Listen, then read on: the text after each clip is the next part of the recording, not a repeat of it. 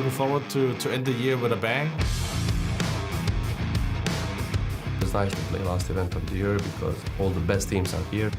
Our road to World Final was kind of hard, but with EPL we qualified to World Final. We had a nice run in the Spring Finals in Lisbon. We had a good 6 months beginning of the year, and that qualifies automatically to World Final. We get here by the winning Spring Finals. That was my first tournament with the NAVI. And going into the Blast Finals, we ended up winning that tournament on the home soil. I think we had some fairly good showings at the events that we had to play in and perform at. We get here in Barcelona Finals by the hardest way. We won the major. All 7 teams we're gonna play, they're gonna be tough. Hopefully, we could finish out this year strong. There is no team which we are afraid of. We're gonna put in the last percentage we have of energy in us to together and close out this year.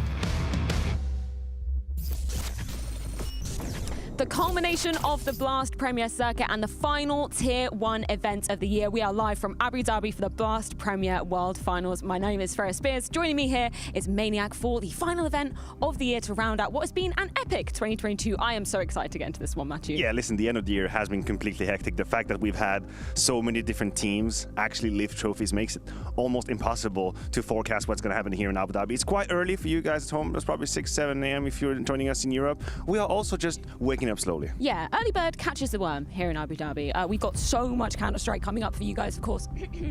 We can see the season overview of exactly what has gone down throughout the course of 2022, the spring groups and obviously the full groups as well, the finals leading into the World Final, of course, the final Tier 1 event of the year with a hefty prize pool to go alongside it. $1 million up for grabs, the winner taking home $500,000. We can see exactly how the teams managed to make it to this very stage as well.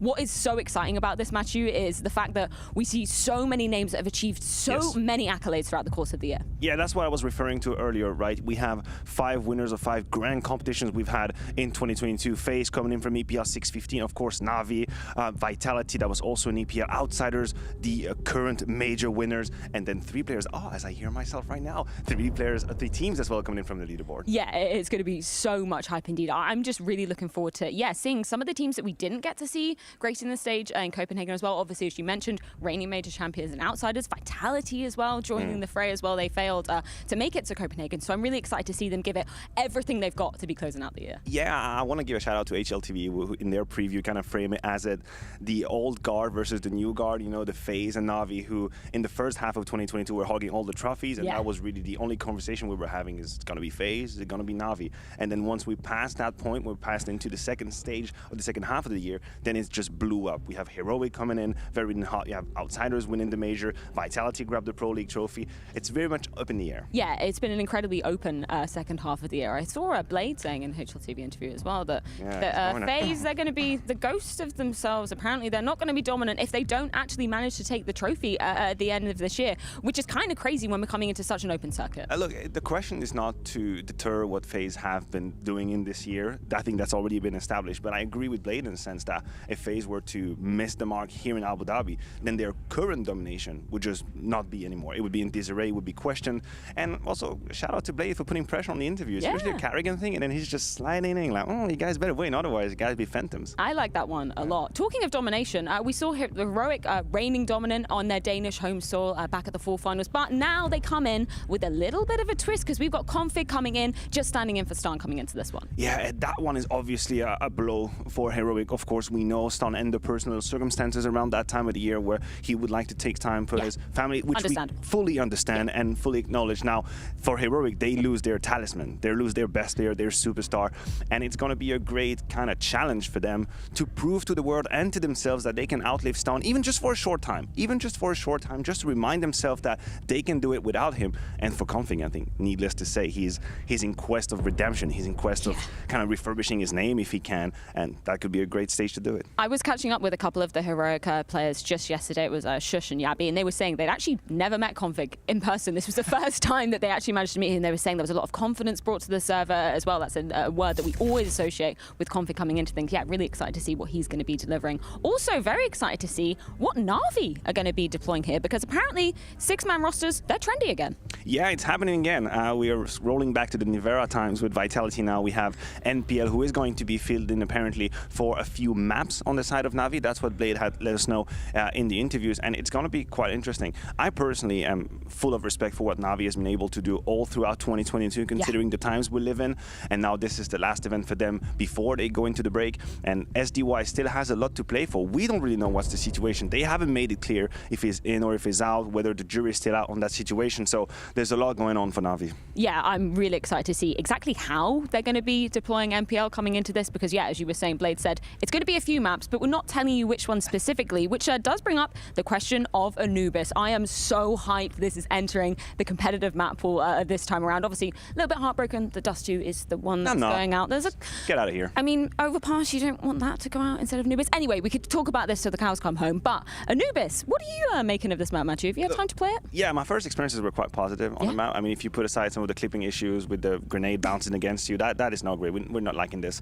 Otherwise, I think the map plays quite interestingly, and also the fact that all of the teams here have a different relationship to Dust 2 and relative success on that map before. I think it's going to force people to make a couple of risks here and there. That we have that great graphic coming in from the production. Thank you very much. You see, for example, NAVI and Vitality up there. NAVI had an incredible win rate over the course of the year. That's, of course, filtered against top 30. For Vitality, man, that hurts in my little heart, because that was one of the few maps that I knew what to expect from them, and it's been taken away. But if you're heroic, you're loving life. Dust 2 was your veto anyway, so you can kind of decide what is going to be the next map you don't want to play. Do you want it to be Anubis? I don't think that's the right way to go. I think maybe you put ahead a map that you didn't really like, you put it in the bin. So we'll see how teams behave with Anubis here. I was speaking to Apex just yesterday, doing a couple of interviews with him, and he was saying, man, Valve obviously just hate French teams, because every damn time there's a map that comes out, he was saying it reminds him of Cobble, it reminds him of Cash being removed. Every time they get good at a map, it gets removed. But he was saying they have been practicing on Anubis, and yeah, maybe expect them to seeing it go down. I think whenever you have a new map coming in, it's a great litmus test and a stress test for a team and their coaching staff and analyst staff, right? Who can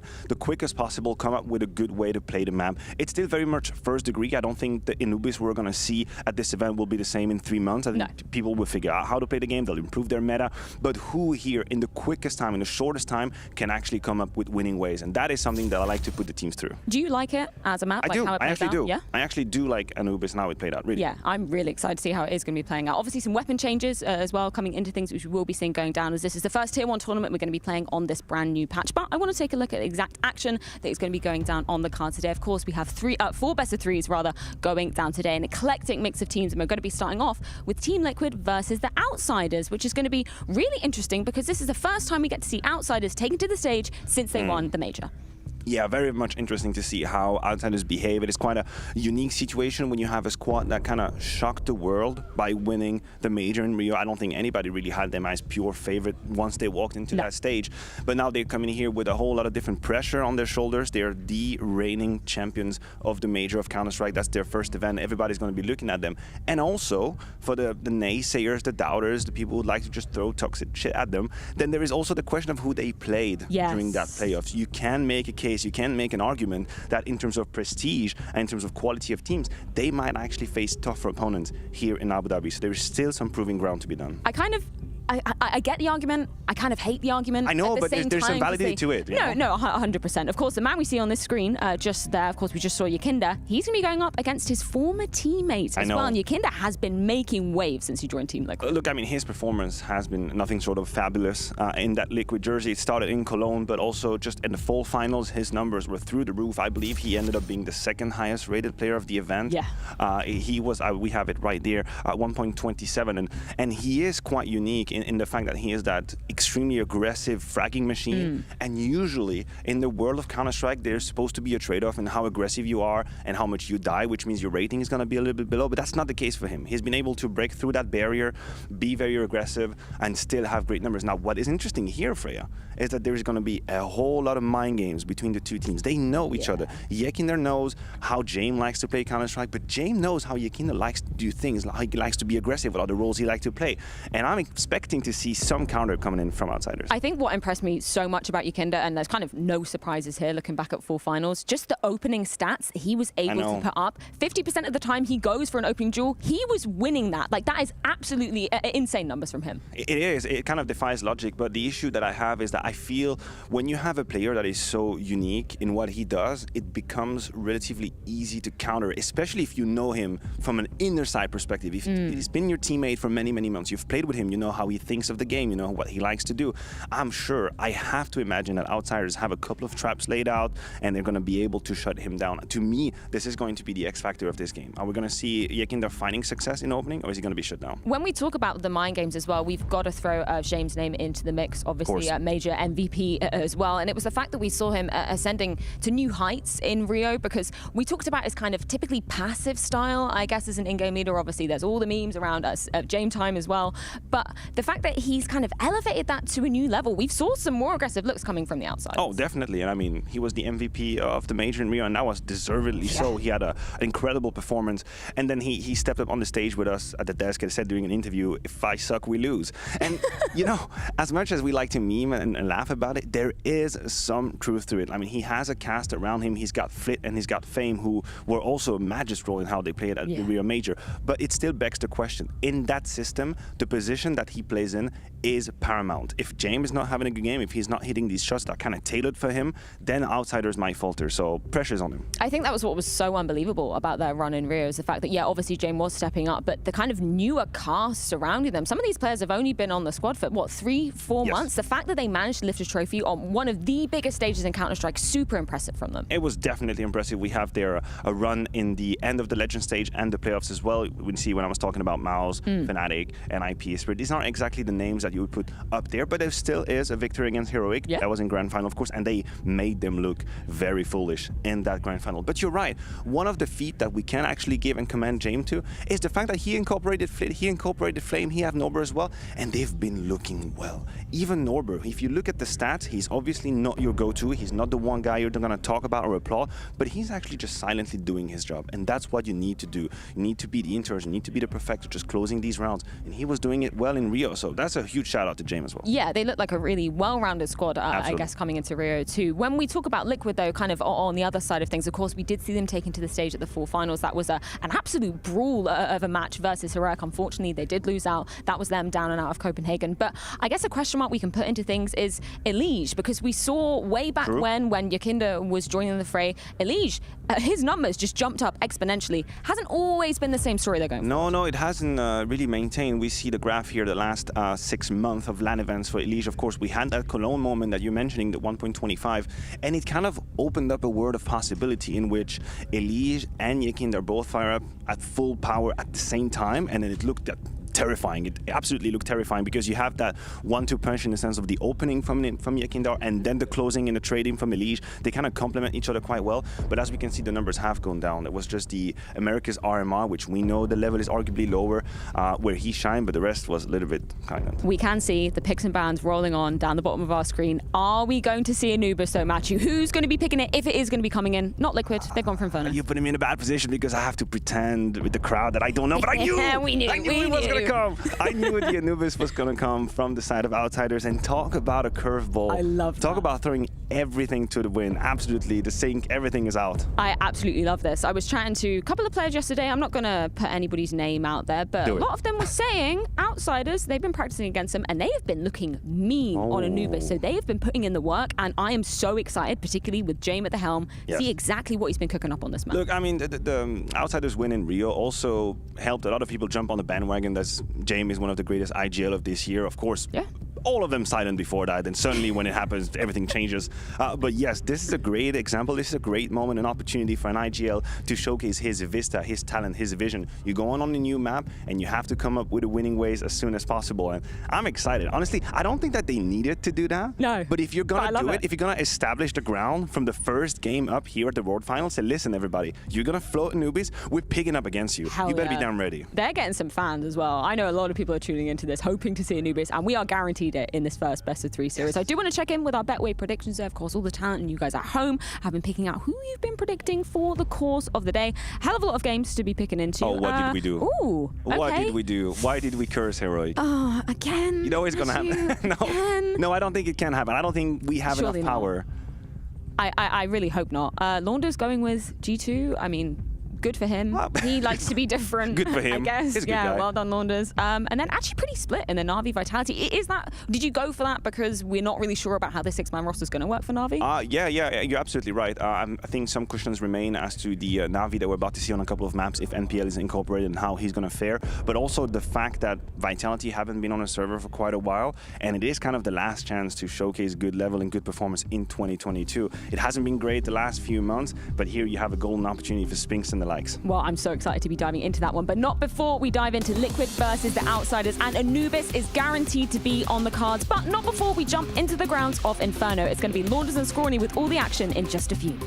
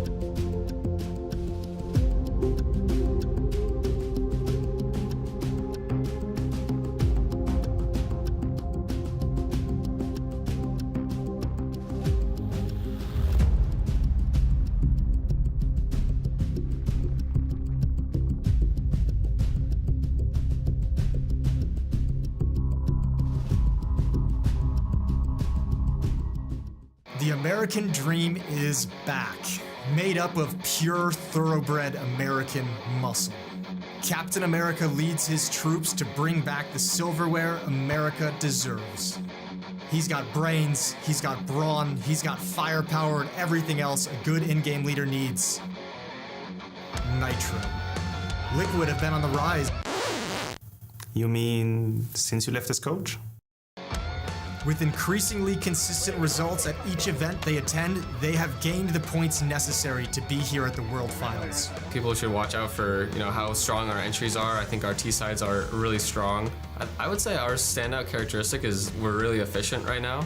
Last but certainly not least, we have the silent but deadly the calm and collected NAV. The near-complete North American Dream Team has landed.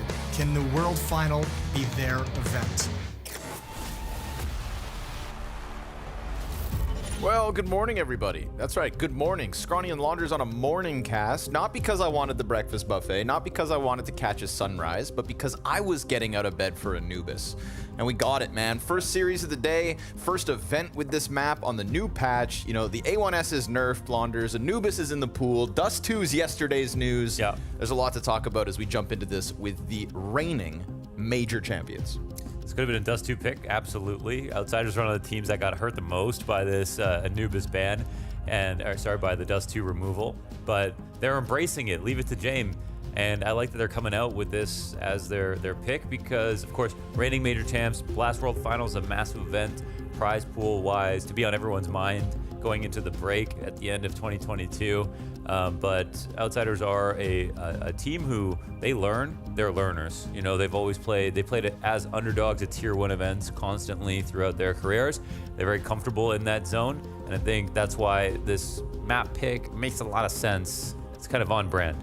Yeah, on brand, right? This is one of the teams that's also done a boot camp prior to this event. Outsiders, you know, shoulder to shoulder in preparation for this World Finals, an event that they had, you know, not on their radar until they picked up that major win, right? This is the only non-partner team as well at the event. So, oh, it's nice to have them. A nice treat here to round out the year.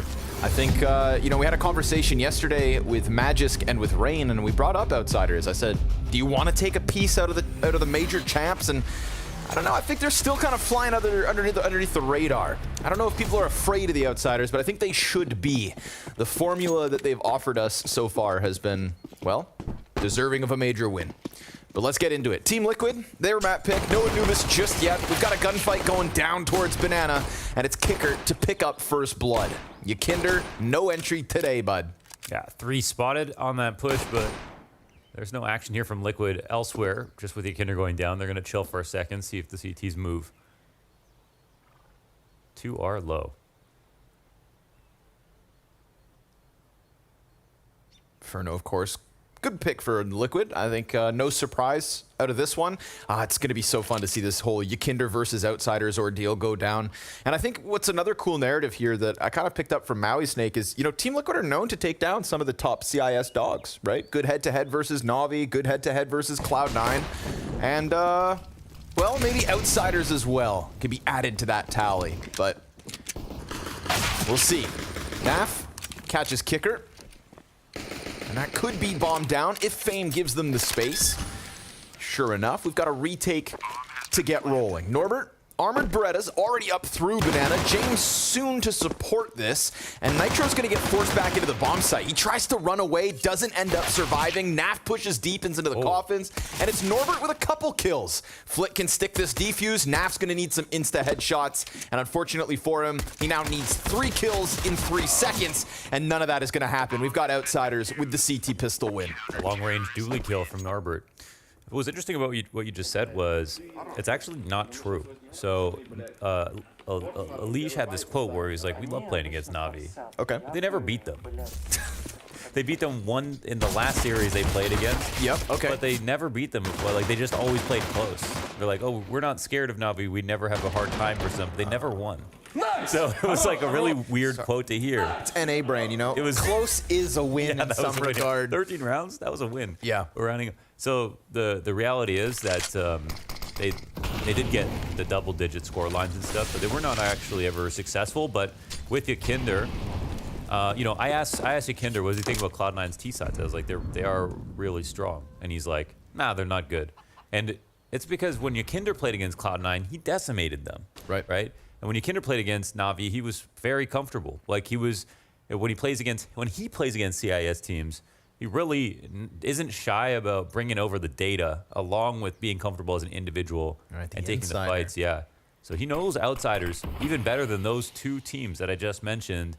And so we'll see if he can be as comfortable versus his former roster as he is versus some of the other CIS competition.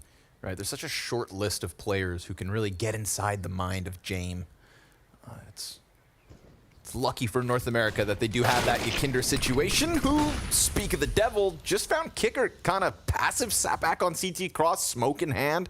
That is a fantastic entry. The fact that it blocks off the CT support, Kicker's smoke just became a strength to Team Liquid, and with that, we're gonna get a force buy victory straight into this B site. So 1 kill, everybody right there with it, and Team Liquid have just upended Outsiders' start.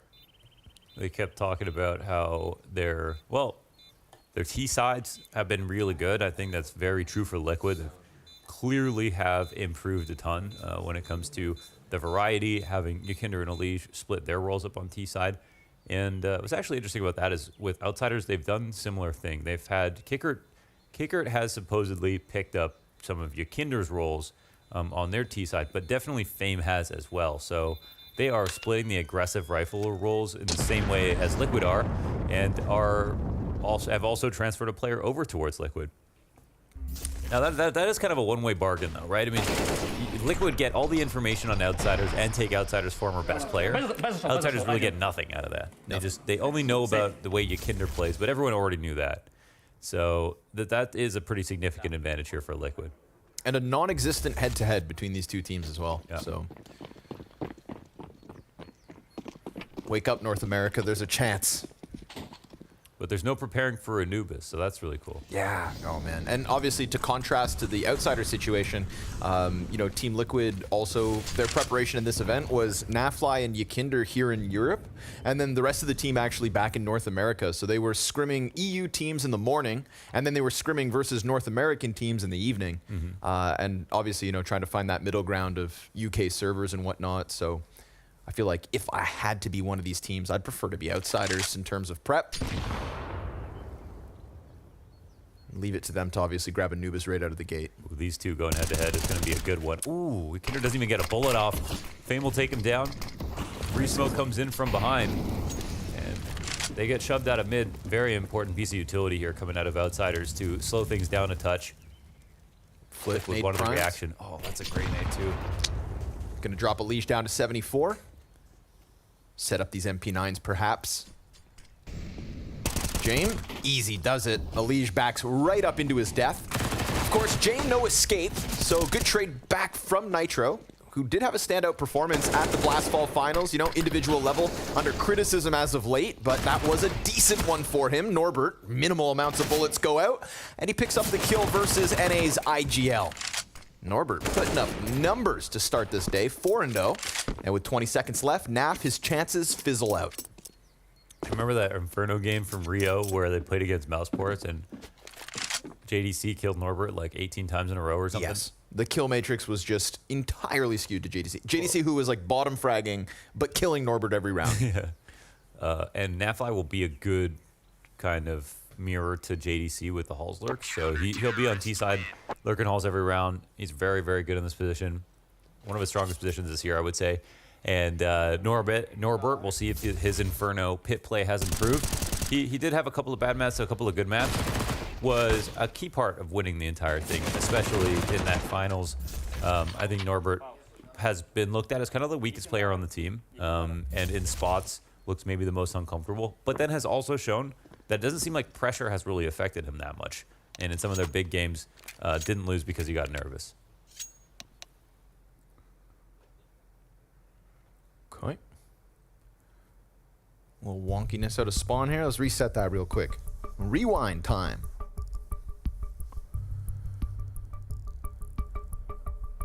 That round was going pretty good until Norbert. Until Norbert decided to end it all from pit. Yeah. Nice little clean MP9 kills. You know what I noticed in that? We had 3 M4A1Ss still on the side of Outsiders. Because that's, you know, obviously Anubis gets the spotlight in terms of this most recent update, but this is our first event as well with the neutered A1S. Yeah. You know, we'll see how much things are map dependent. I think that's what, it feels like that's what Valve want the most, is for it to be map dependent and you're kind of always changing because they're both good. Sure. That never really happens. It's always just people pick their favorite M4 and use that most of the time. Maybe with this update, it could be the case that people will switch back and forth more often. I think on Inferno, It's a map I always say you don't really need like the most rifles to win against. There's a lot of close angles, close range fights, and that kind of thing. Ops are not as important. Long range guns, things like AUGs and Kriegs are just not as relevant on Inferno. It's more a utility-based map. And I think from that perspective, you know, the A1S is nerfed less. Yes, 100%. At least. Dead on. I mean, especially with like smoke spam still being the strength of the A1S as well. Like Inferno's the perfect map to not switch. But if they really want us to use both of them, add them both to the buy wheel. Dude, just cut that buy menu up, slice that pie in half, you know? And if we whiff, that's on us. Give me the option. Or else. Yeah, what are you gonna do, scrawny? Continue to complain publicly.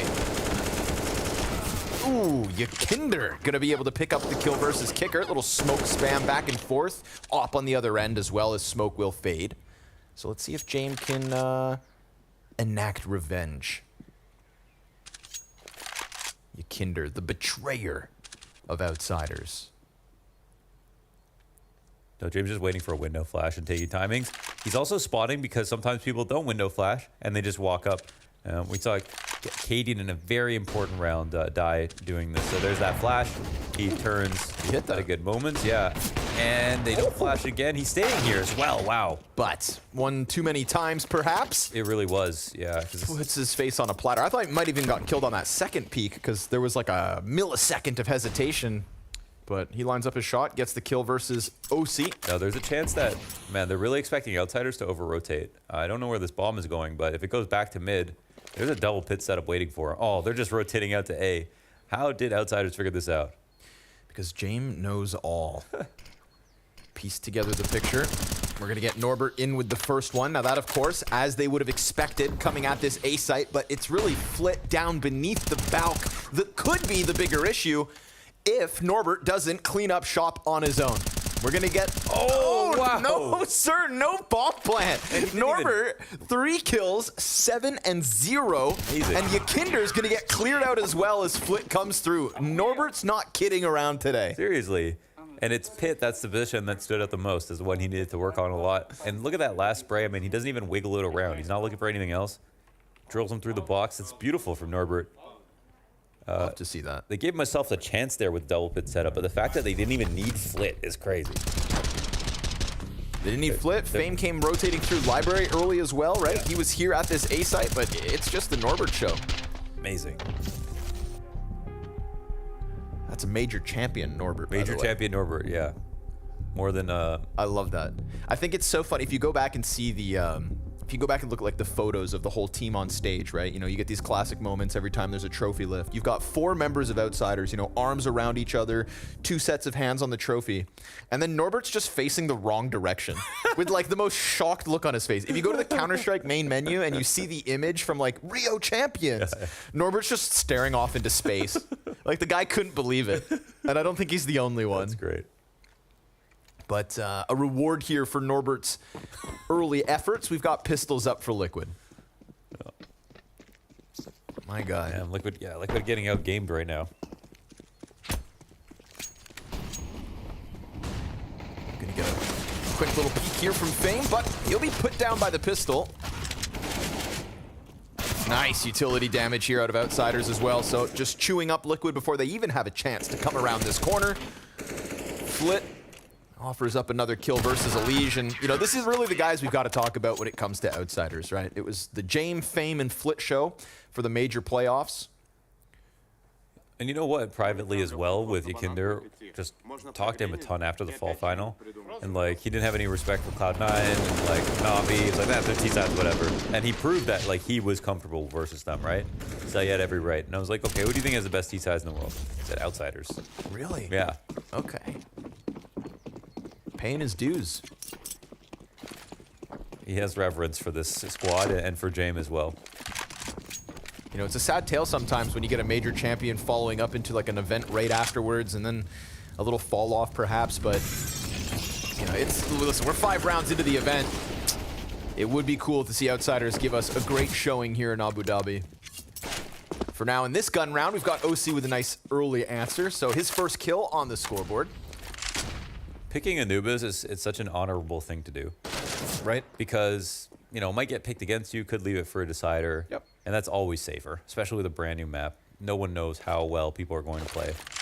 So just want to say respect Outsiders for that one. Yeah, I feel like that just kind of gives credit to their boot camp and their preparation for the event. Like, but they know. I mean, they know that no matter how much they prepared, the map is so new. I think Matt just put it the best, where it was like you could prepare like to win all your scrims, but if someone plays the map totally in a different way, and then, you know, Outsiders, like, no one even knows how they think. So like, there could be a real clash of styles. You know, some team might know a gimmick that they haven't shown yet, and you know, they one will. gimmick can win rounds. That's the thing. They will have a gimmick. God, it's coming. Yeah, but we gotta play Inferno first. 30 seconds left in here in round 6. I thought maybe Norbert could have gotten picked off by NAF as he was working around the bomb site. That's Fame is just certain something we'll have to keep our eyes on, but Team Liquid kind of stalling out as they encroach closer towards A. Pit still occupied. Molly on Norbert's feet is going to find him in the open, but he drops the bomb. NAF's going to try to press through. It's low HP for the remaining Ts, and the time not quite on their side. Flick cleans up with a double, and Team Liquid grasping for anything. Yeah, I remember when we watched the Legends stage at Rio as well, and Liquid played the first game, and it was on Inferno, and Elise came in, it's like, damn, we're nuts right now. We're for 1 hour practices, looked really good, and they were just terrible. They got like smoked by Mouse, and this feels like that. Just, you know, sometimes a bad start is psychological. It just follows you for a couple of events, so it could be the case that Liquid just, they came in feeling good. I believe them if they say that. Push me. They definitely have made really palpable improvements on T side. They've definitely shown some really good results in the later half of the year. But they've also had a couple of slow starts. Slow start sallies. Buy utility for people. Stuck in the sludge Samanthas.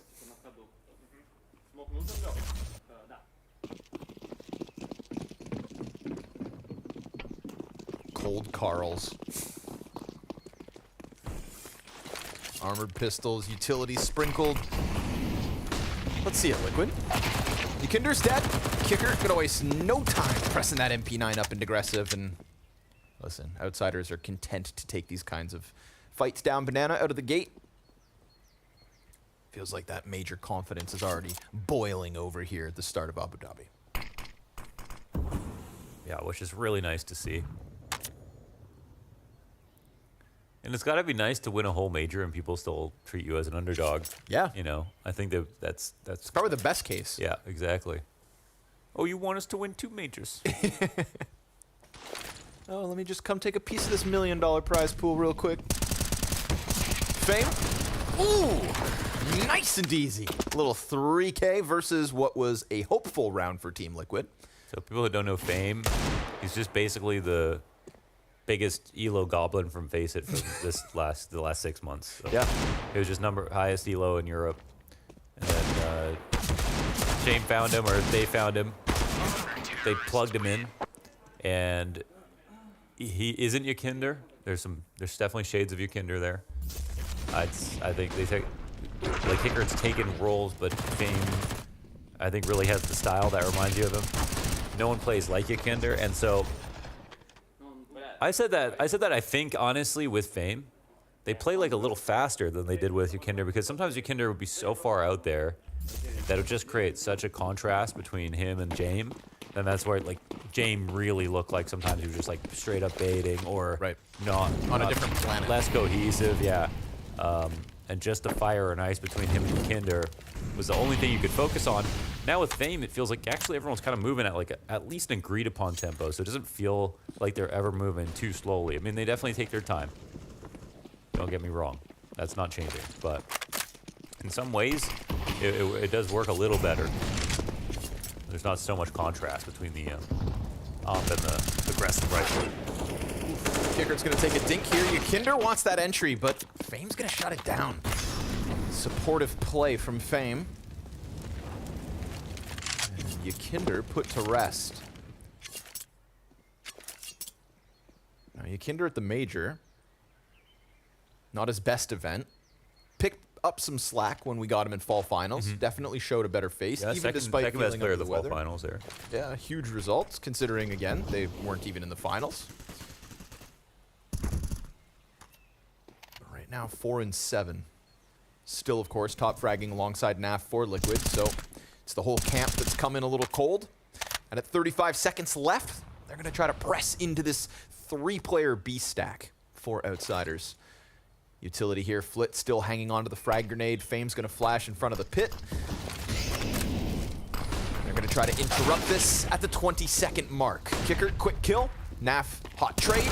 OC down underneath, but Flit's got that one locked in. And now Flame can comfortably sit back behind those new boxes. And Nitro's going to be left in no man's land with 20 seconds on that clock. And Jame breathing down his neck. It is Outsiders still on fire. 7 rounds to 1. Tough. At 1? 1 ADR? 8 rounds, 1 ADR. What's that thing on his desk, man? Take it on a toenail. You squeeze that. It's good for grip strength. So use that for climbing. It's kind of doesn't really work though. Oh. Yeah. So, but I don't know if he's using it for that. Suede science. Suede science. Flash and respawn. Flash and respawn. Good one. Only your spawn. It's pronounced Suedo. Oh, pseudo-wudo science.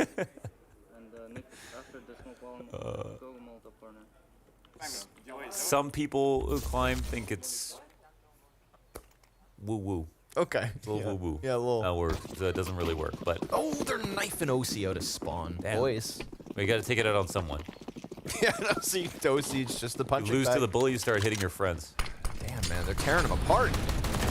Oof, and again, Kicker's just going to come down Banana. More damage through that smoke, as if OC didn't already have it hard enough. And we've got Fame locked into the close corner. Let's see if NAF can open up apartments.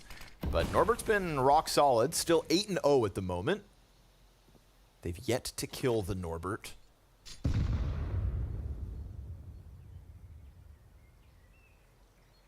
The Norbert does not die. Unless it's JDC. Again, that head-to-head between JDC versus Norbert at the Rio Major was the funniest thing I have ever seen happen on Inferno. Yeah. And no matter where... And Norbert had like 14 different positions across the half. NAFI will kill Norbert. You don't sound convinced. You haven't sold me. NAFI will kill Norbert. Okay. Let's see if Elige can get more than 1 damage. He jumps out, and it's OC with the Deeg to put down Norbert. Flip tries to minimize himself, but look at this. Kicker has hidden himself inside the corner, and Jame goes ahead to catch NAF. Let's see if Elige can come in big with the clutch. He got his first kill. Yep, that's a few more ADRs. And he's got 30 seconds to go grab that bomb, piece together a 1 versus 2 here, knowing Jame was over towards Library. That smoke, perfect to allow him out of the pit, and Outsiders are going to respect this space for now. Elige picks up bomb. This would be a great way to get Elige onto the board, to get his war machine rolling, and they don't press in while the plant goes down. They're going to wait for smoke to fade. Jame will have his angle into sight, and it's the op to shut down the hopes of Team Liquid's second round win. So they got out from apartments. They did kill Norbert. They got Norbert. They got the correlation, but man hiding in the corner, hiding inside the corpse of Flit. Oh, it was a leash. It really do be your best homies. It's that vanilla skin. You go with smoking fire on your own?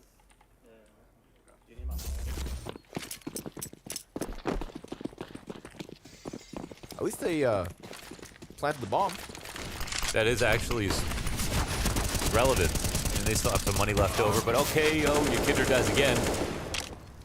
This is something that also happens sometimes on Inferno with your Kinder, of course. It does come with the job sometimes, taking aggressive beat control, that you will die to spams. But if, this is the one advantage that Outsiders have, again, at least knowing how you can replace this map and his specific role. This one's quick. They've got the wrap around the site already, but look, Fame.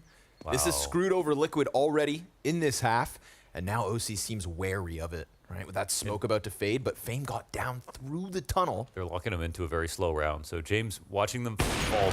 What? Shot's no good. Well, Fame's still working here up into alt, and now the Liquid players know that Banana's been pushed, so They're wrapping on A, but he could. I don't. Oh man, Fame just wins this, right? Yeah. He just, But unless the site falls in the meanwhile, Flip will offer up one. Fame's got the quick kill, but Naf's smoke falls out of his dead hands, and that's going to block off Fame, cause him to reroute back around towards Boiler. It's better than whatever he was going to smoke next. So what's up now? Nitro posted. He's got to hold this in. 1 and 8. Just lock in this kill versus Fame, and then you can turn that attention towards James, who will probably go and save shadow advantage and everything. And Fame still squeezes the kill out of the situation. OC, prime for the 1v2, gets up on the box, fire at his feet, forced further back, and Fame takes the high road with a second kill.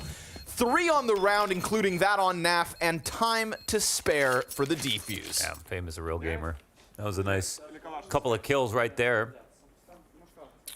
Poor Nitro had that. He had the shadow advantage and everything. Tried to take that fight. What's up with this? I don't know what is up with that. Oh, still moving? Yeah, I guess so. I mean, that bullet hole means nothing because that's client side.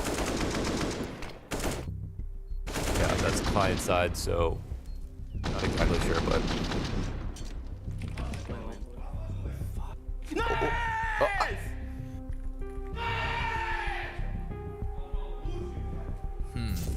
dude, they were like on the flanking mid within like 20 seconds. It's pretty hard to do versus Liquid these days, but they took a Kinder out so early.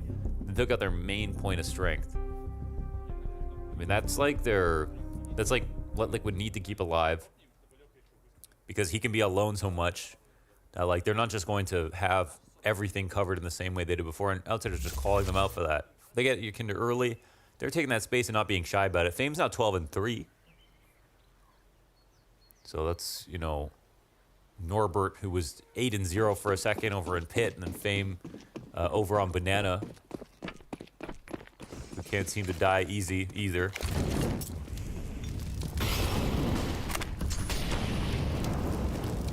Ouch.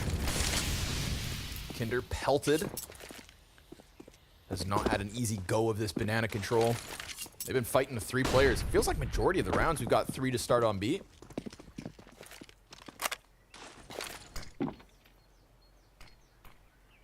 There's just that ominous threat of another flank at any moment, so. See if Liquid have to keep somebody allocated towards Banana, let the rest of the crew work up. Easier when all 5 are alive. And that's the case here as we hit the minute mark. Kinder sizing up Banana. We got nades pulled here on both of the B defenders. But there should be a third in the mid. Oh, no, excuse me, 3A. So flash comes over, nades go down, Fame pops up. Wow. 2 kills, easy. Just shuts them down. Nice protocols there from Outsiders. That's a 2-man defense to completely lock out Liquid, drop their bomb, and smoke it off. You know, Fame's not like the rifler that Kinder is this year, but man, he was so incredible at that major. The stats with him and Fame, him and James and Flitz were also incredible. You got to give it up to him, man. He's one of the youngest players in the major as well. His first major. His first major. Turns into a champion, highest rated Face It player. His first tier 1 event win. He won Rotterdam right before that. My God. You know, Face It really works. Yeah, it does. Yeah, we've learned 2 things. Face It and the Academy. I wonder how many people have retired because they played against Fame in a pug. Damn. You know? Yeah. Or just they played against him and then they just believed everyone cheated. You know? They're like, he must be cheating and everyone cheats and I have no chance. And this Face It client's not working. It's just... But it's just Fame who's kind of a god. Yeah.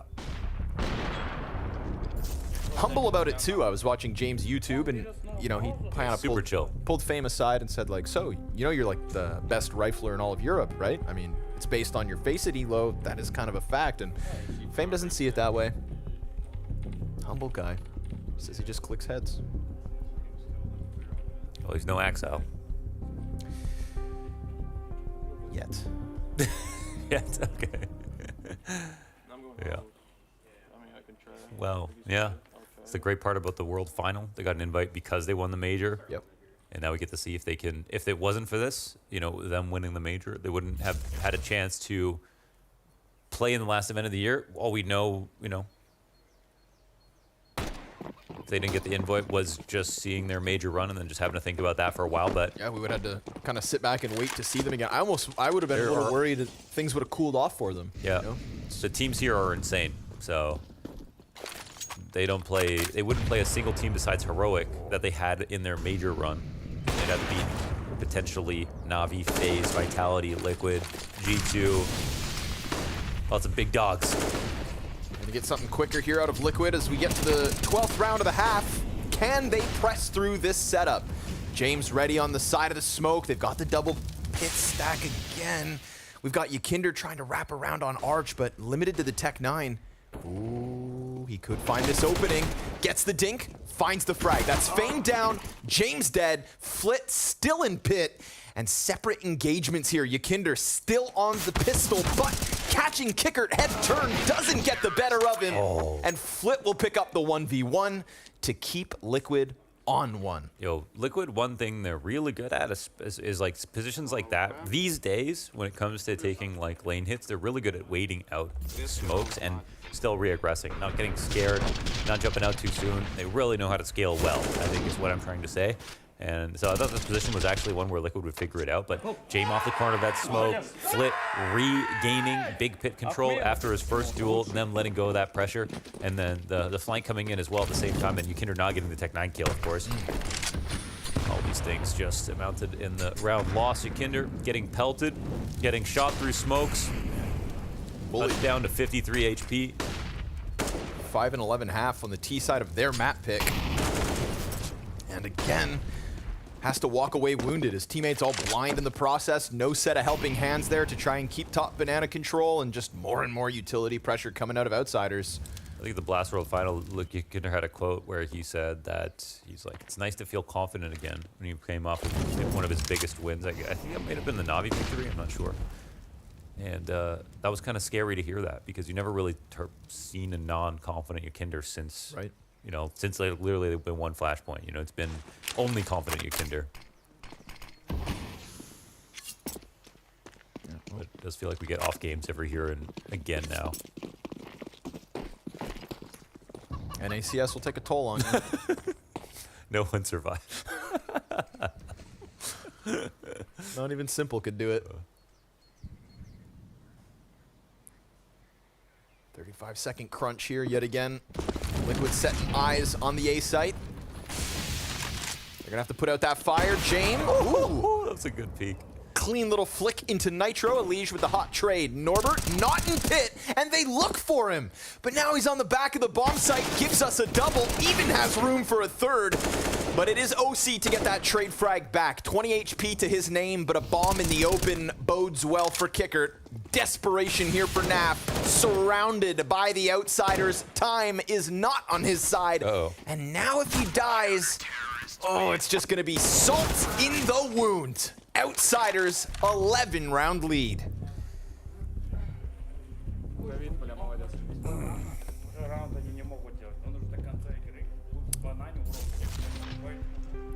I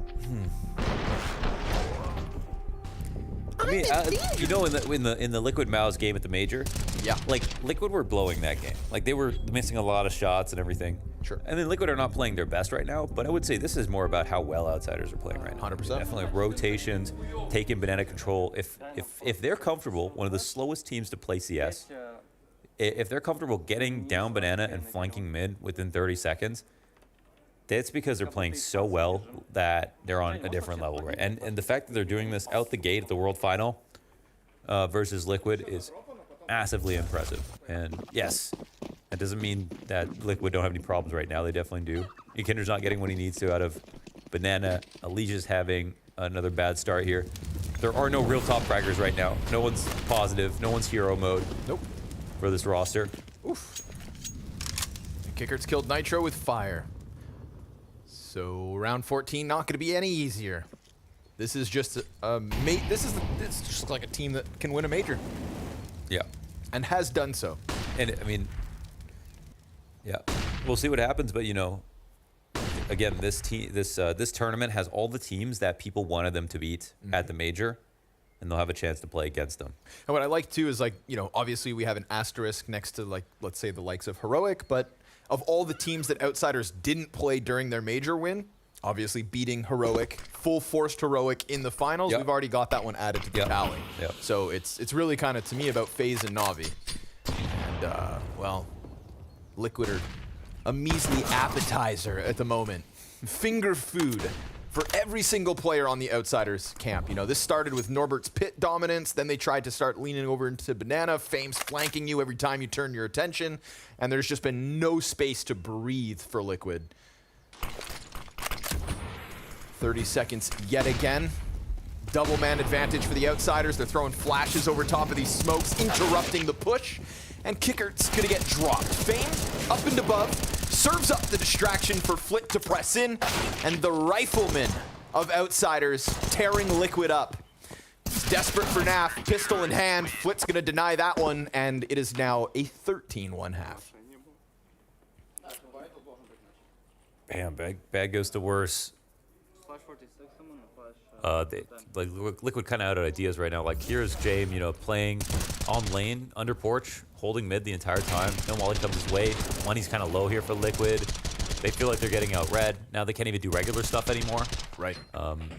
So we get past the point where you can just analyze this game on its face every single round. Because now it's psychological. It's about morale. It's about money, how much they have, options they have. And it's about confidence. All these other intangibles that are just piling on. There's no way Liquid's get outside of this game now. They'll have one final attempt to recover, and we've got Fame on an op, so let's see if he can do it all. Flash finds its intended target. Flit's gonna keep Yakinder on nothing but the one, and then Fame gets dropped. So Flit's chance to go above and beyond will be cut out short. We could get a second round here for Liquid, the slimmest of silver linings. I know it's round 15, but maybe James will save. That would be the funniest. That would just be so funny because of a confident move, right? Just let him. Psychological warfare. Plus, lean into the meme, probably sell a few more t-shirts, you know. Yeah. Get a few more subscribers. Yeah. James time on YouTube, by the way. But no, here we go. We got full-fledged util still. James gonna just be chucking that out from the CT spawn. Bomb's already 75% of the way gone, but Norbert comes over the coffins. James gonna get the first trade, and it's at least a second round. A measly second round for Liquid to try and hang on with.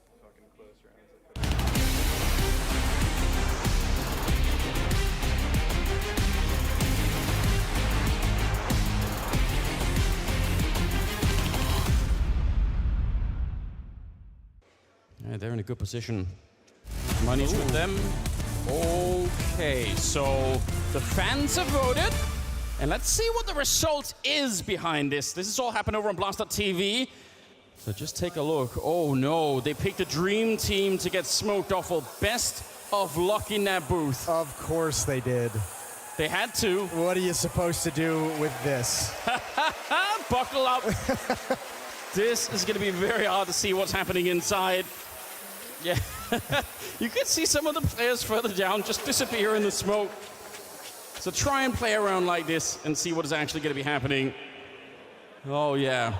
Oh, that's horrifying. Now, it's a great time if you wanted to fool the admin, because they can't see anything either. Yeah, so, this is when you do it. Yeah, if you want to do some kind of illegal communication here, then it's time for it. Yeah, this is definitely not going to make it any easier to play. I'm glad they picked the dream team. Yeah, I like Denmark needed it. It just lingers as well, doesn't it? It just sits there. It stays in there, and it gets in your eyes. Dupree, that's Krieg. It's back. It's back, baby. The Krieg meta. And they have triple nades in the middle. Have they brought strats to the show match? We've seen it before. Yeah, not the first time. Team Denmark hunting for it now. 4 on 5, and all grouped up in the middle. Cade outside of the B-bomb side, the obelisk over on the other side of the map. Gets put into play, makes a couple of footsteps here, and this tag, yep, ready and waiting. They're cleaning it up right now. Oh, the smoke round completely destroying the dream team. That's great, what a start. That ties it back up again. Team Denmark not letting go of that easily. With a little bit of little bit of a thumb on the scale for Team Denmark by the fans, but that's how we designed it. Rez. He's got this. Oh, yeah? Yeah, they're going to try knife him. Auto shotgun. They are trying. Boom. Oh, he's picking him up. This is great. Running out, though. Knife comes out. He doesn't know. He's Sucker's done. right on the other side. Smoke's not going to help you. Oh, great. What a way to get born into this stage. Knifing Rez in front of the home crowd. What a memory.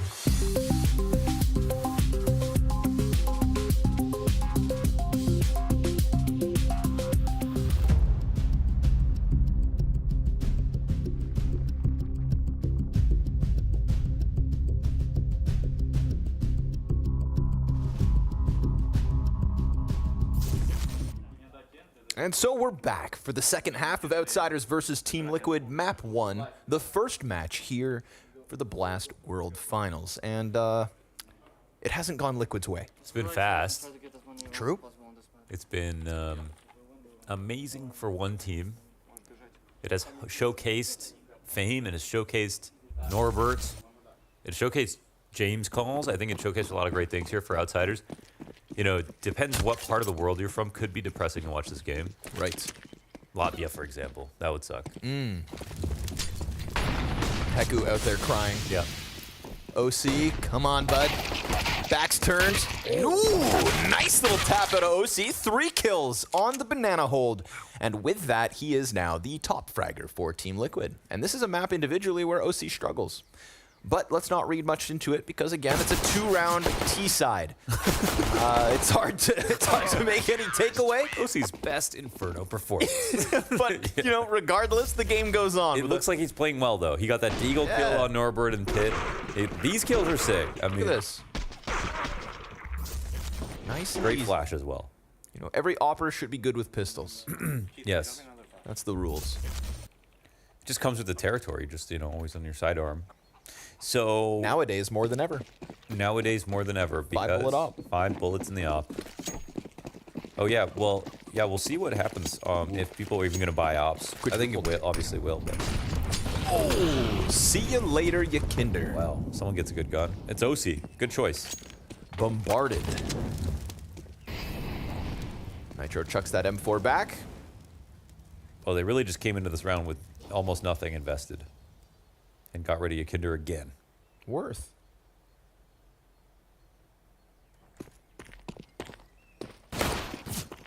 Okay. Jesus Christ. Well, I guess I'll just no longer spot. Give him a little Glock dink. They actually are setting this up. Yeah, the nade kill start. Nade kill start. The Glock dink on one Nitro. Glock dink and 2 people come running over. B stack happens. There's a Halls lurk. I mean, they're playing a real round right now with no utility. They're holding. What? Oh, they turn attention, and that's going to open up the door for OC and Nitro to press in and take everything away from them. James thought he could hide, but not today, Chief. You're so silly because you thought there was a chance. You sold that to me. I had to try really hard. Kicker. Ooh, he saw it. Nothing to do, though. Glock will get torn up, and it's at least 4 for Liquid. I want to know if OC's going to op much. So when we talk about OC's op problems on Inferno, it's sort of like he just doesn't do a lot, and it's hard to say if it's because he lacks autonomy on the team when it comes to opping, or if he just doesn't take initiative where he could.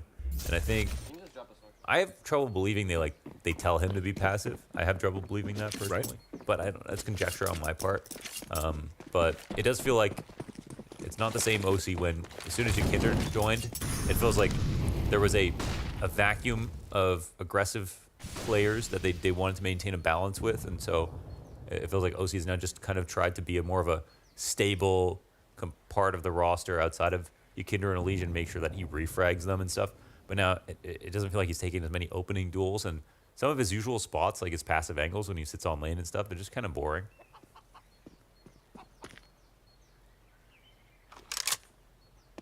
Like to see him getting out there because just his aim is so good. Right. He's also he's just still, to me, he's always going to be a very smart player. I mean, OC is clearly a very, very intelligent player. Super good grenades. When I watch his demos, barely send nades. Oh, Yakinder's stuck. Gets chased down. Fame. Easy clear in the corner. Bombs a couple paces back. Leash tries to rotate over in time, but you'd think, you know, these are the two bottom fraggers at the moment for Liquid. So Nitro better go big. And instead, Kickert's got him down, pinned to the wall. Naf's gonna move through with the MP9 lurk frag. That happens up in the apartments. So again, silver linings for Liquid, but it's a plant and a man advantage and lesser weapons, lesser health. They could genuinely just transition into a save here. Yeah, it is a save, yeah. There's no way they can win this. So they have utility, but that's it. Naf flies too low. Well, that's a tough way to go, but it was quite an easy round here for Outsiders.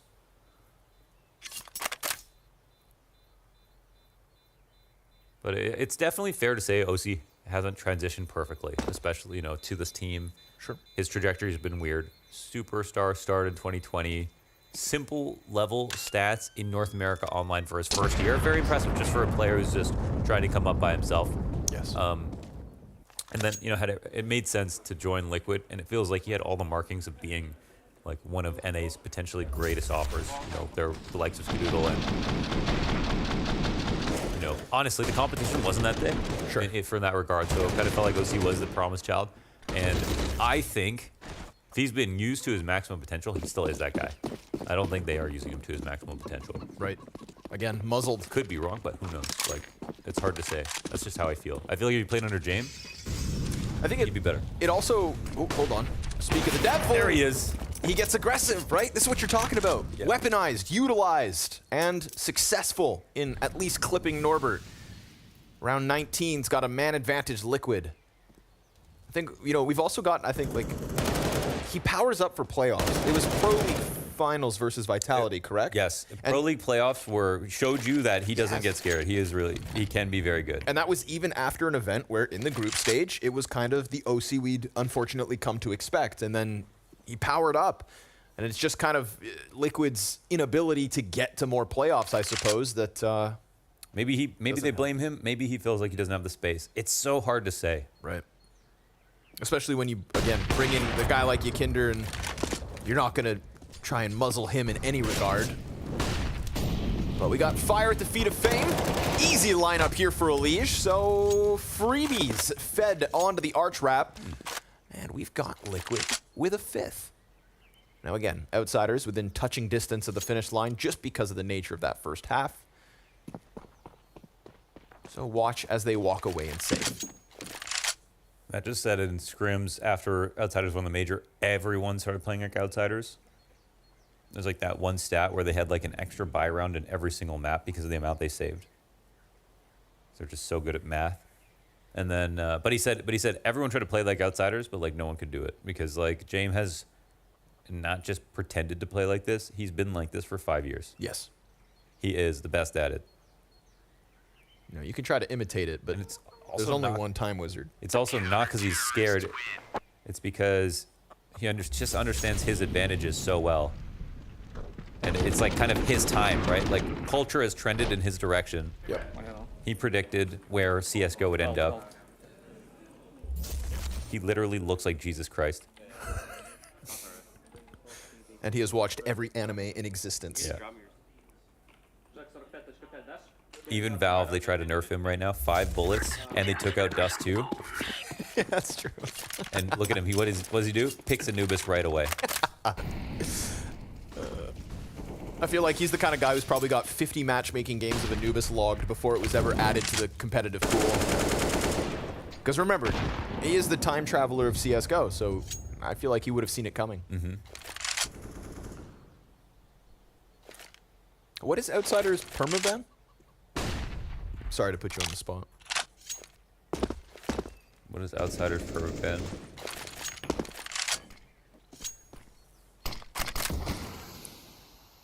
Wow.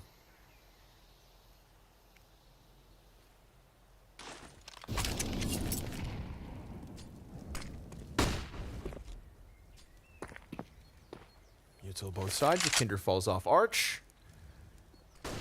And Outsiders will play the clock, to nobody's surprise. This could be another round for OC here, posted up on CT, waiting for that banana peek. And it's coming. But James got util. That flash, ooh, off the mark. Luckily for Outsiders, as OC dodges the flash, he also misses his shot. It's gonna bring Yakinder over. Rotation out of OC onto Coffins. There's time to go back, and what do you know? Outsiders will rock that boat back into the A site. They've effectively pulled Yakinder off of Arch. So all of a sudden, this becomes about Elige and Naf inside of the pit, who has to smoke himself off, but still catches Flit up and above Elige from the corner. Nice clean double kill, and that is going to take all the steam out of Outsiders' push. A flawless hold on the A site to stun the Outsiders. Nuke.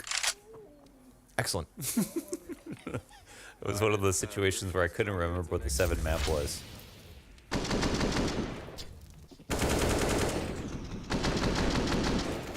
I'm glad you've just been stumped at least once. Ladies and gentlemen. We got him. Yeah. Give phone. Yes. Interesting. Yep, it's me. That was the funniest line. James, you're a major winner at MVP. Yep, it's me. Subscribe to my YouTube, guys. When he gets pulled up onto the analyst desk and goes, so I don't know why I'm here. Sorry, he's not Borat. I shouldn't have done that. It's so cringe. My English is cringe. Like, no, James. Yeah, that's great. That's what makes it so good. And then we went and watched all his YouTube videos. No way. Oh, no yeah. way that flash just worked against Yakinder. Gave these pistols an opening and a chance to press into this site. Oopsie. Yeah, time to pick up a little bit of slack. But of course, Outsiders just pause. They're like lizard people. It's like everyone else. You know, Fame just sticks to the wall like a gecko. They stop moving until the sun shines on them, but it's OC to shine instead. Catches Fame. They'll kill Nitro. They know about the op on Coffin, but they didn't prepare themselves for the Elige peak on CT. And a second serving out of OC, but hello, goodbye. Naf gets caught out by James, who is on the opposite end of the map. And with 20 seconds, we'll go and make a decision here. There are kills to be had, but there's also guns to be saved. James? Ooh, he's got a chance. Molly's working. A little chance. He's got Elige zoned up close, but Elige is going to thrive in his moment. And now we've got Liquid on 7. And OC's up to 19.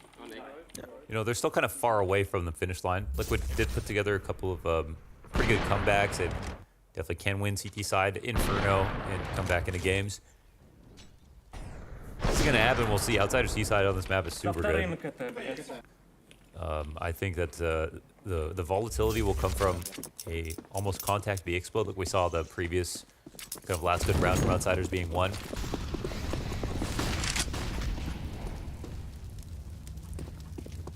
I'm calling this one. Calling it done? I think it's over. Huh. Yeah. So, well, you know, in the past I've been like, okay, let's wait till 10. I'm not going to. Okay. I think it's too late. All right, well, shut down the server. Queue up Anubis. Ooh, that nasty Flit. Sorry, OC. All your success has come to a grinding halt, just like that bomb carrier, dead. And James, of course, with some ratty angle, holds off, catches Nitro. We get a wraparound tall box from Norbert. And there comes the boiler kill out of James. He's going to offer us a double to give Outsiders 8 map points. Tough. That op angle from OC is very finicky. Yeah. Because they can do what he just did and swing really wide. If you stand out wide, then you commit too hard. Your gun sticks out, so if they peek on the left side of the door from the other end of the hallway, they see your gun. There's a lot of disadvantages there, and, you know, that peek he could have punished, but just straight up missed, so tough.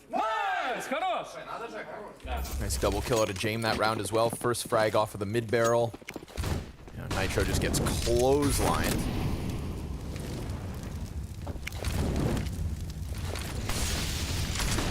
Kicker. Oof, just gets back around the wall. Ooh, ow. But falls back through fire, and now he's on 14 health. So, Kicker essentially dead already.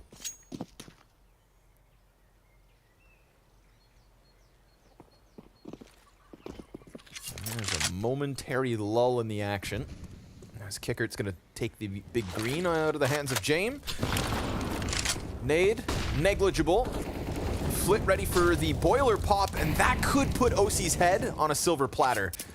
But, okay, there we go. OC will fall back. Yeah, they spotted him, so feels uncomfortable with it. But now they're kind of in lame positions here, like very, very far back instantly. So at 50 seconds, Outsiders really have full control at the moment. So Kinder's coming to try to respond over on B. It's timely. He's actually kind of done this for free. He's done it fast. So rotations come back towards A. OC smoked. Elige pressing out from Arch. Oh, clean headshot from Fame. But there's the trade back from Nitro. Pretty important pickup. The bomb can't cross in that same spot. So if they want to press their luck, it's going to have to come in from lane, and they better ignore Pit, fixate on the bomb site. OC's got Norbert and Nav. Both players reveal themselves, but this is going to leave Flit up and above. Ooh, Nitro. Look for a second he'd get caught, but he comes back at it, decides to fight alongside Naf and Team Liquid with another. Yeah, so that helped out. That Yukinder just kind of responded right away and didn't see anything. And again, didn't wait for a flash, just kind of went really quickly.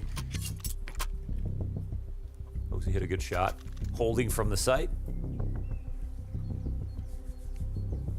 And it interrupts the gravy train here for Outsiders. Their money is pretty low now. On their last timeout. Outsiders love a timeout. Destan said that he stopped reacting during games so he could prepare for the major, like at previous events when they won Rotterdam, for example. And it worked. They ended up winning the major. But now that they won, the thing is, it doesn't seem like he would react anyway. I feel like right. It's like Exist saying, I've been preparing for the major, like. I don't understand not reacting. I don't get it. How do you not? When they won fall finals, and I did that trophy lift, I actually forgot Exist was on the stage. Yeah. I don't know how he can hold it. I mean, it's not holding anything, I think, right? It's crazy. I'm an emotional guy. Yeah. I'm on the other end of the spectrum of these sorts of dudes. And I just don't get it. It's amazing, I think. It is a skill. Is it? I think so. I think it's genetics. Okay.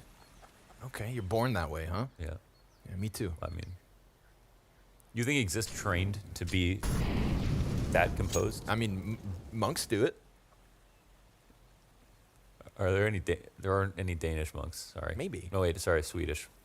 Wait, there are Swedish monks. Probably. There are monks everywhere. What am I talking about? We have a monk's guard. Okay. Oh. Blast joke. So this is the contact B explode that I precipitated a few rounds ago. You did say this is how it would end. This is how it would end. This is where they're really good. 2 players in the site, 3 rotations on 8, lane positions again here for Liquid. I mean, they're asking. We'll see. Not great guns here for Outsiders, but lots of space. Yukinder's already down to 68. 30 seconds. OC's going to try to roll over. Yukinder's dead. Ooh, and now it's got to be Nitro. He's going to catch Kicker close. Beautiful second kill out of Nitro, and he dropped the bomb, so he just did his job. Straight shots through out of Fame. CT smoke cross fades. Replenished, but down goes Elige. Fame busy with the frags. Bomb dropped a second time. Flit decides not to press out. They've got to get that bomb plant in, and sure enough, kill after kill, Team Liquid have survived. Oh my god, how have they done that? Wow. All off the back of Nitro's 4K. Hell yeah. He got away with such low HP, came back into that. And he's an A4 user, baby. That spray went a long time, but that's the only reason he was able to do that. So you got to appreciate it. Back push off the corner of Coffin Smoke to get the 2K towards quad, save the day here for Liquid. Damn. Now on to 9. Here's one. Caught Norbert slipping. Actually had 11 bullets after that, those first two, so. But who knows the A1S these days? Could have just not got him off damage.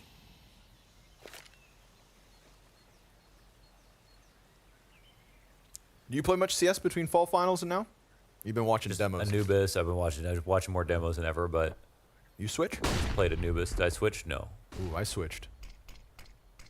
Forgot how good the A4 feels. I love the A4. Nice long angles, little, you know, the 4-bullet burst on the A4. Mm-hmm. I think that's why they call it the A4, because it's the ideal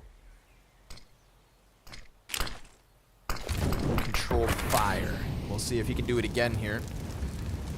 Now, when Ykinder goes down for free, 7 and 20 at the moment. It's not every day Ykinder bottom frags. So enjoy it or cry about it.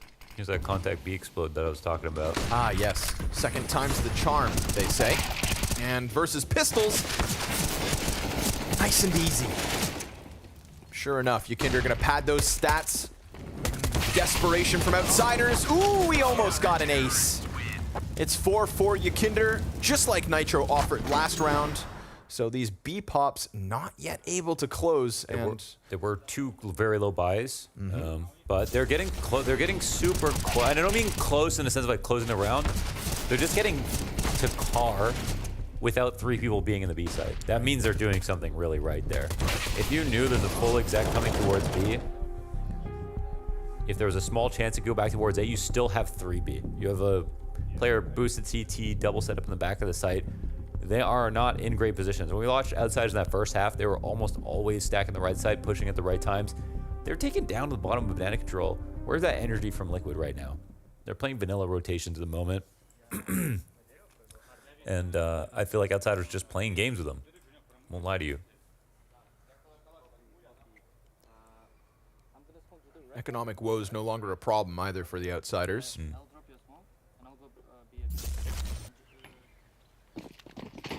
See if guns can be the solution to break through here. Remember, they had 8 match points. Now down to 5. Excuse me, map points. We still have Anubis after this one.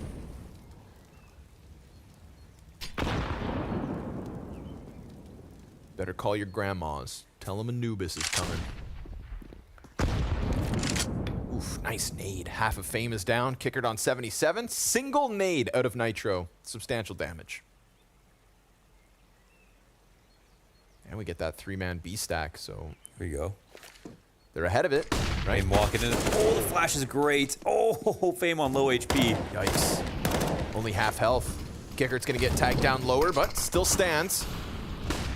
Utility's getting thrown. Fame again tagged ever so slightly, so we've got a couple players from Outsiders on the brink of death, but over at A. Still they press in.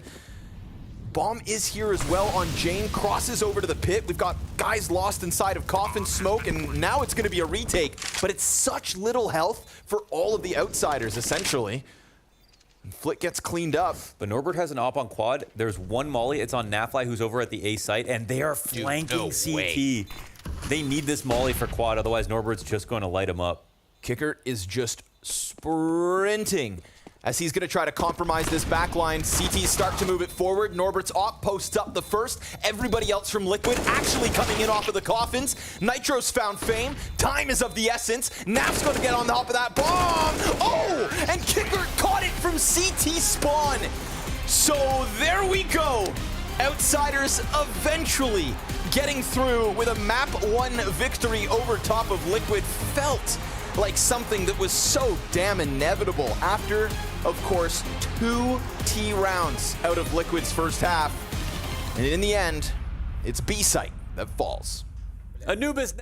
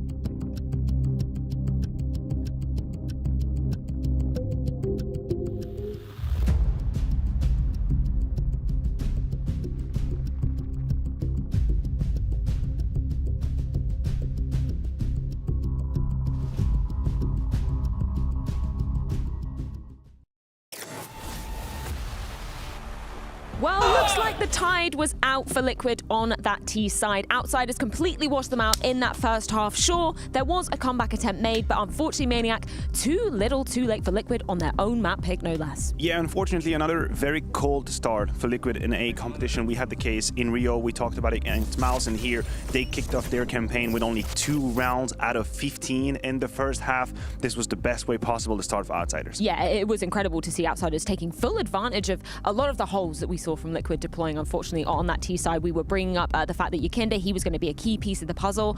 Unfortunately, wasn't showing up in that first half. You're absolutely correct. And don't let this graph fool you. Of course, Yakinda ended up at the top in terms of ADR for his team, but he was shut down on the T side. We pointed it as one of the X factors that Liquid would have to have in their pocket to win this game, and Outsiders did a stellar job at putting down Yakinda. I have to say, for my money, Liquid and Yakinda were a little bit stubborn in trying to get these fights early on. You can see here some of these clips. Look at the amount of utilities that are being used by Outsiders. They never went in dry. They always used a bunch of smokes and mollies, and they dedicated so much resources to shut it down, and Yakinda paid the heavy price early on. Yeah, he definitely did.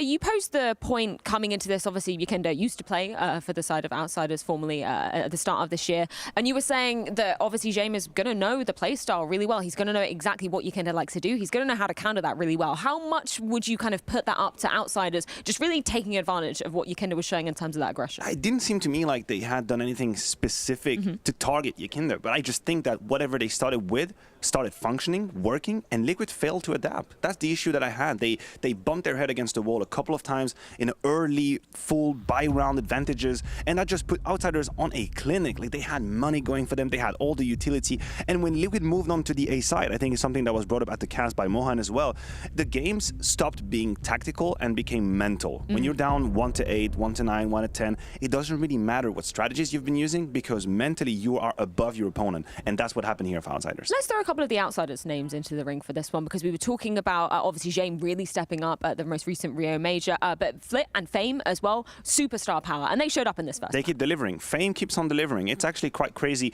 the level of consistency we're seeing from this young player, and he was lights out from very early in this game. It starts here with the pistol as well, but just the amount of multi-kills he had, Banana, and the pushes he was putting as well. It's not just that he was shutting down attacks, but you can see here, for example, he is the one making the difference in that rotations. He and Jaime combined for 2 different retakes attempts, which they were successful in it. So that was obviously a key moment in which Liquid could have come back into this game. So multi-kill machine, great headshot percentage as well. Fame keeps on delivering. And when you have Fame and Flit both blocking down Banana, like, where are you supposed to go? Where's your weakness? Yeah, no, it was painful for Liquid to try and get anything, particularly in that first half. Sure, we did see them trying to make that comeback work in the second half. Was there ever a point that you kind of believed that they were going to pull this off? Because Mahone was saying, yeah, just end this game, this one's over. Yeah, listen, I think it's a case of 3 or 4 rounds in the first half would have made a world of difference for Liquid, because there's a clear difference. It's night and day between the first half and the second. It's both Yakinda and Elige coming back into the game. We don't talk about Elige, but he was also extremely silent. Yeah. As if there might be some sort of relation between Yakinda's success early on and Elige's ability to catch on fire in the game. In here, Yakinda got shut down. Elige never had a moment to make an impact in the first half. He warmed up nice and easy in the CT side. We saw a couple of moments, multi-kills on A, but it was just too little, too late. 10 rounds in the end is not too bad for Liquid, but at least they're warmed up moving on to Anubis. Yeah, I'm really excited to see Anubis going down. This is the first time that we've seen this map play out at a Tier 1 tournament, no less, and Outsiders actually bringing this one into the mix. I wasn't necessarily expecting them to be picking this one, but I don't know. We haven't seen anybody playing out on this map in terms of this selection of teams. How are you kind of envisaging this one to go down, Matthew? But listen, again, I have seen a couple of games at the lower level of Counter-Strike on there, but I have no idea how the pure elite is going to play. The way I see it, I think the mid portion of the map is going to be extremely T-favored. It's probably one of the first few maps right now that have this T-flavored advantage because of how complex the mid portion of the map is, right? For viewers at home that maybe don't have a lot of experience on that map, you have that kind of double-decker situation with a bridge and a window to go down into the water that makes it very complex for CTs to defend. Now, I think the Ts have already figured out a couple of utilities. We see nice overview cam right there. A couple of good utilities to very quickly shut down the connector, the bridge, the door, and then this then becomes T-sided. So then after that, you see splits happening either towards the B side, left-hand side, that would be B, or the A side. But I think the CTs have to kind of be a little bit aggressive. I don't think you can just support and let the game come to you. I think you'll be executed on. So we'll see who actually has that little flavor of aggression on the CT side. I love that you bring up the sort of mid portion of this map as well, because I love the verticality that we see. You know, a lot of different plays being pulled out here. And we were talking about it off cam. It can get quite messy in that position, can't it, Matthew? Yeah, it gets super messy. Also because I think from my personal experience, most of the games I've played on were completely chaotic. It's like everybody's just testing the limits of the map. Like what kind of tomfoolery can I actually put it in? Now I'm expecting a much more organized and optimized game already. We've heard from different players that they had been practicing it against different teams. Yeah. So this is going to be our first real run for us on the noob. Yeah, we said earlier on that outsiders have been pitted as quite a favourite in terms of the practice on this map as well. Obviously, we've talked a bit about the mid position, but for any of the viewers that maybe haven't stepped onto the grounds of Anubis themselves, are there any other key positions that they should be looking out for that are quite impactful just around the map itself? Well, I think overall what is interesting with Anubis as well is the lack of skybox, so you can just utility for almost from any position to any position. And this is why, again, I'm kind of harping on the fact that CTs have to find ways to find picks and be a little bit aggressive, because in my experience, when you're just waiting for an execute to come in, you're on the A side, for example, you will see just mollies flying above you and smokes flying above you, and that's it. You just got to do the amen, and that's it. Just let the keyboard and the mouse go. So I'm hoping CTs will be a little bit on the proactive side of things, not just be expecting utils, and then they have a chance. I want to maybe throw you under the bus here and ask for potential positionings that you're going to be expecting from any of these players, or maybe any of the teams, just a stylistic approach, because obviously outsiders picking into this, we know that they've been focusing on this in practice. How are you expecting it to actually play out, looking at these two teams specifically? Well, I think it still fits like the normal kind of concept we have of roles and positions, right? I mean, the mid portion of the map, when there is map control happening, will be the group of attack, right? That trio that usually works in together. Mirage, for example, I think you can find it the same in Anubis. Lurkers will have a plethora of possibilities on how you want to play the situations, how late you want to play them. AWPs, from what I've seen so far, mostly on the extremities of the map. I think the B, like that B long hole as well, if you miss a smoke or if you lack a utility, James could punish you. Same on the A side. It's always funny because it's kind of a bargain, right? When the Ts don't use a flash to take in an angle because they think they can get some real estate for free, then you have an AWP against you, that's it, you're done. But on the other side, if you take a risk to be proactively aggressive with an AWP and then they use utility on you, it's over. You can basically let go of the keyboard. So we'll see who makes the mistake. We were chatting about callouts as well, because I guess I have no idea. casters can kind of claim whatever they want. I know that Connor had a few ideas of his own. When you're playing it, are you, in sync with your teammates? Do you have callouts? No, I'm terrifyingly bad. I just do left, right, up, down, behind that box, here. I'm just horrible Here, at there, that. everywhere, 1 HP, over there. I don't have the creative vein, to come up with like nice ideas. I'm very too down to earth for that. That's okay. I know Scrawny has a couple in the bank, so I'm very much looking forward to seeing how this one play out. Anubis for the first time, outsiders bringing it into the mix. We're going to see exactly how it goes down versus Liquid after this.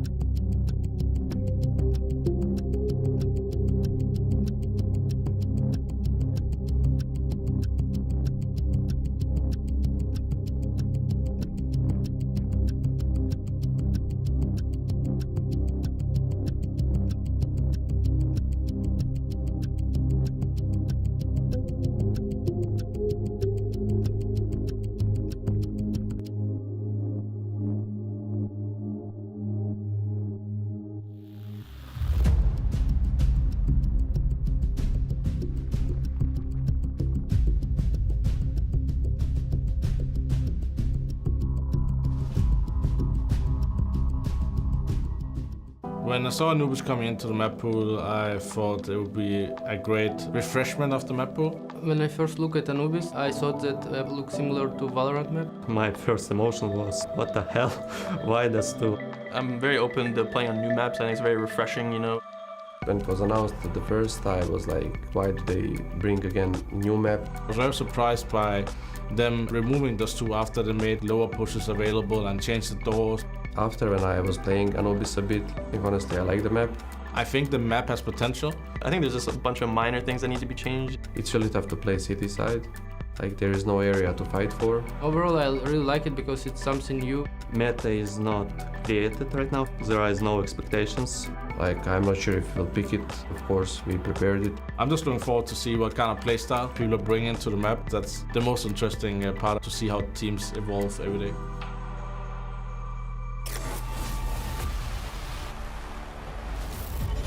Well, the time has come, right? Players talking about how meta's not yet established, and honestly, that's just the reality of this situation. We don't know what to expect out of either team. We know that Outsiders have put up a good boot camp coming into this event.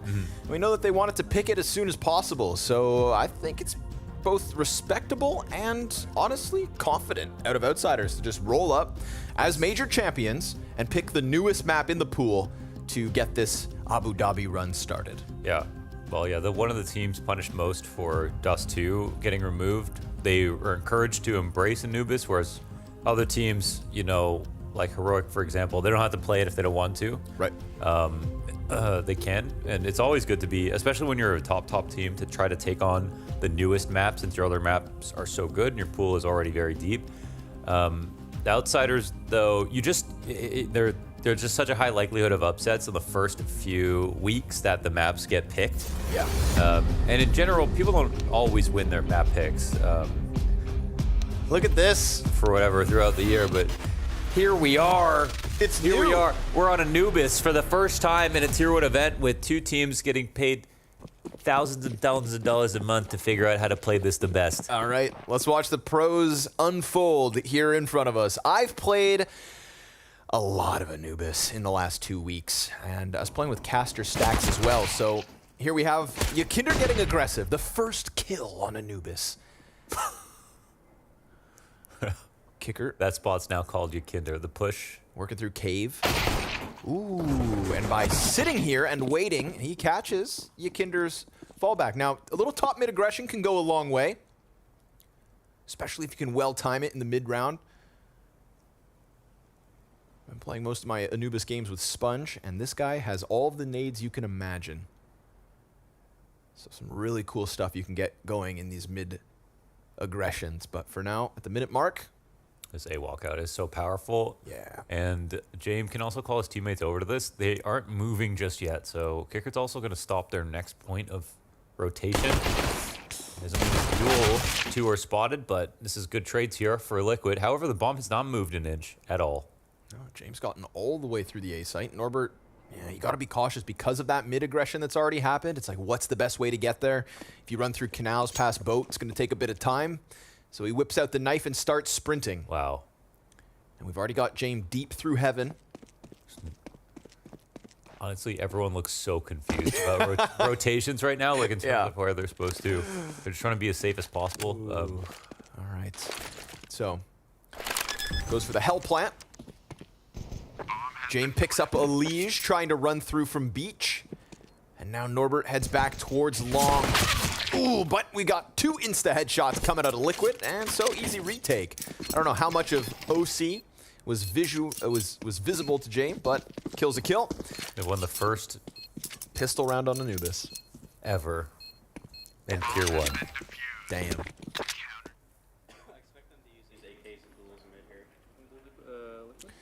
All right. As a play-by-play, how are you feeling? I'm very ready. Okay. I think I'm very ready. It's just the call-outs, obviously, they got to flow. Yeah, it feels like everything I'm kind of like... Think about it before. It's like you learn a new language, right? Yeah, exactly. I'm saying things for the first time, so it feels like I have to really pronounce them. Oh, he came from beach. They've run past beans. Yeah. So Hunter talked about in that quick soundbite how there's not much space to play for on TT side, and that is definitely very true. Ooh, we call that spot cringe. And that's why. Oh, Fame gets a kill from the corner. Kickert's waiting on Ruggs. But it also simultaneously feels like everyone's clued into that fact, that on CT side, there aren't easy choke points to push, and that people are just losing when they're sitting in sites. So maybe they just try to turn it up all the way in the match. Because I don't think a lot of people have been doing that in scrims. Ooh, okay, barrel of the gun spotted, and it looked like he's about to die, but Nitro gets 2 kills off the long A push. And that's a position that I think, you know, being an A defender is from the limited conversations that you and I had yesterday with Rain and with Magisk, they highlighted that as like A players could get bullied. That's impossible because the 2 windows that are opened allows for the full execs to come in that are just so strong. Obviously, there's only a single choke point to stop him in, so that's kind of very nice for the defenders, but the full execs are so powerful, there's just nowhere good to stand. You're left like wrapping like the default plant spot and running away from a nades, or running away from people scaling the side, just not much place to fall back. And that's why we saw Liquid push like all the way through A that last round, and you know, Ukinder earlier on, I think they've realized this. They don't want to sit around. So far we get the Nitro A hold. We're going to get a quick beat pop.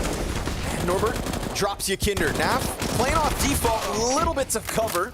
So it's a MAC-10 double entry before Elige can even reveal himself down from cave. Double kill, easy. We get the dropout from Flit as he tries to get into the action, but he'll be mollied off. And so it's an easy reposition here for Liquid. Bomb on their doorstep. The first 16-0 on Anubis. You know, I think the best player on this map to play A will be Perfecto, so we have to wait and see. Oh, he's going to teach everyone how to play the small site. Watch. This is called T-spawn. Ubiquitous. Matt just said, I really like this bright map because I play in my dark cave at home, and I'm so tired of playing maps where he said, mentioned Ancient, how Ancient was new, but it's very dark. And he's just like, I'm already in the darkness as a gamer. And now it's double darkness, which is leads to, you need vitamin D. Yeah, Ancient do be kind of moldy. Yeah. So it's very bright. And the SDY said it looks like a Valor map, which is really funny. But they do brightness well over there. They do. So yes. Like visibility and brightness, of course, 2 things we cherish. Agent skins don't really blend into Anubis, so that's nice. What's the Overwatch map that's like Anubis themed? Do you know what I'm talking about? Brother? Pharaoh something? I think that's a character. Character? Yeah. Farah. Pharaoh. You play You play Overwatch? You play Torbjorn. Get your armor. I played the first one. Ah, yes. A while back. All right. Well, that gun round didn't go well for Outsiders. They got the double MAC-10 entry, but then they just kind of got swarmed by Elige down in this position. I think this is the one that's going to be called different things by different people at the start of this map's history. It's in the air at the moment. And Flit trying to press through middle. We caught out by OC. Also get a little door wrap out from Elige. So again, prying eyes in middle. Cave waits. That's such a nice angle to get that info from so far away. You know, on these especially on these kinds of rounds where you're just up against pistols, you just keep them at such arm's reach by peering down canals. Nitro playing a back position on the A site, allows for them to exit onto the platform, and sure enough, they clean up shop. All 5 players down for Outsiders, all 5 players up for Liquid, and so far, this map is CT-sided. Yes, and that's not something that people thought would happen, that's for sure. So this is, again, I think people are saying, sitting in sites, it's very T-sided if you do that. If like we want to bring a different kind of energy, they've kind of theory crafted and execute well in this match, then surely they can definitely catch Outsiders off guard, because most people have been playing the map in the standard kind of how the map wants you to play type of way. Right. Right, let's see what Outsiders' approach is right now. Do you know what Outsiders haven't gotten is any experience on Anubis in North America. Team Liquid splitting their preparation for this event between the two regions. 4 rounds deep, NA stays winning. Kinder pressured from both ends here. He's got a chance to push out off of that flash. Norbert doesn't catch the kill, but Flit's right there behind him, and now we get, I think, what's one of the most powerful T-side hits, the split between Long B and Cave. And Elige decides to just lock it in. Nice headshot onto Kickert. One-man army inside this B site. Nitro's aggression out from Long. We've got Liquid on fire. Damn, they held that down. The molly was good. There were still some stuff they were trying to piece together right there, but like the exec comes through, the spacing looks solid. They get the molly down in the right position, but they make a Kinder uncomfortable, but that's just about it. What were you calling that where Elige stood? Glyphs. Glyphs. Yes, that little platform out of Temple. It's got hieroglyphics on the wall, so we call that bad boy Glyphs.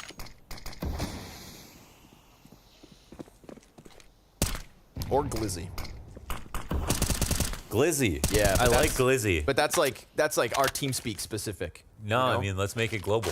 Okay. The global Glizzy call out. Yeah, the Glizzy Glyphs. Rushley will be a happy camper. This spot, very powerful for Nitro. If you've got mid support, you pop a flashbang in front of this pillar, and if you can time that peak properly, oof, they're sitting ducks. But of course, if you are here alone, you will get run down playing that spot. So nice to see Nitro already start to lean back closer towards mid connector. James got the trade frag into Cave. Got both there. Nice solo AK moment from him. And we've got man advantage for Outsiders here. So they kind of catch Team Liquid. Fame wants to extend his hands for that M4. And as he presses outwards, Elige gets the better of him. And once you have a player in here as a CT, that long play becomes infinitely more difficult. Not to mention, you just lost James as well. So things go from bad to worse, but catching OC with damage bodes well. It's just the fact that all of Liquid are here, including Nitro, the A player. And we get a smoke down to the arch to keep Outsiders locked out. Yeah, they're all on the right side of the map now, so. Now you can boost over these smokes. Catch players walking around, but Nitro's gonna lock into jail. OC keeps playing Temple. And last second desperation means 6-0 Team Liquid. It's going to be crazy to watch this map back after a few weeks. Yeah. And just see how much people have learned from it. Right now, Outsiders, they're able to take over canals. They're being given mid a little bit. I don't think Liquid are actually scared of this, but hey, they're pressed up inside a cave waiting for mid to get taken over so they could fight back, so there's that. Outsiders gave themselves such a good chance of actually winning this with two kills inside of mid, but they didn't have great guns. So maybe they try again now with all the mid control that they're being given by the CT side, but we'll see if Liquid change up. This spot is hereby known as Troll, directly outside of the cave underneath the bridge.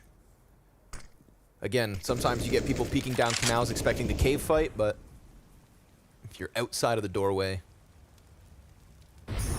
watch as Yakinder can maybe catch him off. Ooh, unfortunate. Round's live though, damage is done. Somebody drops out of the server. We've lost NAF. But look at this, Yakinder presses beyond the bridge, using that pillar to his advantage, so it seemed. But Kickert will get the better of him. Cave peek out of OC. Immediately turns back towards Long, but we've got nobody coming for Outsiders. Not on that side. This looks like a good play from OC. I think like I don't know if he's going outside of the site right now, but... Oh. Kind of caught in the open. Oh, yikes. Okay. Didn't anticipate somebody else coming through caves that quickly. Elige locks into Glyphs. And Nitro, right? It's all about these well-timed A-flanks. Poor James takes a bullet to the head, down to 10 HP, 30 seconds on the clock, and we get this late lurk from Flit that pays off wonderfully. Do they rock this back?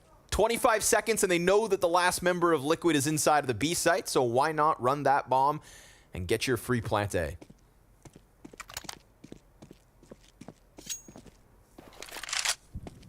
They have done it, maybe. The first T round ever won on Anubis. Yeah, but it's a 4 versus 5 because it's a drop. Oh, and it's true. kind of gross. Yeah, that's a good point. You know.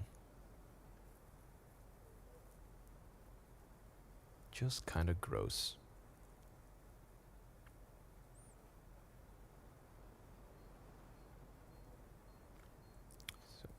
I think. Uh-huh.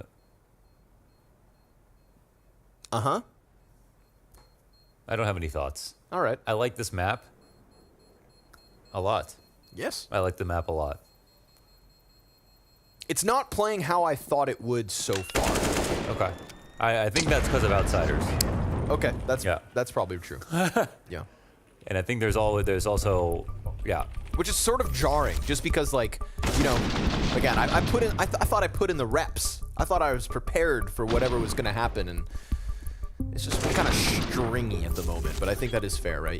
It's outsiders. I think they're both trying things, like the super proactive CT side. Who knows how people have been? The other thing is everyone's saying they've been winning their scrims.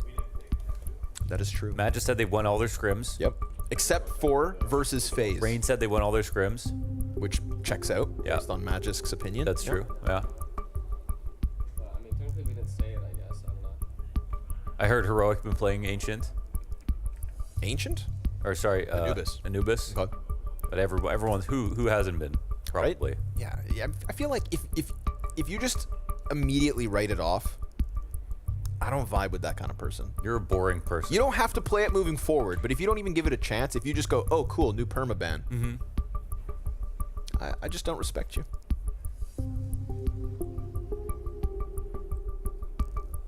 I bet outsiders are scrim demons.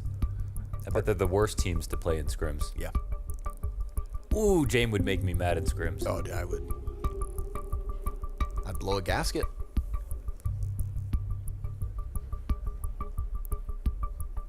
Liquid won all their scrims coming into Rio, didn't do much. While we sit in this tech pause, can we go to the A site of Anubis, please, Bastion? Yeah, that's right. You guys thought we were going to sit around and wait, but I'm going to put y'all to work.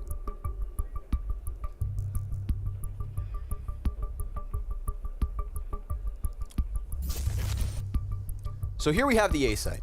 Now, default plant has currently been kind of in front of this little circle, right to the left of it, open towards long. That's the default. But I want to bring everybody's attention to a spot I call Tut. Here on the bottom right side of the screen, you'll see that this bomb site is kind of shaped like a fish. Sponge pointed that out to me, right? Yeah. So this squared area is known as fishtail. But this corner on the right side, where the stairs are, Brokey. You can plant there, and we call it Tut. The reason is, Bastion, pan up. Look at that guy, sat on top of his throne. You see him? Look at those toes. King Tut, Tutankhamun, or as Maniac says, Tutankhamun. So if you plant at the bottom of this pillar in the corner on the right, we call that Tut. Because it's a safe plant from Heaven Peaks. It's an alternative plant that's also open to longer A. This corner right here is Tut. Tell your friends all about it. Now, Bastion, if you turn to your left and look towards long A, you'll see a nice long angle that I would suggest occasionally playing with the M4A4. If you tuck in here to the left next to these aloe vera plants, you'll see this nice long angle. I do advise you to be cautious though, as you are exposed to any kind of T-side peak, but if you catch them sleeping, this is good for 1 or 2. Now, Bastion, please move forward slightly onto this platform.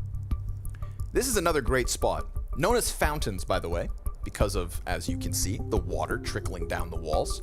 This is a fun spot to play if you are on your own. You can play behind this pillar, occasionally peek out to long. But again, if you've got a teammate who's playing middle, Bastion, stay here but look right. He throws a flash from mid-connector, pops that right in front of pillar, and I'm telling you, Sponge has the best flashes in the whole A site right now. This is a really sick 2-person play. And now I'm going to give you guys my last little A site secret. You see that box, Bastion? Can you move over to the box, please? Also known as Hell, by the way. There's 2 nice angles you can play here as well, one of which is standing right behind this box. If you look down, you'll see a small pot. Yep, right there, look at that. You stand on those pots, look towards long A, Look at this angle. They come around that corner again. You're like half exposed to this, but it's always good for 1 or 2. And then if you want to play it slightly safer, you back up 5 feet. Yeah, and you play this broken wall. Tuck into this, please, Bastion. Look at this angle. Now you've got cover. What are you calling this? We Ladder? I don't. So underneath it is heaven. This is heaven. But then the other side, there's another side. Yeah, that's the problem. So this one's kind of, I mean, we could call it bricks. Ladder, bricks. Was that a ladder? Or is that just scaffolding? Some kind of scaffolding. Yeah. Bastion, can you look up? It is scaffolding. Yeah, this spot, I can't remember what we call this one. One scaff. Also, again, if you want to be real nasty, you can play on the opposite side of default plant. So just behind this round thing in the bomb site, tuck in here, they never see you coming. Yeah, but this is also where they do see you coming. This becomes the last spot in the site that you can stand on versus some of these executes. It's kind of like Fountain, but better. Better? There's no water, though. Yeah, but Fountain's so skinny. Yeah. You know, this one's at least nice and thick. The problem is that coming into the site, like some of the angles you pointed out, right? There's nothing else. There's nothing else to draw your attention. As they come around into the site, they can clear off the angles one at a time. Yep. Right? And then the windows allow for the execs to come in. That is true. That's why everyone's like, oh, we need to find a way to push, but it's hard to push because it's such a choke. Yeah, it's such a choke point, but we'll see. People get creative. It's hard for mappers to know how good the utility is going to get. Right. Like even when, so like I play tested Anubis and all the map core maps in 2020 or whatever it was that they did this contest. 2019. Yeah, 2019. And you do your best to try to figure out like how people are going to have nades, but finding out like really map defining default grenades on new maps, you're not gonna do that unless you're like you get pro teams playing against each other for like a couple of months. Then you figure those out, and it's impossible for the mappers to be able to do that. You just gotta hope that like after some time people pick pretty good ones and you have a good idea. But at the end of the day, so I know that I talked to Rold, who helped design this map, made the map, and he said that like Valve bought it from him so they can make all of the changes themselves. And it's kind of just out of his hands now. So they've done a lot of good work over the years with MapCore and have designed Anubis. And honestly, since I played it then, it really hasn't changed that much, I would say. It was already my #1 pick in the MapCore contest because of how good it looked already. Straight up visually, and then also the angles are super good. Angles are really fun. Yeah. Nice. Obviously, they do have to fix that, like a lot of clipping issues. It's the clipping problem. Yeah, that's the one thing. Because it forces you to swing wider than you need to be, and if you don't, then the nade comes back to you, and that's just not cool. So that has to be fixed. But yeah, I think it's just apart from small changes. It's nice that is the biggest issue. I feel like when Ancient was introduced, when Vertigo was introduced, it's like Vertigo had a drop down from top mid onto elevator. Vertigo had that gap in the wall of yellow, on A site. Like there was just things that like. We're just like, guys, this can't be. Like you've got structural issues, with the maps as they were added. And Ancient was kind of like that. Think about how difficult it was to plant bombs at every single corner. It was like there was again like structural issues that were so glaringly obvious. The fact that the biggest problem is just clippings. Testing. Yeah, like that's it, and that's it. Yes, Anubis had so much testing. It's like it was actually vetted by you and a panel of judges from MapCore and FaZe who organized that competition. You know what's sick is Anubis has now been added twice to the game. Right, once after MapCore, it was removed, and then it was brought back with Tuscan in just a few months ago. But there was also other really good maps that came out because of the MapCore competition, and I think that's like it. It's just such. It's such an argument for the importance of having these kinds of contests where the whole mapping community came together. Like Mutiny, for example, was also a MapCore map. Chlorine was a MapCore map. And I think those are two other maps that, because they've been properly tested, because they've been, discussed, and the whole MapCore contest was like, you submit your map, there's an original round of testing and of feedback, and then I believe that the map creators had like one more month to make changes, and then you get the final judging and whoever wins, right? That contest was only $15,000. When you think about how important good maps moving forward are for Counter-Strike and its longevity, I do wish that the map creators could earn more, you know, in those kinds of contests. Like, no, it's there's more incentive to make a skin than there is a map. Yeah, which is a bit of a shame. But the nice change is that now this is the first community map to come in since Cash. Yep. So there's actually a chance that if you make your map, that it can be in the pool, and that's a good first step for sure. Yeah, there's like when Valve will make a map, like they made like the remake of all of the maps, or they'll do a brand new one like they did Overpass was a brand new map that they made. Ancient was one they pulled out of thin air. If they do that, then they still get they got testing. Like Ancient got a lot of testing, but not really concentrated specifically by people who are trying to figure out the map because they know it's going to be in the pool. Like Ancient, they didn't know. But the map, all the maps that come through like Mapcore or whatever, when it's, you know, FM Pone had designed something brand new, he would get the community together to find the best players you could possibly get, to try to figure out the map as best they could and sit down and do feedback sessions. It was much more out in the open, and I think created a lot more kind of constructive feedback that was directed at improving the map for esports. And you don't always get that otherwise when it's more of a secret, or it's like, who knows if, or they're just kind of doing it on their own. Yeah, you know? Exactly. But credit to Valve, they do, like, Overpass turned out insanely well over time with the changes. For sure. Ancient was a really good, Ancient's gotten much better. really good map with really good changes as well. Vertigo is also its best version. Yeah, still ass, but well, I'm okay with that.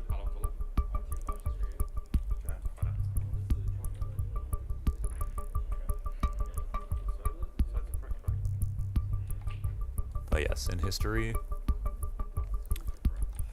whenever a new map gets added, it's best to not pick it. Yeah, It's right. best to not pick it. Exactly. You could just so easily lose it. There's just so much unknown about it. And there has to be something psychologically when you come in with a strong game plan, you just lose the first 4 rounds where you're like, oh no, god damn it. And you kind of feel like they won 15 scrims in a row. Yeah. And now they're starting down, 5-1 or whatever. You're feeling so pulled apart at the moment. You know, I feel like, surprisingly, Nitro's already had a good amount of success getting aggressive on these A plays. Yeah, yeah. Some of that versus, you know, pistols, which is hard to stop, but... Mm-hmm. We haven't had the A execs either. No. They're trying to exec B. Yep. B splits are nice. And they aren't, like, messing with mid. I was kind of curious how mid would play out at this level. Yeah, so far they've... Again, you have to keep eyes on mid, because CT aggression through middle is a real thing, especially if you're trying to get into a B split as a T side. Anybody who drops out of that window, it's like, it's a dangerous game to play. It's much safer to just cross the bridge and then compromise long B instead, but, you know, those options are there for CTs.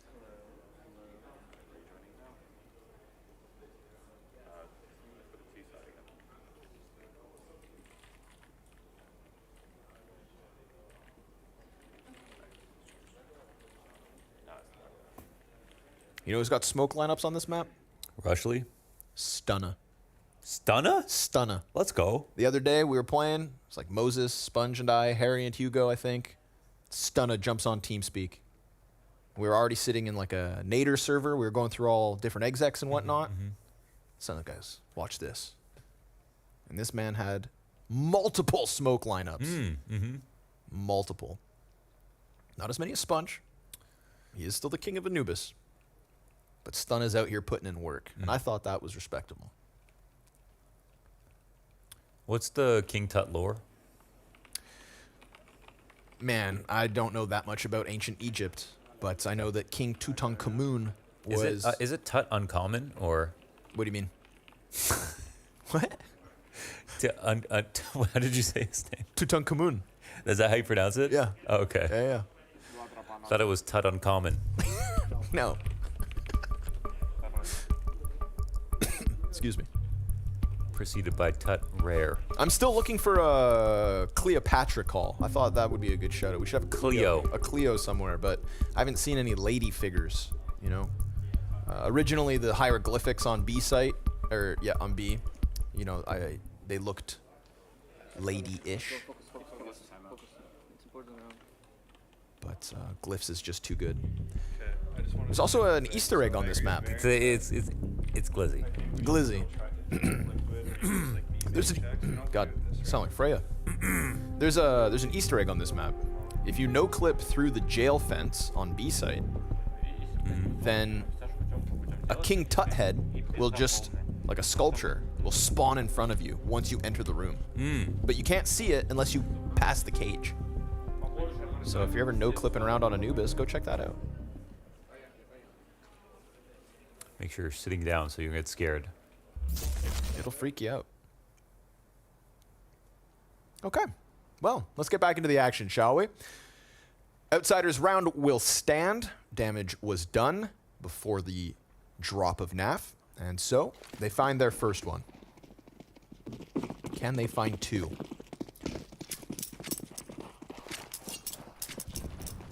Okay, here's the op from OC, the deep angle, and one of the ideas also was to have like a double op setup of some sort to try to test it. But again, it doesn't really deal with the A execs that can come onto you. But in this match so far, we haven't seen Outsiders test A very much, except with their pistols. Those A execs could be a layup, especially with Canals control, but they haven't tried it yet. Flip throws that door molly out, forces a liege back from the middle setup. OC playing plat with op. Okay. Different look out of Liquid the moment that op's out. Yep. And he ate the flash and came back. Right. And Outsiders are now going to lean towards A. And again, this is one of those moments where Nitro is right now holding a flash most likely for this pop in front of the pillar, which is just going to let OC lock in this angle. This is what you like to see. This can be very tough. Very comparable to like B-site overpass, playing that pillar. They pushed B now. They have 3A towards A. Oof, First shot good. Is connecting. OC, quick reposition. And look at the strength of this. Misses his chance at a third. Now he's going to be kind of locked in. Gets a little weird when you try to get out of here, but a smoke grenade will bode well for him. 25 seconds, bomb on the ground, and multiple bodies for Liquid in the bomb site with the bomb on fire. So Outsiders just have to peel away from this, and the OC pillar play pays off. Gotta be careful, get a spot named after him. Keeps that up.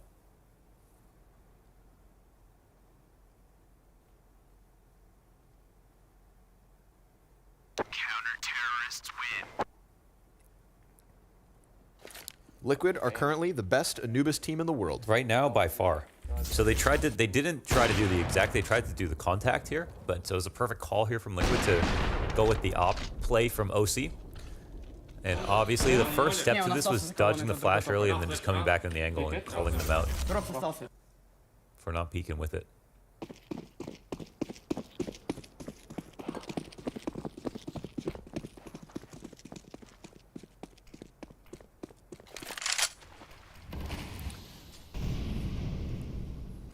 Ops moved. Set up on mid instead, and check this out. Early A aggression coming out of Team Liquid.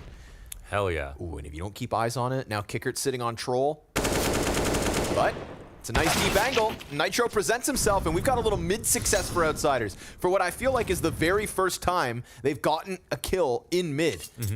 And immediately that draws NAF through Temple, back towards middle. Gotta keep eyes on it. Alish, who had escorted Nitro out long A, is gonna take up those reins instead. And Outsiders don't force the issue. They've got plenty of time. And if Outsiders do anything, it is play that time. So with a chance like this in a 5 versus 3, as they've been struggling for T-round wins, they will press every advantage they hold. Kinder could be given a chance. Decides to dry walk around, and Norbert caught with a nade out, but he actually picks up the kill, and Flip finds a liege on that mid aggression, so NAF's gonna have to go save at the A site, and Outsiders' opening double man advantage will be their second round win. So this one's kind of interesting because like almost the same type of energy, but they just get the kills, right? Like there was Yakinder pushing into Canals a number of times, doing well on his aggressive pushes. Kicker had killed him once previously. James got a double kill inside. They just didn't convert those rounds.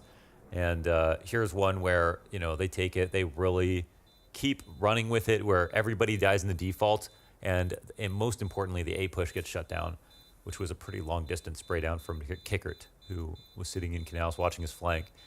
I think the idea from Liquid, though, made tons of sense, right? They really shut out that one rifle attempt on the A site from Outsiders, and the next round they said there's no way they're going to try that again. Let's take all that space right away. So that was a cute call. It actually cost them, but we'll see if we'll see what happens now. Like, I feel like they're not going to push this time around. I really want to see Outsiders try A again. Palm tree, palm tree. Where is that? I don't know. I was like, please don't ask. Palm tree. I can't even remember where OC died. Palm tree.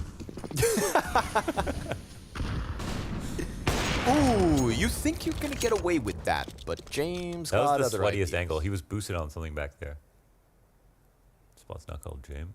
Now, yeah, see, unlike A-Site, this one, the windows are way high, right? You're talking about So like high. giving people openings to exec, and I feel like B-Site Flash has got to be sky high. Double hold from Naf and Elige. Smooth. Fame and Norbert both go down. They thought they were going to get out. Looked like they had the space.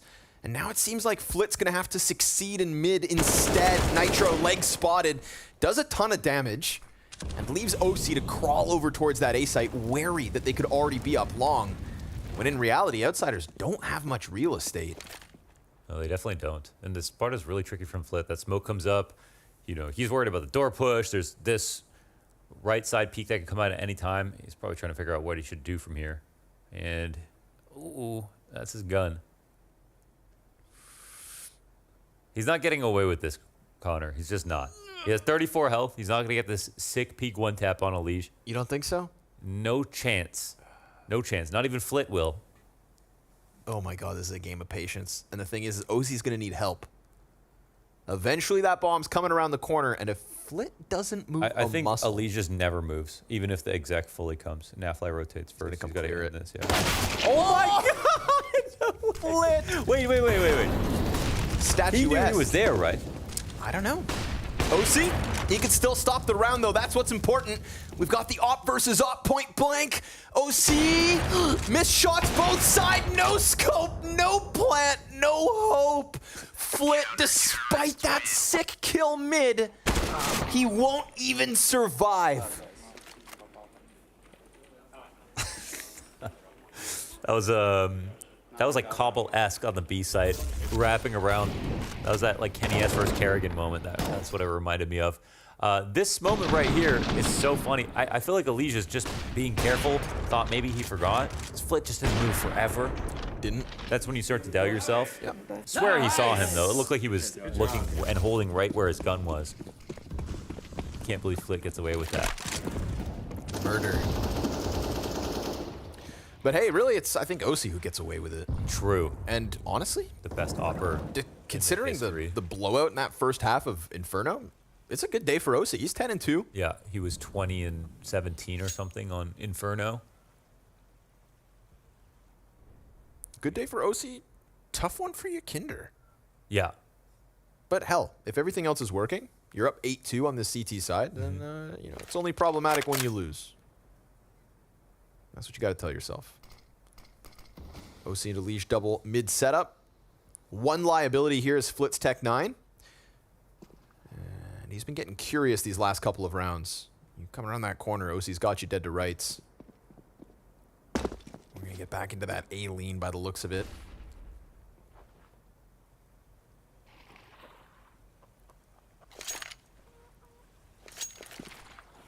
Silently getting closer. Nitro, this is that spot, right? Let's see it. He's going to be under pressure. Gives himself nothing. Nothing whatsoever. Burned out, smoked out, flashed off, and OC, same sad reality. Elige rotating through beach, and Flit still sitting around top mid, doing his thing. Of course, that long barrel gives it easily over. He's not alone, though. OC is next to Naf, and that's at least one kill versus the Outsiders, but it's still a 3 versus 4 retake attempt. Deep positions from Outsiders as they sit here on Hell. James connects into Heaven. Yakinder trying to press out. They want to do some damage. They're going to clear Kickert off of Tut, and a peek off of Heaven bodes nicely for Yakinder, and there's almost enough time, but it doesn't work out for Liquid. From a 3v4 retake attempt to one survivor each side, Outsiders will take their third. Yeah, that post fight got a little cramped at the end. There was a chance to get back into the round for Liquid, but overall, that was they finally pulled out the full A exec. They just kept it in their back pocket forever, maybe because they thought it would be assumed it would come out earlier. So, but this is the spot I was talking about. Everyone rotates back into. It's the safest one. If he starts in this area, of course. But the whole exec is just designed to just zone like everything back into that spot. So, well, okay, Outsiders win 3 rounds on these islands, but they clearly have a game plan for, thematically how the half wants to go with this late A hit. I wonder how Liquid will respond to it. Where did that nade come from? James just got dropped to 50. Yeah, they're actually throwing an early grenade, I feel like, every round. Must be Nitro. Maybe through the window of the A site? That would be cool. It's crazy how much damage that did from how high that window is, but... Man's got an arm, because that's a long-range nade. Wasn't just talking about something like that that Robs was throwing every round? I don't know if that was from the same place. Very true. They were talking about a nade battle that kept going down on A site where CTs are hitting Ts, so that could very well be it.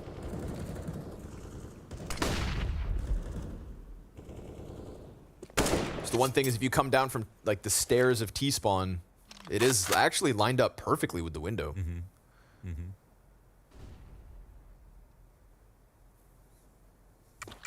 Again, leaving Kickert outside of cave. Fame and Flit behind him in canals. We could get a moment here for Liquid to get aggressive. Yeah, nice peek through bridge. And Flit gets taken off the tail end of this B split. Instantly opens up the rotation through Temple. So we're gonna get Liquid with 4 players inside B.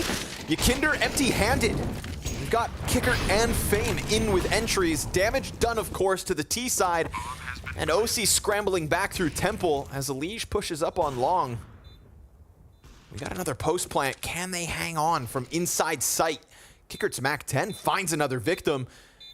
And all the while, Nitro was hoping to press in with this mid flank, but by the time he gets there, they lose their only guy inside of sight. OC's low on the op, so we've got Outsiders squeezing a 4th round out of this T side. Yeah, they're wringing it dry. That was a nice couple of entries from Kickert and Fame, of course. Getting the kills at the same time is like the big thing right there. Because it looked in these earlier rounds like Liquid having a great time holding onto the B side, especially. Even when they gave up Cave, they gave up the B main entrance. They were happy to take fights from back there in Glyphs, the rotator connector spots, whatever. They were not having any troubles. And because of the nature of the site, like the execs aren't coming in the same way. Like not everything's getting volleyed. And love the mid-round stuff inside of it, because Elige, turns his side to anybody who's there holding him. But Liquid have done a good job like doubling up in mid earlier on in some of these earlier rounds and really have dissuaded Outsiders from trying to push into it. Flit has tried to be annoying, but they've realized that they're not going to try that all the time. Mixed by here on round 13 for Liquid. This could be the just round. To save guns, yeah. This could be perfect. Oh, they're pushing. M4 at the helm. Oh, are they ready for 4, though? I mean, all 5 members of Outsiders, deep corner. They lose the rifle. USP's not going to offer us much. So Fame's got himself a double entry. Elige on the P2000. Again, you just get burned out of that spot every time. Sight engulfed. Ambitious pistol push. Yakinder versus Jame on the flank. But Jame is aware. Looking for pistols in spawn. Because it's Jame.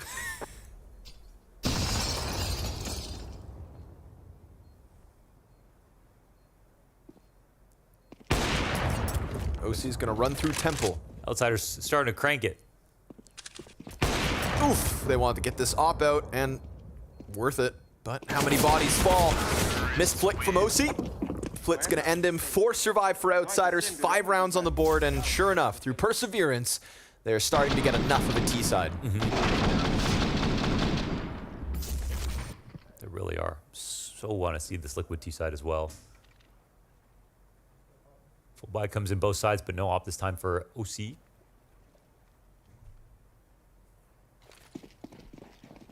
A nice melange of A4s and A1Ss as well here.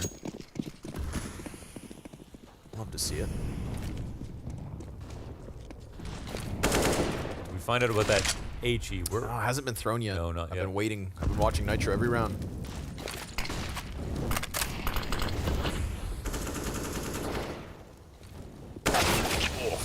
stuffed by Elige. Molly at his feet. Not alone. He did see nothing in front of that smoke.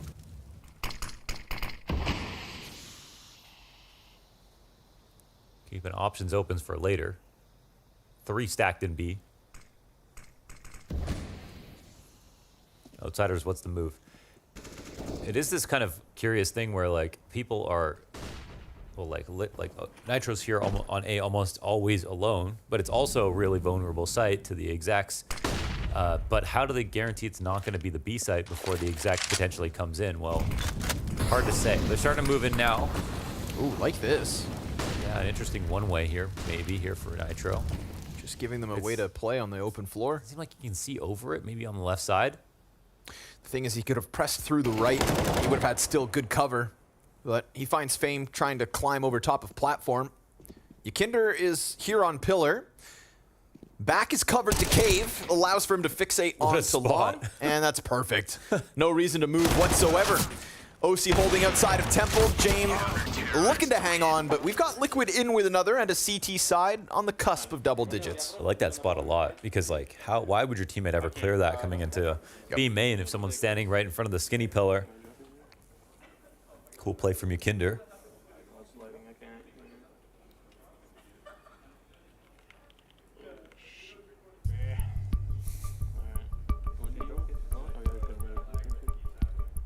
These guys must be burning calories right now, thinking live about how to approach each and every round. I like it. Yeah. I like it. It's something new. I love how long Outsiders waited to use that A hit, even when they were losing so many rounds in a row. Yeah. Yeah, James got it calculated. Kind of felt like how you would do that same thing on Nuke with upper. Like, you know, the upper hit's always coming, but you don't want to use it too early when the nades are obviously going to stop you. You don't wait too long when it's the last play you can make, but you find that right round and it's just, oh. Wish I pre-naded. Okay, whoa, some good 8 utility damage coming in again. This time it's towards the B default, and I'm not sure if it's Elige who's getting that utility damage. Maybe we should check this scoreboard to see who's doing all the damage. Nitro's got 200 utility damage prior to this round start. That's it? That's the top? That is the top, sir. Next up is NAF at 112. But here we go. Fame catching OC. Again, see, that's one of those examples I think of, like, very difficult aggressive push. Like, you come around that corner, you never know who's sat out here, right? Yeah. You've got this cringe spot. You've got behind boats to clear. And then if you do finally get out of the doorway, you got to look up in the rugs. Boats, rugs, cringe. And once you're exposed to boats and rugs, then you're also open to stairs. And don't get me started about hotline. Hotline? Okay. I want to, because I want to hear more. Elige. Again, this is what happens, right? Another one of those spots, and now he's stuck on the fallback. Open floor. Again, without flashbangs to come from middle, so tough, right? We're going to be talking about isolated A players over and over. Flit finally gets through all these rounds through mid, and he finally squeezes something beyond those doorways. That is one thing I actually expected more of out of this T side, was kind of hits in mid, right? You really start to pressure rotations, and you can puncture both the bomb sites. Nitro 1v4 attempt, and it's going to be Outsiders to get a 6th out of this T side, from a 6-0 start for Team Liquid to a 9-6 half in the end.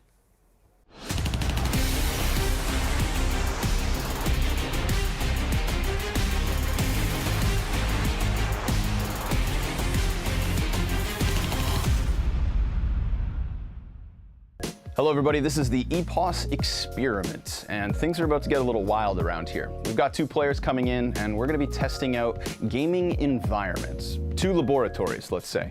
One with Chaos, one with Zen. One player will receive comfies, candles, and a noise-canceling headset, and the other one, well, complete and utter chaos. And so without further ado, I present to you guys our players. Yakinder Good to see you, brother. Nice to Down. see you, man. Always a pleasure. I'm gonna switch it up. You guys are gonna be playing a 1 versus 1 in separate rooms. Things are gonna get very different for each of you, and that's where we're gonna kind of leave it. I think it's about time we let the games begin. The first experiment's underway. The first experiment, it's not much of an experiment. We want to let these guys size each other up. We want things to be even. We got to figure out, before things get crazy, who's actually coming out on top when it becomes Yakinder versus Stown. Let's go! Clearly, it seems like Yakinder's got the hot start, but what Yakinder doesn't know is what's to come. So we'll let him enjoy his moment. We'll let things go as they do. At the end of this, though, things get interesting. This was the easy round, okay? This was when things were the most normal. Warm round. So, Stown, we're gonna send you back to your room. Some things stay the same, some things are about to get very different. We got the bathrobe here. Some candles. That's pretty nice. I'm down to play some CS. In Yakinder's room, we're gonna start to crank the dial, so to say. Let's hit it. So, what is... If you think it's gonna distract me, it's not gonna work. Okay, maybe it does work. Chill out, I'm losing!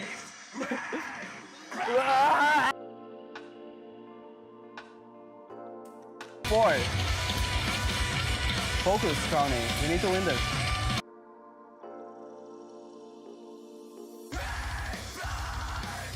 Oh my god!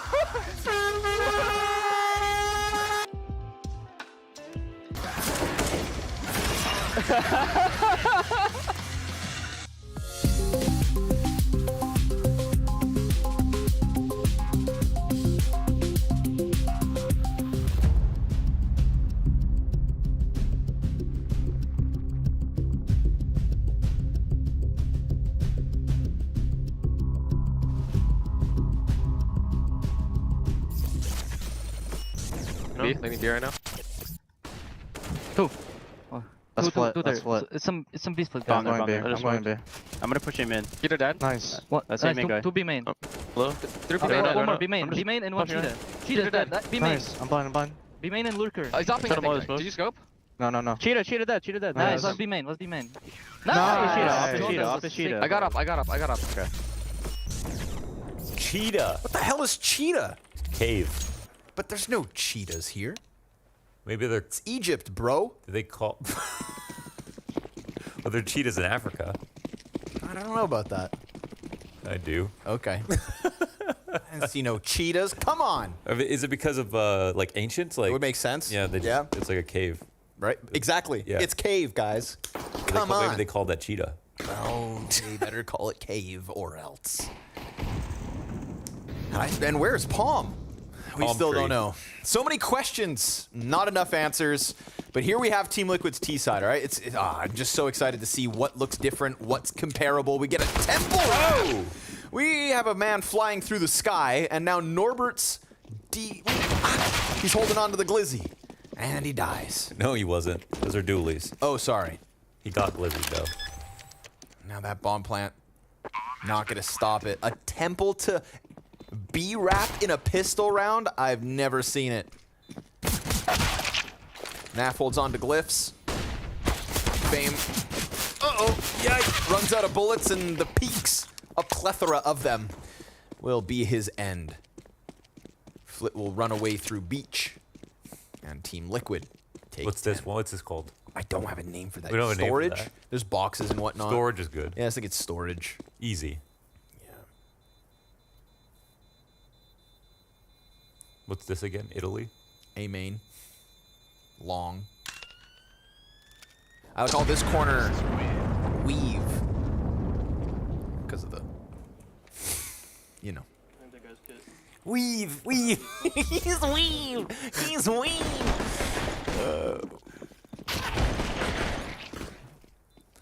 The thing is, it's going to be lowest common denominator calls, right? No matter how cool you want to make them. Yeah, I know. Yeah. It'll be the thing that makes the most sense to most people. Always because that's going to be close. Okay, that's going to call it close. Oh, maybe this is Palm. Yeah. Okay. Yeah, you yeah, see it? Yeah. Yeah. But that's palmy. Okay. Liquid have been given a chance. What's this called? This is Pillar. Oh, Or sorry, he's on Plat. the center pillar. Yeah, sorry, I Yeah, thought it's in Plat. a different angle. I was like, where is he? Okay. Maybe this is Weave. I was gonna call Cave Electric. I'm really sorry. Why? There's an electric box in there. Oh, okay, no. Wrong. The last thing we need is more callouts for this place.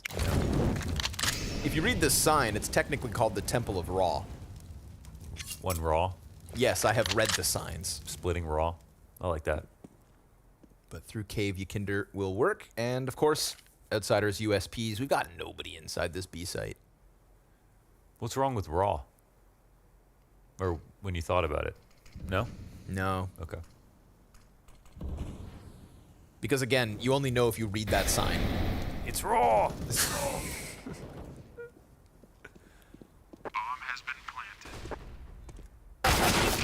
Oh my god. Alige is cheesed about that one. Ooh, and Kickert's going to pick up a kill as well. So there we go. USPs have Oh my prevailed. god, it's Raw, so we call it Ramsey.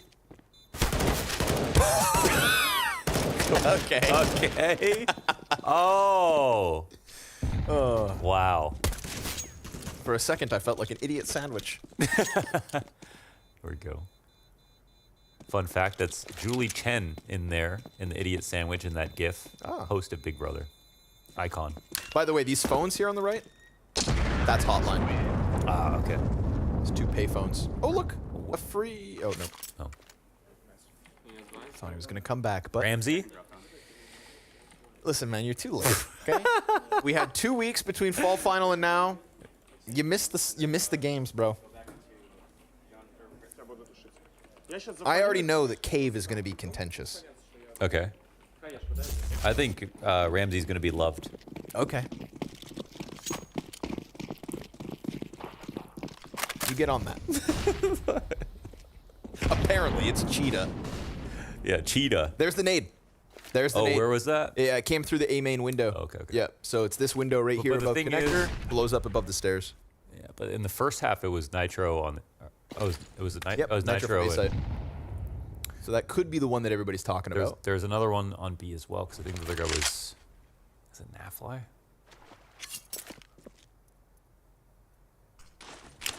Definitely lots of nades. Flash that pops above main. That's surely that can only blind close.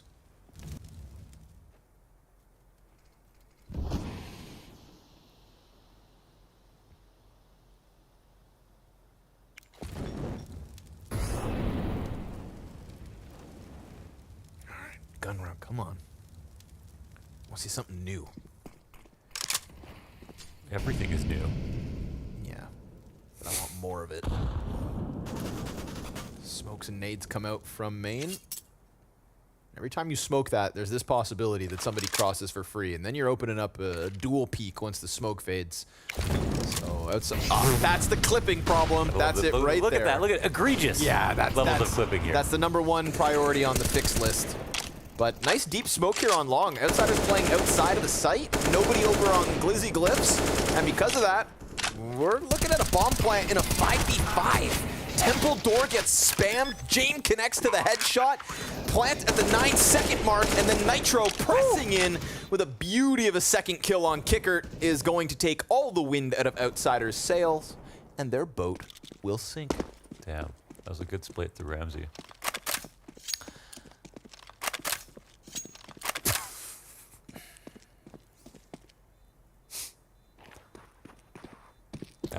That was raw as hell. These angles are pretty gross as well here in storage. Storage. Yeah, if you hold for the heaven push, you know, if you lose the A site and you're waiting for your rotators to show up. Yeah. And you play up here on storage. But 5v5 post plant for Liquid with 10 seconds left. That got sketchy. But I was very surprised to see Outsiders play so much outside of the site, right? Contrast that to like, yeah. See, the thing is, if you have clipping like this, people are like, oh, just peek wider. Well, it's like then you're just more at risk of dying by getting shot. Yep. You're not supposed to have to do that.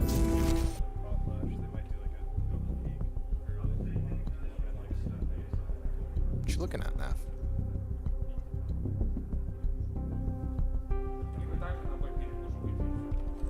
Oh, his notes. He's probably trying to figure out his lineup. Mm-hmm. How do I not eat my own Molly? But yeah, compared to like Yakinder playing behind pillar and constantly having players over on glyphs. They played a little bit outside. Yeah, there was more of a full exec. I mean, Liquid did feel the round out in a similar way to Outsiders in the first half of their first half, and got mid control, got outside of B. But this time their exec was like a little bit more convincing. It looked like them Outsiders, and like you said, without someone like Yakinder playing pushed inside of the site, it was a lot easier for them to get the control of the site before getting in. 5v5 when that bomb was going down. We got some interesting pathing here too. Outsiders have not given this a lot of attention, and Flit was trying to do this alone. Wow, we are getting frisky. I wonder what this even looks like from the other perspective. I feel like that's not a winning fight necessarily for Elige, but it's probably unexpected. I don't know.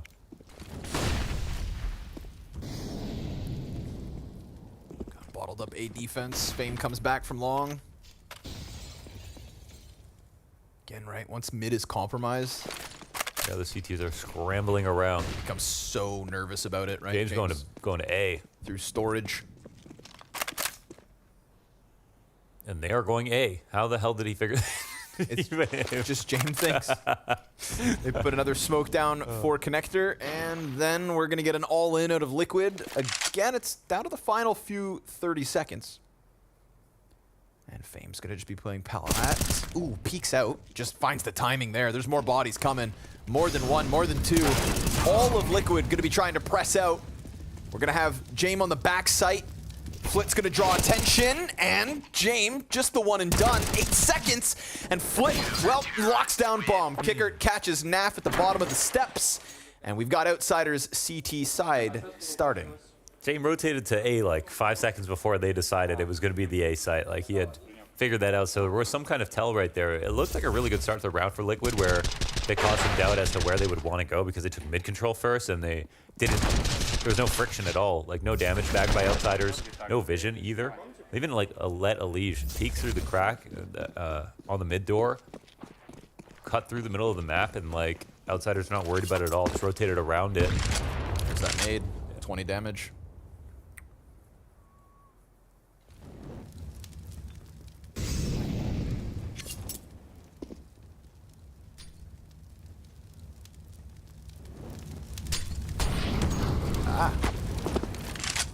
Leash burned back.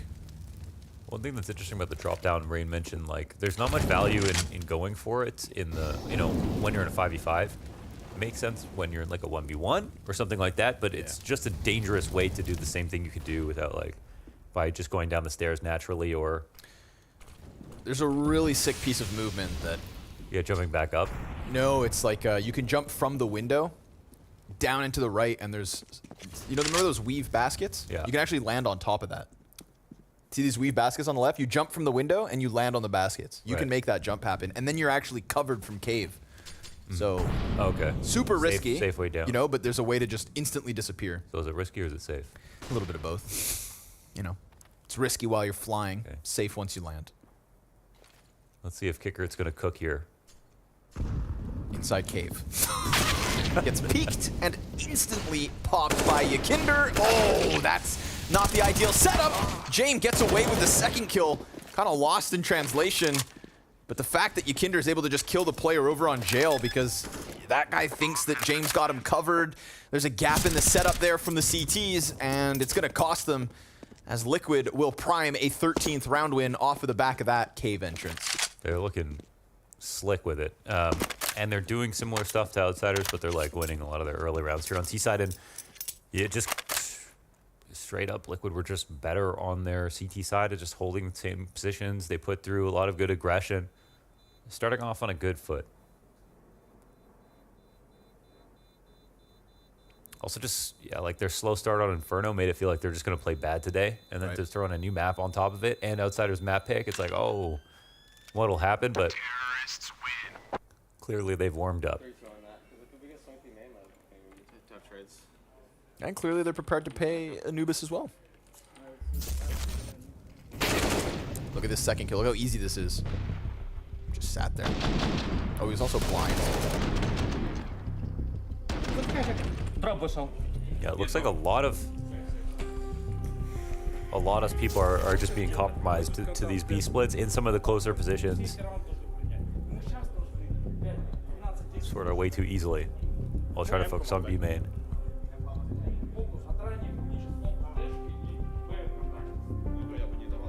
We are talking about Outsiders, of course, so off of the second pause, I'll piece together a buy. Off of a couple of saved guns. They're going to make Liquid work for this.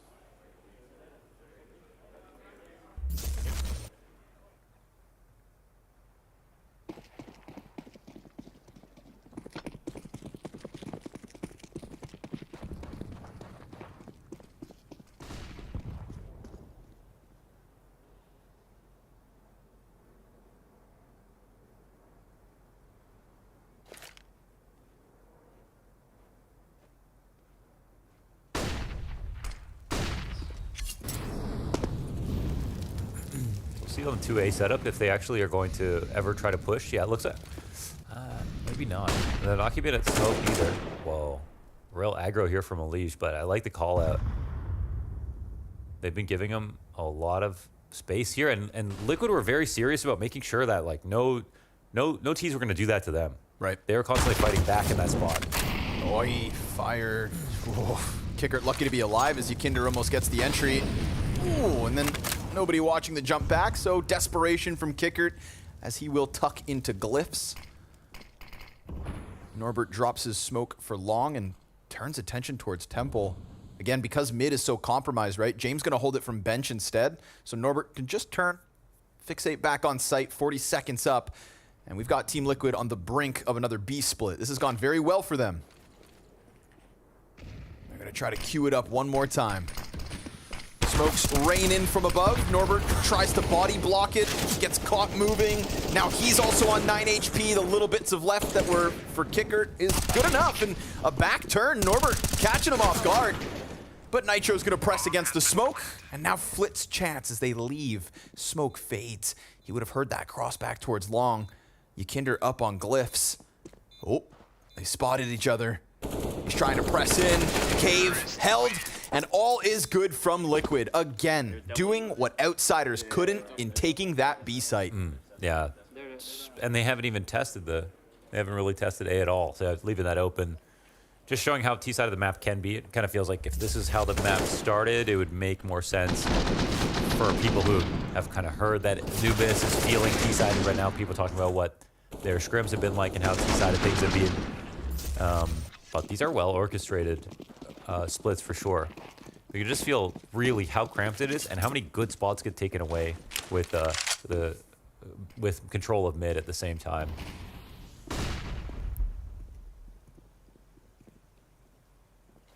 Everyone just ends up in glyphs basically. Yep. Which seems like a good spot to be. It's like nice and wide. You can like one way yourself, but that's just when it's the only spot. That makes it kind of tough, I guess. There's that little cubby in there as well if you do have to fall back. Kinder's not going to fall victim to that. He holds off, burns Jame out of the corner, so that's 2 players down. Fame had one of the only guns. Flit smoked off on Heaven, burned out of bricks.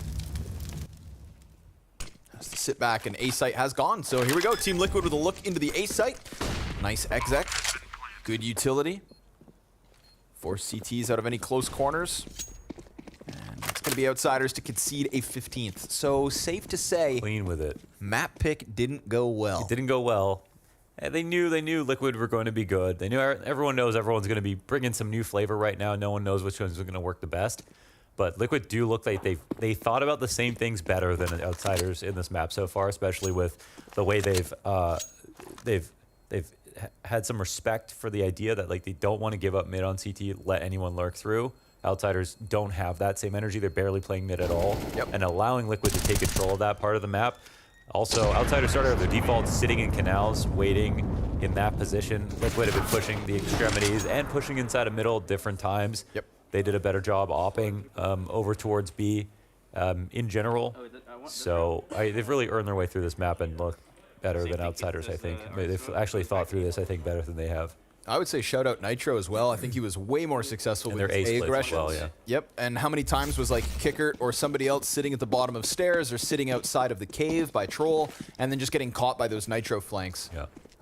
We just have not seen that success out of Outsiders. And one thing we know for sure about this map is that it is all about Ramsey. Yes. Yes. All about Rams.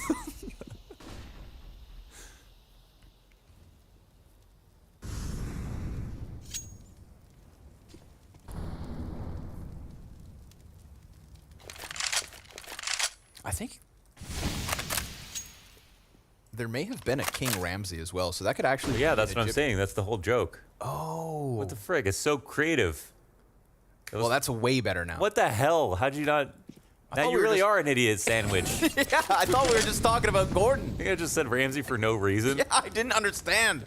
I didn't get it. I thought it was dumb. Man. Oh, that makes way more sense. I didn't know you were up into your Egyptology. Good for Tut uncommon. Okay. Ooh, what's that smoke?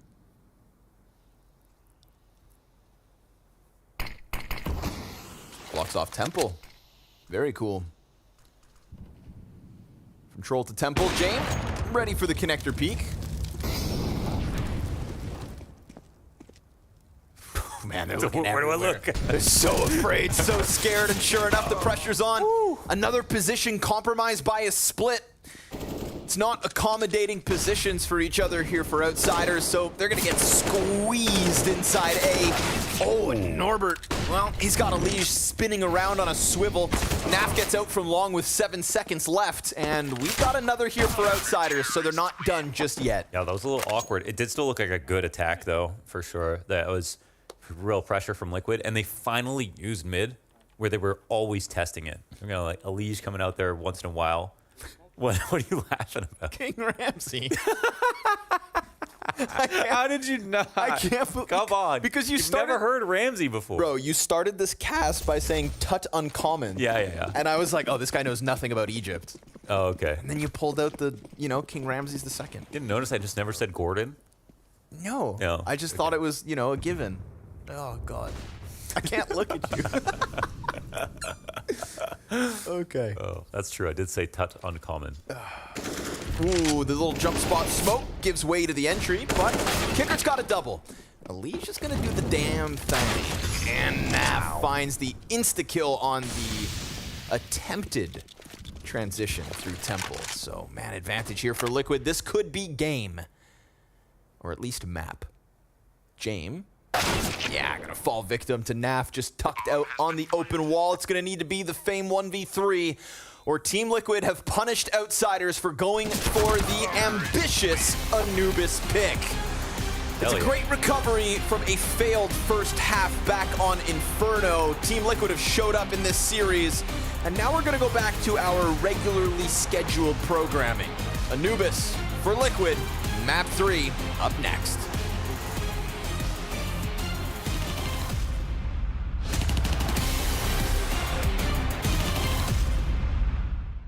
Hi, friends.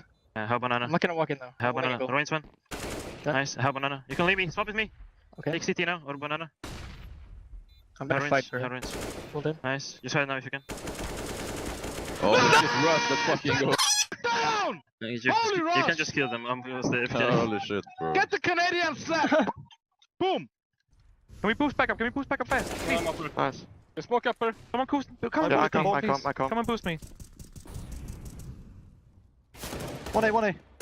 Se är lätt, vänta. Bomb dead. One more B. Go. Dead. Nice, let's say. No time. Give me sound. 15. Down lower. One tap him, please. Down lower, Lexi. Hide, please. Stand low, Lexi. What? One guy left. Yeah, he's CT. Yeah, but I thought he was safe. Nice. How many mans? Too long. Too long. One more dead long. One short. We have one, Bobby.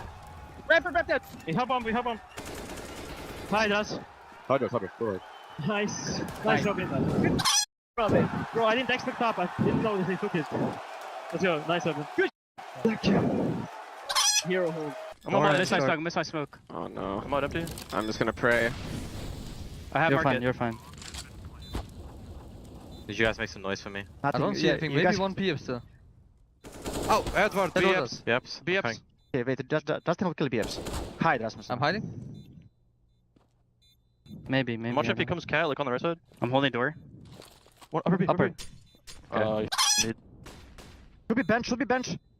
Or kitchen. Okay, kitchen maybe. Working the bomb. Rasmus kid. He's in on it. Left side. Low. Nice! Nice, boys. Spil tiden ind. Ja, jeg har den. Du er den varmeste Nice. det hele. Kom nu. Varm. Jeg vidste, der kom nummer 2 flaske. Hvordan kan I ikke være mere hype? Kom nu lidt, mand. Han vil have mere hype, så vis det, Lund. Han vil have lidt mere hype. Kom nu lidt. Vil du give mig en knuckle også? One me. I will shoot the first. Yeah.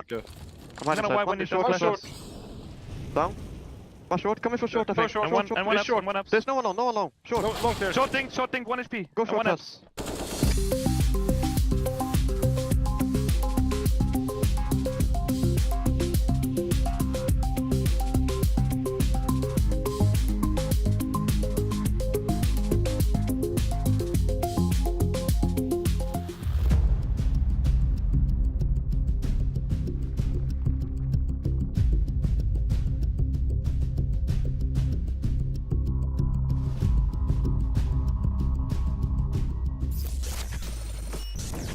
Temple one. Nice. Emo. One way. He's dead. I got cheetah. Bomb down, beam in. I got the bomb. He's out. Hobbit, guys. Hobbit or Ninja. Emo. Dead. Nice. Ninja clear. I got cheetah.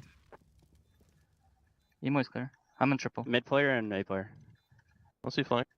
I resmoke temple. I'm just playing Ninja one. Yeah, Ninja? Cheetah dead. Nice. What the hell, he didn't see you? Yeah. Our first taste of Anubis, and that is a dish I want to eat again and again and again. And I feel like Liquid, they're going to be feeling the same way after that one, because Maniac, that was decisive. 16-8 on their opponent's map pick. Obviously, we hadn't seen either of them taken to the stage on this ground, but I was really impressed with how confident Liquid were looking on this ground. Yeah, they looked extremely confident. The gamble didn't work out for Outsiders. I'm not going to shame them for that. I think it's the moment, it's the place to kind of put these Anubis picks forward, and it sends a message to the rest of the crew as well that if they float Anubis, then it might be picked now.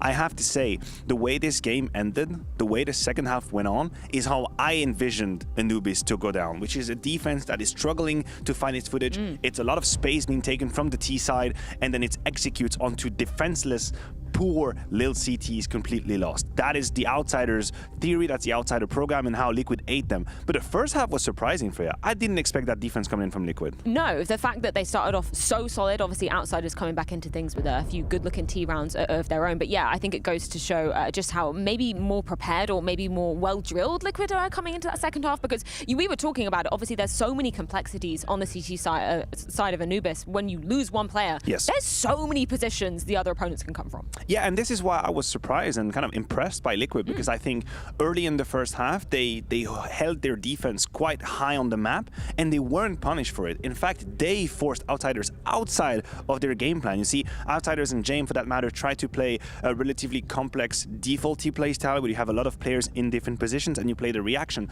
But they don't have the intuition of the map right now. There's always going to be a gap between the theory of how the map is, you think is going to happen, and what is really happening. And I think Liquid forced Jame to simplify, and once Outsiders simplify, then they found some rounds. But they could never really do what they wanted with the map. I think it's something that Connor and Mo touched on really perfectly during the cast as well. The fact that when you're looking at the mini-map throughout this game, when you have to pull those rotations, when you're looking at these different angles, it's a much slower process because teams are getting way more used to this map. Obviously, it's the first time we've seen it played out here at the World Finals. finals. Yeah, listen, the highest level of Counter-Strike is supposed to be made of automatism and protocols, right? That's how the highest level progress, and then you go on a map and then you just know intuitively, this is my corner, this second corner, third corner, and you can take that space and you can do it smoothly. I don't think that's the case in the newbies. We still see players trying to figure out, and you can see their reactions, they're a little bit lost. We had that great mic'd up moment where the comms is all over the place. Like, where is he? Emo here? I don't know. You know, it's like quite confusing times.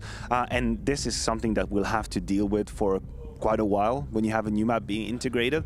But still, I mean, respect to Liquid, they managed to pick. What was so impressive for you then about how Liquid were kind of, you know, executing on this particular map? Well, again, I believe they made the difference in the first half. I think when you're able to put 9 rounds immediately on the CT side, again, from my little opinion, my humble opinion, I think the T side will have a very good time, because when we switched over to the second half, you could see how Outsiders were giving so much map control to Liquid. In fact, I was shocked to see no CTs around the bridge area or towards the mid side. We saw Flit sometimes trying to deal with it, but from really far.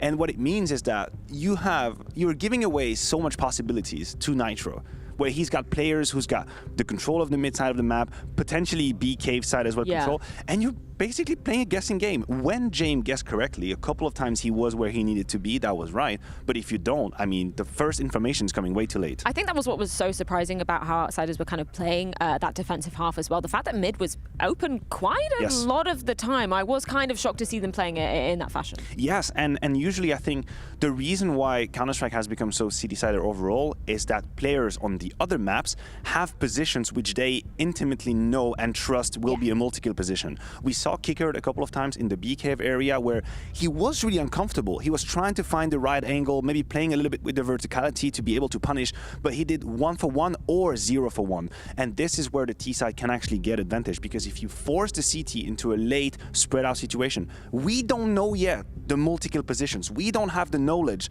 of, listen, I can be in pit on Inferno and I'm going to multi-kill. I don't think that exists quite on Anubis. Let's talk about some of the individuals on this particular map. We were talking about it in the green room, and the fact that, you know, we don't expect there to be an individual star fragger because everybody is getting used to how they're going to be sort of drilling things out on this map. But is there anybody from Liquid that you kind of want to throw under the spotlight, particularly coming off that first map of Inferno? Yeah, listen, I think Elige continued what he had started in the second half of Inferno. We know he had a very quiet, silent first half in the first map of this game, but here he picked up where he left off on Inferno. We see a bunch of multi-kills coming out, and he had that ability. You can see the first clips we have. He had this multi-kill ability on the CT side that no one from Outsiders was able to put forward. He actually stopped them. He actually took a bunch of these duels with great angle management. This is where being as mechanically gifted as Elige's will help you, because you're not relying solely on spontaneously and intuitive. You actually just know how to handle angles, and he did great on that map for Liquid. Yeah, he did really solid indeed. I know you said about the first half was, you know, a little bit of surprise in terms of how that played out for you. Any other surprises in terms of how overall this map was played out?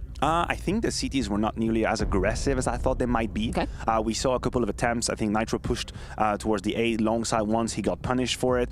I was surprised to see the CTs not trying to get picks from the middle side of the map a little bit more. It happened a few times that some people tried to go from the bridge, peek into water. I think it's one of these picks that's going to happen quite regularly. So yeah, I'd say a more timid CT side that I had expected, and we'll see if it becomes a trend for the future. We can also see just some Nitro highlights going down on our screen. What was his impact in terms of this map overall? Where do you feel like he was excelling? Well, first of all, here's a layover coming in, layup from Blast as well. Great utility damage from Nitro up there, and I just think personally that whenever a new map is being brought on the pool, if you have an IGL that has the individual performance he just had and was able to steer the ship clear on the T side, he's definitely one of the talking points. I think Liquid did brilliantly on the T side, kept Outsiders on their toes, and they were able to utilize all that space that was given to them, and for that I tip my hat to Nitro. I love that utility, that graphic we just got, because we were chatting about, you know, some of the, I guess, new layups that we saw, your position on A side. I know. Pillar. There's a molly for that. You gotta be careful, Match. But that's what's gonna happen, right? We see a late round situation where Elige is playing behind the pillar on the A side, and then he gets mollied from that position, and Outsiders have a second molly that actually is coming into the fall back position. So Elige is going from fire to flash to death, and that's how I envisioned it. That's how I envisioned the CT side would struggle. Unfortunately for Outsiders, I think they took too long to realize this had to be the game plan. I also love that Connor gave us an overview of some of his call-outs as well. Tut is my favorite. I thought that was going to be because it was a sweaty position, but actually it makes sense because there's Tutankhamun, or as you would say, Machi, Mathieu? Tutankhamun. Exactly. That sounded exactly like how Connor described it. Beautiful stuff, Mathieu. Thank you so much. Yeah, it's interesting to kind of, just see exactly how everything's playing out. I believe we do have Danny to dissect exactly how he saw Anubis going down. Anubis, a very new map, a lot of new stuff that we saw, and I want to kind of highlight this one B pop that Outsiders actually did in the first half. So this happened very early in the half. So first I want to show what it was. Norbert coming in, able to get these 2 entries towards the B site, able to find Yakinder on the right side and Nav towards the default position. Now I kind of want to highlight the flashes here. So what we want to pay attention to here is Flit here back towards mid, and Kukert, they throw the 2 crucial flashes for this B pop. So first you'll see that from Flit's point of view, he comes here towards mid, kind of lines it up with the stairs here, so anyone playing at home, they could kind of copy this as well. Now this flash here pops just across and just pops just over the entrance like this. Now this flash is actually a really good initiation flash, because what it does is it actually gets a lot of the common positions towards the B site.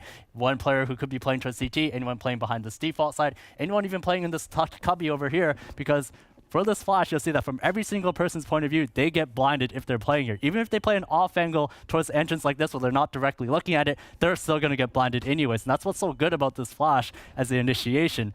Now the second set of flashes you'll see here is from Kukert. Now these flashes pop a bit more shallow. Now these flashes go through the window like this.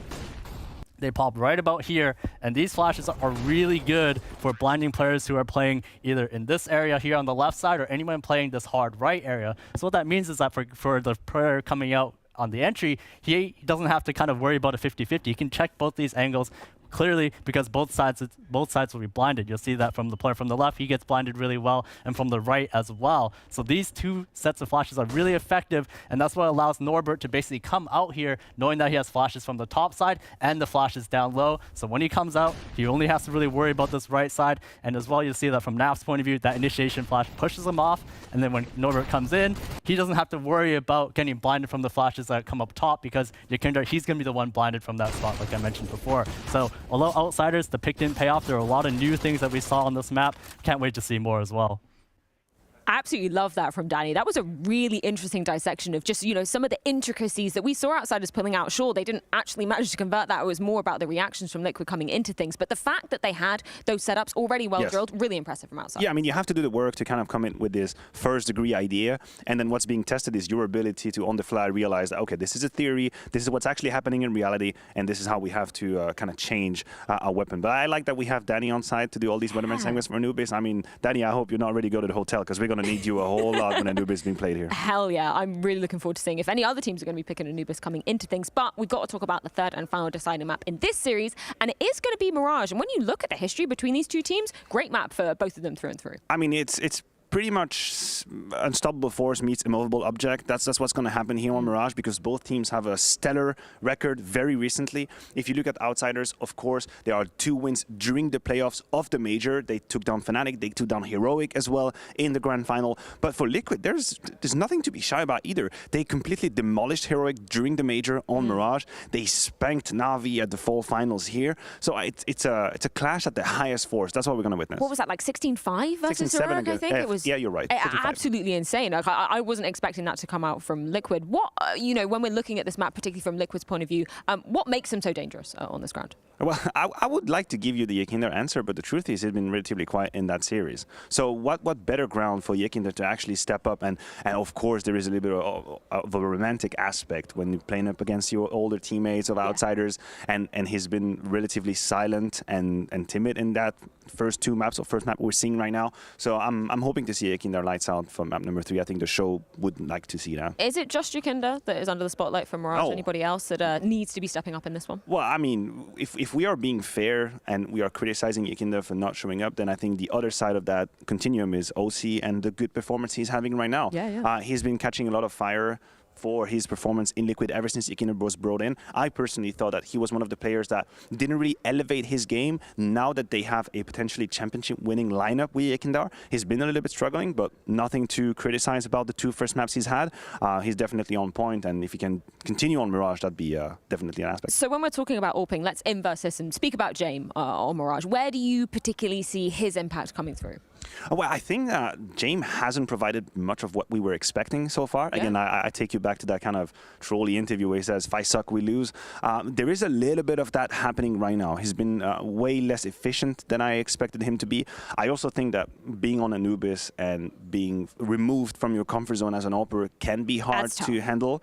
But now we're moving on to Mirage. So there is none of these excuses anymore. That can't be. So I would like to see James take a bit more space and responsibility, freeing his teammates from having to cover certain areas of the map, because he is the one actually being there, taking charge, and being impactful. So to me, that has to be the factor for Outsiders. Do you see this favouring Outsiders then coming into the third and final map, or is it pretty even playing field, considering, you know, this is a great ground for both the teams coming into it? I think the situation is more even than I would like it to be. Okay. I would like to be able to stand here and say, listen, this is Outsiders all day, every day. They're the major win, and that's it. I don't believe the situation is clear-cut as that at all. I think it's a very tough map to call. Liquid is definitely a client, but I'll stick with Outsiders for that one. Well, we're going to see exactly how it does play out as Liquid managed to push this to a third and final decider. As we are pre-facing a great ground for both these squads coming into it, we're going to see exactly how it goes down after the break.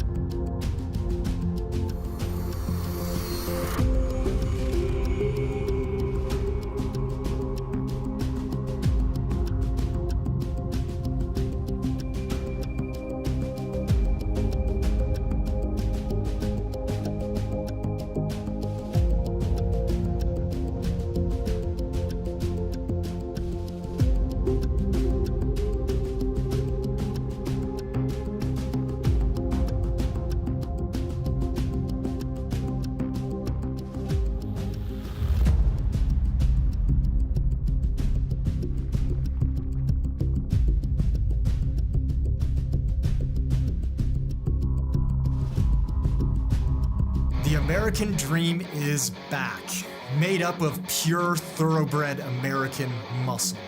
Captain America leads his troops to bring back the silverware America deserves. He's got brains, he's got brawn, he's got firepower, and everything else a good in-game leader needs. Nitro. Liquid have been on the rise. You mean since you left as coach? With increasingly consistent results at each event they attend, they have gained the points necessary to be here at the World Finals. People should watch out for how strong our entries are. I think our T sides are really strong. I would say our standout characteristic is we're really efficient right now. Last but certainly not least, we have the silent but deadly, the calm and collected NAV. The near-complete North American Dream Team has landed.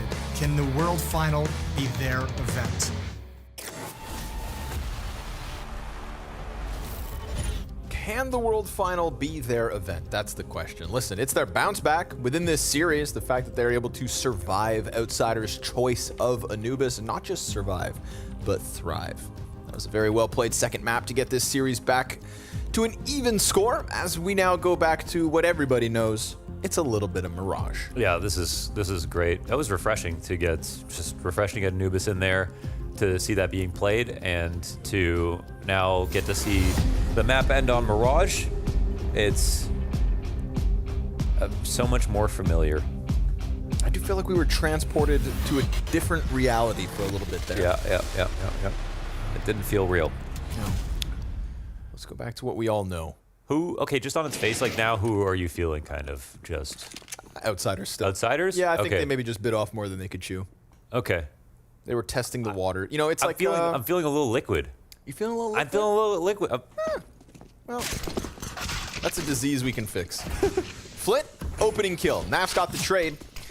Kinder's got the space. Norbert. Down he goes. Inside of the smoke, he will die, and Kinder turns it upside down. Naf's gonna find himself another. And yeah, like I said, man, Liquid, right? They just tear through this A site. Easy does it for Kinder, who slow map on Inferno. Slow map on Inferno. Slow map on Anubis. Slow map on Anubis. How about Mirage? Yeah. It's Yeki on Mirage. And again, every time I talk to Kinder, it's just like all this reverence for Outsiders and how good they are and stuff, but at the same time, it's the guy who knows how the sausage is made, It's Kinder who, he learned a lot. He's the player he is, largely because of James. I kind of openly talked about that, but at the same time, now he's taking those skills, he's using them against his master, So he's kind of like Kung Fu Panda. Cool. And James the Turtle. Can't say I've seen it. What? I don't watch anime. That's such a good anime, Kung Fu Panda. Flit trying to peer over top, but there's nothing to be had at the bottom of middle. We get this slow encroach from Kinder, a liege right with him. James starts to come back as well through jungle, but oh man, Naf, he had an open door. We hit the minute mark. Team Liquid playing real slow.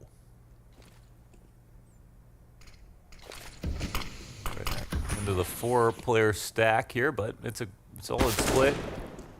Uh-oh, the scout tag, that can change things. It's kind of exactly what the Outsiders want. Famed Desert Eagle is ready.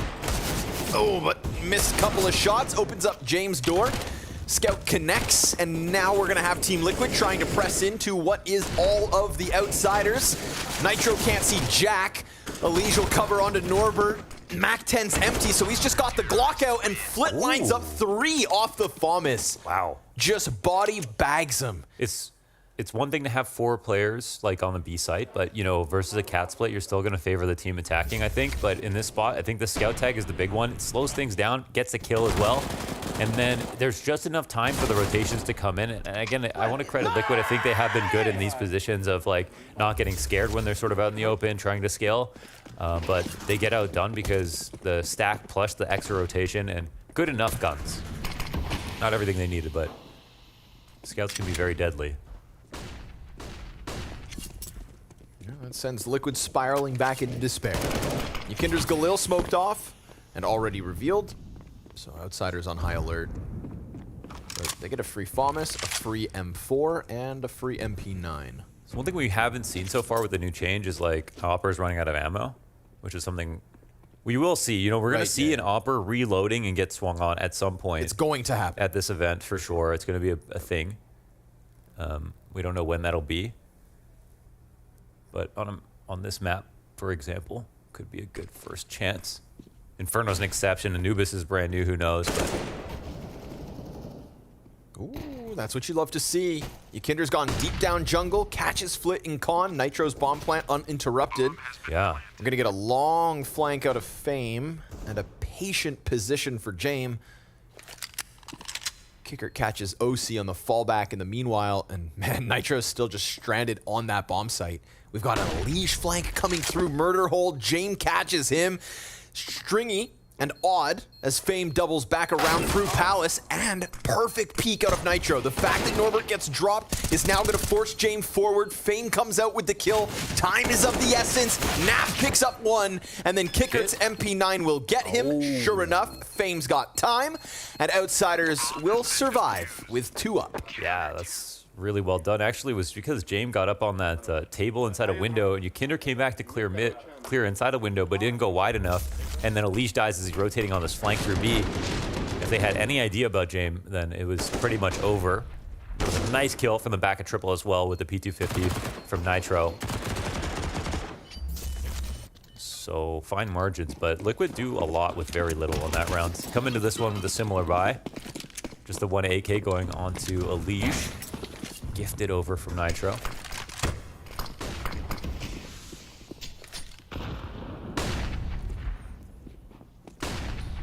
Ooh. Trying to fluster Jame as he falls back through jungle, but not gonna happen. Nice nade out of Fame. See, I just feel like Outsiders are already back in their groove, right? Again, they know how to play Mirage. Yep. It's just, yeah, one of the biggest buffs for them obviously was getting Flit on this map. But actually, Flit's playing con. I'm pretty sure he was their cap player before Fame joined. So that's a spot kind of handed over, but that's a pretty powerful 1-2 combo, having Flit and Fame cover mid from both sides.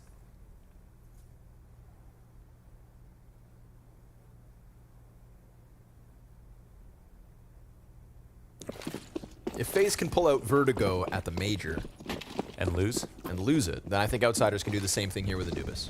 Okay. And the fact that it's brand new. But then they went 0-3 the Legend stage. Well, I tried to bail them out. I still respect Outsiders for trying to pull that off. Yeah, that was nice. You know, props for an attempt.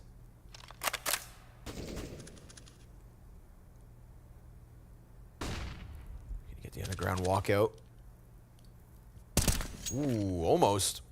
Elish with a nade out. Lucky to have his head still attached. And all his health, in fact.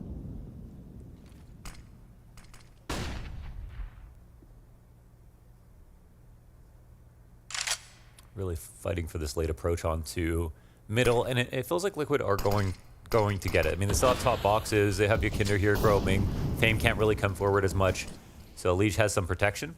And now it looks like they'll begin the crunch.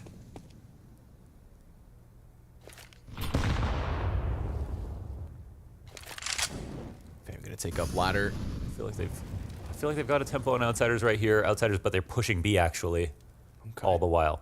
Yeah, Norbert getting all that info. Outsiders confident in the A stack. Kicker deep position here as well. Oh, nice spam. Oh, OC picks up the frag straight up. Fame's gonna find the response, and Flit holds cross for a second. OC almost gets over, but Fame all the way off of Catwalk picks up the kill.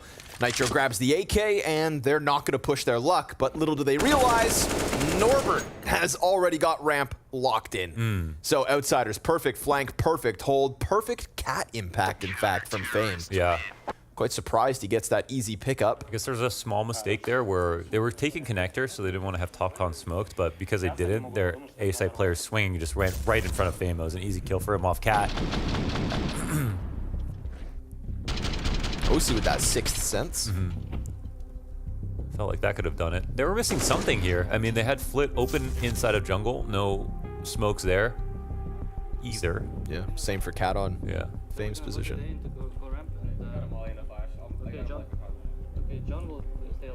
I wonder what happened there. Might have been Outsiders just delaying longer than it appeared. Yakinder's calling, straight up, calling this whole round. Yeah, he calls a lot. Or nobody actually. No, we're not gonna go half. We're gonna go around. John will live on it. Him and Alige. And Alige like called a lot as well, even in 2019. Sure. Him and Stu Balls did a lot of calling.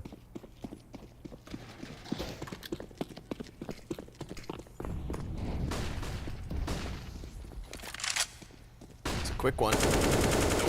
Kickert's flash helps out Flit, who wants a little more, and he's gonna get a little more from OC.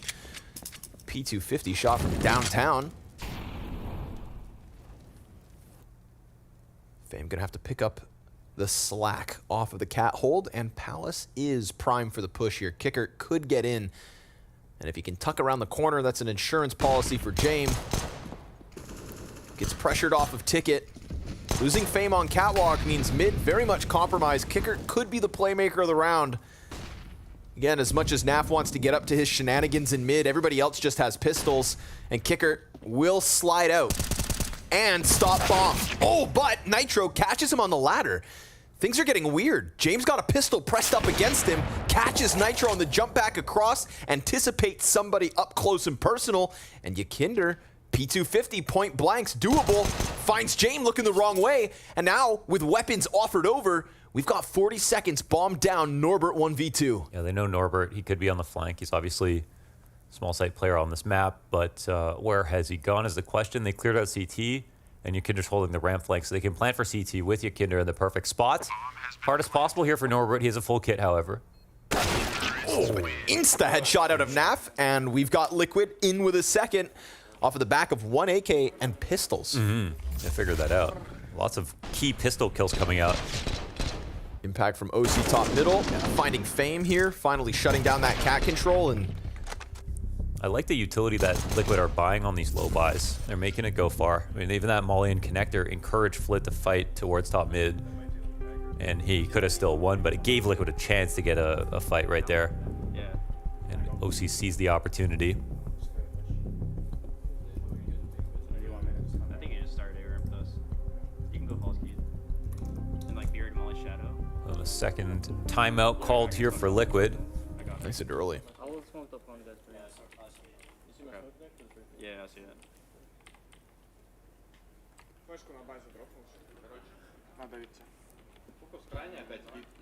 Я на КТ посыл, потом на буду ходить. Мне нужна флешка. Вот флешка.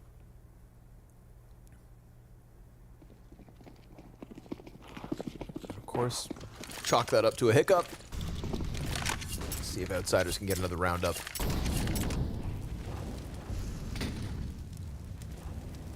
Nitro wanted the A emphasis this round, wanted that third body on ramp.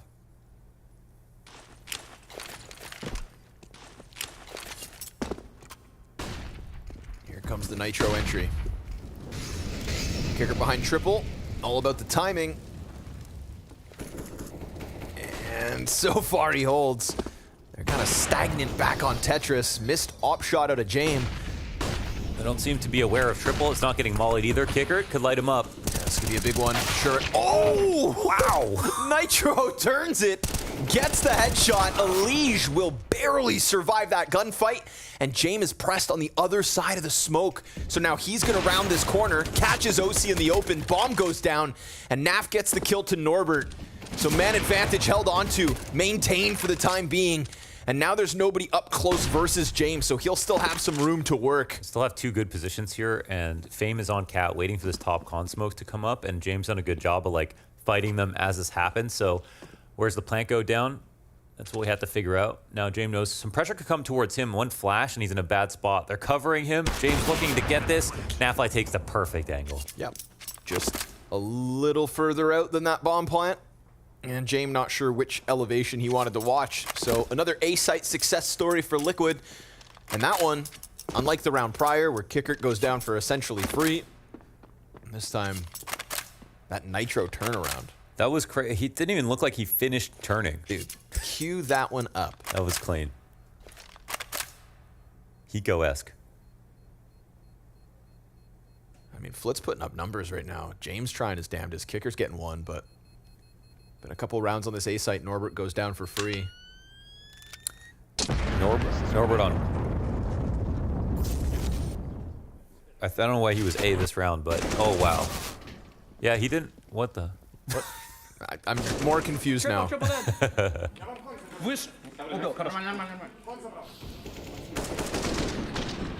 Oh, okay. Actually, Norbert did nothing wrong. Tough.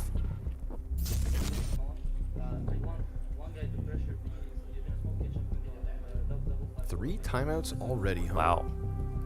But that's the thing, I think meta right now for sure is using all your timeouts on T side. Like almost all of them. Okay. What? Sent him a message. What were the first two smokes you wanted? Window and what? Also, Nitro having a better map. Yes. Slow Inferno as well. Yeah, Slow Inferno. Had a very good rating at the end of Anubis. Anubis. In fact, let's double check. 1.16 rating for him. Yeah, so who's the best Anubis player in the world now? Right now, it's a Liege. Wow. 1.43 at the end of Anubis. He's a learner.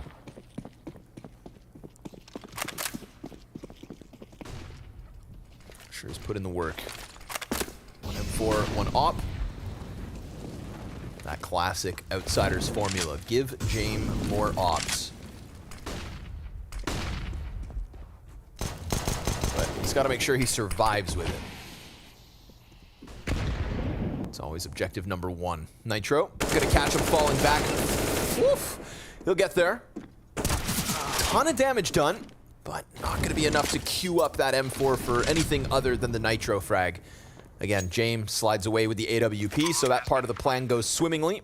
And there'll be this question mark around Flit, whether he survives and whether he can rob away anything with his life.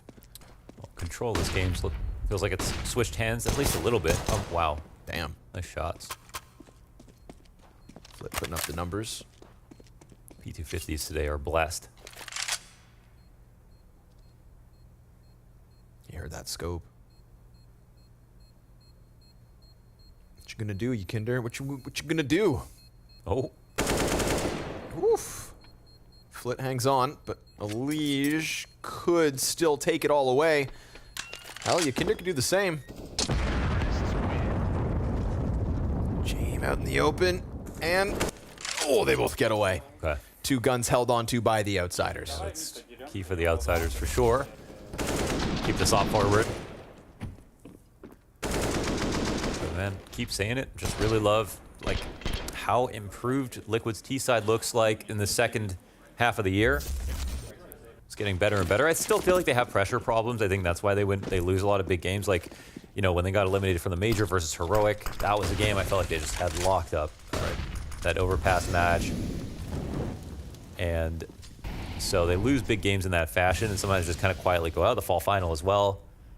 But not because they don't have the tools or they don't have the system. Wow, that's a great shot. Damn. Flit's going to recover it, but takes a bunch of damage. 99, in fact. That's an A-site bomb plant out of Team Liquid as they too fast. Very quickly just pressed out. I mean, Kicker gets caught jumping in the sky. Yeah, it was an insane shot from a Liege. And that one shot just takes all the life out of Outsiders here in round 9. Oh, no saving either. They have to fight their way through this. Oh, God, look. They're going to get caught. I mean, they actually could press in. Kinder pulls the quick trigger, finishes Norbert, but then one too many targets. And James going to hold on to the old trusty AWP. But Naf smoked off from preventing. Oh, Nitro still presses in. They want to clear it all. James hanging on for dear life. Nobody else coming at him from Ticket. So the op will be saved yet again, but Team Liquid, let's see that entry on Kickert, because that one was real quick. Mm-hmm. And that is a Palace walkout with the intention of hitting A really quickly here. So Flit's first kill is just after Kickert goes down.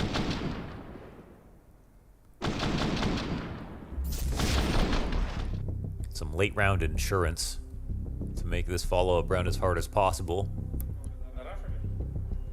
Kinder knocks 2 saves. And it is a worthwhile idea to try to go for some bigger lurks versus Outsiders just because they will save so often. Like them, Cloud9 might be another team where it's like if they're almost pre-planning the save and they make one mistake on losing a site player and you just have to because that's normal, well, now you can just really screw up their game plan entirely if they can't even have the economy on their side when they lose. Okay. Я могу джаксы сделать. Молик нужен мне. Молик нужен мне, чтобы я кинул тебя забил.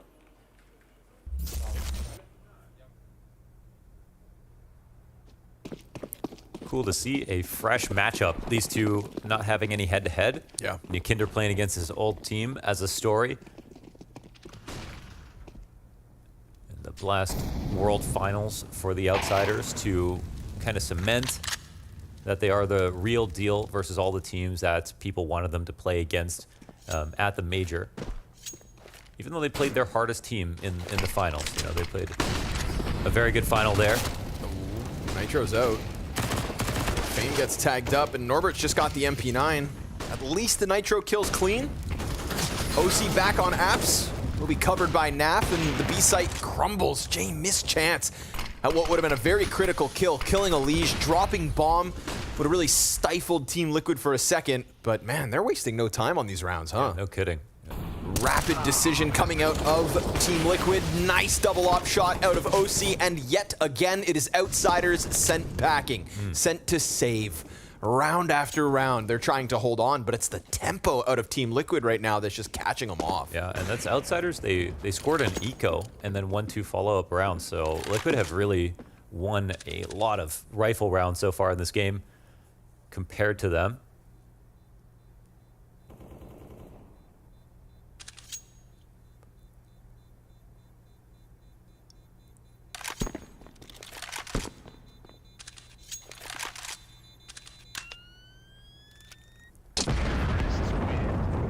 Spent about the first 5 or 6 rounds working on mid, almost exclusively, and now fanned out into these A hits and these B explodes that are really light on utility. They're not like full execs, it feels like, as they layer it as the exec starts to roll on, but it feels like they're just trying not to alarm any early rotations, any stacks or anything like that, not drawing anything out. No fakes so far for Liquid.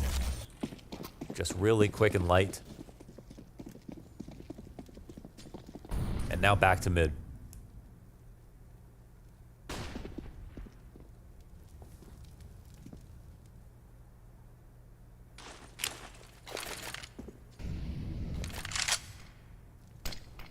Back to mid, and everybody's focused on it.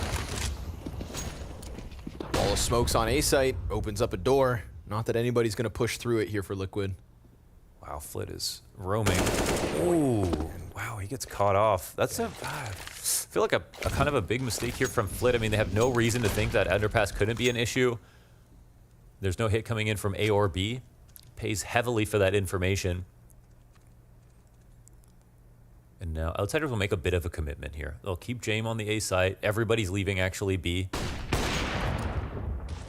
Giving themselves a chance to defend 4v5. What? Kicker, blindsided by the connector push. Just sitting in the open to that peak. And what do you know? Another completely free round, man. Liquid Look how good these splits are. I mean, dare I say it, owning them. Yeah.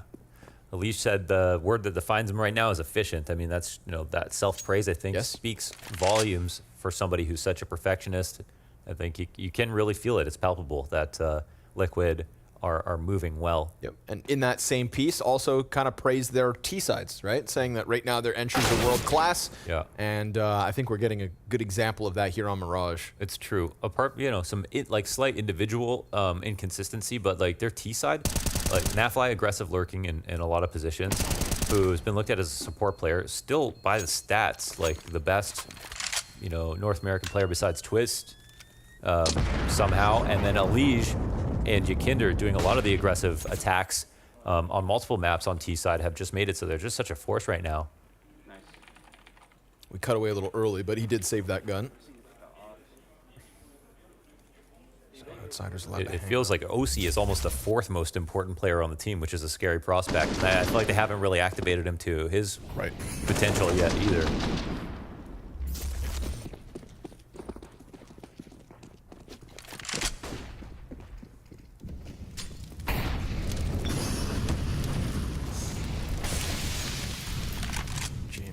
Burned, but smokes in place, and another faster round being set up here by Liquid. Just by the looks of it, they want to get out that ramp.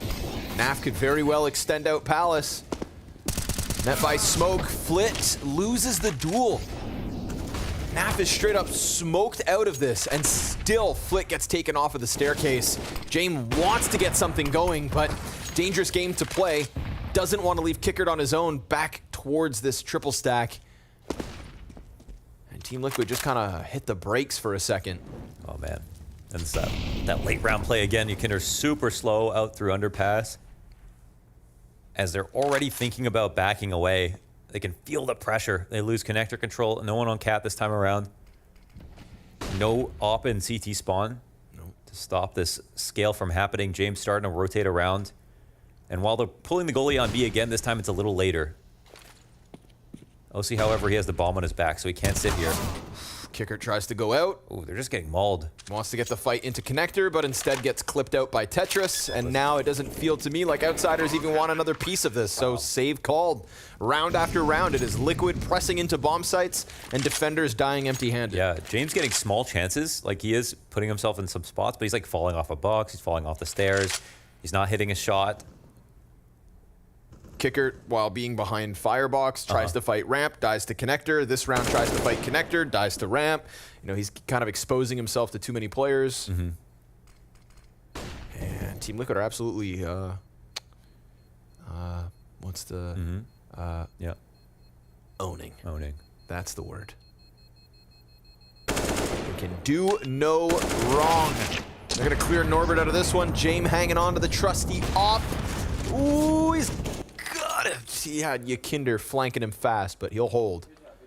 But, I mean, so what? You save your AWP. There's just been no impact from it. What's it worth at that point? Wow, that's not the first kill that NAF's gotten doing that. You're like, look at Kickert, exposed to 3 players on ramp as he tries to take the connector duel. Yeah, seem to have no idea that they could be hitting the A side. It felt like they were very clear that it was not going to be B. They just decided to leave it, but... All right, already into round 13. Liquid going strong right now, map 3.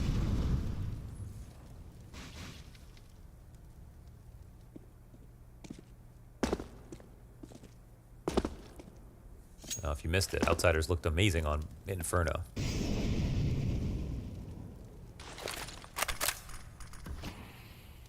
But I did mention that you had to talk about how Liquid just didn't, necessarily look like themselves. It was... It's just surprising, as Mirage. Outsiders want to play this map. That's how it felt, but I feel like we've also got a fired up Liquid since Anubis. Yeah. All right, here we go. Test it again. Some kind of a defense has to stick, and it's Norbert to pick up the double. It's going to prime Kickert to peek over top of the ticket. And what do you know? Outsiders trying to hold on to that line, but NAF will recover somewhat already. And Kickert almost caught as he fell down off of the ticket. So there was a key kill gotten here, right? The one player within smokes gets taken down, so they have a chance to attack now. Lots of CTs, though, pressed up. No retake grenades really here for Outsiders. They might actually have to fight a bit. Yukinder's got a safe passage to the bomb plant. Smoke covering top con. And he just blows Flit's head off as he sends a couple rounds down connector. Excellent flash into the ticket, but Kickert, he will give good cover. And now we've got this famed flank, an eventuality that could deal with OC.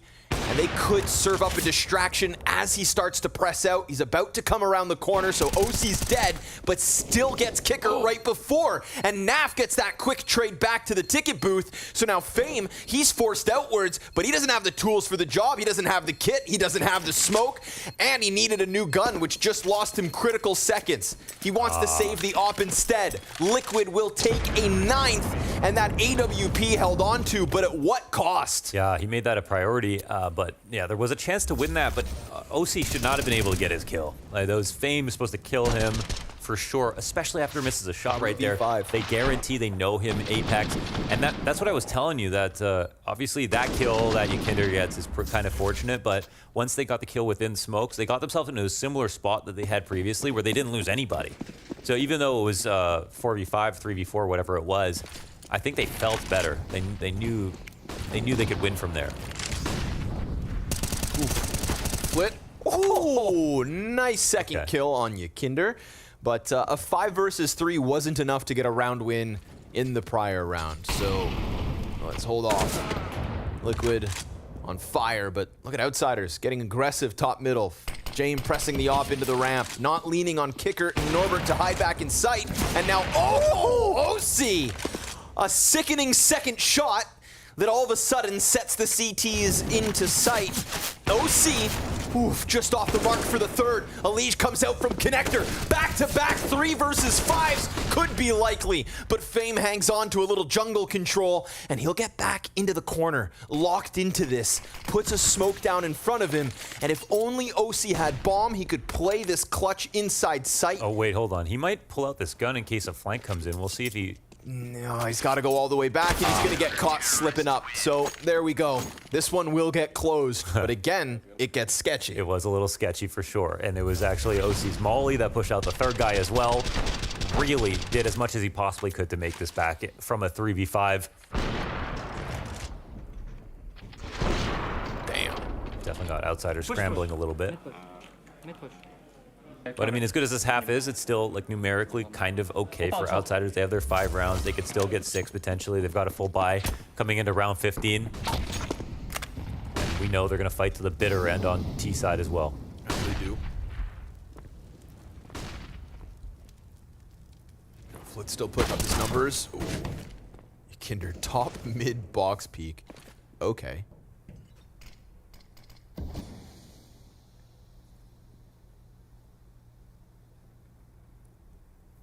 Majority here for Liquid through mid.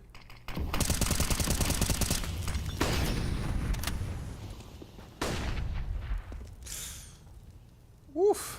Fame tucks into ladder room right before Elige peeks Cat, and now he's tasked with the window hold, but Elige is ready.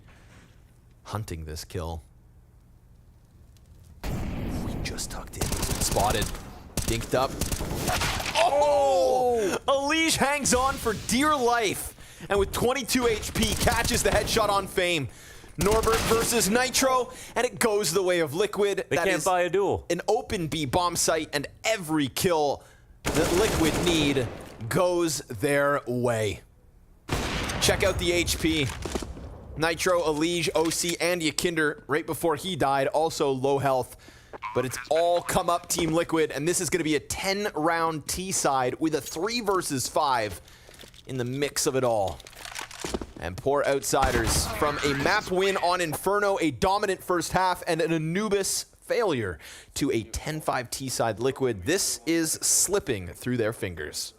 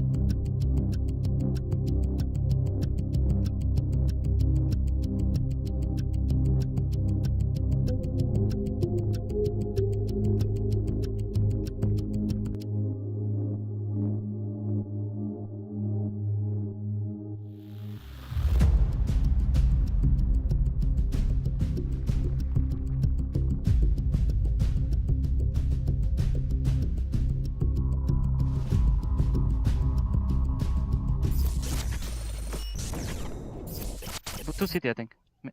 Sun? His ramp. Halls dead. Halls dead. Nice. I'm coming back around from here. One on ticket. On top of ticket. Race ticket. Ah, I couldn't cross. I'm going to area for a second. Opposite left side or right side? Is that up on default? Yeah. Could be halls as well. I'm watching halls now.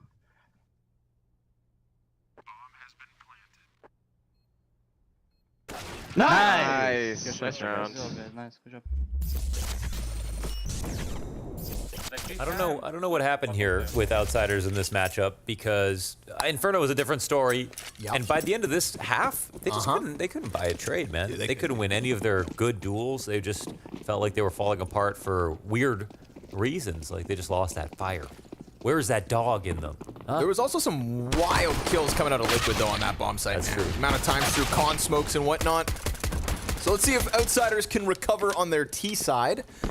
But honestly, Team Liquid looked ferocious. And Alish, well, he's side by side alongside NAF, ready to try and press out through the market. Outsiders with the B site, bomb plant flit with eyes behind. Ooh, Alish gets the double kill, and it's gonna have to be Kickert to come up big. Guess what? 4 health. And that bomb still has so much time left on it. Nice kill onto Yakinder. And Alish crosses over. Kicker just can't get hit. Gun goes dry. Reload needed. And it's far too much. But guess what? There's also the kit for the play. Alish comes out with the defuse. And Liquid have now runway for this BO3 win. Yes, and that's Nitro, who had the kit dropped in the back of the site, who also lit Kickert up as he was coming out. Didn't finish off that frag, but after the 2K from Alish, and this flank kill coming in from Yakinder, well, it was pretty much over for Kickert. He had to hit some really ridiculous shot. Couldn't make it happen. And yeah, you could call this a pistol round that you need. 5 away from closing out the series versus the reigning major champions. It needs to be stated that way. The reigning major champions who looked fantastic on Inferno. If you guys weren't up early and didn't catch that first map, and Outsiders just destroying. Oh, and this pocket play just fails right off. Cool. Shutout, no space. Yeah, it's a full investment too. Not the best guns, but a couple of good ones. Fame pressed between CTs here. Ooh, they get. Yakinder really wants some, and well, he gets it. Shot between the eyes. But it leaves Fame on 22 health. Same for Norbert. And Naf slides into the backside.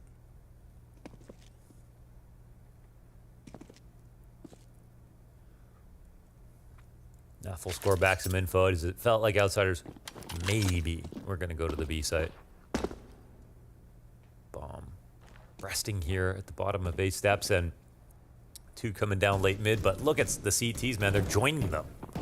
They're matching their energy right now, right at the perfect time. Roaming and hunting and looking for this fight. Calling out the late mid, getting themselves in good position to rotate around. Look at Liquid move. Catches a zinger. Norbert teleporting through space and time. Gets into this site, but goes so deep that Nitro's easily just gonna sweep him away.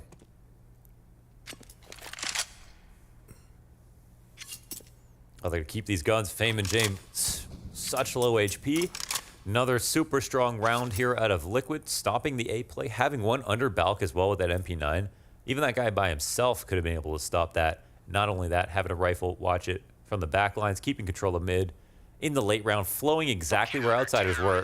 Naflight goes to check B just as they leave. Then when he sees nothing, they get info on mid. They're playing confidently. They're moving fast for an appropriate amount of time. They're not like running around.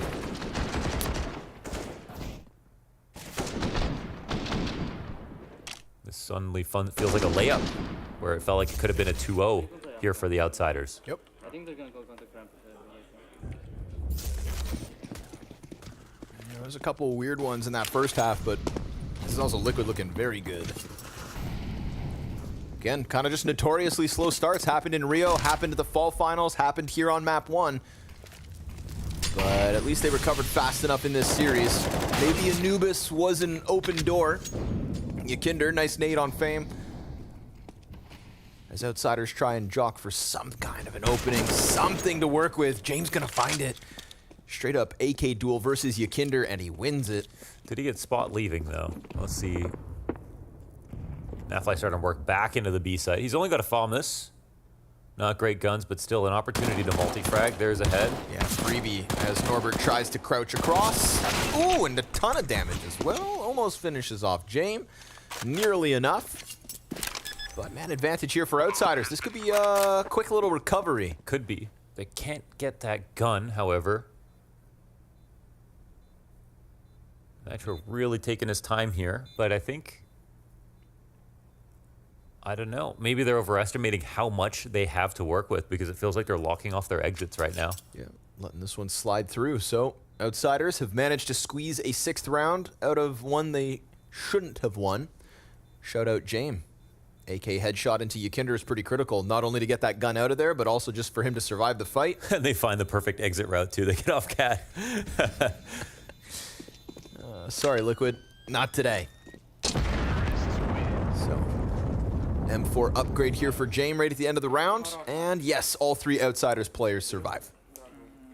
Yeah, not too shabby.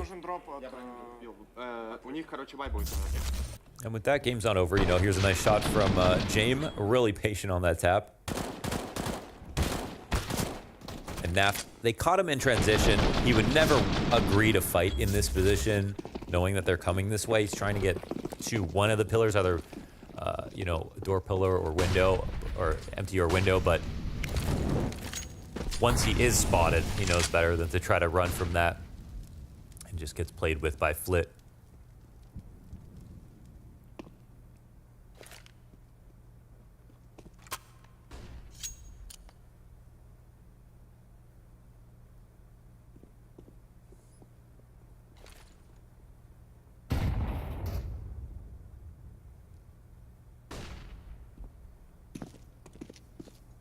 Flashes out middle and Liquid sit back. Not showing any skin on this setup, but the numbers are nearby. I think Liquid right now, they have the urge to fight for the information like they have been, but they don't have all of the resources right now. They do have a lot of smokes, but it's a little bit of a weaker buy than it appears on its face. So smart for Outsiders to really press their advantage here inside of middle. Yeah, that timing's working out as well, right? Window still smoked, catwalk mollied, OC, oh, Fame kind of clears it half-assed, and James, he'll get the trade back, but Alicia's ready to try and trade it. Spotted, jump! And Alicia just delivers a beautiful kill on Flit. Norbert tries to bring this back in a 2 versus 4, turn 3. And bomb can be, maybe, planted. Depends on whether Nitro swings. But that first plant's a fake, and that just allows the other CTs to get dangerously closer. Yakinder now top stairs. Palace occupied. Nitro trying to serve up the distraction. Norbert now hands busy. Where's the commitment from Nitro? No need. NAVI flanks, perfectly timed, and gives Liquid 13. Yeah, keeps them completely busy. And right there, want to relive that Alicia clip, I think, because it was a jumping peak to bait for the easy trade, and he adjusts for both. Like, you could almost not space this better. Of course, it could have been a touch faster. I mean, if you want to really split hairs, but ultimately it's more of a beautiful spray transfer for Alicia than anything else. First, next bullet to the head. It's because of the sound, bro. So no dice in that one for Outsiders. Looked like a live one. Well done by Nitro as well to not just, you know, show too much skin on ticket. Ooh, but James gonna find the opener, and it's not gonna come for free. Let's see. Swinging with the M4, out through connector. Very fast transition here coming out of Outsiders, but again, it's a back and forth affair. Kicker picks up a couple, and he's got that top stairs position next to deal with. OC shredding them with this rifle from top con to staircase to mid peaks out of NAVI. And that one's gonna catch James sleeping. Yeah, he was waiting for so long right there. And then too many of his teammates died. He decided they had to make a move. Fame 1v2 has a clutch to his name so far in the series. Good chance for one. Doesn't have to worry about that insta-kill from OC's op. Do they think the crossback occurred, or... Right, this could catch him off guard. Yeah. They might have to clear under Balk, we'll see. Does have a smoke and a flash. Couple They of have smokes two. for Liquid. Yeah. See what they end up covering with this. They're worried about CT here. Made for Ticket Booth, but he's on Garbage Can instead. Close play from Naf. Naf's just gonna hold this. Nice first kill. Oh! Fame gets him off the bomb just in the nick of time. Yep. And that's Outsiders with a little lifeline, but still trailing by So well 6. played. I think they did split the difference there, because if they were for sure that he was CT spawn, they would have smoked CT and eliminated all the points of reference and then just covered it. Or maybe they don't because he could line up the spam a little bit more easily. I'm not sure. Maybe it was smarter to smoke on the bomb and just trust that the cover was good enough, but Fame is very sharp. Yeah, just don't lose that info, so you don't have to worry about it. The way Liquid are playing, they could still win a round like this. 2 pistols, but scout on OC. Okay, gun gets given over. Good to do an aggressive move in this kind of round because, you know, got pistols that are happy to pick up an upgrade.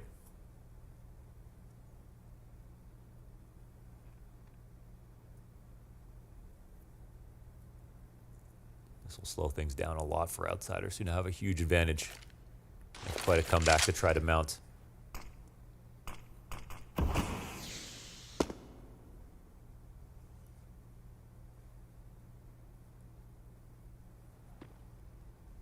But, of course, known to thrive in these endeavors. Man, they're getting the right info. And they have a deep palace plate, and now their 2 riflers inside a middle are actually going to retake off Cat. This is such a good move from Liquid.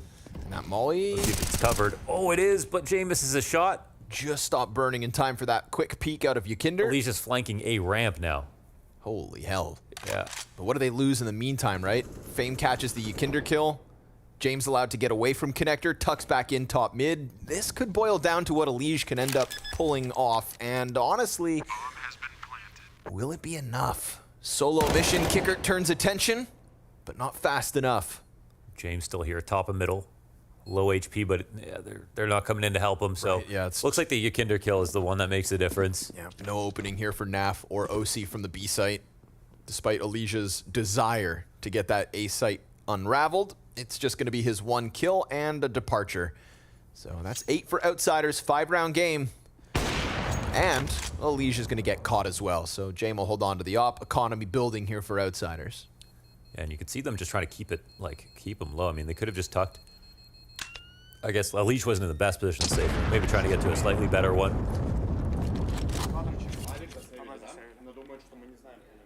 I don't think there'll be an investment here for Liquid just to light pistols behind these saved guns.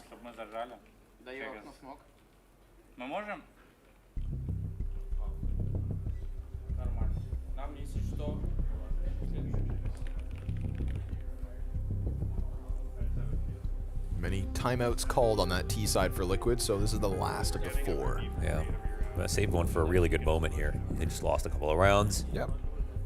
Just one on the CT side to get recentered.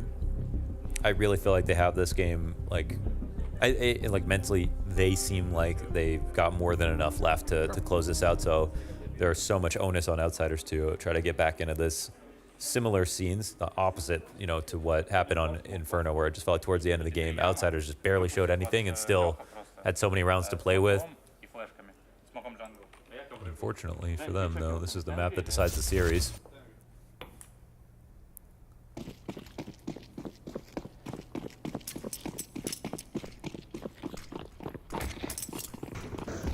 feel like I've just seen too many low buys from Liquid go too far. Right, yeah. A couple extra rounds they could have already picked up. This is an interesting risk from Liquid. You don't actually see Outsiders like attempting to split B that often in the same way that we saw like Liquid do, you know, with a tempo. They'll have to really hold their nerve here and wait and see if it's going to come in this direction. If they make a correct call in this spot, it'd be pretty impressive.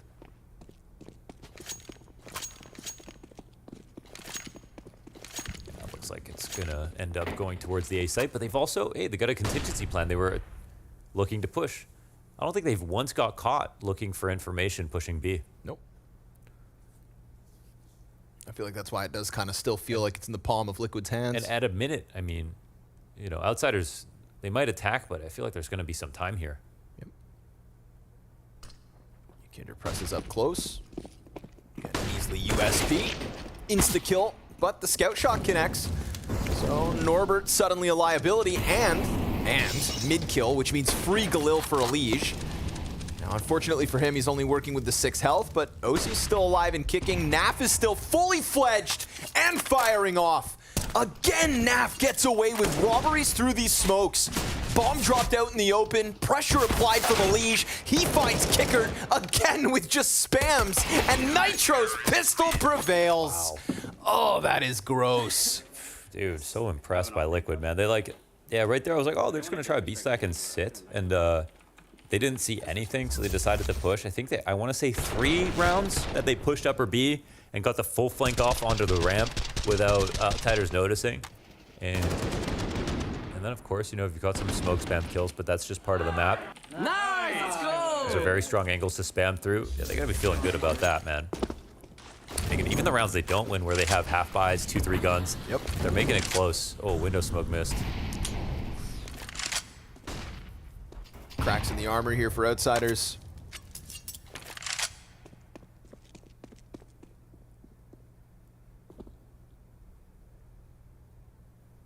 Mortal Major Champions. First match since Rio. Blowout on Inferno. Confident pick of Anubis. Blows up in their faces. Now Mirage has just slipped. OC doesn't catch the ramp kill. Pressure about to arrive through connector. And a missed shot initially gives a bit more space for the Outsiders, but oh, Elige, beautiful couple of kills. And then Flit kind of loses himself with all of that pressure applied off of the catwalk. No trade frag back. Again, it's damage, but that is not enough. Not at this point in this map. And Team Liquid, they've got A site wrapped. Nitro's gonna be wounded. Norbert and Kickert, this is too much to ask. They're gonna fall back. Nowhere is safe, nowhere is open. This looks like a Liquid 7 match point type situation. Can a single kill slip back the other way? Kickert's got a little to lose.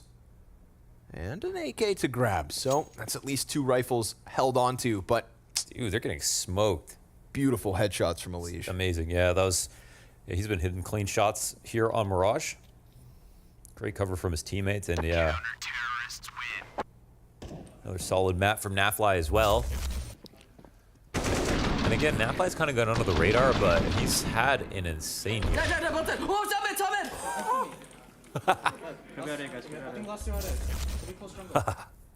They covered him. Dude.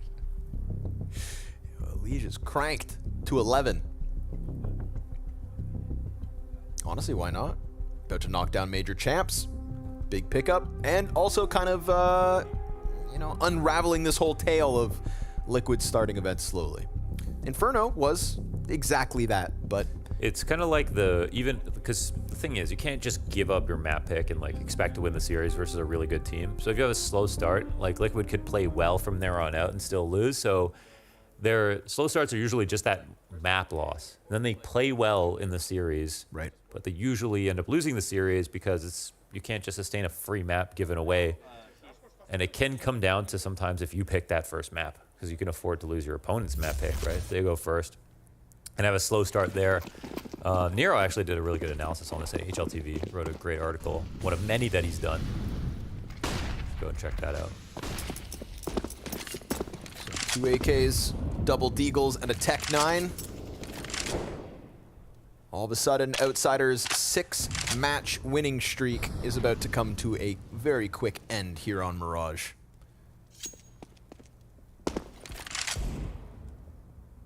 It's gonna have to be Fame or Flit. The rifleman of Outsiders, and Yakinder just insta-pops Flit. Predicts Norbert's position, and we'll let him live for now.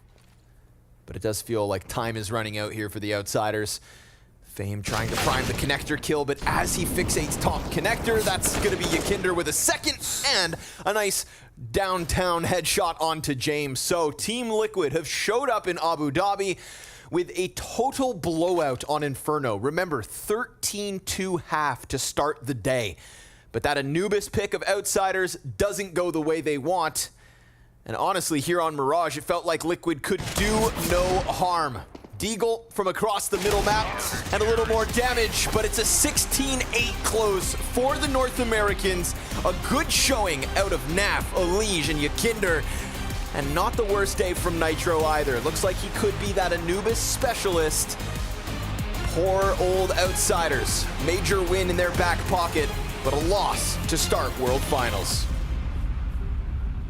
Liquid with the reverse sweep, and man, they do that in decisive fashion. We knew Mirage was a good ground for both these squads coming into things, but super impressed with what Liquid pulled off, particularly as Connor was just prefacing. They were absolutely washed out on their own pick of Inferno. Beautiful bounce back on that Anubis as well. Very unexpected from them. Great stuff from Liquid to start off their tournament here at the World Finals. I have no idea how they were able to reverse the tide of this series. Crazy. We started on in the first half talking about how Liquid were asleep and Outsiders were outclassing them in all departments, and honestly, this third map is the absolute opposite of Inferno and how it started. I have rarely seen Outsiders being so lost for solutions, loss of plays, losing duels that they should have won. Hell, missing opponents from behind. Yeah. Liquid were outclassing Outsiders in any department. Yeah, Outsiders were just incredibly flat in this third and final map. I do want to go back to a particular moment, though, that really brought on some momentum for Liquid, because we saw them going on an 8-round winning streak, and it was an eco play that actually kicked things off on that T side. Quite surprising that Liquid actually managed to pull that one off. Yeah, it was signs of the time to come for Liquid, and unfortunately for Outsiders, we have here, you can see the scoreline, Freya, it's 4-1 for Outsiders. It seemed like everything was back on track, back where it belonged, but actually they're going to give away this round by being a little bit overzealous. You can see the amount of duels being taken towards middle, trades happening. The timing from Kickert finds only one kill, which I think was the determining factor. He had to have for a multi-kill, but he was punished, and just like that, Liquid turned things around, and this was the beginning of a very sad story for Outsiders. Well, Maniac, you asked for Yakinder to show up both in, and now we have him out the server as well. GG, man. That was an incredible bounce back. First of all, can you tell us a bit about the mentality of the team coming onto this one, particularly after that loss on Inferno? Yeah, I mean, it's 8 a.m. and you go into Inferno T-side, and a lot of the situations could have been different if I got the kills necessary on Banana. We lost Banana control, and the calls were sleepy. Individually, all players were sleepy. You could feel it, and it's really good that we got that CT momentum at the end of the map that allowed us to go in Anubis and then afterwards to Mirage. You guys were surprised seeing Anubis being picked against you at that point in the game? Yeah, honestly, yes. I mean, that's a risk, but I guess it's group stage, so they wanted to risk it. I mean, and especially we played them in scrims. And for us, it's a very interesting ground to see the first Anubis being played here. Can you give us your thoughts on how that game went out for you? Because it felt like you were in control most of the time. How did it feel from inside the game?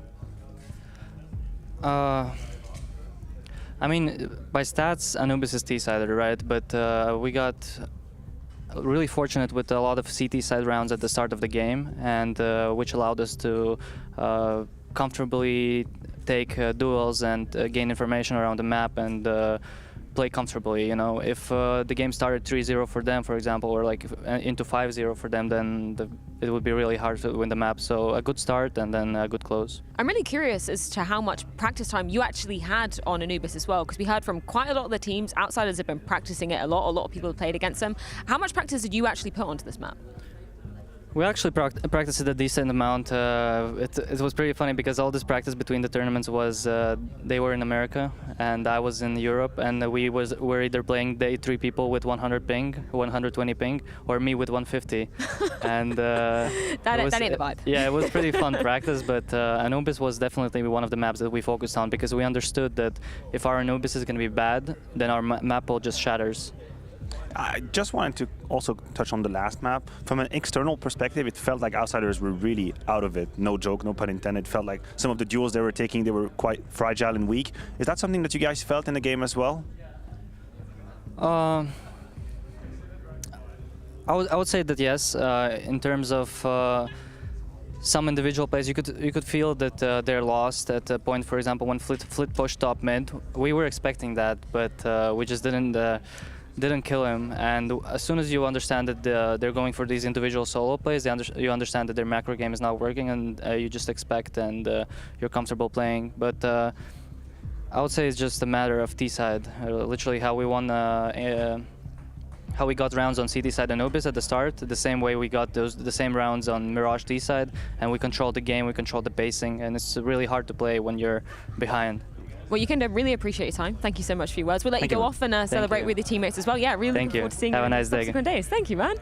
Yeah, I mean, I want to continue the conversation about Ykinda as well, just in terms of what he showed on the server today, because beginning off the series, he was saying himself, you know, felt sleepy on that first map in Inferno, completely reversed the fate, particularly coming onto this map. You're right, great show of resilience coming out of Ykinda, and it's worth mentioning, he started being, for my money, the weak point on Inferno. I think he was one of the main reasons why they were unsuccessful in that first half. Turned out to be 13-2, but then he had the reaction he needed to, and he closed off in a great way on Mirage, having a couple of these very impactful kills. I think his analysis is quite on point. The way they started Mirage and the amount of rounds they very quickly got on, put them on track, and then they just measured their advantage all the way to W. Connor and Mo put it perfectly as well. Elysia Naf also showing up, and I think Launders was the one saying the fact that, you know, I feel like maybe we've slept a little bit on Naf throughout this year, because when you look at his numbers, he has been pretty consistent throughout 2022. Look, I think sleeping on Naf is kind of the eternal pattern. Yeah. It's always been the case because he's been obviously surrounded with stars next to him, and he's not necessarily the first player that you mentioned, but the truth is he's one of the most intelligent players I've seen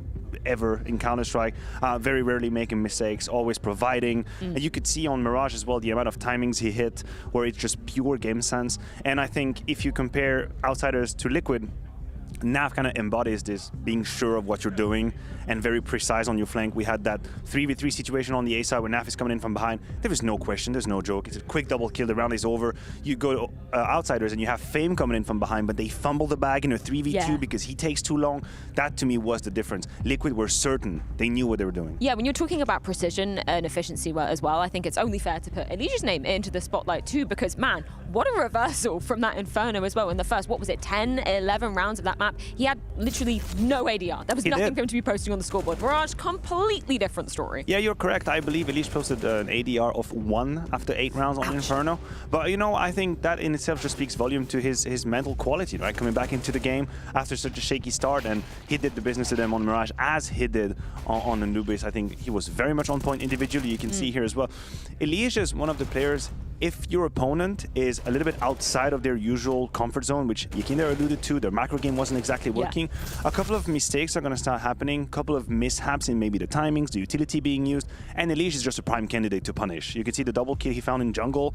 There should be a flash, there should be something happening. He just instantly punishes, and he was on 1. So how does this kind of leave you looking at Outsiders? Sure, this is only one best of 3 series, the first that we've seen here at the World Finals. Props to them as well for kind of having a ballsy pick of Anubis coming into this too, the perfect time to be doing it.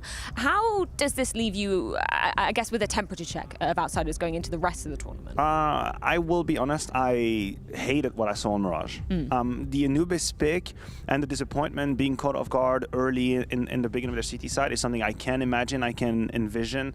I think they should have done way more on Mirage, and now no one is ever going to take away their major crown and what they've been able to. No one's going to touch that. But I think next recent weeks or the next months are going to be very important in kind of cementing their position in the minds of everybody else as well. Yeah. Because I think if you're Outsiders, you need people to fear you, and you need people to give you the credit that you're at that level. And coming into Abu Dhabi and getting smacked around is not the way to go. You have to solidify your position. Yeah. That Mirage game was horrendous. They have to do better. They need to do better. Best of 3 situation here as well. They'll have to play versus the loser of G2 FaZe, if I'm not mistaken. Yes. There's going to be a chance, but you cannot just bow out like this. You are the reigning major winner. Yeah, it's the fact that you were talking about, you know, the pressure that maybe Outsiders were experiencing, with the fact that a lot of people were kind of hating on the way that they won the Rio Major. The fact they didn't really have to face up against too many top-tier teams. Sure, that's exactly how the cards played out for them. You can't hate them for that. No. But I think there is a proving ground coming into this last tournament. Winning the major in Counter-Strike is obviously the greatest achievement you can possibly put your hands on. And again, we're not going to take that away from Outsiders, but it doesn't mean that you are at the end of your proving ground. I think they're far away from it. You can only beat whoever's in front of you, and they disposed of everybody in Rio de Janeiro, which fair play to them. But now they still have a long way to go, and and losing to Liquid in that fashion, again, that's the problem. That third map, if that's how you go out against Liquid, then your journey is definitely not over. Well, let's take a look at the brackets to see the potential path, rather, that Outsiders may be taking throughout the World Finals. As we were just saying, of course, FaZe taking on G2 in just a few. Team Liquid now cementing themselves in that upper bracket final, taking on the winner of our next matchup, Outsiders, with potentially one more lifeline in that elimination game. But it's time to get into our second best of these three series. It's FaZe versus G2.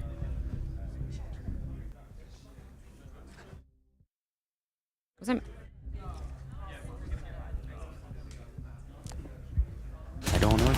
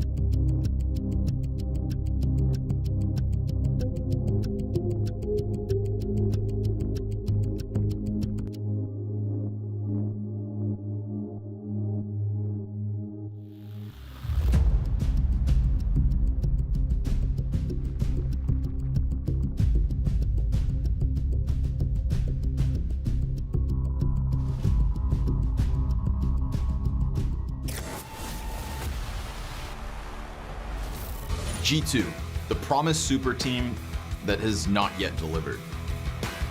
Monacy, the proclaimed GOAT in waiting, the fastest fingers in the West on the big green gun. He's just super good in everything that he does. Can this 17-year-old prodigy shine once more on the big stage? Another trophyless season lies ahead for G2. A year of almost, nearly, we'll get them next times. But those near misses were just enough to book a spot here at the World Final. Nico, the Bosnian beast. It's been over 3 years since he had a trophy in his hands. The one-tap master won't be starved of a big win for much longer. Surely not, right? I've never been a part of the lineup that worked so hard. At some point, we will win a tournament. The trophy cabinet has a perfect World Final-sized hole at the G2 campus. Let's see if this lineup can finally deliver.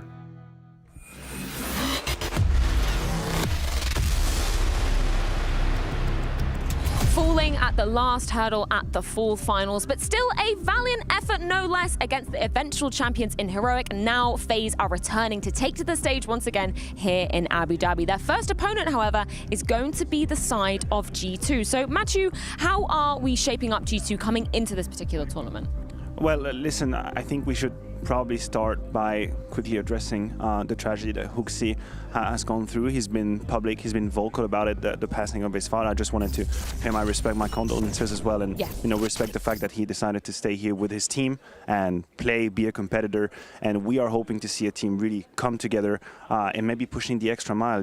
This is when people, actually humans, come together, and obviously it's gonna color today. There's no way around it. Yeah, no, huge condolences obviously going out to HooXi, and massive respect to him, for sharing this news for us and still staying here and sticking with the team. And of course, as you said, the unity of the team is going to be really paramount coming into this series. Just in terms of how we're viewing them overall, I guess as a team structure, where particularly are you placing G2 right now? Yeah, the issue I have with G2 is one of inconsistency and variation between the floor and the ceiling. And what I'm referring to is that it seems moments where everything click for G2 and they look unbeatable in the sense of I can put anyone against them on any given map. When they hit that ceiling, it's over. I think they can beat anybody because they have this such powerful trio. But the problem is the equivalent is also true when it comes to the floor. There are moments where G2 look lost. They look like they do not know the type of Counter-Strike they want to play. They don't really have any safe structure to stand on. The foundations aren't exactly solid,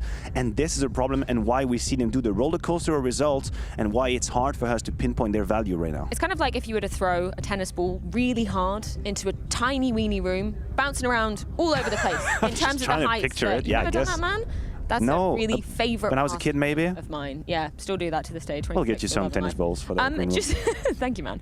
Just in terms of some of the individuals, I guess for G2 that we'll be putting under the spotlight, I think we have to start off by talking about JKS, one of the new additions to G2.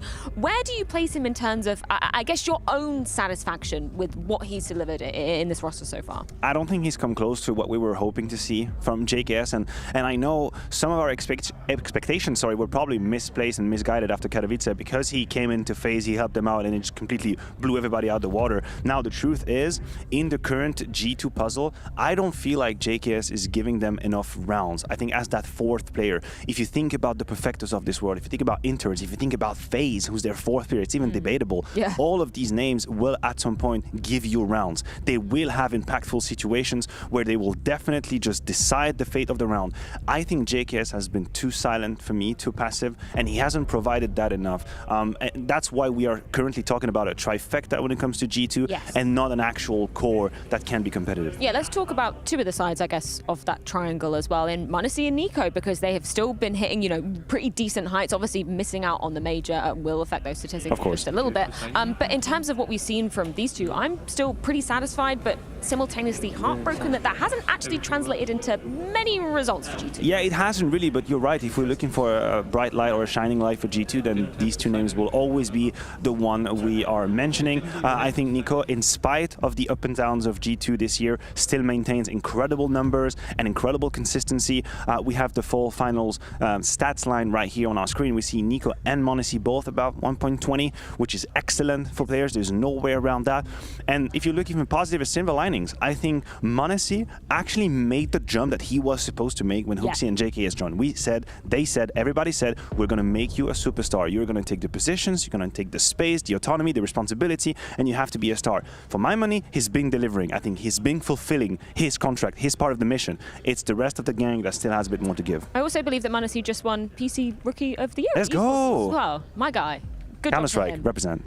Yeah, I mean, that proactivity that I think everybody was talking about, particularly obviously with previous coach xTaz, it was something that they were working on quite a lot as an individual. And I think you're totally right. I think we have seen that translate. And, there was a lot of pressure for m0NESY coming into this lineup. Yeah, especially because when he joined G2 and he started playing top level, everybody was obviously gobsmacked by his quickness and how sharp he can be with the AWP. But it can be a double-edged sword. Yeah. We've seen in the first few signs of G2 moments where he was missing easy kills. He didn't have that reliable aspect to it, which could be a big leg down when you have that kind of level. So now it's all props to him for being able to maintain that precision while being that quick. That is not something that everybody can do. I love this quote from Hunter as well. We need to deal much better with the pressure, which I think is so apt when you're talking about these high highs and low lows for G2 as well. Yeah, listen, obviously there is a psychological aspect to it. There is no way around it, and any player will improve, or not if they don't work on it, but any player can improve on how they individually deal with the pressure. And I'm not going to prefigure of what situation for G2, they are aware of that. The issue that I have is that I think a team is also sometimes helped by some of the fundamentals they have. That's what helps you go through the pressure. Yeah. If you know what you're doing, if you have certainties about how you handle a situation, if you know how to play 3v2s, if your post plans are clear, these are things that help you alleviate the pressure because you don't have to make so many decisions all the time. And this is where G2, I don't think, has given us enough so far. They've remained relatively simplistic in their approach, which put a lot of pressures on the individuals. We've spoken, a lot about the individuals on the side of G2, and I want to flip this conversation over to the side of FaZe, because you could literally throw almost any one of these names into the ring at any given time, and you will see their impact through and through on the server. Yeah, you're absolutely correct. And as much as we loved to talk about the debacle in Rio, I think now the event in proportion has been overblown. Yeah, I think 100%. their year remains phenomenal. What we have seen in Copenhagen was very close to the highest of highs of FaZe Clan. Obviously, the clash against Heroic was one of great quality, but this was the FaZe Clan that we like to see, where the danger can come from many different directions, where the map pool is interesting, and it's a FaZe that, for my money, comes here very dangerous. Well, I just want to point some attention towards the statistics, particularly coming off the full finals as well, because Brokey, we were really praising him at this event because we said, coming into the mid portion of the year, maybe not the high highs that we saw Brokey achieving right at the beginning, but full finals, different story for him. Yeah, the fall finals Brokey looked a lot like the Katowice Brokey, which is equally when he got his MVP and when they actually lifted the trophy. In Copenhagen, we could see highest rated player. Quick shout out to, again, we talk about number 4 on that graphic, that was Rain with 1.09. That's how high the floor is for FaZe Clan when you have so much quality across the board. So Brokey was the best player statistically in the fall finals. We have Robs as well in the 3rd position. This is when you have that Swiss Army knife, but you got like 5 knives. No, not like the useless things gonna open the doors and like 5 knives, Literally. We say a 2-pronged attack normally, but this is a 5-pronged like a 4-pronged attack. Yeah, I guess let's check in with the talisman of the squad though, because Karrigan had a few words heading into this series. How do you look back at your tournament at the fall finals? I look at it with bright glasses, as you can see. I mean, it was good to be in a final. Obviously, we have to lose at some point in the final. It was first time we made a great comeback. But what I loved the most about the team was the trajectory of the team, the hunger, and the way we responded back to what happened in Rio. And you could see that Rio was a fluke from us. And we still went very deep, and obviously we lost to a better team there. But yeah, we have to lose at some point in the final. You can't win all finals you're in the same year. So obviously, I'm super happy after a few days after the tournament, but the day after was rough. It's a long time since I lost in a final, so yeah. But besides that, it was a good tournament for us. I can imagine. Blade made a comment in this interview about how not winning here in Abu Dhabi would mean kind of the end of the dominance of FaZe Clan. How do you position that? It's not about just throwing oil, but like from a personal perspective, would you still feel you're dominant anyway, even if a trophy were not to land in your hands here? I know if you don't win here, I don't think we are dominant right now. But I still think no matter what the result here is going to be, 2022 was the FaZe year.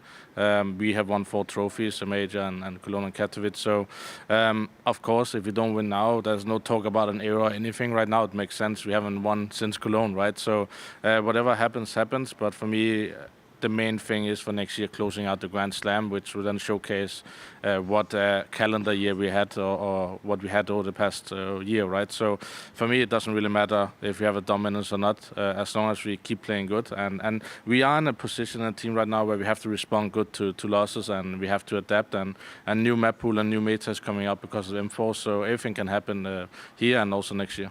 Well, you're giving me the words for the next question now. You're facing G2. It's been a bit complicated for you last 2 times. They beat you in a best of 3, but Dust2 was always in the veto. Now, out with Dust2, in with Anubis. How hard was it for you to prepare this series? I mean, doing the veto now, I was very confused. They ended up picking Nuke, and we picked Inferno. So they have obviously prepared something, but they're giving us our best 2 maps for this whole year. So yeah, we just have to play our game and respond and adapt on the fly, as there's not much information on them, on Inferno Nuke. But yeah, I was very surprised by the V2, but maybe they are not feeling too comfortable punish picking us, so they just go with their comfort zone, which I understand at this point. For G2 has to find their own identity as a team right now. Love that we got to get Carrigan's reactions to this video coming in. Yeah, I was surprised about that move too. Yeah, I mean, I could pretend like I'm shocked, but since I did the interview, I kind of knew what was going on. You are everywhere, man. I am kind of everywhere, yes indeed. A nuke pick coming in from G2, and there is no way for me to stand here and pretend like I saw it coming. No. I cannot come up with a narrative. That is a little bit of a curveball. It's definitely an extremely strong map for FaZe, which then go on to Inferno. That's their wheelhouse for sure. So the map pool, as it stands right now, is FaZe all the way. So what is G2, what have G2 prepared coming onto Nuke? Because Carrigan was saying pretty aptly, they must have thought of something that's going to be giving them advantage on this map. Well, you can only imagine that the T side is where they did most of the work, because you're peeking Nuke, you're very well aware you're going to start on the T side, and I am assuming they count on a couple of tendencies that FaZe have repeated over time. For example, it could be the propensity of Rain to fight outside, for example. Please don't leave me hanging. Nah, he's got the one. I was getting a bit worried. Yeah, as I said, you're hoping to find patterns, and that you may be hoping that FaZe didn't see that pick come in and don't have kind of the flexibility necessary to divert from their usual way to play the map. So we're gonna see if G2 actually have some traps ready for FaZe. Yeah, that does make sense. Any individuals that you're particularly looking at on the side of G2? See Hooksy there, confirming some notes for the squad to be looking at the notes, indeed. And listen, I'll just go for Nico. I think he's the player that's impressed me the most on Nuke.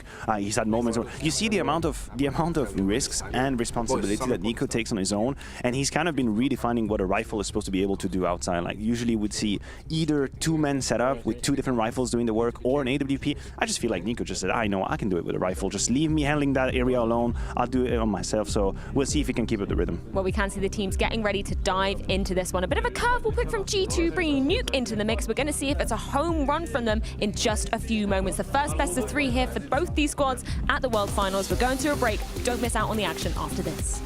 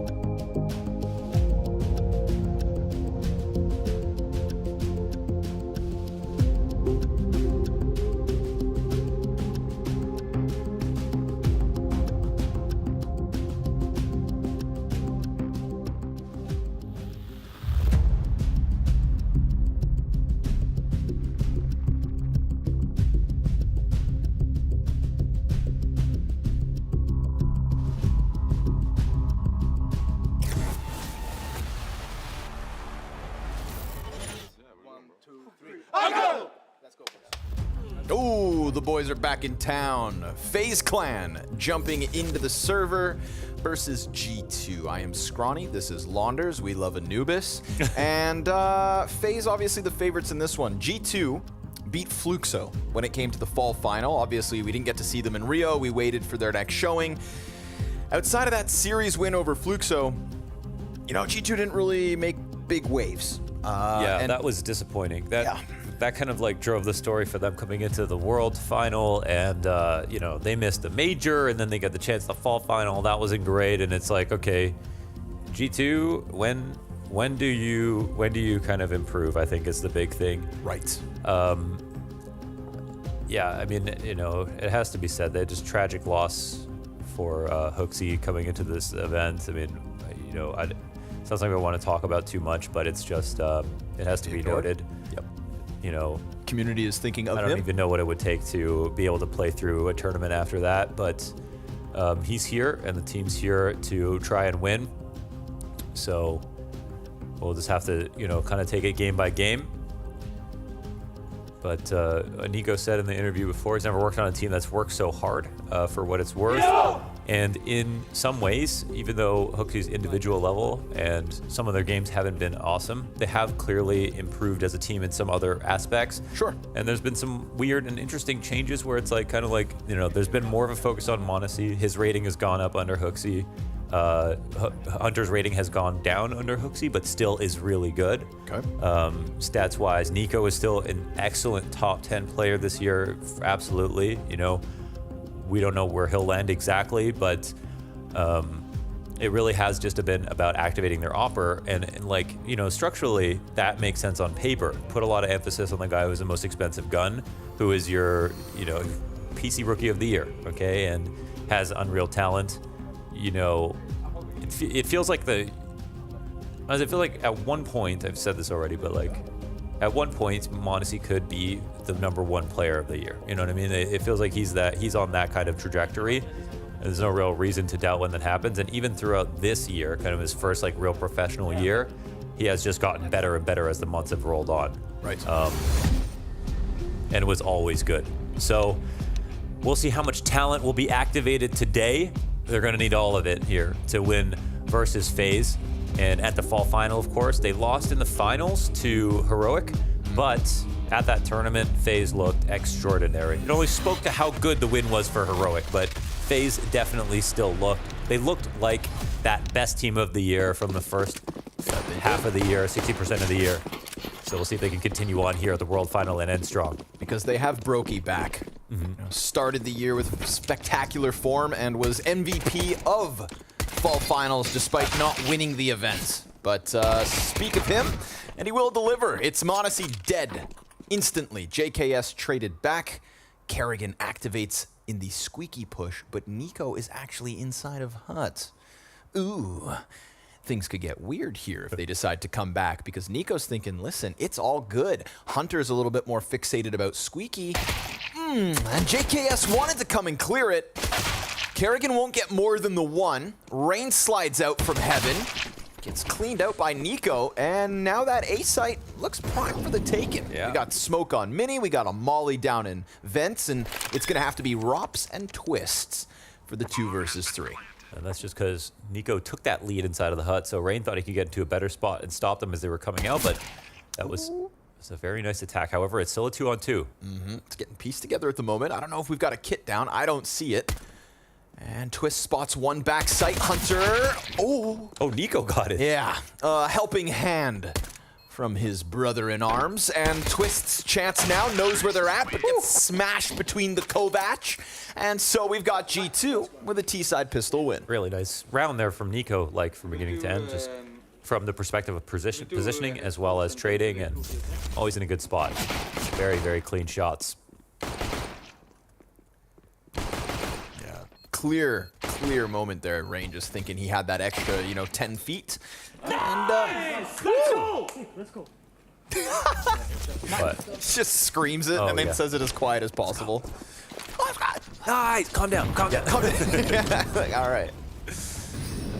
Pistol round wrapped up for Rasmus and his squad. Rob's gonna waste no time. Presses up into the ramp room.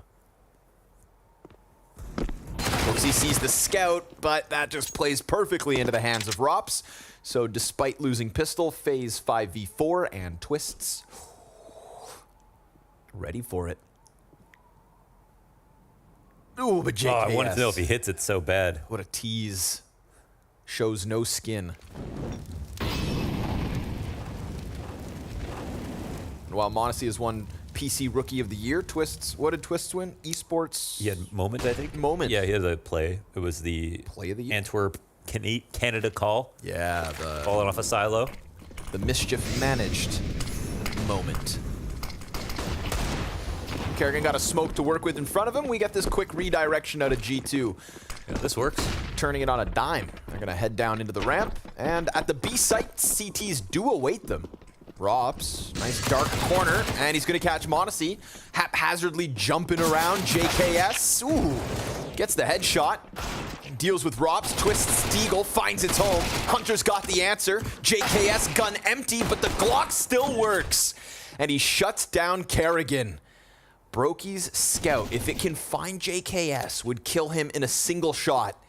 But both these T's covered by this column, and Brokey's position now known. Hunter's gonna go ahead and stick that plant. Oh, JKS is dead. Find the headshot, maybe. But this one comes down to the 1v1, and G2 convert from pistol. Yeah, we've had unreal clutches for Brokey throughout the past few years. Honestly, just always been one of the top clutchers in the game. So you really want to assume he can do it. But in this spot, bailed out of a good spot here. Amazing round from JKS, actually, just by the shots that he hit. Could have easily died. Put that in jeopardy. JKS rightfully brought up, by Maniac on the desk is to say he's not winning enough rounds for G2. I think that's a very fair criticism. It's not like he's bad player, obviously, or makes some glaring positional errors. Sometimes I just feel like his aim doesn't keep up in some spots, but could be doing more. And I think it's just the expectation you want to have for Australia's finest. Right? I think he's rightfully earned that title. But Dexter would like a word. Yeah, yeah. It's just kind of like all time, but of course. They're thinking about it. Oh, he flashes and pressure, not enough to get Rops away from it. It's the only primary that FaZe are working with, and they're gonna very quickly slip downstairs. Nico crosses unspotted. Poor Kerrigan now going to be pulled in two directions, or will he with the vent play? Yeah, he's got to watch double doors. He'll run down into the lying weight of JKS. Nico, nice activation, and bomb planted in the meanwhile. So finally G2 looking for a cleaner conversion. Playing with some good energy today. Going in very hot. Even Nuke one would be pretty big in the upset department. FaZe are fearsome on this map. G2, I think, can take pride in the fact that I mentioned that they only won versus Fluxo at Fall Finals, but they did take a map off Heroic. They 16-6'd Heroic on Nuke. Mm-hmm. And, yeah, Heroic are no slouches on Nuke, right? No, Heroic at one point where Navi were avoiding playing them on Nuke. That's how much they respected their Nuke, so yeah. So it feels like, despite any struggles that you really want to fixate on for the G2 camp, Nuke has been a bit of a playground as of late. So if you can beat both Heroic and FaZe on Nuke, I think that's something to very much be proud of. So no question. And it just makes the series entirely winnable. Yep. On its face. It's just, step one, get a map that you can consistently take down top opposition. Mm-hmm.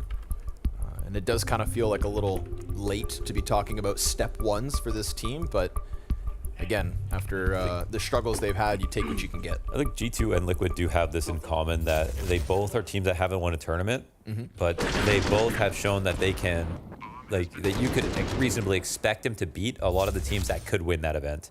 Right. It's just that they haven't been able to do it the 9 or 10 series in a row. They need to close out entire events. Yeah. But no reason to believe that they shouldn't be able to take out a big upset. And that's the story of this year for a lot of rosters, with so many different teams winning events. Yeah, both teams with a one-off grand finals as well. Pro League for Liquid and Katowice for G2. It really felt like this year was going to be great for G2 at the very start of it. able to make those runs. Better late than never, they say. So here we are, final step of 2022. Rain looking for a home on that spray, but no real damage done, and the cross goes smoothly as well for G2. So now, all of a sudden, this B site could be compromised. Interesting angle here. Brokey's waiting for the steps. Hunter gets past the first placement. Oh, Brokey's gonna go down empty-handed, and that's one of the M4s. One of 3, right? We've got the MAC-10 and the MP9 on Rops and Twists. I mean, look at the spread. Bomb goes down, Ferocious hit. 5 up. Yeah, they just ran it, and yeah, I say interesting angle because it's a very depressed angle. Like he's already so far back that he can't really fall off to anywhere else. They could have tried to get out of control window, work over to Zen Terrace, and have teammates cover things, but there was no one in decon to stop any of the split coming down. There was no one on control steps to get the early warning for the rotations to come in early. So like, it looked like if Brokey doesn't hit his shot, like it's just a rip, like it's just over. And so I said it was interesting because it was like, it could be a sick angle that you wouldn't expect someone to be back in to start off with. So maybe there's a first free frag right there, but the spray wasn't that great and they jump by. Maybe he hits it on a different day, I don't know. But not this one, and that's just a very strong rifle win here for G2.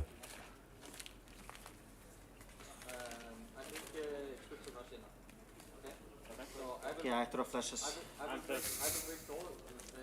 Cold hands, bro. We're in the desert. That's what I say every round. I throw flashes. I flash. Mine. All right. Brokey to the op. Let's go. See if that'll change things. We get immediate pressure coming into this A site. Good amount of utility damage, and oh, it goes unchecked. Oh, twists. Nearly a triple with just the MAC-10. Despite the pace of it all, it comes to a very quick halt, and that's by way of MAC-10 and MP9. Again, yeah, the one tucked into Tetris, rifle behind it to draw some attention, and he just made sure to use only the bullets that he wanted to, like aiming right for the head here.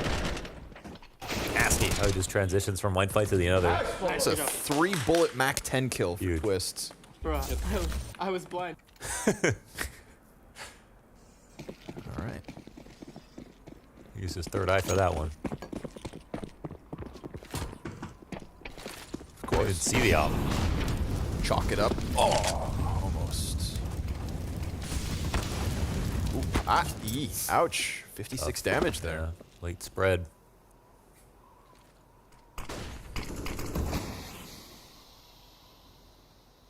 Call that a late bloomer. The other forced Rain to figure out how far back he needs to go to defend outside. Earlier this year, best outside player on Nuke. Again, that major grand finals, in my opinion, the best rifle performance outside on Nuke ever. Could have his hands full with the likes of Nico. That's who was the top-rated player versus Heroic. Again, blowout Nuke win. At an event that they went on to win. So, despite that early pressure, it's going to be no follow-through here from G2. They double back to lobby. Looking at that ramp play, huh? It's going to leave Rops in an awkward spot. The MAC-10 for Twists has been upgraded, but Rops is still just playing MP9. Playing along the wall, usually good for 1. I think G2 could just stampede right through him. You're not going to get the contact with the op, and the longer they wait, suddenly that clock ticking quickly. Brokey catches Hunter, always good for 1 this spot. And Rops just throws himself at the follow-up. Beautiful couple kills out of Monacy. And Nico, with that lobby hold, ends up picking up a critical kill. Bomb's gonna sprint downstairs. Kerrigan could challenge from decon. Hooksy gets into the cover, and Monacy is saving the day. 3 kills in this round, and all of them high-pressure shots. That's crazy. But what about a Rain clutch? As he slides past Nico, who's thinking to himself, he's got this covered, nobody's watching this. Oh, but he doesn't get the frag immediately. Now Monacy's turned his attention, should be scoped in on the door, trying to bait the shot, but 4 frags out of Monacy. A highlight round for the kid. It's a PC Rookie of the Year right there. Coming out of Ramp, and there's pressure on Rops, but he had to make this crazy adjustment. If Rops just ran out and swung, he obviously had an even better chance, but he was trying to avoid the op shot and then go for the kill. And right here, the coverage is just beautiful. Wow, not easy at all. It always looks good with Monacy, so real perfect round out of him. And if he didn't get each and every single one of those kills on those shots, there's a chance that bomb doesn't even get planted. Oh! That's a little movement. Love to that. top it off. And there's two ops out there trying to counter pick him. Rops and Brokey swinging big greens, but nobody swings it like Monacy. You know, no matter. Oh, wow, okay. Oh, that's a perfect trade. Yeah. That's perfect for the walkout. Nicely done. Hunter just takes the place of Hooksy, but Rops shows that second op, and Kerrigan just got man advantage back for FaZe, but he sticks out in the open. Tries to double down, and instead, JKS now trying to pressure into the A site. Twist's chance to shine. He'll deliver the headshot. And now it's Monacy into the clutch. 1 versus 2 against Twists, and Rops comes out from hot. Beautiful shot. Him versus Rops. Op versus op. And the bomb down in the open. Rops spotted, and that could have been him dead. That was a hip extending. Monacy, who has hit every other shot, gives Rops a chance to survive this one. He doesn't even want to hold the angle. He's actually respecting Monacy. Scared. And this is a spot where he can plant backside. He has to worry about heaven. Rops hasn't made the rotation, but Monacy knows he has the op, so I don't think he believes it's going to be heaven. And yeah, he calls that out. Beautiful play from Monacy, man. That was such a quick second. Wow. The clutch to top it off, the call out, that was cerebral and fast. Damn. Major winning super team versus a single 17-year-old. No matter how good you get at B-hopping, you know, you can only guarantee like 50%, just a little bit more than that. But in some moments like that, you can cheat at timing, just one hop if you want to gamble on it. It gave him that little bit of a deeper angle to open the round up. You're so fucking good. Yeah, that's true. Facts. Facts. Wow. So, critical 4K in the round previous, 1 versus 2 to close out in this one. G2 just showing they are good enough. You know, they just do have. It's like you want to count their take over the game players, you know. Yep. Firepower's there. Yeah. Especially if Hunter can kind of, you know, find his groove. Capable of a takeover from time to time, but FaZe will continue to fight tooth and nail. Twist picks up man advantage to kick this off. It's an Aussie down at the start, but until Monacy's dead, round's live.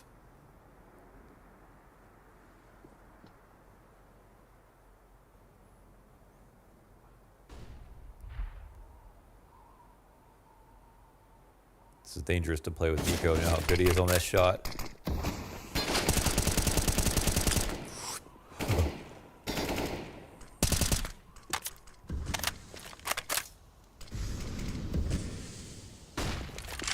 Moments like that always scare me. You know, I would be so afraid to play against Nico. He presses those opportunities. Hooksy gonna try to find his path out from ramp, and Rops. Down he goes. But again, right? We've seen these moments. We've seen these openings. Kerrigan finds that perfect timing and turns attention back. But Hunter's gonna slide through with another trade outside. There's one here upstairs. Oh, nice headshot. It is. Costs Hunter 2/3 his health. Could prime Rops nicely, but damage still being done. Uh-oh. And Monacy's in another clutch. He's got the bomb on his back. He's got 2 players low. And he's got that X factor. 15 seconds. He can section off these fights. He could get the Rops kill first. But Rops gets around the corner. He hears the ladder step.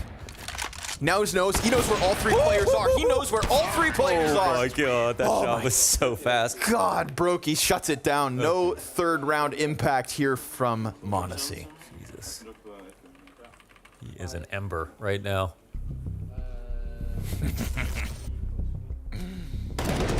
Poor Hooksy.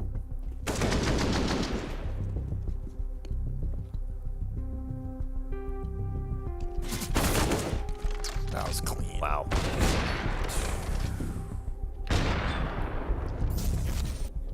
Man, if we get a great series out of Monacy, you know, if he's finding his form versus Brokey after his fall finals performance, this could be a really sick head-to-head on the ops. And regardless of whatever happens in the following few rounds, we've already got 6 the way of G2. Yeah, it's a good T side already. So, well, Bai is a ton less convincing now, but this round is one where both teams invest everything they have. So even though there's a bit of an advantage here for FaZe, it's a bit scarier for them.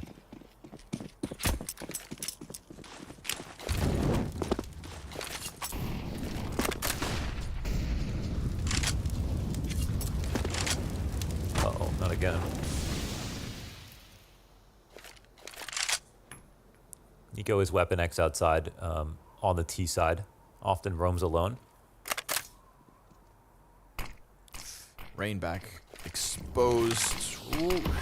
I think, yeah, he did get spotted. Okay. Brokey takes him down through the smoke. A shot. The gun they can't really get back that easily. They're walking up behind it. Rain's not far away. Yeah, it gets grabbed. And I think they made that look like a Nico lurk for sure. There is a very far back hold on lower. So once again, this thing where the control steps are not being attended to. The decon steps. Oh, actually, Kerrigan's here. Sorry. They made noise. Ooh, he gets away with one at least. Oh, Kerrigan! What nerf? Yeah, what nerf? AWS. AW what? A1S. Yeah, the Amazon Web Servers reference. Clean as hell. Again, right? At that range, in that pocket, still as good as ever.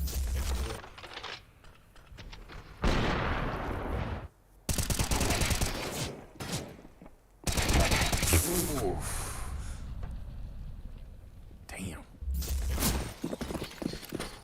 Heavy impact right there from Kerrigan. Yeah. And the round that's like keeps their economy up, puts G2 on an eco, allows FaZe to get back into this game.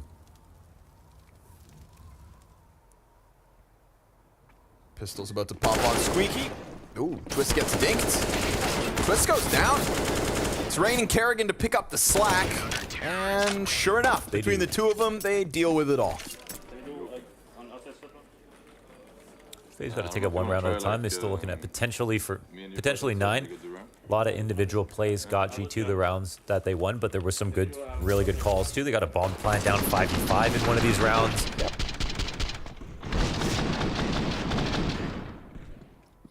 And I like the style of play coming out of G2. It's fast. It's fun. It's what the people want. Gets them going. It's provocative CS. There's a 10-5 CT side versus Heroic, followed by a 6-1 T half over real quick. Yeah. JKS making mincemeat of the vent control. Looks like Rops may be readying a trophy push with Twist getting into lower. And that could be an important piece of map control. Oh, he just has the MP9. Make sure they don't sneak through. Nice shot from Rain. Guy up on silo, though. Better keep the head tucked. Double up on ramp as well. See with the vent drop that sometimes, you know, if you have outside covered, then ramp's the only other way to get downstairs unless you want to go vent again. Right. Brokey makes a noisy rotation, leaves Rops. Oh, FaZe have this worked out, I feel like. Yeah. So well. But he's got to deliver on the MP9. We've seen the exact same gun and the exact same angle. Was good for one. Will be again. Last time he jumped into the next fight. This time they'll come out and clear him. Rain's going to work his way through hell. Twist's committed to the back site. And where's Brokey gotten off to? Ah, still here on control. G2 kind of stutter step a second. JKS, 1 health left. But they don't know about Twists. He peeks with the double. And the little bit that's left of JKS could still pull out a heroic moment. But Rain's going to lock it in on Vent. And unfortunately for JKS, even with the kill on Brokey, they can't get down into B. That's what I was saying. Like, even though Rops was there, could have died. They still had 2 lower. There's just no There's no way they would have ran down lower if they expected to have to run through 3 players, and they were all in their favorite spots. Brokey in control, Twist backside, top clock, and then Rops in a close angle with his MP9 on ramp. And Rain got the kill on the cross outside, so they just almost knew for sure that that was going to end ramp. And so effectively clawing back the half. About to be tied up, assuming things don't go south with Deagles ahead.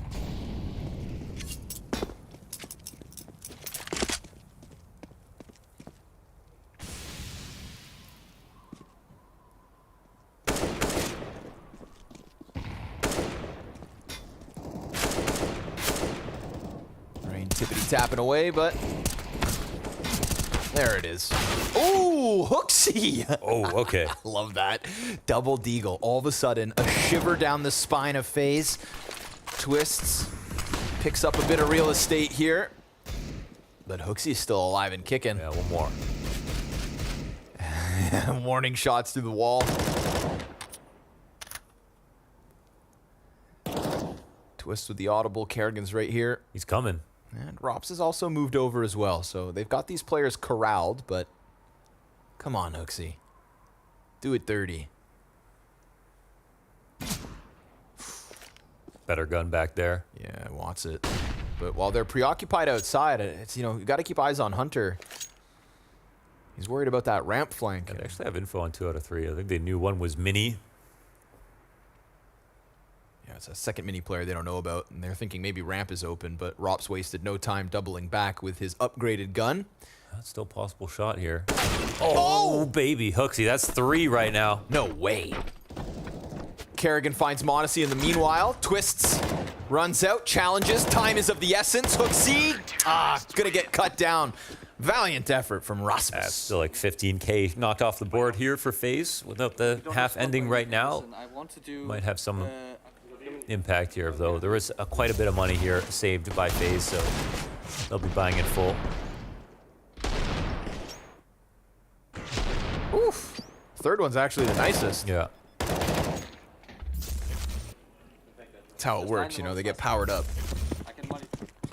Double op setup comes back out of FaZe as they are now on fire, so the tide has turned so far on Nuke.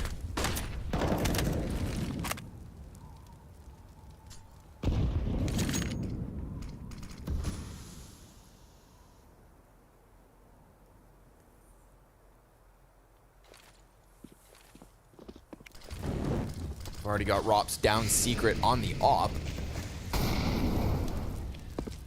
Multitude of angles to fall back off of, but are they even gonna head down secret? Crossing behind the smokes into credit card. Ooh, Nico almost got away with that, but instead takes a ton of damage.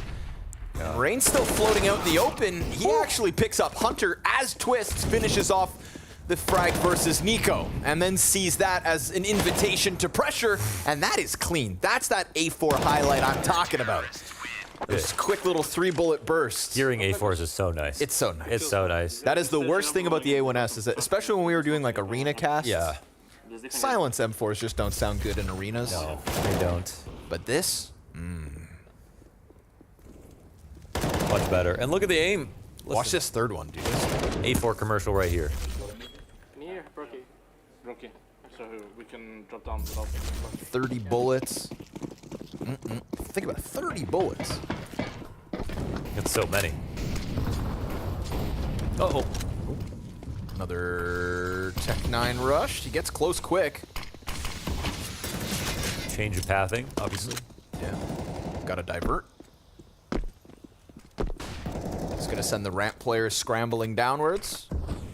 Nico not trying to hide it. See the reroute, though. It just magnetizes them downwards as they hit upper. Oh, and Twist, this time it gets away from him. It's Modesty with the double. Oh, there's the third.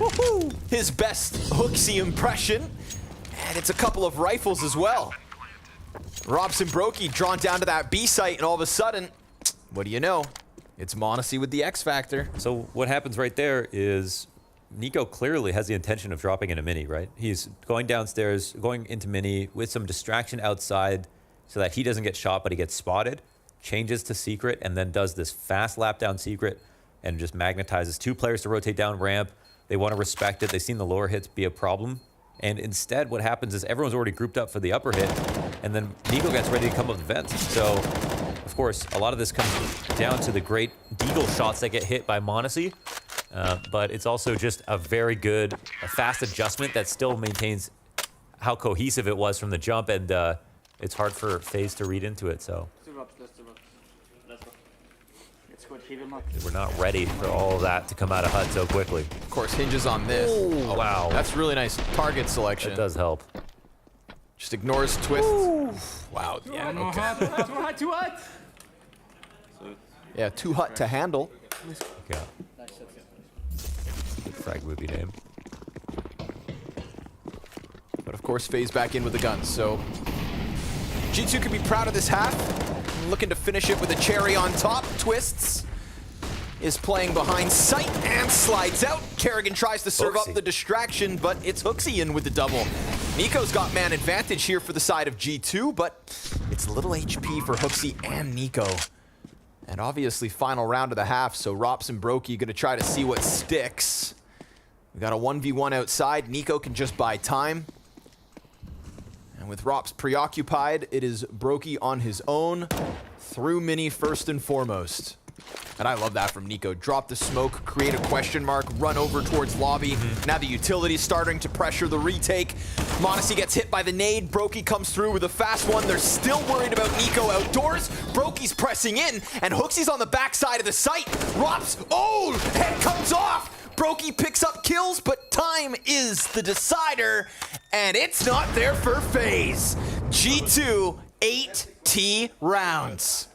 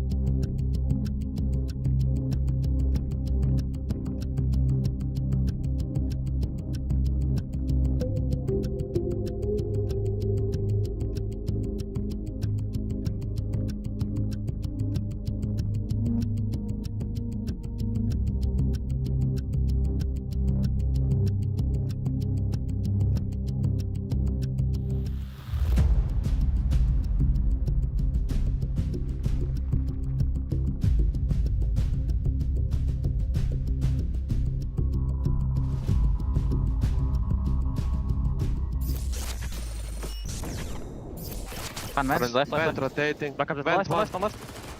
Nice. Pushing out. Wait, I kill him. Back up. Come back. It's hard. We can't. Let's go under. Okay, he's vents. Where vents? Okay. One is back up behind us. He's Deacon. Deacon, that's back up. Are we certain he's there? No, I'm not sure. But he was back up before, okay? He left. He was shooting us. He's Deacon, I think. Holding Deacon. He's a Deacon. Nice. Sick round, bro. You're so good. So good, Ilya. Nice round, boys. Sick, Ilya. Honestly, he is good. He is so good. Modesty be out here winning rounds for G2. 17-year-old PC Rookie of the Year has put G2 on the map after that T-side. 8 T rounds on Nuke. Something to be proud about. Obviously, I think some of the individuals at FaZe are also shining, but G2 have done the hard part. Now, you can pull out your knives and sit and vent. Monacy and Co. try pushing up through Trophy. They've got 3 players pushing from ramp, plus the hut push, and Nico's still sitting in the ramp. So lobby belongs to the defense.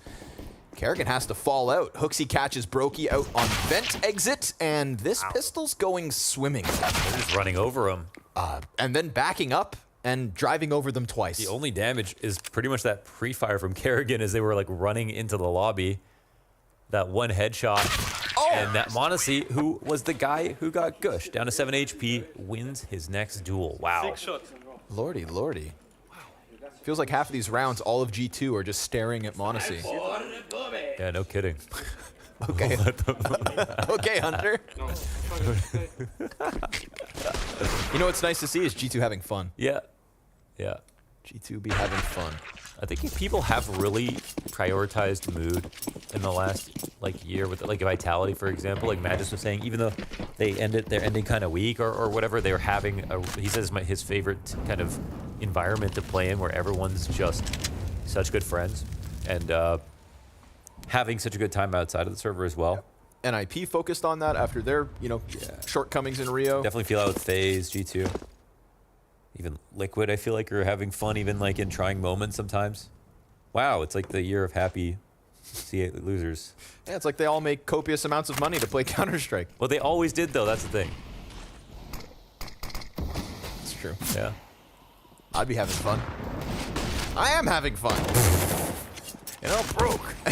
Yeah. Ooh, Nico. Oh, he goes back around the other side. Rain will get the better of him eventually. And that means there's a little life left on this one.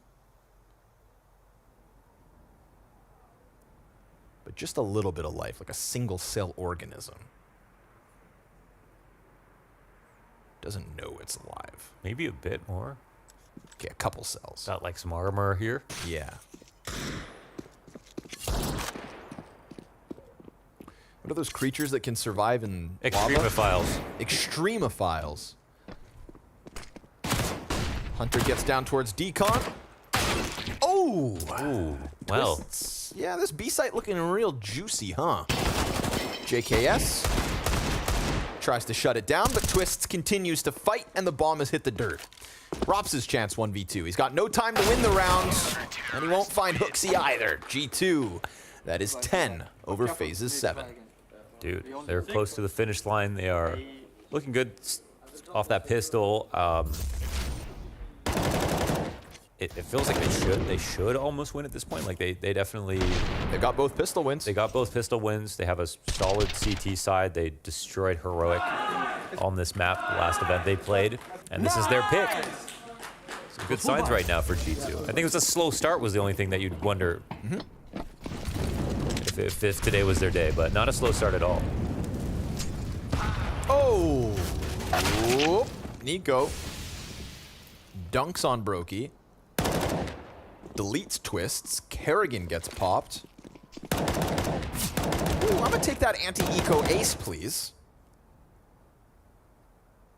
Actually, give Hooksy one.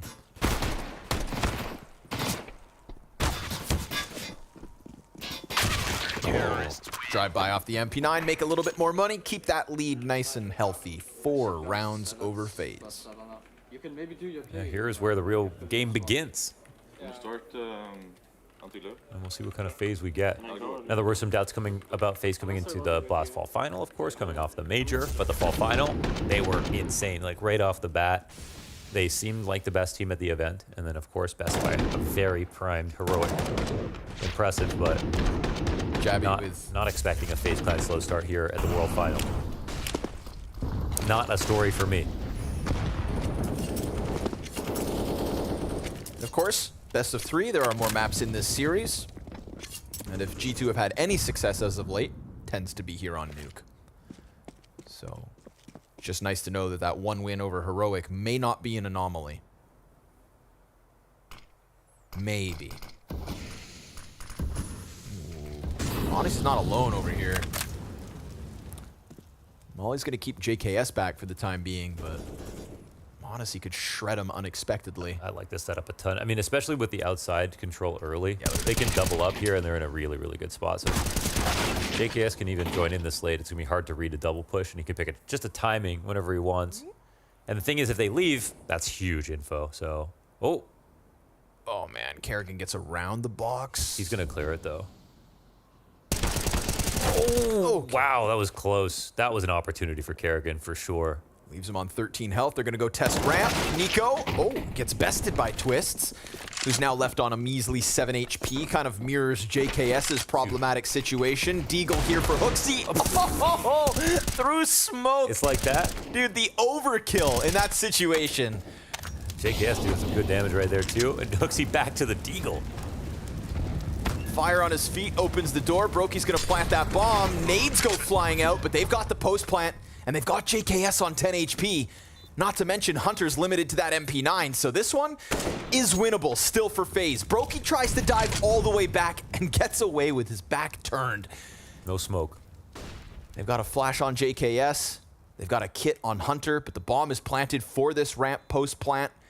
Rops has much better HP than Brokey. I mean, Brokey, he made the good move and got out to ramp. They're really just looking for him right now. Trying to play off of the time. There's little bits of time left over. The first tap comes out. They're going to go for the double peek. They get Hunter off of it. And JKS will not be able to get that defuse through, nor survive. We've got Rops and Brokey up as FaZe will find a T-round win. That was very sneaky. An excellent move to get out. The right risk to take after Hunter opened the door. Try to freeze him in position by drawing his attention. After this, I thought it was over because, 4v3, but then look at this kill from Twist. You really trust Nico in an angle like that. Also, those HEs out of Decon, it seemed like they had their head in the right place, but no damage. Ooh, fast one from Hunter. Look at this, hands busy. Kerrigan gets caught. Brokey's at least got that quick trade back. Good spam onto Hooksy, makes him uncomfortable. But he'll hold on. You get this aggression from JKS. Could be unexpected by Rops. Smoke fades, plays close. He's sticking out. Yep, he gets the headshot, but the AK prevails. And Monacy, quick on the trade. Peels away from that ramp, falls back into hell. And we're left 3v3. Hooksy on his own for a moment. Top hut is an okay place to be. It's a great place to be, but if you don't have heaven and you're worried about outside, that slowly becomes worse. So, just gave up their heaven control. Yeah, Monacy dropped sight. Yeah.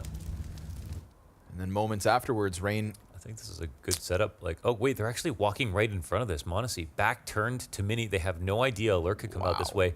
The thing is, they're now pushing in towards Squeaky. Is there a timing here for Rain? Yes, especially with that shot primed and ready. But Hooksy, Twist again. Wow. The same thing that happens to Nico. Gets the damage and then just has his head torn off. And we've seen the Monacy 1v3. We've seen his late round impact. Nico now tasked to deliver the same. Yeah, Twist will be map defining if they pull this back. He's gotten all these key rifle kills.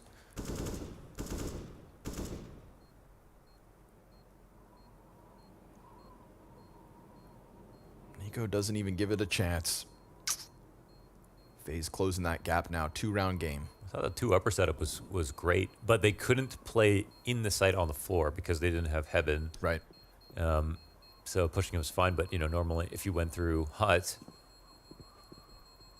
they wouldn't have been seen from outside, but they just had no idea. Oh, very nice. Very nice indeed. No, wow, okay. In fact, they lose the rifle, the only rifle they had right there.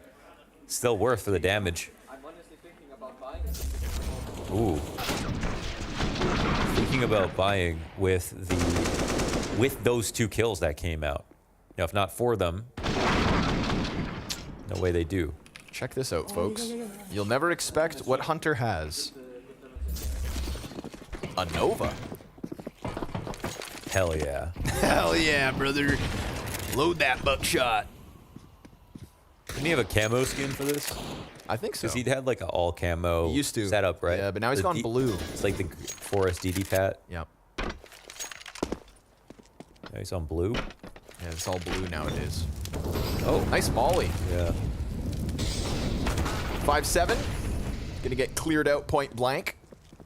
Nico hears all that util coming in through the rooftops, so hopes to find somebody upstairs, but Kerrigan's already fallen down to lobby. Rop's thinking about dealing with flank. Ooh. Sorry, I just spit everywhere. Sorry. That angle didn't exist. How did he do that? And he get the another one. Another one? Yeah. Oh, wow. Making up for that lost weapon in the last round. Keeping the costs high. Shame he can't dual wield.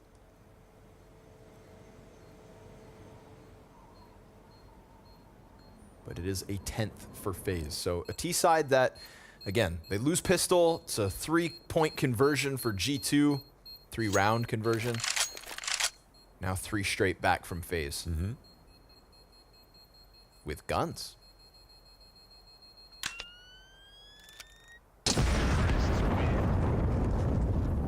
I couldn't molly inside because... Picking up the AK is no small thing here. An extra kill. What is this? Wow. Welcome, ladies and gentlemen, to another day of Whose Molly Is That?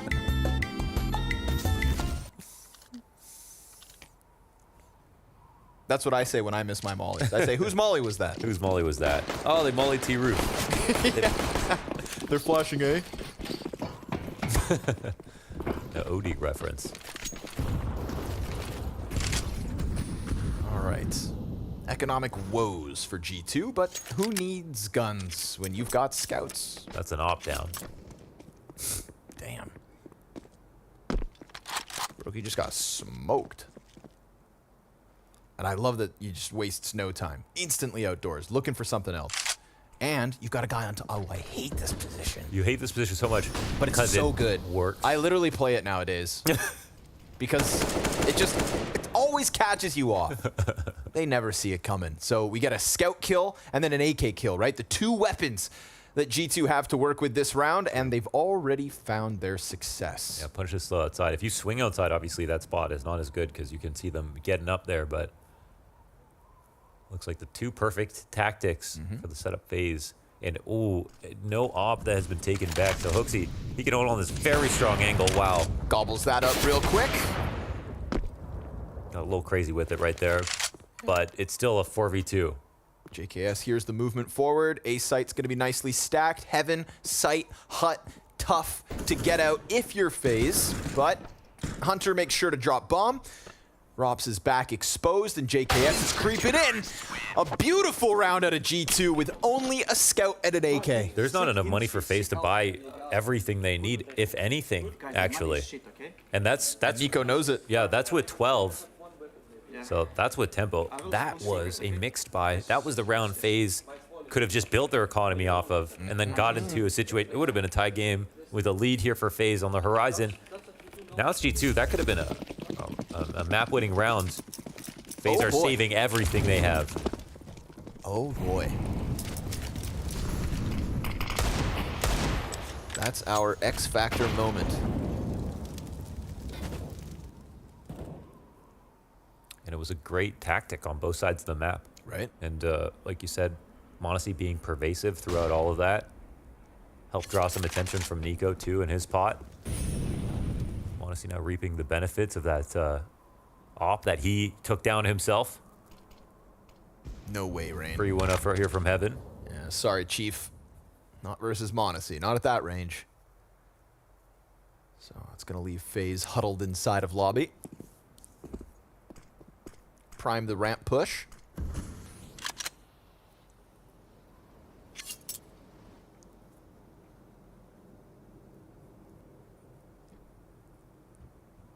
Bunch of sweaty nerds. Yeah, well, the guns they bought, they're like, all right, let's try to get as much damage as we can because they're still kind of low. G2 denying that right now. Floor bang from Twist. Not bad, not bad. JKS ready for what's left of this round out of FaZe. They don't have bomb, so they're just looking for a kill, and they're not going to get it. Mows down the little that remained, and 3 rounds, still their lead. So again, right, you pick up both pistols, you convert each of them. You know, the M4A4 meta maybe favors JKS. He was always known for his long-range M4A4 spray. Yep. Okay? Relegated to the A1S before. Now, back in his comfort zone. It's weird, too, because the A4 didn't get a buff. No. But it is better now. You know what I mean? Yeah. It's just weird how that works. It's just better. Feels like it's better. Damage into hut. Oh, man. Meat grinder. You are falling flat, FaZe. Brave call to make on a round like this. Yeah, we saw G2 try to throw something like that. Things were going well. They attempted that quick A hit. They just got stuffed. Kerrigan in a smoke. Chipped down to 80. The only hope they have is somehow win back this A site, but they've already been flanked inside of lobby, and every single individual kill goes the way of G2. So now we're just putting the bow on this win. Seriously, this is like giving away the game right here. They take the aggressive play, lose 2 right away. No real chance in that 3v5, and G2 takes 14 with it. Broke-ass FaZe right now. And seriously, that eco round into this win. Good calling. Easiest route to a win here for G2. They seize that opportunity by the horns. Sorry, boys. Pawn those diamond pendants. Can't afford no guns. And yet again, same boat. So yes, it really does boil down to that turning point. It comes down to the Monacy Scout duel versus Brokey's op, that instant move outdoors, and then, you know, Nico shining with the 1 rifle. Round 22. And those kills that Nico got in the previous round that said they're going to buy now. Right. Yep. That actually mattered. Catches those frags down in secret stairs, and, you know, just another instance of the importance of economy. There's something in the air right now for G2. Consistency versus the world's best on nuke. That is something G2 can, at this point, if they close this map, claim to have.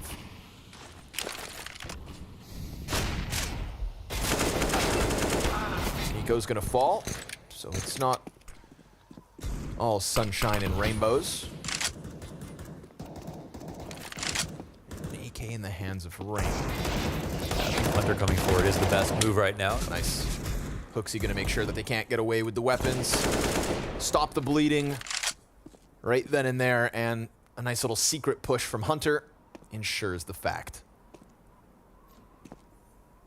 Brokey and Rops gonna try their absolute damnedest, but this armored Tech 9 and lobby is so far removed from bomb and the guns and the remaining 3 players that it's 15 G2, 5 map points. FaZe only half invested, so saving up to fight back all the way to OT, 5 rounds in a row. Maybe they can do it. There's a particular, string of events and really good rounds won that allowed G2 to have this opportunity to be so far ahead, but there was a world where they still win just in a slower fashion. And all that's to say, well, they didn't just chew through 3 rifle rounds in a row to get to this point, so maybe FaZe have a little bit left extra in the tank. The one last call where kind of all eggs were in that basket was when they tried to bust out a HUD and squeaky with 2 players right away. Maybe because they had low utility, so they couldn't really play a drawn-out round. Had some good spawns. Kerrigan likes to make those kinds of calls late into a game where it feels like it's the bravest. He's got the players to do it. They trust him. But when it doesn't work out, we're really left in a tough spot. That round was worth 2. Nice.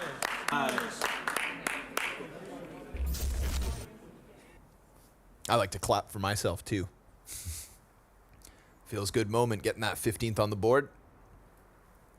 Again, kind of a result of the economic problems of FaZe. So with guns back in their hands, job's not over. Still some work to be done.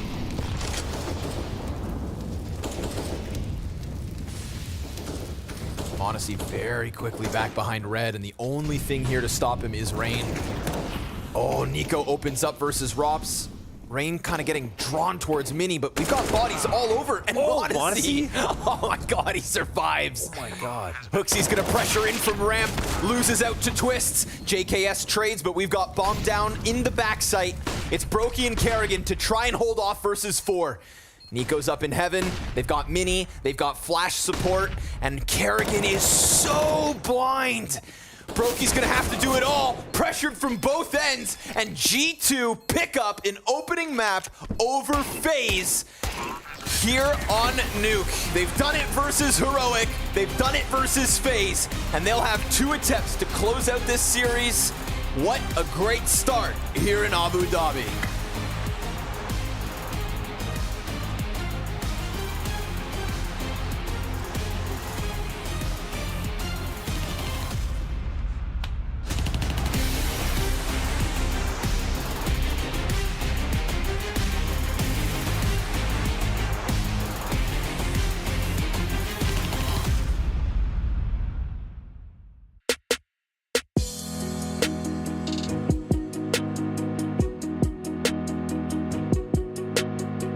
Welcome everybody to The Greatest Innovators, brought to you by Coinbase. My name is Freya Spears, and joining me, 4 icons of the CSGO scene. We've got Alexi B, Elige, Cadian, and Phelps. And today we're essentially going to be discussing who paved the path in Counter-Strike, who was kind of the greatest innovator. So Cadian, I'm going to start off with you. I think I'll go with GetRat. I think that he kind of innovated the lurk role a bit. I remember playing against him, and you just felt like you could wait so long, and he never came, and as soon as you moved away, he just found the perfect timing. So for me, he kind of innovated that role in CS, and yeah, that's why he's my nomination. Yeah, I think that's a pretty good pick. I didn't even think about that, because in my head, I was thinking of like IGLs and stuff, but yeah, like anything that like changes like how everyone plays and their play style is super good picks, yeah. Okay guys, do you want to put down your whiteboards? Out of 5, what you'd rate Cadian's pick as? Okay, 3, 2, 1, let's reveal it to the cameras. 5 out of 5, 5 out of 5, man, okay. You've started off with a very good one, Cadian. Elige, I'm gonna come to you next. Yeah, so I was like trying to think of like what type of player like really changed. So I was like thinking about like the different eras and stuff, and I'm gonna go with Fallen, because you know but like that lineup just like completely like changed how people play CS, like that style of like defaulting and having all these different like things that you could do off like the default and conditioning people. Like people didn't really do that before LG, SK, so I think that was like the go-to for me. I mean, I think I was inspired by the fact that he was leading his nation in like a way that he can be really proud of. He's that kind of dad figure where I just feel like whenever I watch him or see him talk, or when they're playing with their teams, I just feel like he's super calm. And just the fact that like, yeah, he has that role of being like the voice, and yeah, I mean, having the nickname Professor and everything. Yeah. Just... So let's rate that pick. Okay, if you guys are ready, we can reveal the scores. 4 out of 5 from Alex again, 5 out of 5, 6 out of 5. There we go, full house. Cancels out. Alexi, I'm gonna come to you. Who else would you throw into the ring as the greatest innovator?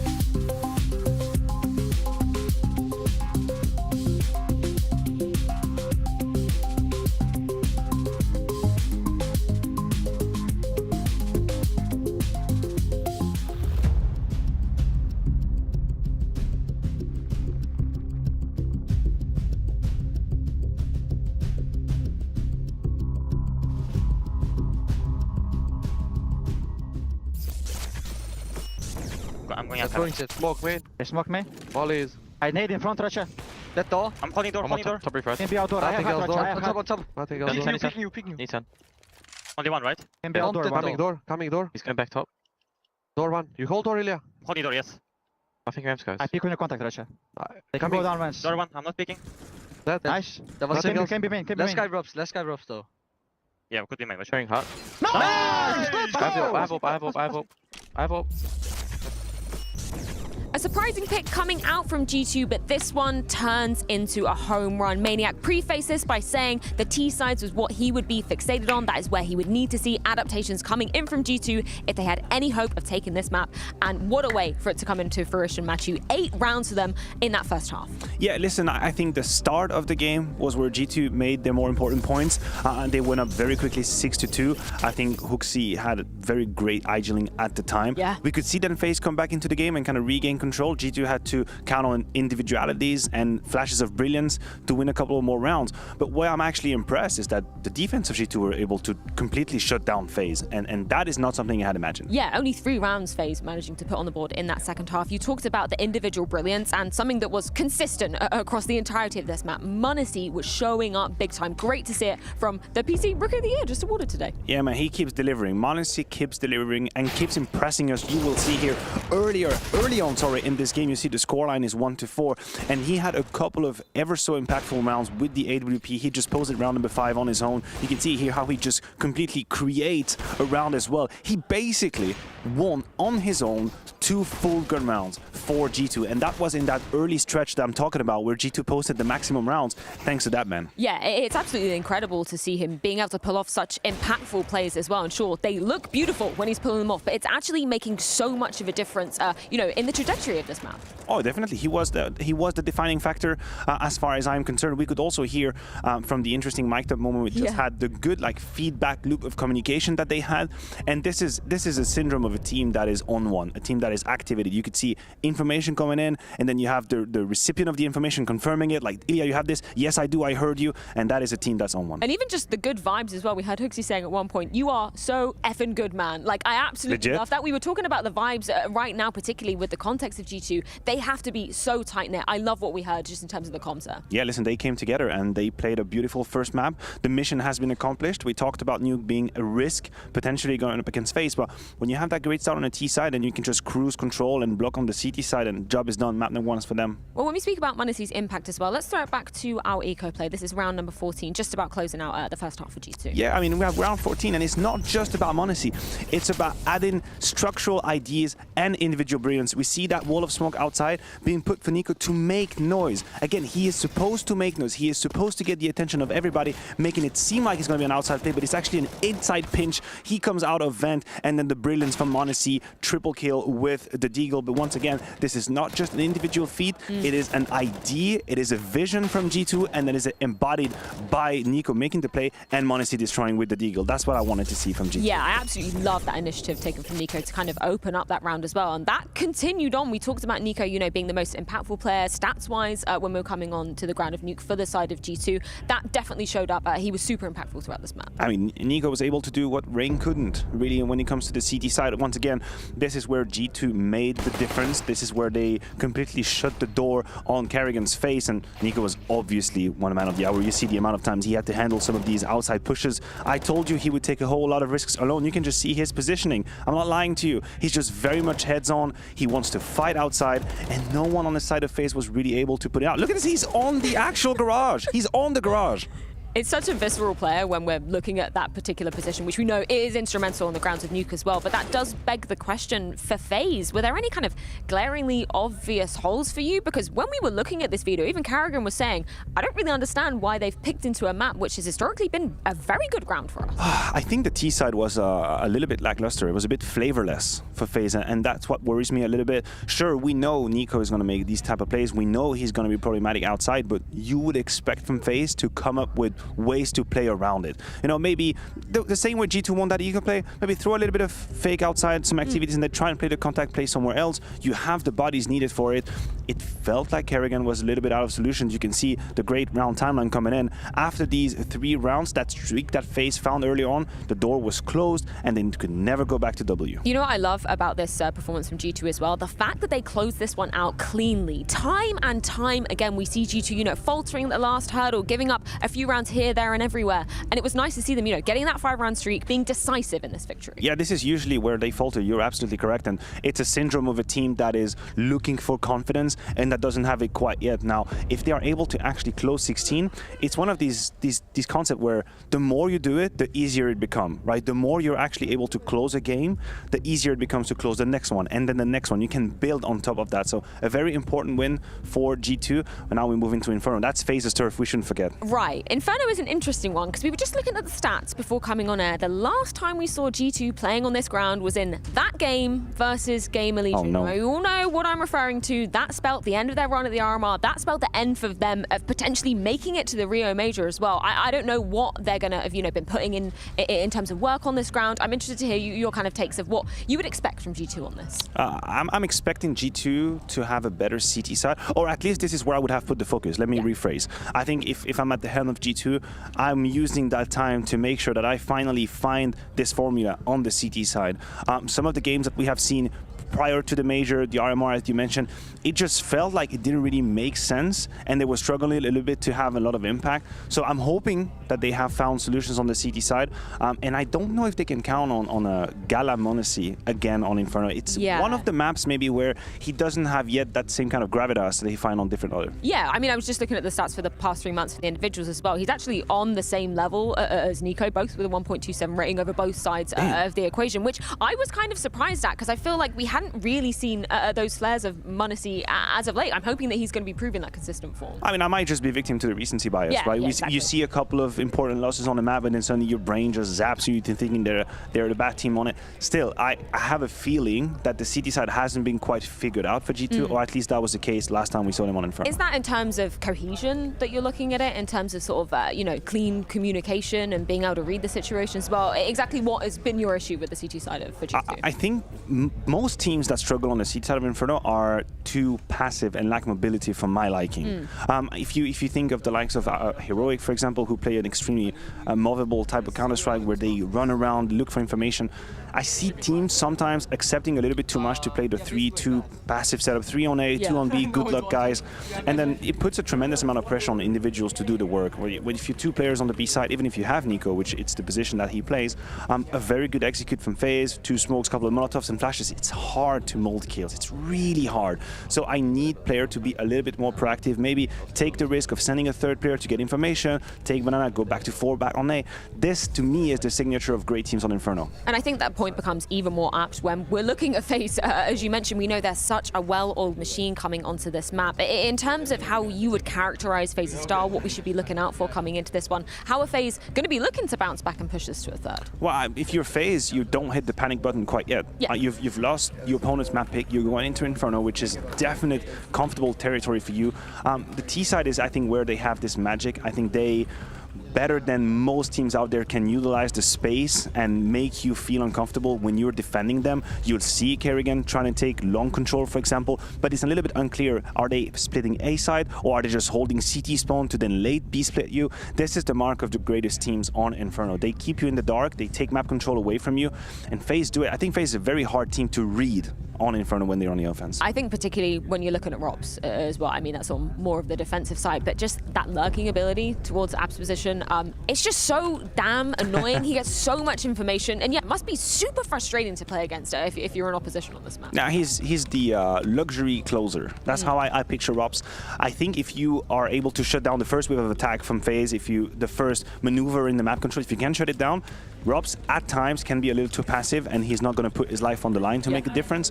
But if you make the mistake of giving away a first kill, if you make a mistake to rotate a little bit too loudly or not be completely focused on an angle, then he is that second difference. As soon as there's a first difference happening, boom, then he knows when to take the timing apps. He'll call back the team towards him. So yeah, this man on the half screen, obviously a factor for FaZe moving into Inferno. So when you're talking about him sort of being, the second difference maker, who's the first one for you? Who are you kind of throwing into the equation as maybe a more consistent force on the ground of Inferno? I liked what I saw from Twist on Nuke, honestly. I think he put his best foot forward. He had a great performance individually, and Inferno is a map where I have seen him shine as well. So I'll go for my main Twist. I like that very much. Yeah, he was looking pretty decent. Yeah, he looked good on Nuke. Despite FaZe losing out on this round of Nuke.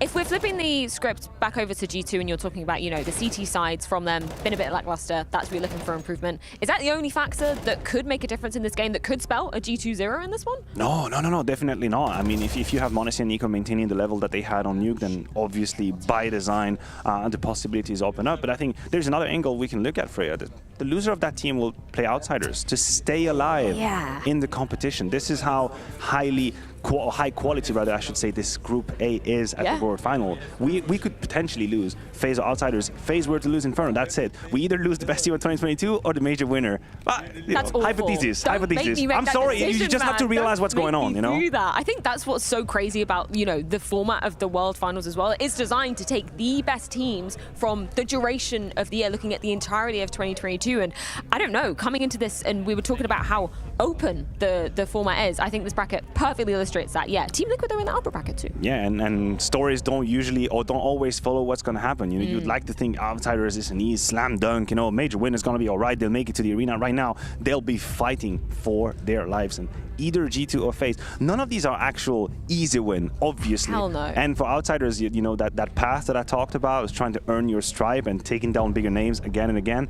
I think this event here is going to be a non-stop journey of that. Well, we're going to see if FaZe can be twisting this one in their favor. We know Inferno is a solid ground for them. They've proved it time and time again. But can G2 keep up their momentum from the grounds of Nuke? We're going to be finding out in just a few.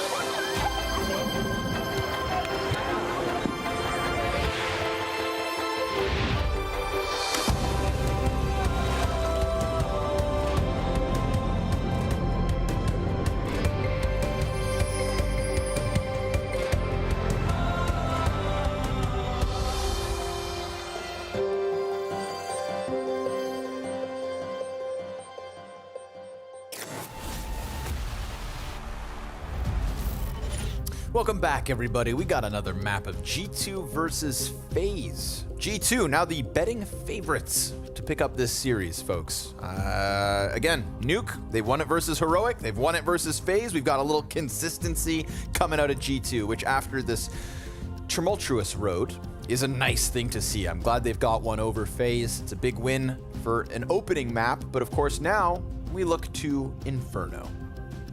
Where I think, yeah, the tough part is, like, FaZe's just winning statistic on its face is just the strongest here at the fall final. They're the best team on it.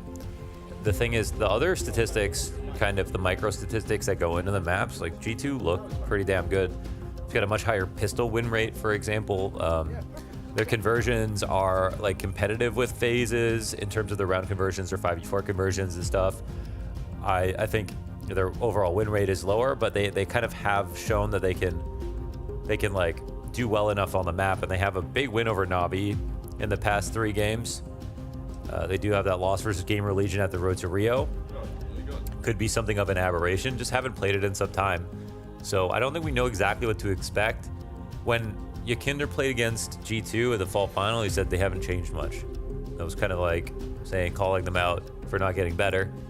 And I mean, we saw a very strong Nuke to start off today. Yep. 2 pistol wins, a very good CT side, really good individual level. Yeah! I think today they have the tools to be able to pull the upset off. But for now, it's FaZe to send this to 3 maps until further notice. We'll see how the game starts. Yes, sir. I like that. Until further notice. Because, again, m0NESY's winning rounds on his own at the moment. Nico's shooting hot. Hooksy had some Deagle clips sprinkled here and there. Yeah. The formula's there. Today.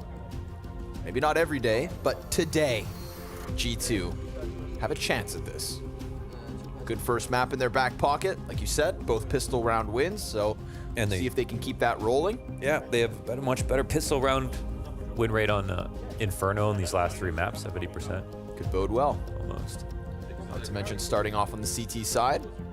No, the problem is I fucking dropped it. So we will see. JKS also looked pretty good. Let's go! A4 suits him. A4 suits him. That'll be an interesting thing to see if that keeps playing out, like him on just a more comfortable version of the gun. I also want to see how many players just keep playing A1S here on Inferno, right? Map specific. G2 started the year strong. Let's see if they can end the year just as well. We begin on Inferno. This will be the last event on everyone's minds for quite a bit of time. Could be the difference between your favorite team staying together or making a change. Yeah. Take that in. Sink or swim. Ooh, Hunter, love this. Love it. Wow. The chicken, it blocked the shot. It got in the way. You know, he really aimed for that one too. I just want to say. It just, there's chickens on Anubis as well. I think we need less. We got a 5 versus 3 out of FaZe as they have cleared out both Hunter and JKS without casualty. It's going to be a quick little push here from m0NESY, trying to get ahead of what was meant to be that short flash. But Hooksy kind of blinds everybody. And with it, it's looking like FaZe could pick up their first pistol in the series. Nico 1v5 or bust. And I bet bust. He'll kill Brokey at the very least. Rop's gonna find that pressure, and FaZe will find a pistol win here on Inferno. Well, they take a lot of damage, but actually the body armor helps out quite a bit across those 3 players. And I feel for Hunter on that one. It looked like he really lined that up best he could, but this... Oh, well, it was Robs who shot it anyway, wasn't it? I'll kill everything in his way. True. Nice 2K. I expect good things from Robs out of this Inferno game. I feel like he's been finding his groove again with those lurks out apartments. And that's what I want versus G2. For his sake. Nice nade.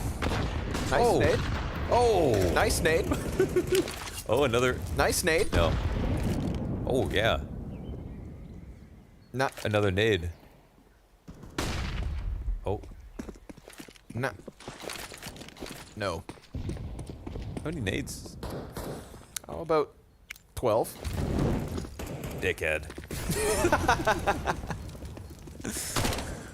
Kerrigan down to 44. Listen, they've done the damage with the nades. That could just prime these deagles perfectly.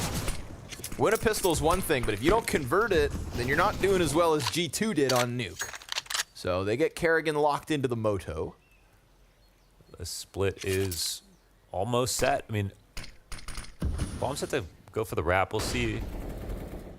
I don't know. CT's in interesting positions, though. Dangerous here, right? Eagle 5-7, CZ. I feel like anybody here could just pop off with a couple. But Kerrigan gets vision on JKS. Monacy delivers 2. And then Rain picks up the slack by punishing Nico's library push. And poor Hooksy's on the other end of the map. So FaZe will manage after what was a nice softening effect of those frag grenades. Mm-hmm. Hard round to get through, but they get through it.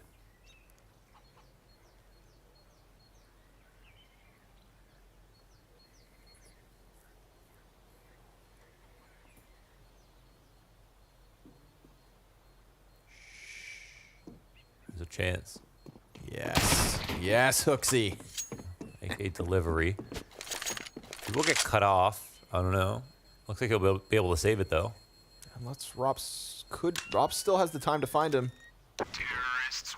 Rops needs time and a little extra time. And then a bit more. One more. And he also just wanted to let it slide, so saved AK for Hooksy. 2 rifles in the hands of FaZe. You know, they felt the economic impact back on Nuke. Nice shots, honestly.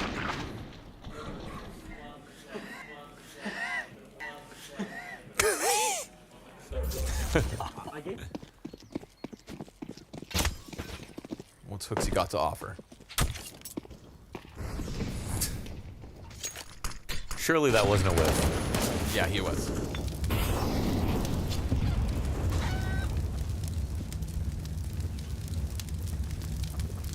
So flash readied here from Nico. Yeah, it's all on Hooksy this round. Not able to capitalize, but he's still alive. Yeah. Still alive and kicking. Youch! 5 health, you'll get away. Yeah, you might want to. Yeah. Exactly.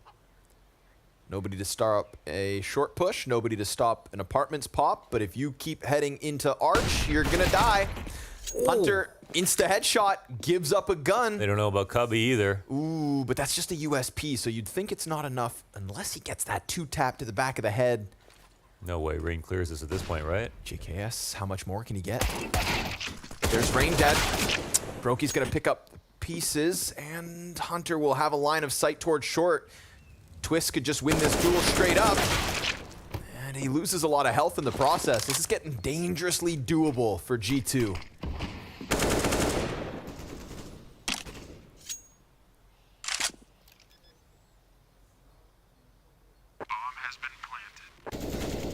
Twist barely alive. Hall's flank being watched. There it is. They can walk away with their spoils. Nice to have the 2 AKs. Another hard round here for FaZe, but they get through it again. For sure. Yeah. G2 keeping the economy honest. Again, we saw what it could do on Nuke. No reason that can't happen early on this CT side.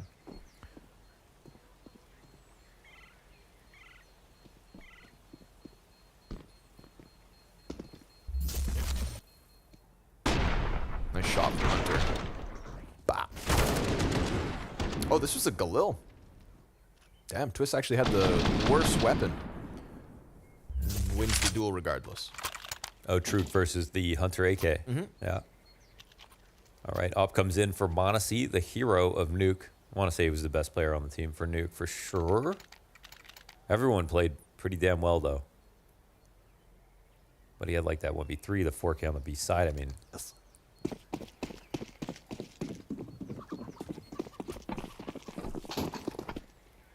It was a lightning rod for frags.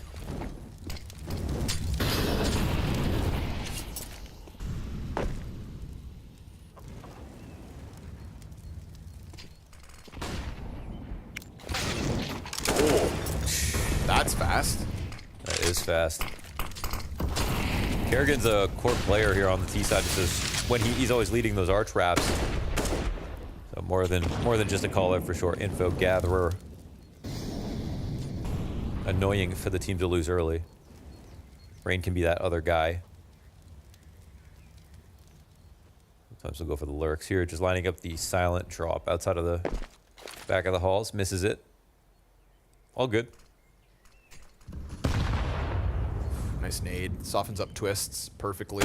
Nico. Oh, finds Brokey in the background. Is he worried about close too? I don't think so. I think he actually might. Oh! Nico, let's go. 3 kills. Jesus. Just off the mark with the wood wall bang. You want... Oh! Oh! One more! Oh, the ace is there, but Rops will take it away. Jesus. Hooksy finishes it off. What a tap. What a nasty, disgusting shot. All right. Yeah, sorry. That was good. Cue that up. Oh, that's how it started. First bullet too. And the flash dodge here. Wow. Oh! Love it. Love it. Saw the arm. Goes back for the pre-fire. Nails it. Ooh. And then massive spray damage out of Hooksy. Not going to give FaZe any chance to wiggle out of this one. That's Twist's AK down to 12 health already. They're going to go right into this A hit. We've got majority of G2's players here in position. They go ahead and throw out that counter util. Comes to an abrupt halt here, FaZe. And there's more bodies coming. Kerrigan now down to 20. Rain gets nothing off of the arch play. Monacy's up connects into the little that was left of Kerrigan. Brokey's going to bring it back with the Tech 9, but Monacy's inside sight, ready to rock and roll. Takes a headshot, still stands on 50, and G2 lock down A. They do minimal losses, and it's not that much coming into it from FaZe, but they got stuff at every corner. I mean, they got the spray down at the bottom of B, they got the nades coming their direction, they got called out their way up to A. They didn't have an easy route, even though they got close to the bomb plant zone. It wasn't really scary for G2 here. Excited to watch more of this JKS on the A4 storyline. I smoked that.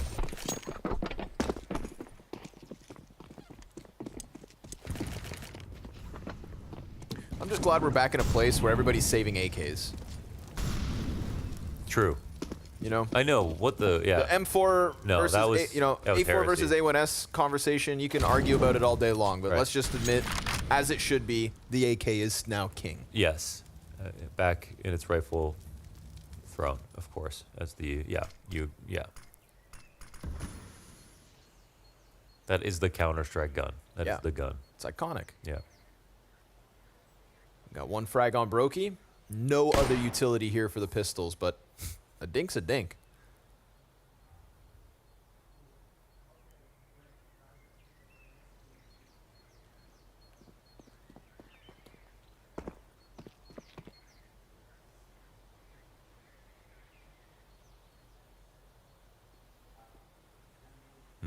Brokey just carrying nade. But smart. Oh, nicely done. Frag damage softens them all up, so it's going to go down real smooth. Oh, he mollied the flank. To the favor of G2. Smart. That nade could have been destined for Hooksy, but now it's looking like we're going to have 5 players up. Rain finally gets that wrap around, and Monacy's going to end it with the op. So 3-all. G2, things going smooth. How you feeling? I think they could do it. Yeah. Nice, Rasmus. We had a pretty massive result in the start to the event. That was so scary. And Sponge just tweeted out about that if FaZe lose this, they'll go up against Outsiders, the 2 major winners of this year, against each other tomorrow for elimination at the World Final. If FaZe lose this game.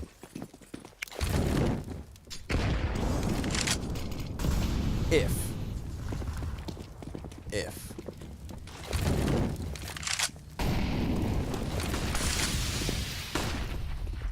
Put out the Molotovs, get ahead of the nades. Oh, or at least Twist does, but Kerrigan's going to take the brunt of that one. Molly on Twist forces him back, so excellent utility damage coming out of G2's Banana Control. All the while, they take barely any themselves.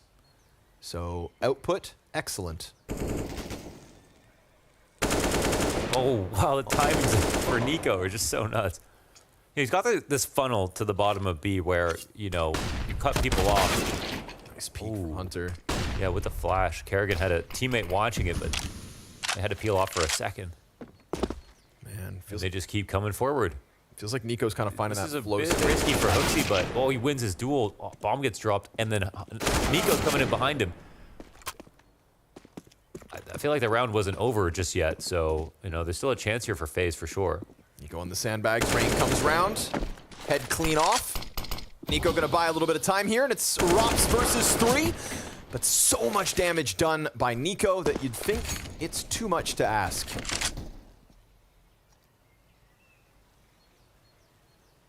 "12 health versus 2.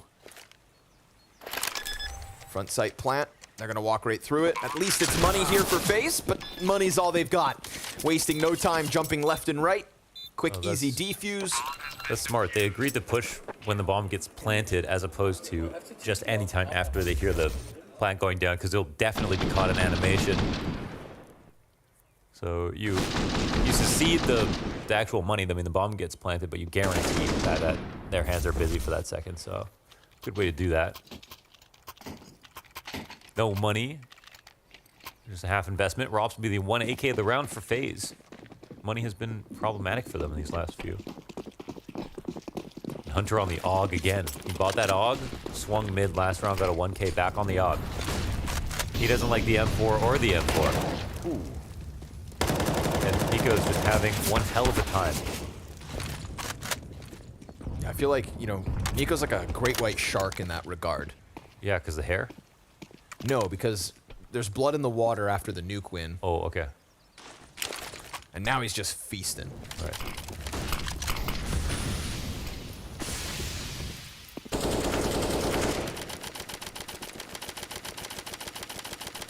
I feel like I'm at the casino.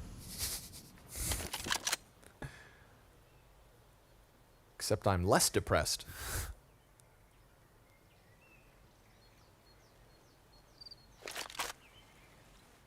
Well, G2 have enough control to say, okay. Take a peek. Almost collateral. That's all you need from Monacy. You've got 2 M4s in the bomb site now primed. Monacy's flash gonna blind everybody on FaZe. And then these M4s just gonna clean them right up. Hooksy, go ahead, brother. Pad those stats. Hunter comes wide, and we've got G2 from an 0-3 start to now being on fire. Now being on fire. 5-3. Better take a timeout, FaZe. Figure out what the hell is going on. FaZe can, I feel like FaZe sometimes can be a little bit risky with their economy, definitely. I think it probably, but it defines who they are. It defines, like, it's Kerrigan's calling, it's the fiery, kind of aggressive players and explosive players they have on their team. I think they gravitate towards it, but we see, I feel like so many kind of big rounds in their games where you don't really feel that as much in others.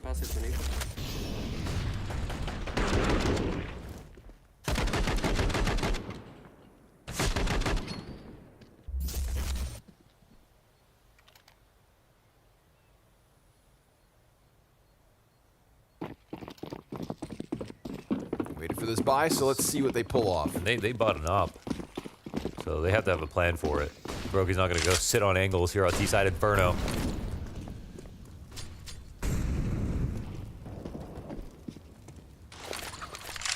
Got double boiler plus short support in Monacy. The thing I can think is, like, an op T-side, if you're aiming for a B-side post plant, that's going to win you the round. Okay, let's see what Rops does here. Double boiler. No kill. Then the op tries to come out through Balk door. No trade. That's a tough fight for Brokey to try and trade back. The fact Rops goes down empty-handed, I mean, they waited for this buy, and they get nothing out of that boiler setup. Good call from G2. I like it. Yeah. Rotates are a little slow. I was thinking they wanted to try to end B because of the op, because if the op gets the quad, they'll, like, win that post plant, you know? Right. For the A site being able to take it, I don't even see the real benefit in that. But now the op's shown itself as well. Makes things a little bit harder. Whoa, this is a rough one-way, but we'll see if it still works for him. See some feet. It's good damage. They're outside the site at least. Drop to half, but the gun needs a reload. Oh, and he goes right through. Rain's gonna stuff the push. Hooksy caught off. What is this? Didn't anticipate Kerrigan to be that deep, and that's an open door now for FaZe. They should not have been able to get into that site. Looked like Nico kind of ran out before the reload was finished. Yeah, Hooksy didn't even have his gun in his hands. That was crazy messy between both of them for sure. Getting a little too ahead of themselves. 5v4. No smokes. Now man disadvantage, and smokes. They're not able to burn anybody out of positions. So m0NESY sits around for a little while, but we've got FaZe pulling that back 4v5. I just think like the one way was a little wide. Like having a gap on that side makes perfect sense. You see the foot. That was a lot, but didn't die from that. Oh, wow, that's phenomenal. That's a huge amount of damage. And JKSC saw this too. Oh, they kill all 4? Oh lord. Holy hell. They can't even rebuy the op that they wanted from that round. Is everybody even gonna have AKs? I feel like this push is crazy that they try to flash push that versus the entire attack.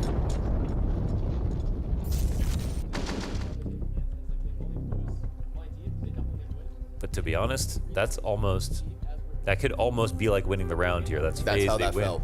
Yeah, they get all 4 exits. They make quite a bit of money off of that as well. And now there's literally a Galil on Broke at an op last round. Twist will probably have a Galil too. I don't know, maybe he's asking if he needs nades. Oh no, he has oh, he's got a Mac 10.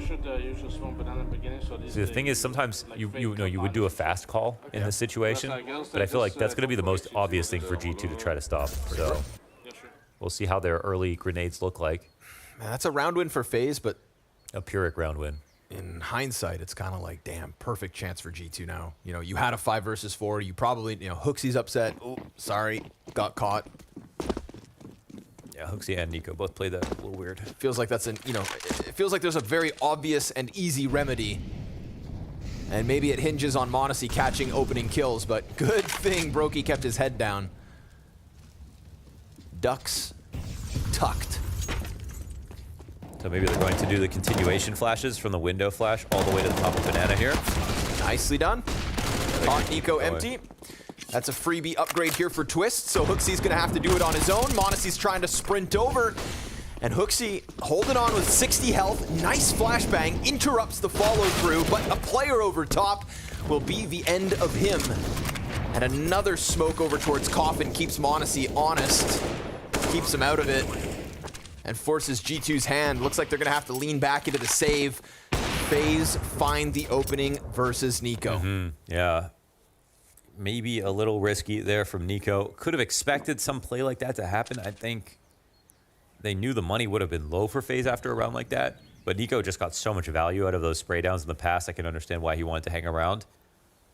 But in the spot, 1 kill for Hooksy. Probably need to go all the way back to quad, wait for his teammates' flashes, get some faster rotations, and yeah, they definitely leaned on Nico getting a lot of his kills early on Banana in the past. But besides that Mac 10, I mean, there were good guns behind it, so it wasn't like an easy buy to stop just because FaZe were low. But now they get their economy back. So unlike on Nuke, there's an opportunity missed here for G2. They're coming in. Fuck. 2 banana. Yeah, he recognizes what that round meant. Yep. But at least unlike FaZe, G2 hang on to the majority guns. Called their first timeout here. The thing is, I want to play the same this round because we took a timeout. But yeah, I think after, I think you should do OG Erasmus and you should get in front of the smoke and fuck them up. Yeah. They're pretty bad. Yeah, we had some gems already. It's day 1.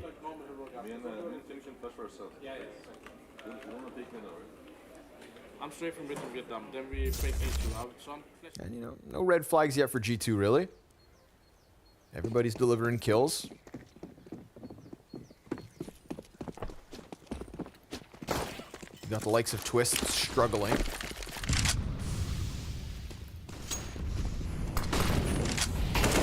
FaZe's economy nearly on life support.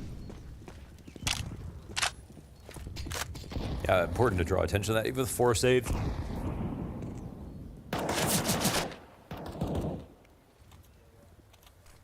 This time they get deep. They got lots of info here, man. They still have Monacy on Boiler. JKS watching the fall back. They can re-aggress after the mall if they want to. He goes back. Flash works. Hooksy goes down on B. Okay. It might be inconsequential. Probably a better frag here for G2. Nico's still alive as well. And this position could easily catch Twists. Oh! Wow. Twist just kind of presses along the side of the Molotov. I can see why that catches Nico off guard. So he loses his position, loses his control of Banana. That's kind of exactly what FaZe were banking on. Yeah, we're kind of down to no nades here for the CT side, so. Gonna try and press into the A site. These flashes could make the difference. Monacy, they want to go here. He's who they got to take down. Looks like they could jump out behind him in this spot, which counters this setup pretty well. Ross might go mini though. Let's see. Yeah, there it is. Freebie. Here's the answer back from JK. Yes! Oh, nice second kill. At least kind of makes up for the fact Monacy goes down empty-handed, but remember, Hunter down on 46. Nico tagged to 3/4. No smoke as well. They can't scale onto the A site. I don't know if they want to try this. Could take a chance. Could run the risk. It's versus Rops and Brokey. Oh, they did have a smoke. Must have picked it up. Brokey gets flashed off his initial angle. Hunter's able to press into the bomb site, but remember, bomb planted 4 short. We've got a Molotov as well for Rops, and since they threw that smoke, nothing to actually extinguish it. If Brokey hits his shot, if he had hit that shot, it could have been wonderful. Molotov basically guarantees this one. And Rops gonna get picked up on his escape. So again, the price tag here is high, but it is FaZe to take a lead, 6/5. Yeah, that's pretty damn good. But yeah, 5 dead again, and I think it's like G2 are constantly like, yeah, if we get this, we have a free opportunity. But look at this call, it's great. They have Monacy still inside of mid. It's the exact counter they need. JKS, if he doesn't hit this amazing second shot and get those 2 kills, the round is definitely done. You know, well in advance. They don't get those extra frags as well. It's just been very expensive for FaZe. I think that's just the thing that's standing out to me the most. Yeah. But ultimately, they're still slightly in the lead. T-side things are going to be a little less expensive. Oh, and the disrespect to that flash is beautiful here for Monacy. Yeah, it's going to take more than a measly flash to get him off the angle. Nico going to burn a bit, but well worth sticking around. Wow. Yeah, he loses 25, but he deals 100 between Brokey and Kerrigan. Excellent grenade value there. FaZe Clan going to come limping up Banana. Trying to lean on Twists and Rops to recover this one. And Monacy, who was once mid, fires off the AWP, so they're going to be on high alert now, FaZe, and they get a bit of utility out of the defense here with still plenty of time to work. What's the call? Follow through. Here we go. Heavy commitment. Monacy going to be smoked out. Nico relegated to the dark corner. And Kerrigan blinded as he rounds the edge. Easy goes. Nico, quick swap out, but there's the answer back. Monacy's still alive. Overconfidence. Twist doesn't take the shot. I don't know. Did he see him? What happened? It looked like he would have. Okay, this is weird. 30 seconds up. Monacy wants to press around. He catches Twists. Won't be able to finish off Rops, who's now 3 kills deep in this round and only has to finish off the Aussie. But 32 health is all he'll have left. Seems to know, seems to expect Banana. But he's got to grab that bomb. He made noise. No, he didn't. Oh, nice JKS, shot. Nice clean kill, insta headshot, and FaZe will stall out at 6. Well, the Rops was like laser focused on that, and then looked to CT. I was like, whoa, did JKS make some noise there? Did Twist not see Look at the that. fallback? Yeah, I think he might, like, we had the full X-ray, definitely saw a foot, maybe just didn't want to waste a shot, but with Monacy running away like this, I feel like you would know you could definitely take it. It did look weird. It did look a little strange. First box. I don't know. Hard to say in that moment. Maybe he was between two. He was already thinking about leaving the situation. Then he saw Monacy. Didn't want to stutter step. Not exactly sure, but what's important is G2 now get a chance to claim an easy round.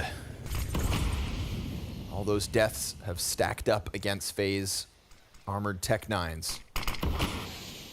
Met by smoke. Hunter back on the AUG. I feel like smokes have looked funny today. Like even that moment just now was with looking Robs. into the middle of it. Okay. No, yeah, no, I know what you mean. That's what I'm saying. True. Something's going on.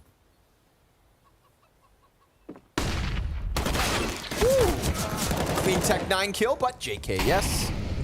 He's been shining. Ooh, Kerrigan tries to pressure Monacy, but he can just fall into the bomb site. No stress. Is JKS covering this properly? Looks like not, but oh, Monacy goes back to watch it. Easy does it. JKS is not finished. No, sir. Looking good on the A4. Now 13-4. That's JKS at the top of the scoreboard. Yeah, what are you going to do with that bomb there, Brokey?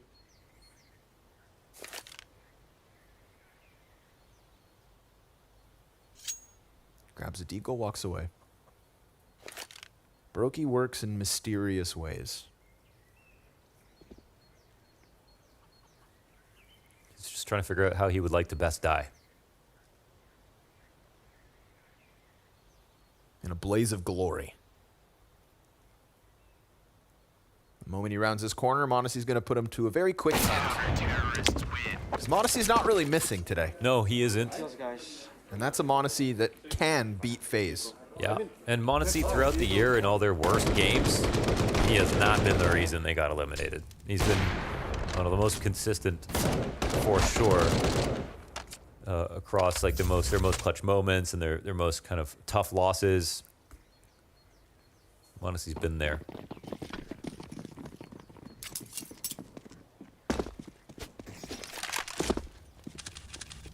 Right back to that mid post.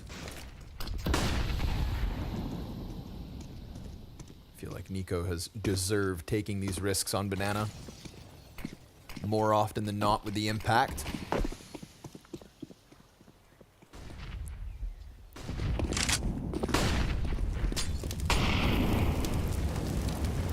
FaZe want to scour this. Feels like Twist has gotten the better of Nico at times. He's going to fall back slightly. Not all the way. That flash on Hooksy, prime for the repeat. Here it comes. Nico's going to see it clear for the taking. Some clean reaggros on B, never getting punished on that flash. Yep. Getting information. They do the same thing here. They've done this twice. Timing after timing. It looked like FaZe were readying that punish. Twist is going to go back. If he can clear out Banana, maybe they go back to B. It'd be the better call. Hunter tries to re-aggress on middle, and seeing as they are this close, it's going to keep majority of G2 committed. That's good info. It's a little early, though, and they don't get a kill off of it, and now they use a lot of grenades. So I think, actually, even though G2 are fighting hard for that, they put themselves in a tough spot. Rotations are kind of slow. Oh. One player in B goes down. They actually just lose the round. I think they, yeah. I think they over-committed over there, but they were probably planning to at least get one of the kills off the push. Right, off of Hunter's peaks. Because they kept tying up players, so like the whole time FaZe knew as long as they stayed alive, yep, there are a certain amount of CTs here that are going to be slower to B than us. I feel like running that risk as well. They had to kind of keep Nico committed to it. Ooh, nice. Kerrigan. Wow. 3 kills versus Guns. Oh, and he wanted Monacy added to the tally, but the kid doesn't go down with ease. Rain will finish it off. 3 survive here for FaZe. 7 rounds still on a T side, nothing to scoff at, but it's the fact that it's really Rops going above and beyond and dragging his teammates through the mud as they'll try to fight for that 8th. And they can. I think they were kind of very aware of what G2 were going to try to do this round.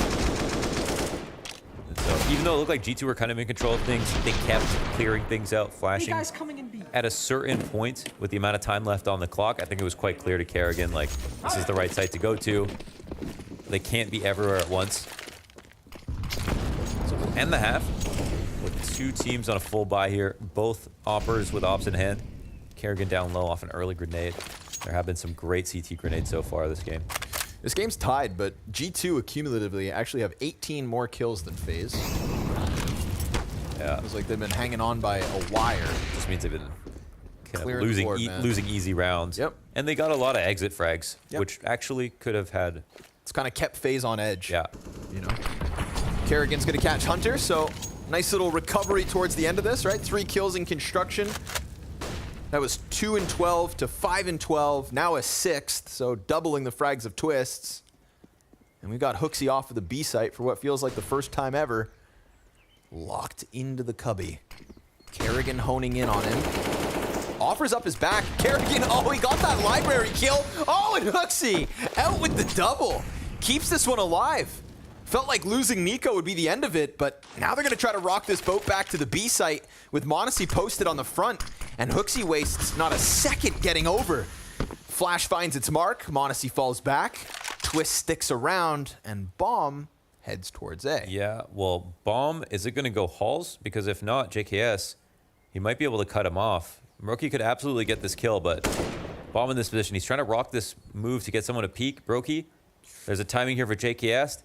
Ooh, it's just not playing in the site, so okay. Lets him buy completely. And now he can come back. I mean, this still might be a good play, but Twist is still working on the other side of the map. Oh, and now they've lost Hooksy as well, so felt like JKS could have gone above and beyond, and, well, he still could, but now the ask is just twice as tall. Good luck. They don't know where he is, but as he comes out from the apartments, he's going to get read by Rops, who again puts up big numbers to try and keep FaZe in this series. They're in this map, that's for sure. 8 terrorist round wins, him with 15 kills, and a CT side that lies ahead.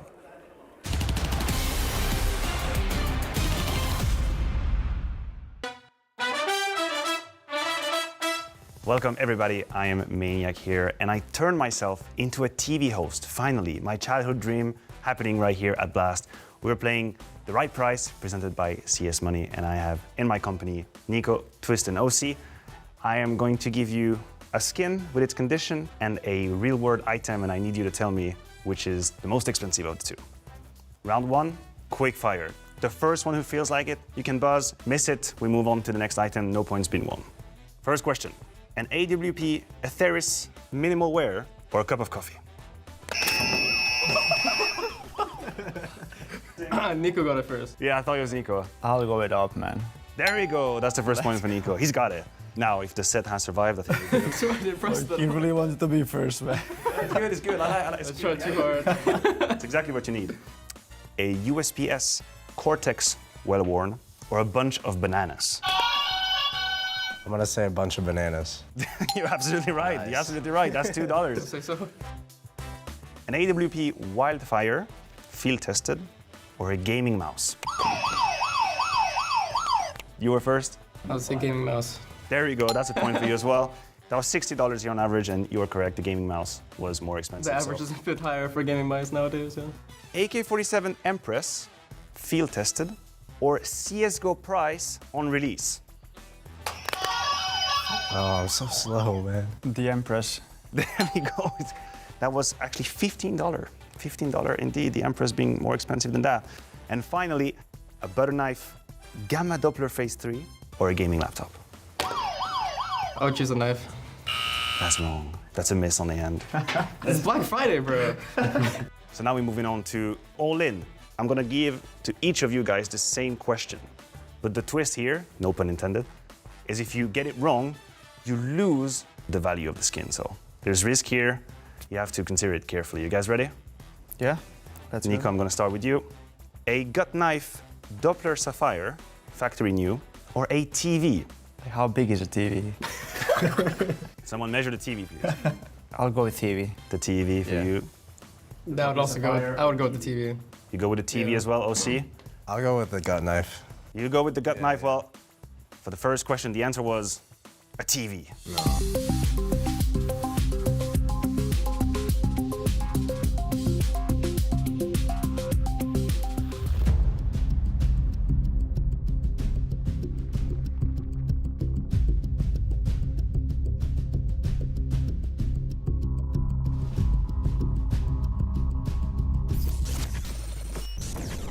I have flash CT soon. I have flash CT soon. Flashing above Nico again. Flashing again. I'm flashing soon. Flashing over now. Pull. First box. That's the second box. I pull back. I killed up. Guys, I'm coming banana. I can flash over late. Sure. Guys, I This killed up, smoke okay? is gone. Come roots. Coils and banana. Sound. Banana and coils. Chill Lilia. Side, go. He's on. He's taking the bomb on first box.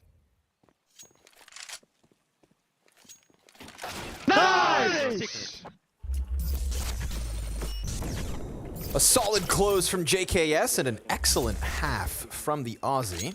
But it is still FaZe with a lead going into the CT side of their very own map pick. Still, 14-6 out of Monacy. That's, again, the kind of performance like we saw on Nuke transitioned here into Inferno that is going to keep G2 on the cusp of a series win. But it's going to have to be on this T side that they get things back under wraps. The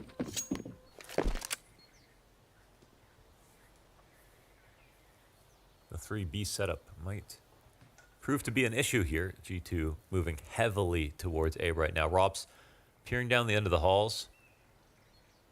Nico might be trying to feed into their fear that it's going to be B, or their excitement, in fact. Rops not taking a deep angle, so... Ooh, point blank, just good for one. Great trade. The smoke down on Moto means Broky's out of the round for now. Oh, well out. No, just kidding. A nasty little tap onto Nico. The retake is on. I feel like this could come down to JKS. He's got the USP in pit. Right? We got a nade on Twists. Armored Berettas with a nade. Rain's got a flash as well to try to get this going, but we've got no kit on the CT side. Hunter going down for free is great for FaZe, but JKS only the singular kill on the answer, and they'll make that retake happen with time left over. 3 up from Brokey. He's found himself 8, 9, and 10. Yeah, I think he only... that's both pistols this map to FaZe. Feels like shot 3 bullets, even. Those were gross. Dirt nasty. This was a clean trade from Monacy. Kept the hopes high for G2, but... 1, 2, 4. One long. Nice shot. Yeah, they know. Clean kills from Brokey. True. Yep, exactly. Buy comes in both ways. Triple MP9s. This is really... Actually, like, who has the better buy here? I think it's the utility that could wreak havoc. It's gonna get that smoke burned out of Hooksy, but wild spray out of Kerrigan gets punished, and now we're gonna get a scrambled rotate trying to come over to this B site. Do they follow through? Oh, Rain! Point blank MP9's not enough. No smoke? They have no smoke. No, because Hooksy had to burn it on the molly. They've got a flash, and they can face, and they've got rifles. Now, all of a sudden, we've got 3 players on G2, incredibly tagged low. They don't know how much damage they've done. They're leaving. Oh, they're out. It's 4v2. Wow. Kerrigan getting a little wild with the FAMAS. Shout out to Hooksy for that one. He's the reason they get that, the flash behind him. They punished in the same way that Nico got punished in that one kind of what seemed like important round, playing car, eating the window flash. So that's it. Just heed to the call of action. Rain tried to jump up to just get that little off angle. It's on the other side of the smoke. It sees the entire smoke. So as they're running through, if they're coming through on both sides, you have a chance to kind of multi-click, just clothesline them as they come through. But he only got the one, failed to jump, got traded right away. And so, yeah, it's a pistol round 1 for FaZe, but the instant win back for G2 with the bomb plant, with 4 alive, with 3 rifles, that feels better.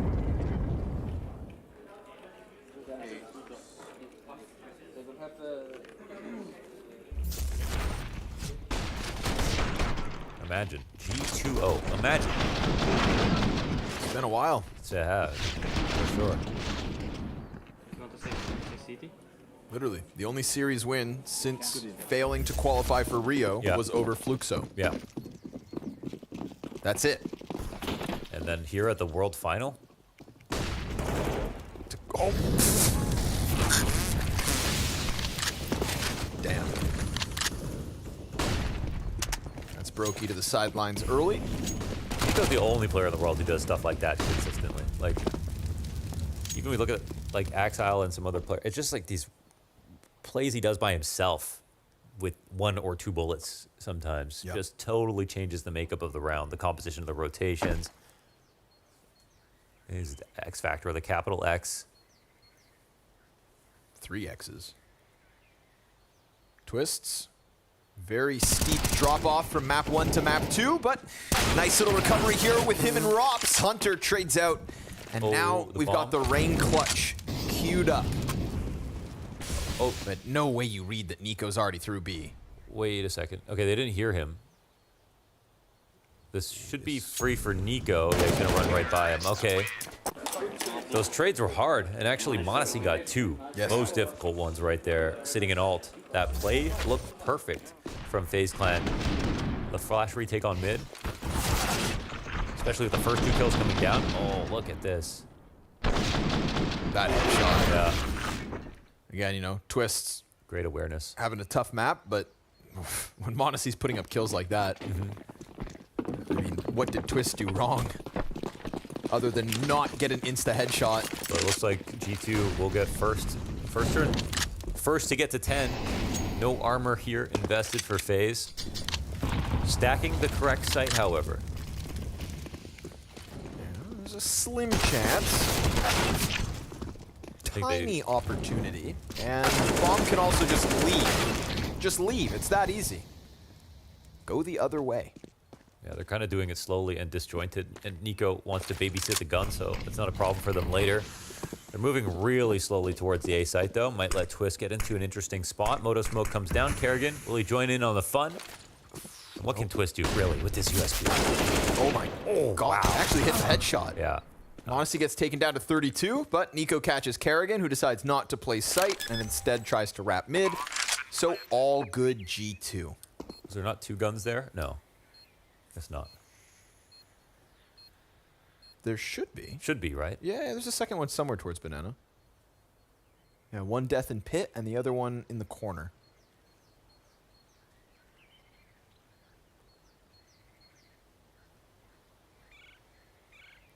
G2 first to 10. Monacy 20-8. Damn. Damn. And that's after being the best player on Nuke already today. I was talking to Mind Body Esports, Yeah. G2's mental coach, at breakfast the other day. He told me that Monacy is an excellent meditator. Okay. That is all. How do you even know for sure? I don't know. Maybe he's an excellent liar. Yeah, okay, maybe. So 1 AK saved. I can't believe Twist hit that headshot. Like, Monacy's flying over the box. Yes. But honestly, if Monacy doesn't hit his crazy headshot, Twist probably just finishes him off. Could've. Coulda, shoulda, woulda. Everything invested. One free gun for Brokey to keep some cash in his back pocket, but FaZe Clan 6 rounds away from losing the series here at World Finals. And they would go up against outsiders for elimination. Oh, collateral! At the same time? Kerrigan and Rain lined up, knocked out. And if they think that's an open B site, oh, they're wrong. Twists tries to find a lineup. JKS catches a kill at that A site in the meantime. And Twists just peels away from this because it's numbers G2 pressing into B. Collateral kill from Nico to get a rifle round win over FaZe. How they line up right there in front of car, and wasn't an op in the back? No, Brokey was on the other side of the map. Oh, look at the distance Yeah. between them. The 2 deaths on Half Banana. wall and yeah, wow. We'll have to see. There he is, Mr. X Factor again. Oh my God, G2 are gonna do this. Actually making something happen here. Yeah. I mean, after the fall final, if you had very little faith in G2, that's very fair. Yep. You know, it can always be true that, you know, the team can win and beat good teams. Felt the same way about Liquid. And I even picked G2 to win today. Yes, you did. Yeah. But obviously, I kind of felt like both were upsets. I don't know about the Liquid one. That was a little bit dubious. But G2 obviously. Wow. But you look at some of the things that are working today, it's not things that are brand new. It's not things that are brand new. It's Monacy playing well, Nico playing well, JKS playing well. It's literally like all their individual levels just being good enough. Is it the fair right to say people in the right top of the scoreboard, if that makes sense? It's like again, talking about Monacy this year under Hooksy in their best games, he's playing better. Hunter playing taking a little bit of a backseat. Nico being the best rifler.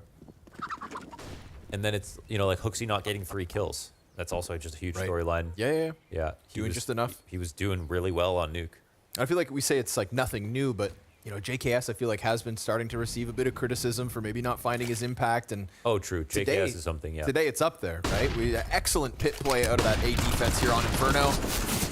Rain's gonna catch Hooksy. They're gonna try to press the issue, and Kerrigan, well, he lines up a 3rd kill here for FaZe, because Rain gets a 2nd one right before he dies. So again, we can talk about G2O all we want. This map's not over. And the B defense holds strong this time. Yeah. For the time being. True. And 55 seconds. And a big opportunity loss with this one. Monacy's alive. Economy smashing round. He's won 1v3s today. And there's time. He is 20-9 on this map. JKS, eyes fixated forward, but nobody's showing him any skin. Molly. That could be Kerrigan dead. Then it's going to have to be Twists. And honestly, Twists, 6 kills across this map, could drop the ball versus the likes of JKS. If he shoulders it properly. And even if the trade comes out from Monacy, I've seen a Monacy 1v3 on this very site. Oh, he did. And he slides right out, predicts the deep position, and a double flank now primed to try and bring this back. And he smoked the flank. Holy hell. It's not a good smoke, though. There's a gap around it. I know where Monacy is, but he's watching. Ready for that first peek, and then there's this kind of, gap. Oh, but Rops, quick headshot. Oh, Brokey makes sure to finish off the hopes of G2. Excellent attempt there from JKS. Great call on the molly. Good call on the clear. How did Rops do that? I don't know. Check this out. Nice double from Rain. Clean headshot. Yeah. Crazy shot from Brokey as well. JKS could have clutched for sure. All right. Looks like all the individuals trying to kick it up. We still wait for Twists. Well, they fought and made it expensive, so we get an explosive end of the map. No matter which way it goes. Still a tight race.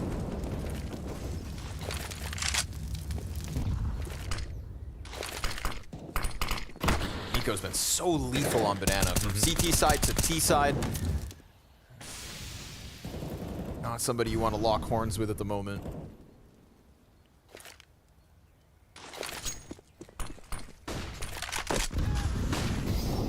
Jumbled up G2 through mid.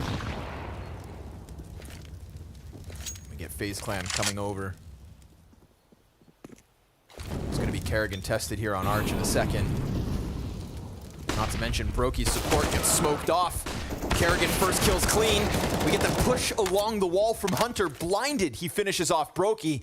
And there's still a chance that Short could collapse. Twists. When? If ever. Trying to fall back ever so slightly. Sees the shadow and doesn't want to push the issue. Rops knows what's coming.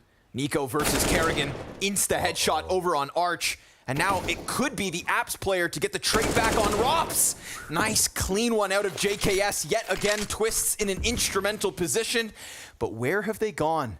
Where will they go? Bomb dropped on Short. Rain tries to throw himself at this. JKS needs to double back around, and time becomes a problem. Let's see if he takes a peek, actually, JKS. Twist catches Nico. Oh, the timing. Wow. Nasty. We're all tied up again, 11-all. Holy. Well, comes marginally close, but FaZe still had that advantage. Coming into the last 2 frags, got into sound positional spots. Rops key frag from the big pit into lane to drop the bomb in an awkward position. Even though JKS refragged, he had to go back and get it. Starts off like this too. Kind of a lucky kill here from Hunter, locking down the spray, but totally blind when he does so. At the very least for G2, it keeps it expensive, but it's also them with nothing now. So Hunter, 1 Galil. think they'll just try to keep that same expectation, see if they can get 2-3 kills.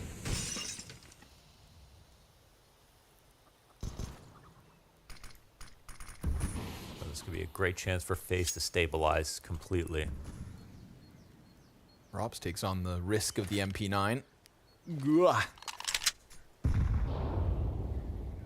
Nate will find its home. But it wouldn't be the first round G2 win with little. Pistols creeping out. Galil at the front of this. Oof. They were close, but they fall back. And Rain keeps it clean versus Hooksy, but nice Desert Eagle kill out of Monacy. Kerrigan not spotted. Can't afford to lose this site again. They're still working on mid. Twist with the re-aggression. Gonna find the back turn, but Hunter with a nice trade frag back. Rops presses in. MP9 prevails. 2v1 here on B for a second. Yeah, that's really their only hope. At the 25-second mark, they'll look to press in. Kerrigan hears it coming. Cleans up Monacy with ease. Nico 1v3. Cue it up. Oh, it's an insta-headshot against Kerrigan, but can't quite get over the wall. Well, Rob's too slow to punish. He can get to wherever he wants now. If he takes the risk to cross the quad while fighting, and maybe he's in a good spot. Brokey watching this, but I think he's watching just the right side, so... Oh, it's enough. What a read. Whew. Nice attempt from Nico. Hits the shot. 74 damage. Yeah. Damn, that's a real indicator right there. That's a M4A1S headshot So at that little range. damage. 74 damage. That's it. It sucks. It does. Until Kerrigan plays it down on bottom B site nuke. And then it still looks real good. True. Yeah, 74 damage with that peak. This is shaping up to be a very good game. Second timeout. Whoa, only second timeout called here from G2. They don't need any extra help. No, save him for the T side.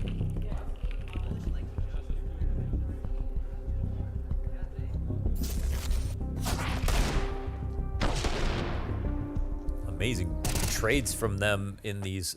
The problem is they're losing a lot of the opening duels. They're making it very exciting towards the end, but still not closing out these close situations where, you know, a little extra clutch could go a long way. But it has still been expensive consistently here for FaZe, with very little invested from G2. At the very least, FaZe have had a hard time winning rounds dominantly. Right.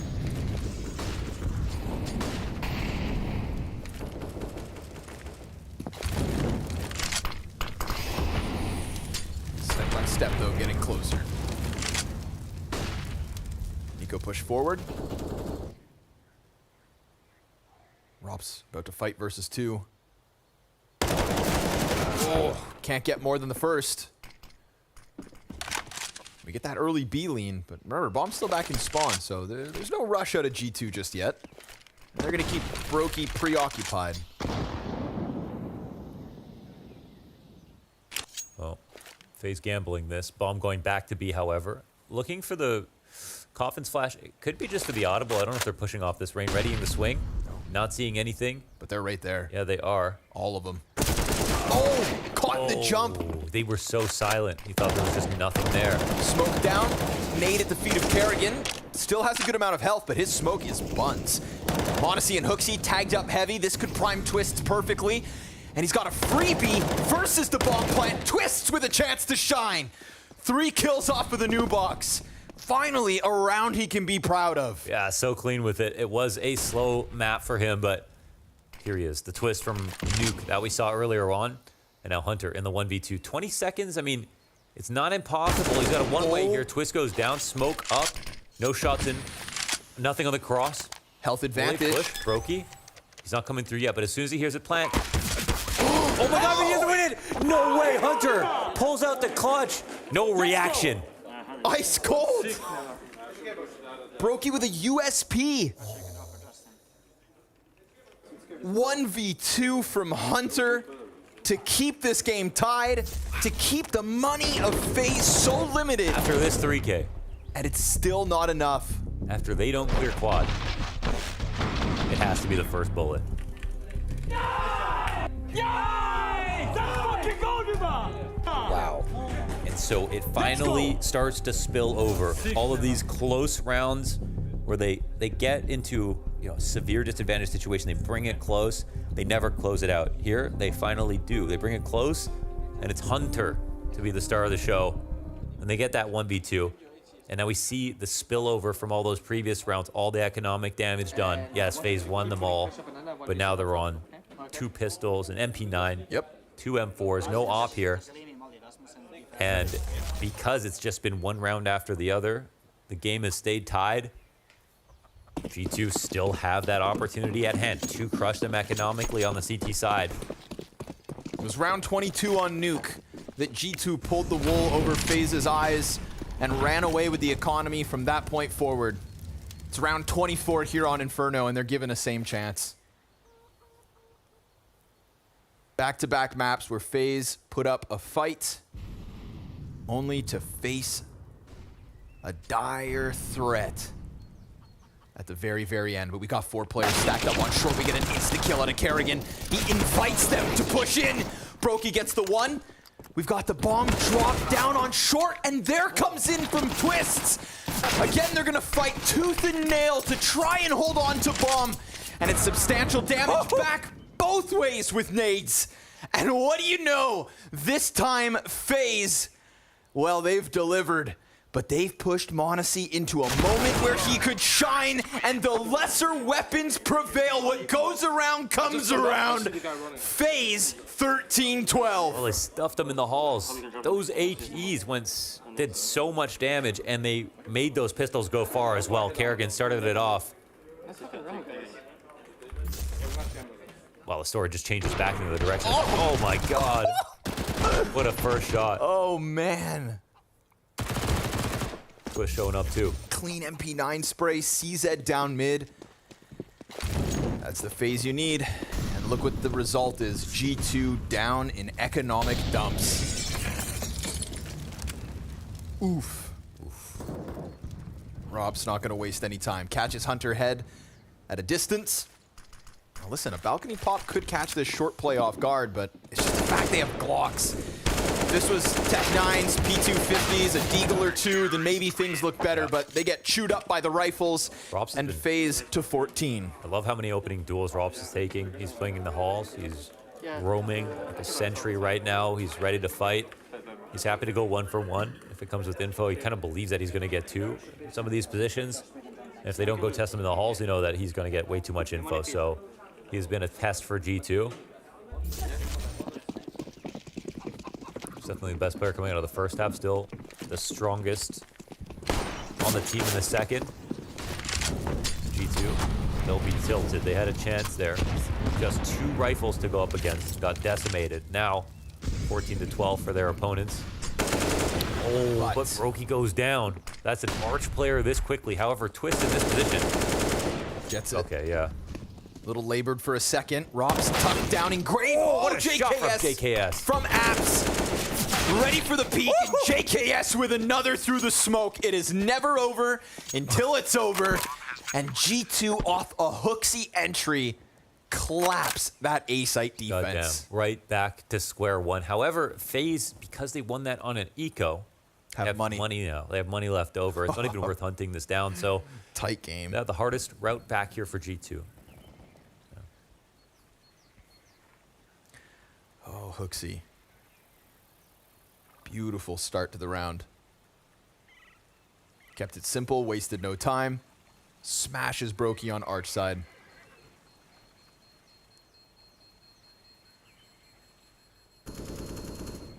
And you know Rob's just visualized popping up from Graveyard, catching him off guard. JKS honed in on it. Yeah. Killed him just as quickly as he uncrouched.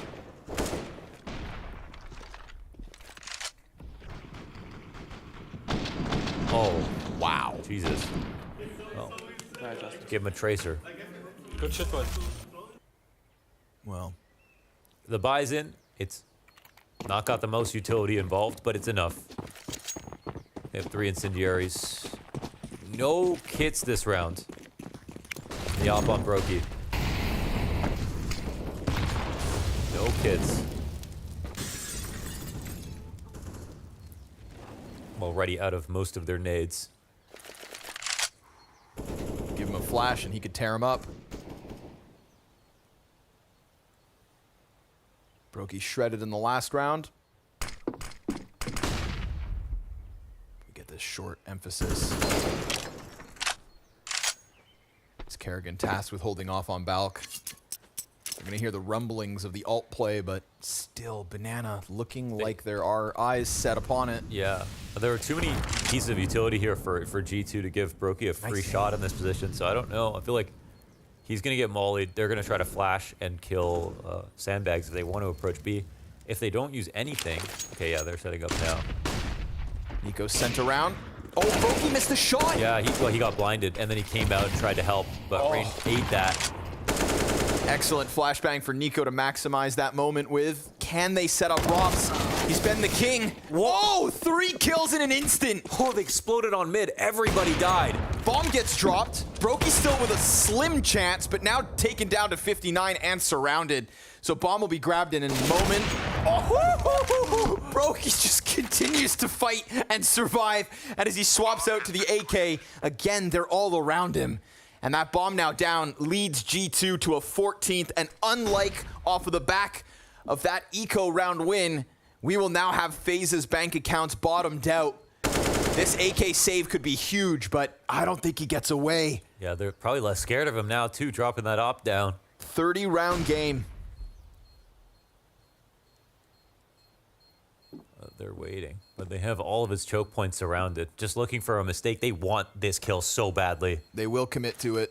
And Brokey knows he has to fight. He has to fight his way out, and he won't be able to. 14 all. Wow, 3 up here for G2. All 5 FaZe players go down. There is no money at all except for Rain on his 4K. I don't know what happens here, but this play basically is it. The flasher Monacy, they get Brokey off his angle. They completely blind Rain, who could have been playing anti. I'm not sure if Brokey also got blind. It seemed like he did, though, and tried to re-aggress. Honestly, that second kill from Hooksy, that transition into Rops' head from the corner, that is clean. Might be the cleanest spray transfer I've ever seen Hooksy deliver, and what a round to do it. They smother that mid setup. And there's nothing stopping G2 from getting this 15th. They'll play it extra cautious, leave bomb back in spawn, send Nico on an expedition to get information. G2-0. AB. Couple rounds away. Yeah, FaZe, that previous situation where it was the prime opportunity with just the pistols and 2 M4s, were able to just destroy. So I'm sure they feel comfortable playing for overtime with everybody saving in this position. Nico, I don't even know if he wants to continue fighting that much, but we'll see. Okay, yeah, of course he does. Bomb's coming his way, though. Yeah, what are they doing? Well, clearing out A site in the meanwhile. Hunter said, I want some. Nico's like, I've killed 2. Surely they can't be. Oh! Nice one from Rops. Too little too late here for FaZe. So G2 will secure that 15th, as we've always expected. Boils down to overtime or bust. Nico's passed Monacy in the second half. Hot damn.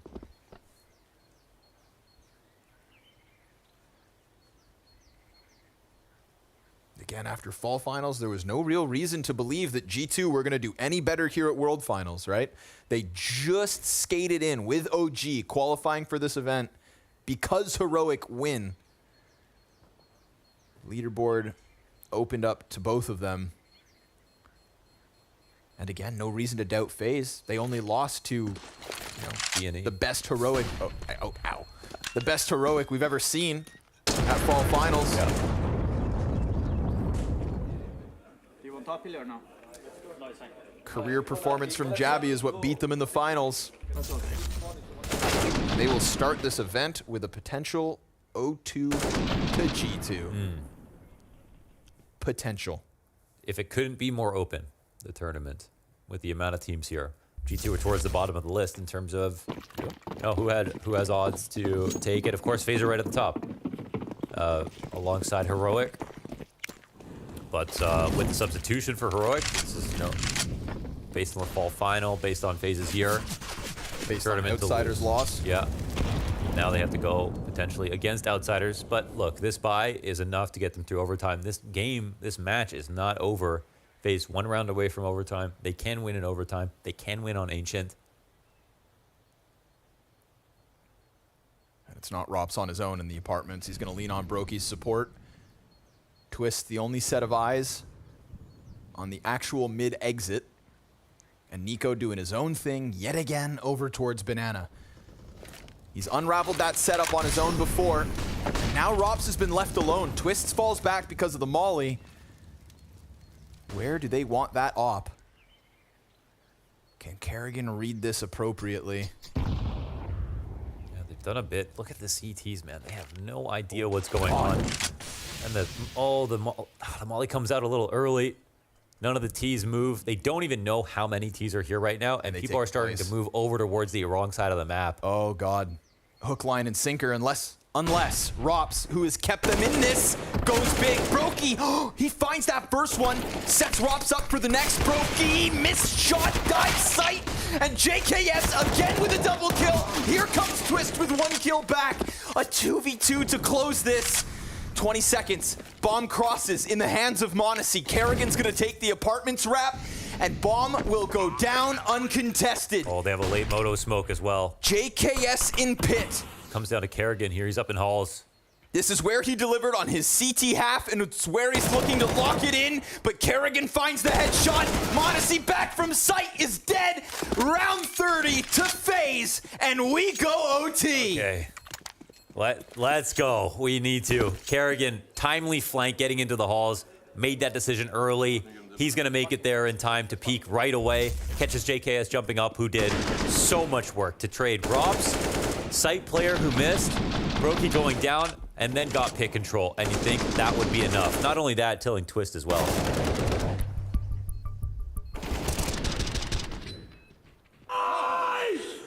Wow. Nice try.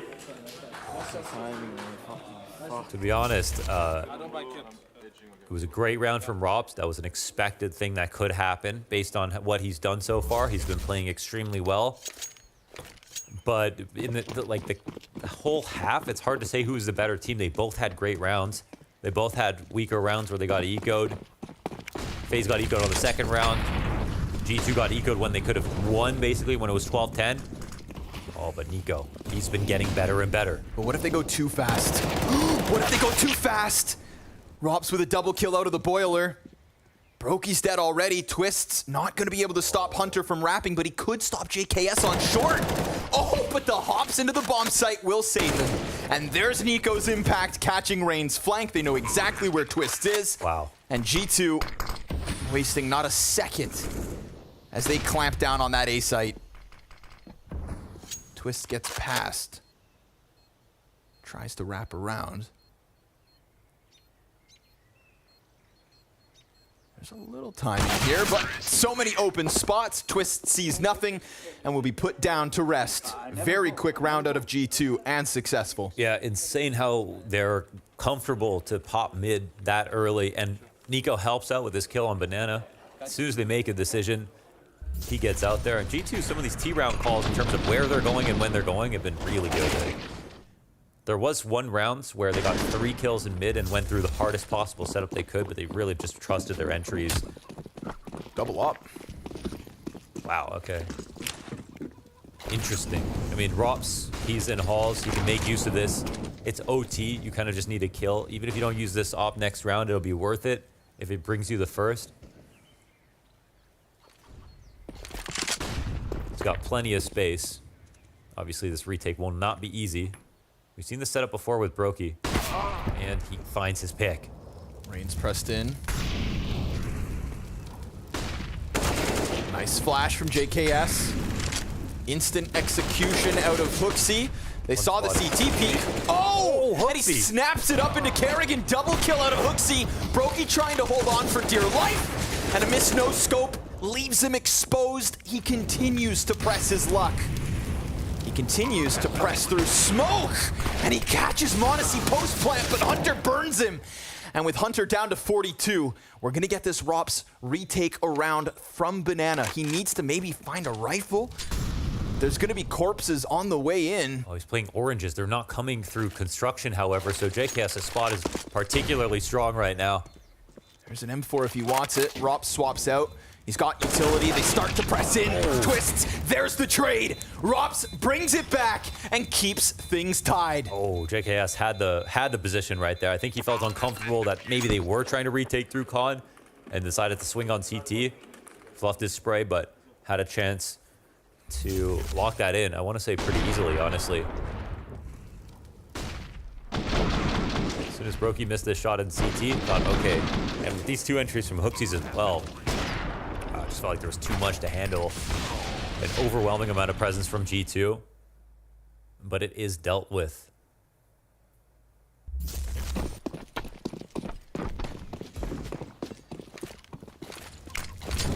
Every round is so not a surprise. Like, the amount of crazy things that keep happening in succession. Just something you have to get used to with FaZe and G2. Last round, Rops took that up, posted an apartment, saw nothing, back apps. This time decides to press his luck with the M4. It's a good amount of map control early.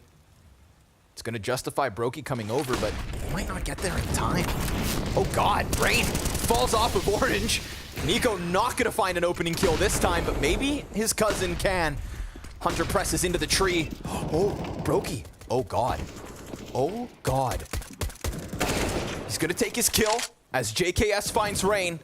Kerrigan on an aisle, surrounded and finding damage through the smoke. JKS tries to pressure this. He gets headshot. Rops quickly on the flank, but by the time he gets in, it's FaZe with 2 on their CT half. Okay, so 1 more for FaZe. They guarantee the double overtime. 2 on the T side, and they make it happen.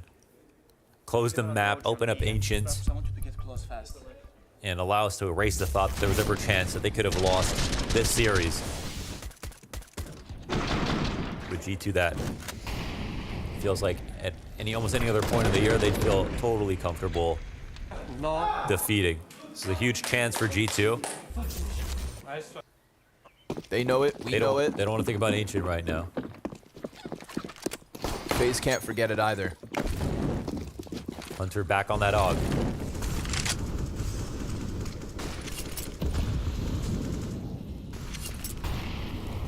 Nico is a menace on Banana.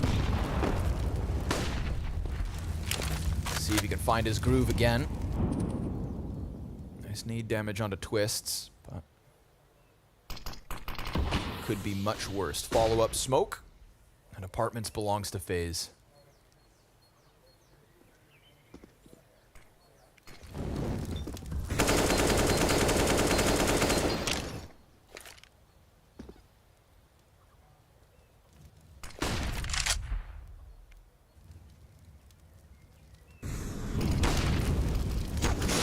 Hooksy forced out. Oh my God, he went forward with it. Oh, there it is. Twists connects the little that was left. But Nico's still here. Smoke soon to fade. Ooh, this Twist is a big with an risk 8 by in Nico, hand. but it might be the right one.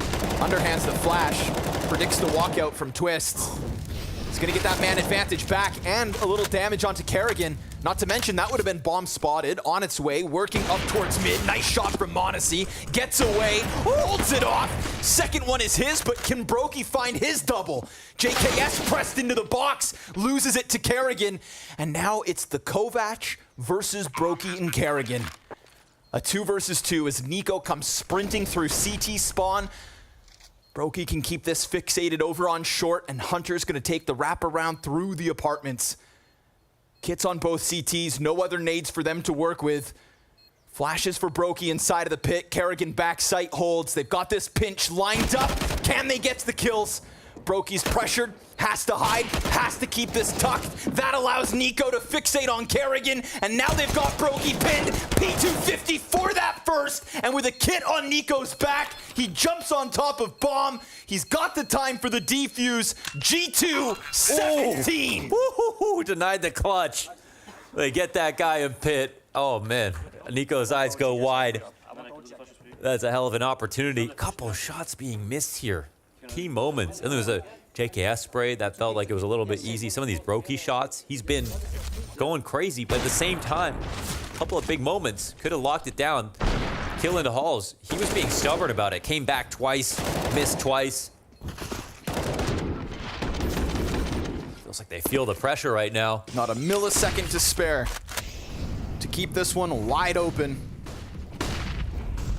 What a game. What a fight from G2 to take this BO3 win for Hooksy, who can't manage to hang off on the logs. Brokey gonna finish off the little that was left of Nico with the util, and it's man advantage FaZe as they gun for 18. Yeah. Well, with Hunter in the spot, he can actually find out if they're bluffing B, and it looks like they are. So 2 players on A kind of have full info, even though they've got 4 players coming towards them, and Hunter is on this flank. Back's turned. Yeah. Hunter could find huge timing, but they actually get ahead. They managed to round that corner right into Monacy. There's an eventual Rops wrap, but he's more worried about the CT rotate, which means Hunter, he's still ready, but oh, Brokey turns attention back. Oh my God, now they have the way to lock them into the A site, go back to B if they want to. Monacy's already thinking ahead, but he doesn't know about Rops. That's the call. Head towards B. You've caught the flank, just run. And sure enough, wide open for the taking. He's thinking about it. Rops versus Monacy, this is the fight. It'd be crazy if he found this, honestly. Yeah, and you can see him trying to keep a head on a swivel. Oh, okay. You better not miss. Rops is gonna find it. JKS knows that this problem of Rops is difficult to deal with. 31 kills for Robin Cool as FaZe take 18 and will have a map point. Yeah, and it's Brokey to catch the flank. Hunter comes in so quickly. Honestly, shocking that Brokey reads into this, right? I mean, they're ready on mid, but look at the awareness here. The fact that he's looking for a 3rd player after they killed 2 to be flanking down B. Not slipping. Yeah, just could potentially win them the map right here.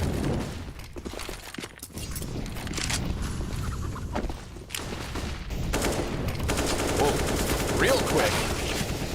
Kerrigan getting rowdy. Hunter's dropped to 13. Immense nade on Rain. And all of a sudden, FaZe trying to rush the issue. Kind of left limping in, but... Trying to punch that lurk as well. Volley gets extinguished. It's not just Rain that's low. Hunter, Nico also wounded, but nades out here for Rain. That's a freebie for Hooksy. And a frag destined for Brokey. That's him down to only 40, and they're gonna have to turn tail back. Rops comes out from Boiler, keeps this interesting. Monacy deleted. That's gonna keep Hooksy preoccupied with Arch. It all falls down to Nico at B. Yeah, they're like encouraged to search back mid, but JKS tucked into cold. They're not in a position to do that. So now Nico, yeah, there's tons of emphasis on him. Nico versus 3, doesn't play the site. Wants to press in, but Brokey's posted, and Brokey's not gonna miss that chance to strike him down at B. Hooksy's gonna have to run over. Can Hooksy actually stop this? Hello? Oh my God, again caught. That could have been a kill. If his M4's ready, that op shot missed, he could have taken a duel. Instead, it's him versus Rops. He hits the headshot, but Rops gets the kill. And now the 13 health left on Hunter, the 100 on JKS. It's such little HP for Brokey, and Rops can twist, prime himself, or will he even be needed? FaZe surviving a test on Inferno. JKS goes down, and FaZe will push this series to Ancient. No G2-0, but they will still have a chance in this series. Their individuals are performing, and unfortunately for them, it's a FaZe comeback on Inferno to push us to a break and an upcoming Map 3.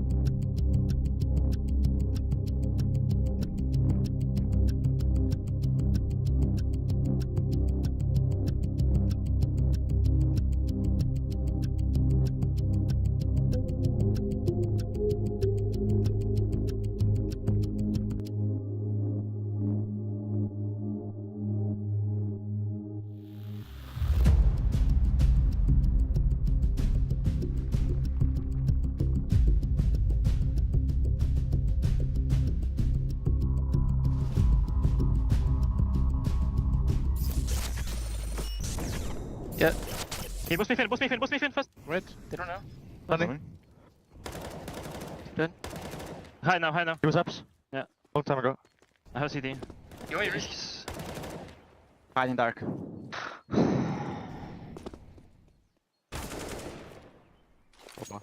Last hopper.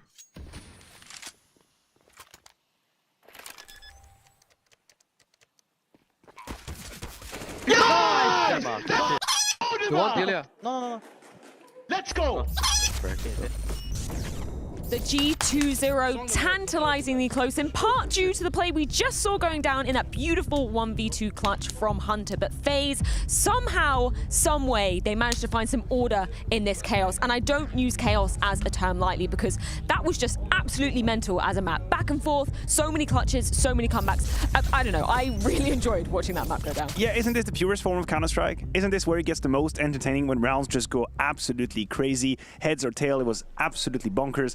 Robs stood out of the chaos. You know, we called him out. We talked about his impact on Inferno. The amount of rounds he made the difference. The amount of timings he found. The multi-kills he found. Hell, we even had our producer talk to us and be like, this Robs guy, he only does headshot. I'm like, yes, he does. His cross replacement is crazy. And this was a clinic from Rob once again on Inferno. The new wave headshot machine coming out on this map of Inferno. And it's beautiful to witness from him, particularly as we're seeing him sort of come alive in these later situations as well, when it was absolutely crucial for FaZe to be turning this one around. Yeah, look at the scoreline right here. I mean, the last round of the game has Robs written all over it. And again, not being too passive, just like we sometimes can criticize him for. No, this time around, he was taking duels. He peeked from that bowler position. He gets the kill on too short, and then he's the one lurking out, taking that position on CT spawn. He was everywhere. That was a great game from Robs. Let's give some props to Karrigan as well, obviously for his calling ability throughout the later stages of that map as well, but actually some really impactful moments from him as a player too. Yeah, it was very a la Karrigan, if you allow me to say, because at first view, you see his cross, you're not really thinking his incredible skill in the situation, but if there is a man out there that I know will step up in tense moment, it's Karrigan.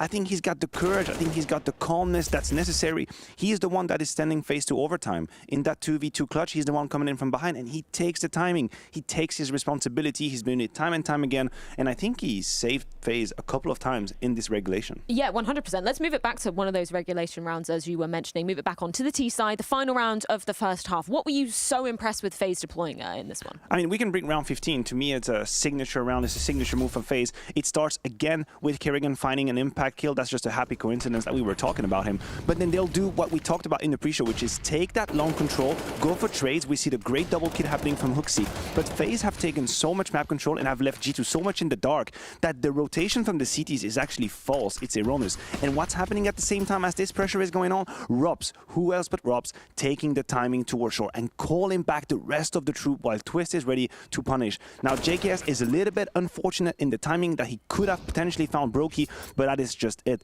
This has FaZe written all over it. Karrigan, a lot of long aggression, and then the Robs timing being found towards short. Yeah, it's beautiful kind of synergy, I guess, coming out of both members of the FaZe squad. I do want to pull up a couple of rounds, though, back-to-back in an eco play, because I think this perfectly illustrates how much G2 had to fight for this one, and to, to even be pushing it to overtime, and then also, the pressure that they were on. Absolutely. We are commending the resilience from G2. Let's head back to that situation. Round 23, it's a beautiful spray coming down from Twist. Unfortunately for FaZe, this is not going to be rewarded by a W. We'll see Hunter will be able to pull ahead in that 1 versus 2. A little bit of a, I guess, heartbreaking fail really coming out of Brokey right here. He had the time, he had the possibility, but what it does is it puts a lot of economical pressure onto G2, which at the time could break FaZe, but then who else but Karrigan, again stopping them with the 5-7. Great spray control, map control being taken away from FaZe, and this is the moment where G2 get completely and absolutely reset. Moving on to the next round, they have nothing. Their scoreline is 14-12 with 0 in the bank. This should have been the moment where FaZe just closed it 16-12 and G2 came back into it. And that's the crazy thing. We're talking about the narrative of we were impressed that Hunter was managing to pull that one off, really putting the strain on FaZe's finances. Then they bounced back in that round, but the bounce backs just kept on going back and forth. Who were you looking at from the side of FaZe coming into that overtime to you know, be really closing that one out for them? Well, I mean, obviously, Rob, so we already had a couple of examples in the highlights where he's shown up. Listen, when you have a game of that quality, there are a few moments that are kind of on a dime, right? We've had this 3v3, I believe it was, situation where the Hunter is coming in down from Banana. He's lurking behind him. He's got an impressive lurk and flank. And then Brokey just, call it instinct, call it intuition, call it luck if you hate FaZe. Brokey just turns around at the last time. He punishes Hunter, who had the game completely in his AUG at the time. He grabs him, they go back to B, that's the round done. So there are a couple of moments that just decide the fate of the game. Well, let's move it back on over to that first half in regulation here on Inferno, as we've got Danny to break down a particular moment. Yeah, I've got a similar round to what Maniac was talking about, where it's kind of like a false information type of thing. So first, right here, round 14, we're going to see a situation where Hunter, he actually gets flashed in here towards mid, and just look at the way that FaZe kind of handle it. So Hunter, he gets a flash, he spots basically 3 to 4 people mid, and normally when you're in the spot as a T, you kind of feel like you're in a panic spot because they actually see so many of your players, but just look at the way that FaZe kind of handle it. So first thing you'll see here is that if you look at the mini map, you'll see that Twist is still here towards this banana position. They have the option to actually go back towards B, but not only do they just go back towards B, they also do something else. So first you'll see that immediately after that flash comes through, they run towards B, but the other two players of FaZe, what they do here is they actually sell a fake towards A. They sell this fake as the players are running back towards B, and what this does is it basically puts G2 in a spot where they have all these players rotated here towards mid. They think that this push from long is coming through, and on top of that, Rain, he throws a flash just over towards this brackets position to ensure that Modesty doesn't get information on the players coming out. As this happens, you can see that these players are already way pushed up. Rain just threw this flash here. There's 3 players here towards this A side. There's only 1 player towards B, so they have to strike at this moment. But look at the way that FaZe also do this. You see that Rops here, he has a smoke and a flash. He opts not to use the flash. He's only going to use the smoke, only smoke CT. They swing out towards the right side and they find Hooksy. And the reason why he doesn't use that flash here is because if you look at Hooksy's point of view, he's playing anti-flash. And one of the most common ways to figure out when the T's are coming in towards the site is to hear that pop. But the fact that he doesn't hear that pop here and only the smoke, when he swings out, you realize that he doesn't really expect them to be out so wide already. So some really fine details here that FaZe make to make this round work, despite kind of feeling like they're in a disadvantage there. So hoping to see more like that moving forward. Love those details that Danny was picking up in that one. Beautiful stuff from him. Well, I don't want to break his heart because I'm right there with you, Danny. That's the kind of detail I like to see. But I don't think this is what's going to happen on Ancient. Sorry, I think we're getting one level below in terms of finesse strategically, and it's going to be more of a brawl. I'm expecting teams to make mistake. Some of them we haven't really seen a lot of. You take G2 for example. They've only played Ancient twice in the last 3 months, and this was the conundrum of the 16-0 ecstatic into losing to 1 win. So not a lot to work for. But you know what they have working for, and a shout out that we should have given already. Now, JKS is actually having a lot of impact. The one that I called out, the one that we called out, he's been stepping up massively on Inferno, hoping he can carry that over to Ancient. Do you feel like he is instrumental then, coming onto the map of Ancient? Just maybe look at his positioning, the roles that he's going to be deploying on this one? Yeah, I mean, due to the fact that he's had so much responsibility on his own on the CT side, whenever he hits the zone, you could immediately see the difference. That was the case on Inferno. It was very well pointed out by the casters. Mahone and Connor, when he's in that pit position, makes the difference. That's it. Suddenly he adds a new layer to the defense where usually he would get 1, get traded immediately. You multi-kill, you just completely change the pace of the round. So it's going to be the same on Ancient. I think for FaZe coming into this one though, they do have a much better record when you're looking at Ancient for them. Anybody that you're particularly looking at for this one? He's right there. He's right there on the cam. I think Brokey has made a name for himself on Ancient on multiple occasions already. He is one of the most efficient and proficient snipers we have in the game. I think it's a map that really suits his kind of balance he can find between being very aggressive and all over the place, but also securing a couple of angles and securing a lot of situations. So Brokey is my go-to when it comes to Ancient. He's delivered more often than not, and I think FaZe are lined up. I think they have it. Yeah, it sounds like you're saying FaZe a certainty coming FaZe onto up. Ancient. Yeah, FaZe up. I don't know, is that how it sounds? FaZe I don't down know. for you. I don't know. Can you do it with the hand? No, I cannot do it with the hand. No? People can't see what I'm doing right And now. that is a boomer moment from Matthew. But we're going to see if FaZe can be sealing this one out, pushing it all the way to overtime on that map of Inferno. And now we find ourselves on the grounds of Ancient. Let's see exactly how it goes down in just a few.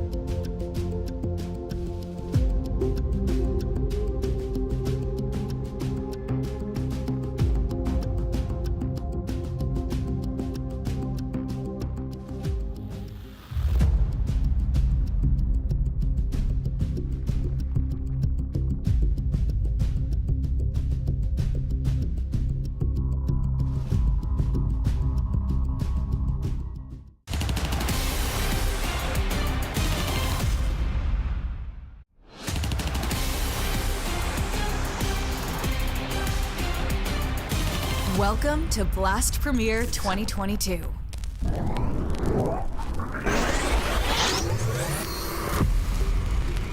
Twelve Blast Premier teams will begin their quest for victory in a season group stage. Teams seed each other, creating 3 groups of 4. These teams then play out a BO1 rapid-fire round to set their place in a cross-group gauntlet. BO3 Gauntlet will see 6 teams automatically qualify for the season final. The remaining 6 teams will be cast into the showdown, where they must fight to survive in a merciless single elimination format. Whilst there, they will be joined by one top global team by way of exclusive invitation. A further 9 additional teams will enter the fray, thanks to Blast Premier Regional Qualifiers, making it a truly open tournament, where even amateur teams have a chance to unseat the pros. For the first time, each seasonal showdown will be split across 2 regional tournaments. 8 teams will compete within a European and CIS bracket, whilst the remaining 8 will battle with a North America and rest of the world bracket.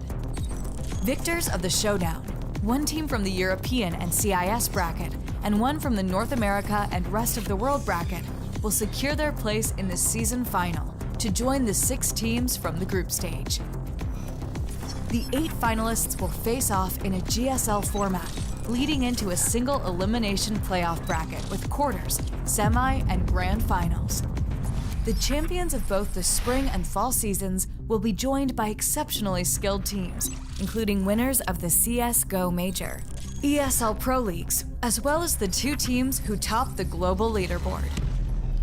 The Global Leaderboard is a year-long point-scoring system that takes into account the performance of Counter-Strike teams from leading tournaments from around the world. Teams accumulate points by winning matches and progressing as far as possible in these selected events. Teams hoping to qualify through the Global Leaderboard will have until November 28th to claim as many points as they can in a number of events, including both Blast Premier seasons and several leading tournaments. In the event of any duplicate winners, spots will be opened up to those who have fought their way to the top of the leaderboard. These 8 champion teams will come together for one last clash as they battle it out for a prize pool of $1 million. Join us in 2022 as victors are crowned and heroes are made.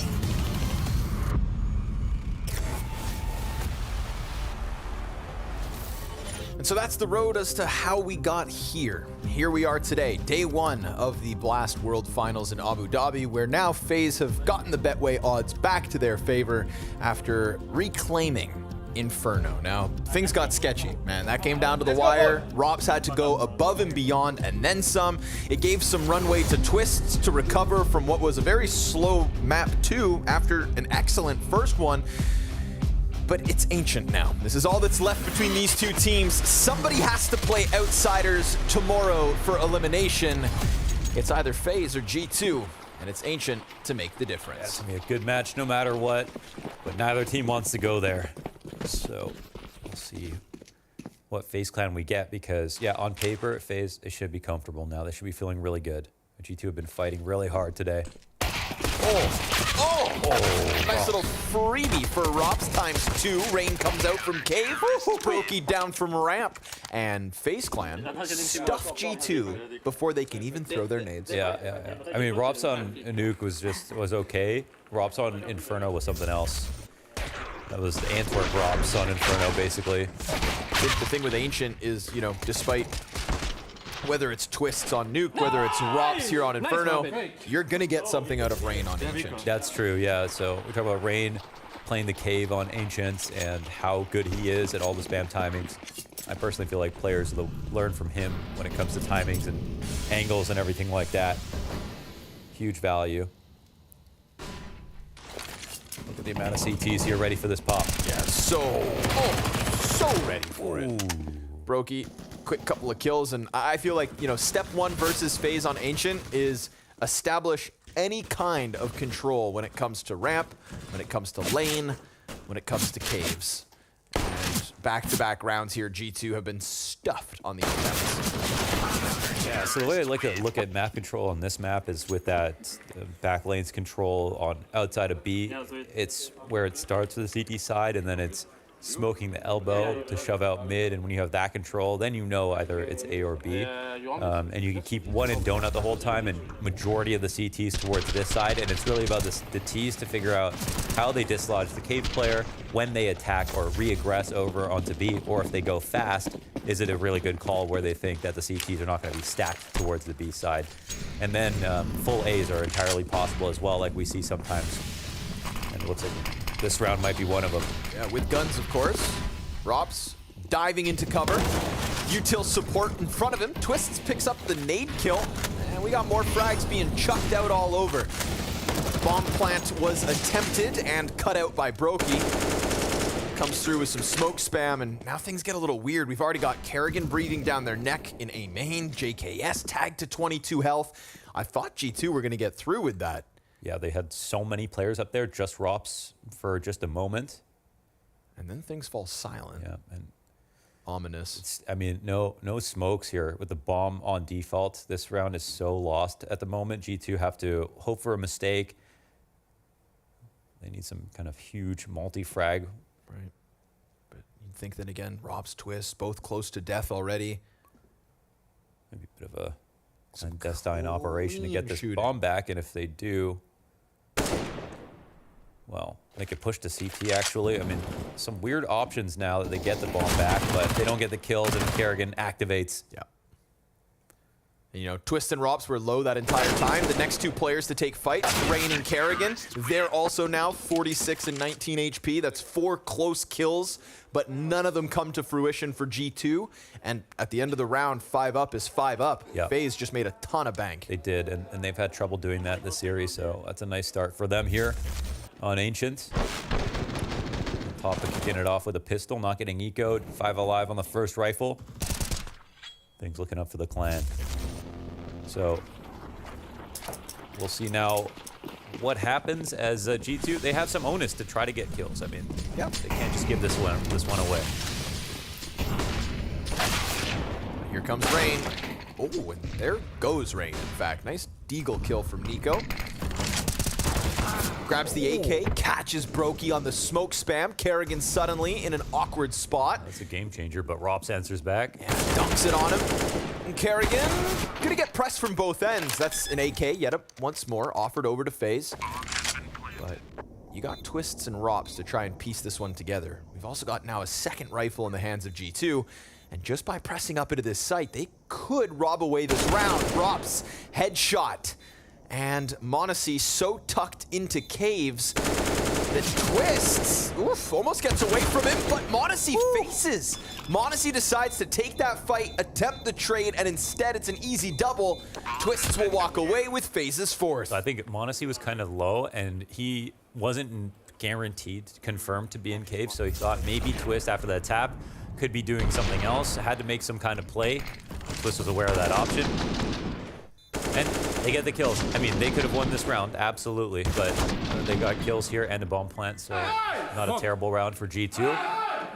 Good fucking shit, Trust. They're certainly looking for a better T-half than this so far. At least that one had a little life on it.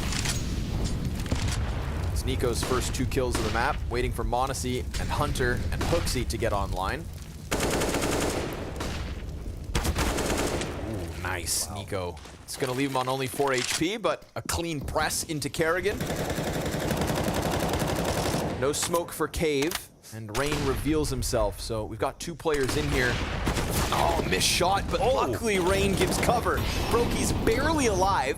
Twists has been caught by Hunter in mid, and now Rops takes the place of his fallen comrade. JKS gonna be watching the A main push. That's a freebie for Rops, but a bomb plant down on B in the meanwhile. Brokey catches Hunter, who had left middle, tried to go for that long wrap through T, and now the smokes on short block off Hooksy. Both teams essentially swapping sides of the bomb site. Making sound on the cross. Hooksy trying to piece together the bigger picture. Rain kills his teammate. And Brokey with the point blank no scope to give FaZe 5 straight. Damn. That was a hard round to win. Oh, the awareness from Brokey, man. Did Rops hear Hunter running away through mid? Must have. He killed JKS, but yeah, if not, you know, how do they even read Hunter's over in that position? Yeah. With some info had been given away early. Well, you know, it looks like some of these kills Nico gets should normally make the difference. Oh, okay, Hunter. Yeah, okay. And then he was gone. We're so far away from this execute. People dying all the while. And actually, when Brokey misses a shot, he could die right there, but the pre-aim is so deep, he doesn't even react. Goes right into cave and dies to Rain. Missed Molly.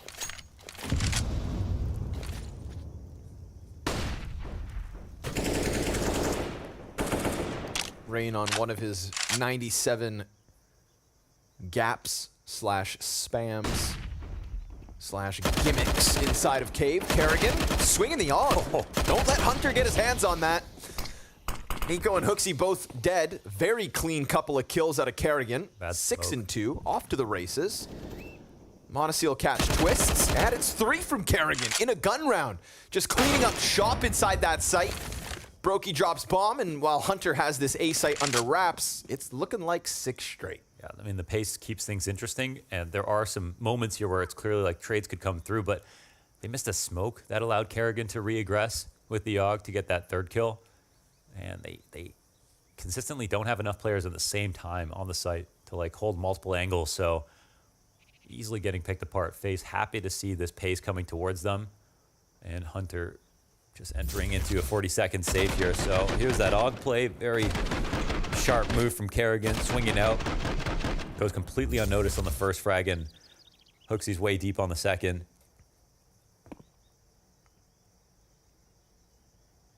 Oof. That Inferno loss is going to sting for G2. Especially if this last map's a blowout. Yeah.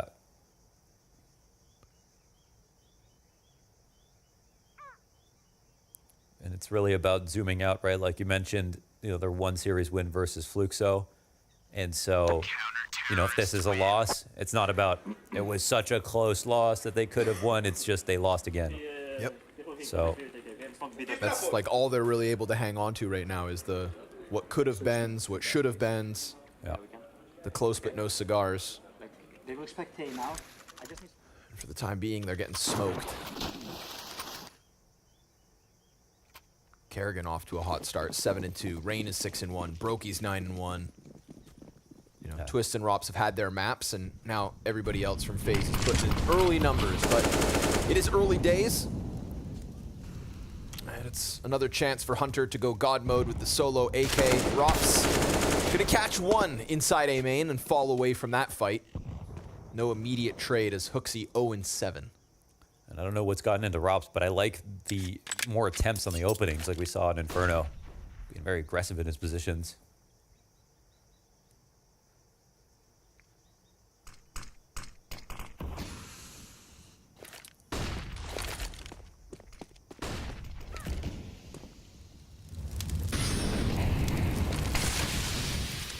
It's Rops up.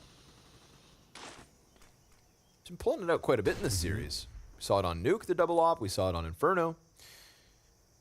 Obviously, this one's Bogdan's Law, but clean kill from Twists. Honestly, getting muzzled at the moment. Oh, okay, baby. Twists gets them all. Wow. Wow. There have been some messy rounds from FaZe, but individually, some of their players are playing with peak CS, like for sure. That half by there, right? So trying to get a read on the game. First time out here will be called here for Let's G2. fucking go together and trade him. Do like we do on Buffalo, and then we get a main, we can go back to faking it up. Okay? On Buffalo? That's first thing. Second thing, I think it's that fucks up, Cheetah we walk and out, Danish or don't say something. anything to each other. Full silence. Elias crouch walking through to Donut. You are walking towards Snake, just in the saying nothing. Nobody's taking any responsibility. Now step the fuck up and get it. Let's go. I like that. Talk to him. Okay, Hooksy. It's all about responsibility. Pick him. Ah. And restraint. There's definitely got to be some Giga Chads in there. All right. Yeah. Listen, man. Fire up the troops. Let's get it. You hit that Buffalo. Yeah, where the hell is Buffalo? I don't know, man. By New York? Must be, dude. I'm honestly boosted up. Ooh. Oh, Kerrigan. Dancing on death's doorstep.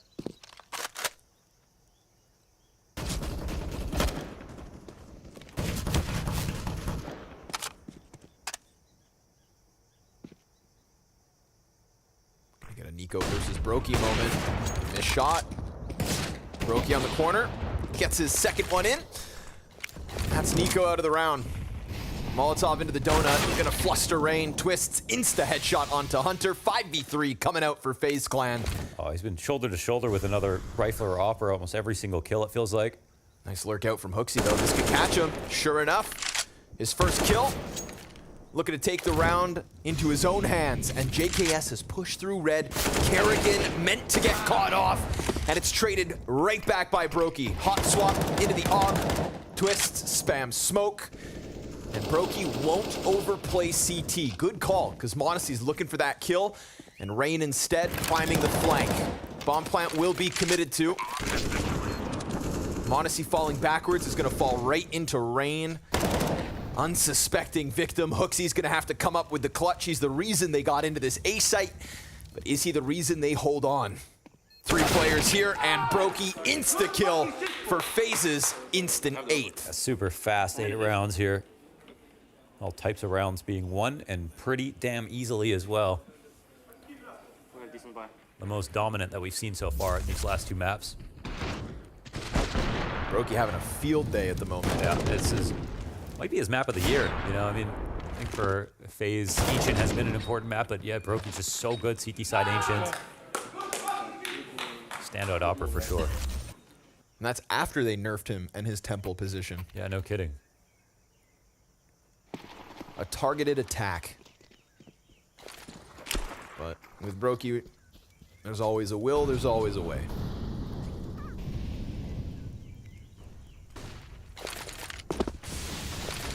Play hit on mid. They're gonna brute force it through the smoke. Push comes out. Kerrigan gets his. There's a flash. I think it catches maybe one of the T's. Yeah.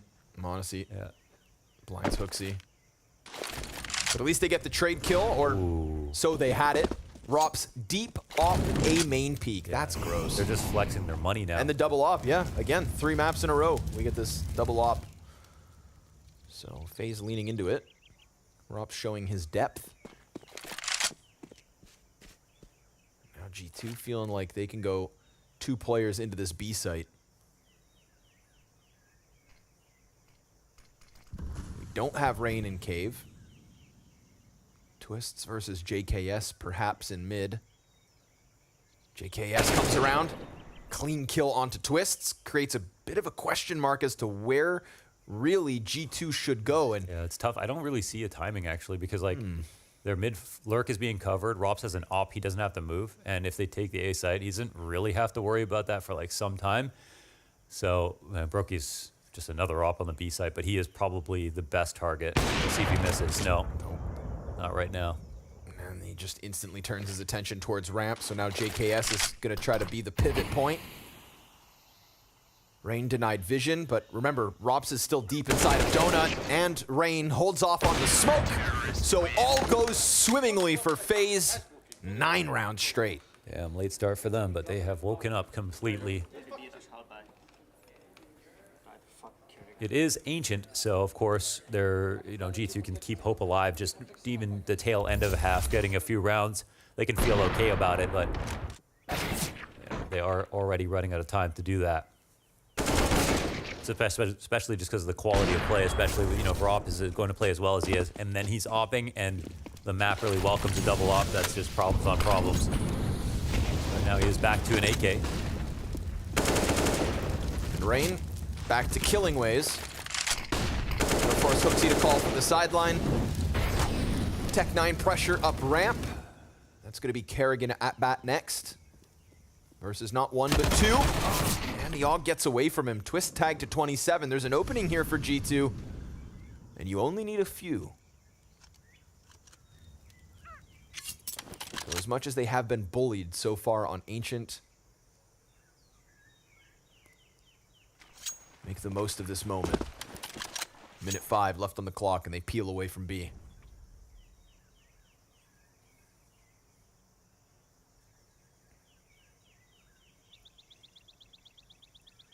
Couple of smoke grenades that could guarantee a bomb plant. AUG in the hands of JKS.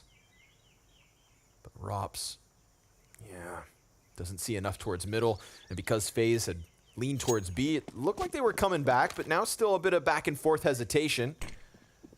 Rops, nasty angle on the signpost.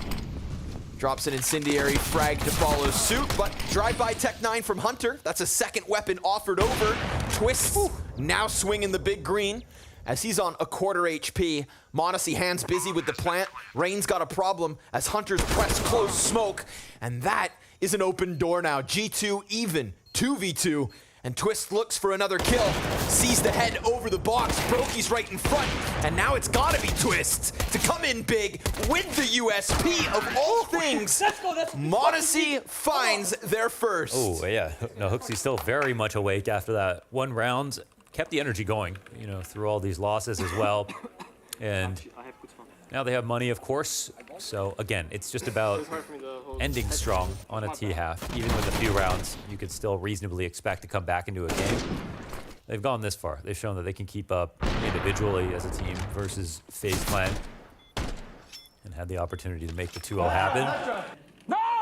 But still have an opportunity to close the series. And that's all that really matters at the end of the day. How do they punish, though? Rob's not taking any ostensible risk this time around, but it's because they don't need to. FaZe Clan full control inside of middle. Again, it's all about that elbow control. Open up angles towards B. Put subversive pressure on Nico, who just wants to try to lurk out, whether he knows it or not. Oh, I think his teammates... Oh, no, he's not. Wow. Wow, instant kill. It's a pre-fire, but it's beautiful. It's like, I felt like it was a little too late on the smoke. Felt like he didn't throw it the first time. Could have cost him, but nope. Twist picks it up. Nico tries to threaten this B site, and honestly, he's puffed his chest big enough, and Twist sits in smoke. there's no one here on the A site at all. No one's in CT spawn. Hooksy's taking full control of this. And there are 2 ops to retake, which is not the most fun situation. Not ideal. It is quite a retakeable spot. They're going for their big flank, which they normally have been doing, getting away with. It's just that there's this double man advantage, and right now, Honesty's still back turn. We'll see how he plays it. Right. At what point does they suspect that A play? Hunter now gonna be tasked with holding it. They've gone 2 inside of Temple, deep CT control, and if Hunter can hold on this spot, this is a winnable round. Rain comes out, not expecting this position from Hunter, so freebie of a kill, and now we're evened out. That double man advantage dissipates. Kerrigan gonna pressure the bomb site, bomb ticking quick. Hunter grabs another. Rops has got the trade on Hooksy, but again, you need this defuse, and G2, 3v5, walk into an open site and take away a second. Yeah, it was just Nico over on B, and it felt like they were the ones containing Nico, but really he was just grabbing all their attention. They just totally left A open for the walkout. I mean, mid-control was FaZe Clan, but with no one guarding A. It was just the amount of time left on the clock, too. They could have even slowed down a retake, but the 2 ops played against them, and the amount of time left on the clock to slowly clear out these angles played against them as well. And it was a matter of time before they finally catch that big flank. Finally. A second timeout comes for G2, but they've won 2 in a row. There'll definitely be some emotions if they pull back this game. But FaZe is almost done. I think what they feel like they need to here in this half. And they are also going to go back into the 2-op setup. It's especially punishing for the walkouts. Any teams that are very execute heavy don't want to op as much because getting smoked out, having a retake, that kind of thing is really bad. But teams that contact a lot.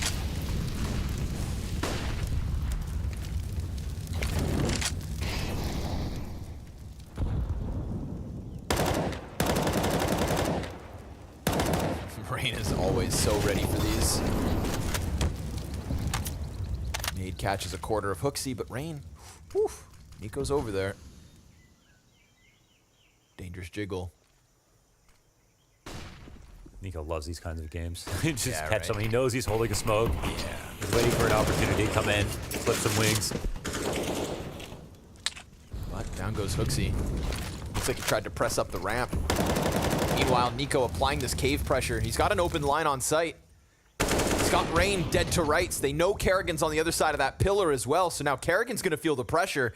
He's got Brokey to try and help him, but a missed op shot, and Kerrigan's going to get stampeded. Yeah. Nico's been able to scale. I mean, he got into cave. He's really close up. Kerrigan slides his back to the wall. Brokey gets smoked out. Shots missed. Kerrigan ready for the next one. Can't manage to hold on any longer. Too many bodies to come at this, and that well-placed smoke denied Brokey any attempt at holding off on cave. Nico pressing through.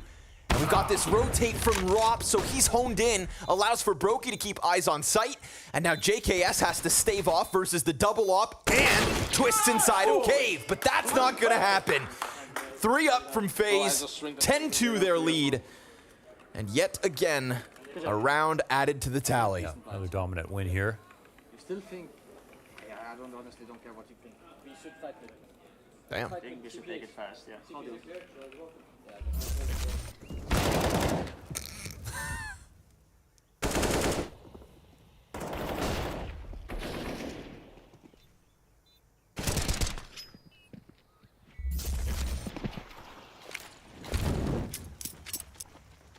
Full focus, fast win. Gonna try to press through. Bombardment of utility. Primes twists for an easy 2K. Blink and you'll miss it. Mid belongs to FaZe. Nico will get back on cave. Kerrigan pressing down the ramp. Again, the double headshots. And this is a stunned G2. No kidding. When teams try to do these fast Bs, fast mids, I mean, they're trying to skip some protocols, get a lucky kill, catch CTs in their kind of most open positions, and maybe they had spawns to do so, but FaZe are just getting so comfortable just taking down any kind of fast tactic. They've already proven so many times in this one half already that they are fine letting teams come fast at them. And there's the last kill going down. 11-2. They play. What the fuck were they doing though? This is the first time they did. So really good. Yeah. Yeah, I kind of feel that. Kind of feel that a little bit. But I can also understand why you're trying to do things like fast. Right.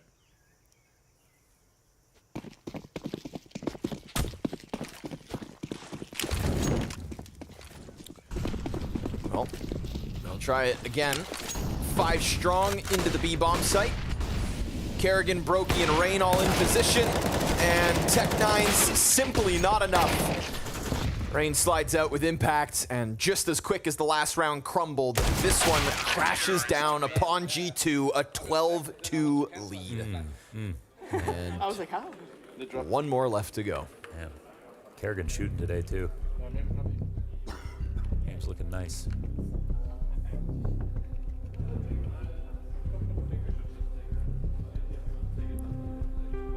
Third timeout called. This one's a little bit more quiet. Could be thinking about a good idea, but it already feels like they've depleted in some sense. Definitely trying stuff, but is it the right stuff to try? Isn't the right stuff.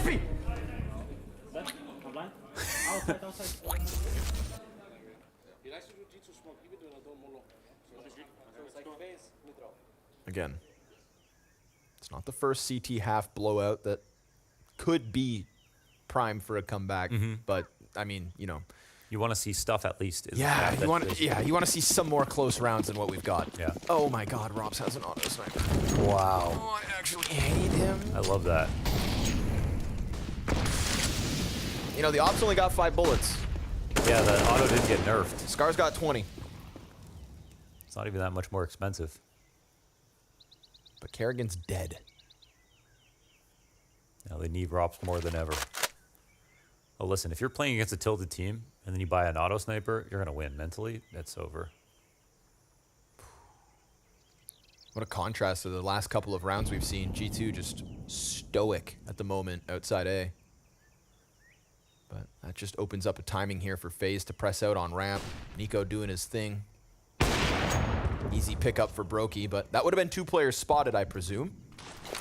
Twists insta rotation back towards the A site. Brokey's gonna try to pick up the gap in mid. Rain comes off of the peak from lane, and now it's man advantage. So 4 versus 5 turned into the 4 versus 3. Yeah, and they go towards Robs. No, not the auto. No, no. Don't do it to him. I think you should. No. Yeah. Don't. Poor Monis. He's only a teenager. Oh, now they know. Twists. It's a 1 and done. And there's the temple peak from Robs. Oh, it's over. 13-2, folks. We've got a second pistol coming up and a chance for FaZe to crush the doubters. G2 with only 2 after this flat T side.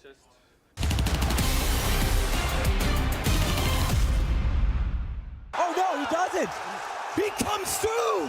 FaZe gets a defuse. How close is that? That went down to... How close could that be? That was the last tick. Smoke up into heaven.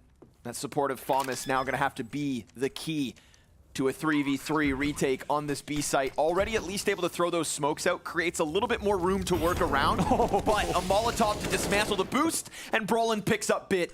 Essetag can just lean back as that FAMAS will get closer, and he sees both! Oh, Electronic, he keeps the hope alive! And Hampus drawn back into the action. They know because of the Molotov where he got off to. It's being held by Electronic, who comes in big again! Oh man, he's full powered right now.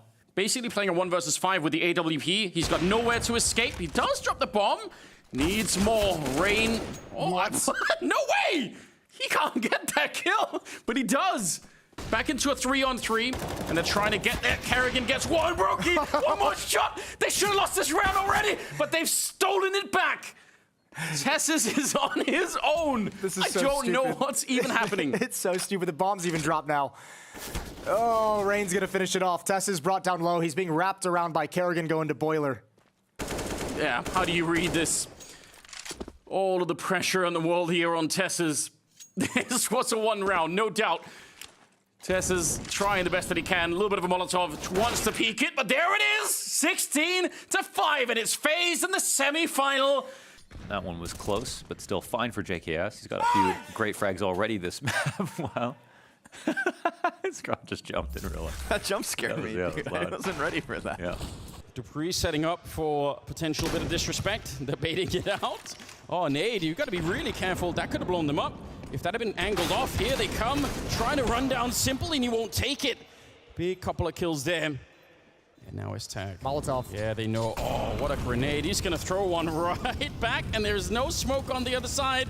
So m0NESY put under a lot of pressure here. Flashes through, he runs into the flames to pick him up, and he's back out again. Oh, another Molotov went down. Yeah, the second one. It's a kid, though. Oh, no. Yeah, he goes straight oh my for it. Lord. What a calculation. Oh, my Lord. How did he know? All right, Flash. All right, Flash, we see you.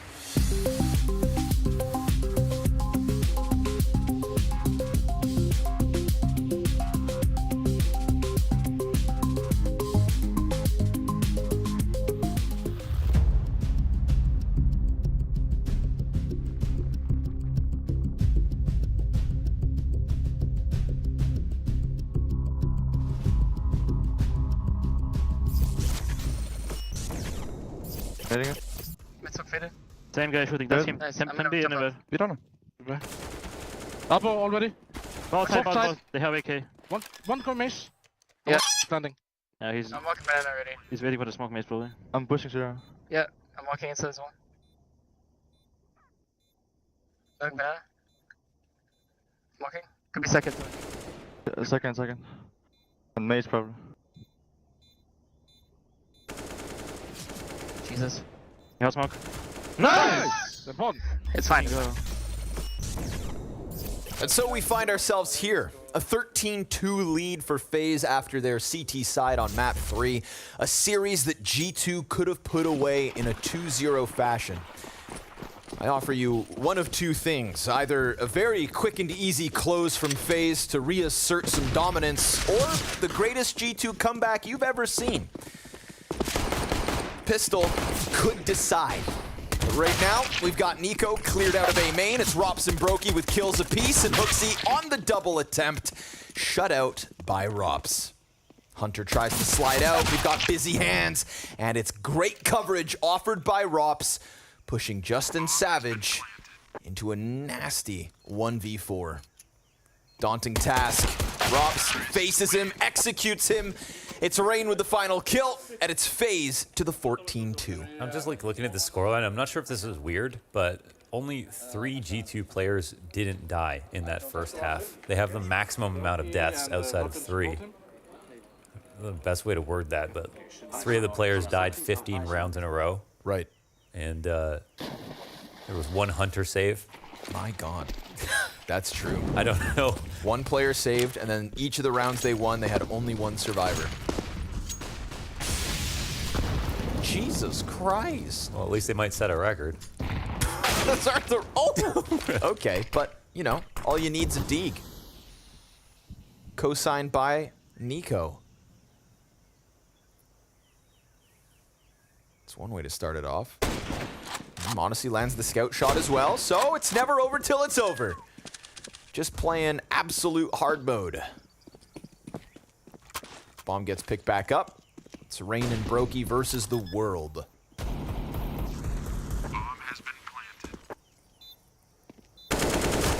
And the spray gets away, so now it's all on Rain. 1v5 with a bomb plant in front of him. Could get a couple kills here. First one's nice and clean. Nobody to wrap him from behind. It's going to be 2 on ramp, 2 on site. Oh my God, he gets him off the defuse, but the fire burns him back, and then the wraparound from Hooksy, so there's a little life left on G2, sure enough. They'll come through with this one. But is it too little, too late? It may be just the sheer amount of rounds that they have to come back into, you know? You can't assume G2 are going to win this game. Wow. Guys, play the round, guys. Come on. It's okay. It's okay. Play the fucking round even if you... It is okay. It's okay. It's not great. You know, happiness is like peeing your pants. Everyone can see it, but only you can feel the warmth. Oh. Yeah. You should get that checked out. Honestly, you're going to hear the little bit of a rush that's coming. We got unarmored pistol players going through top mid. Hunter gets insta-dinked, but he'll survive the test, no problem. How about it? Aw. It's always Rops. It's always Rops to rob the ace. It's still nice 4K. It was good. It was cool. It's aight. How much more has he got? Oh, no, no, no, no, no. Way. No. Okay, after Inferno, 1 versus 5. He didn't take any damage from these last 2 frags. Denied the ace, planted bomb, 18 and 5.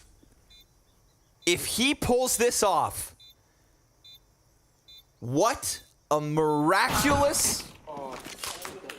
Never mind. Scratch that. Oh, man.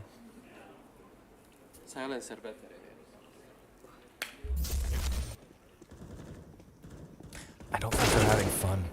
No, yeah. They're not having fun. No. They were having fun. They were. But not anymore. No.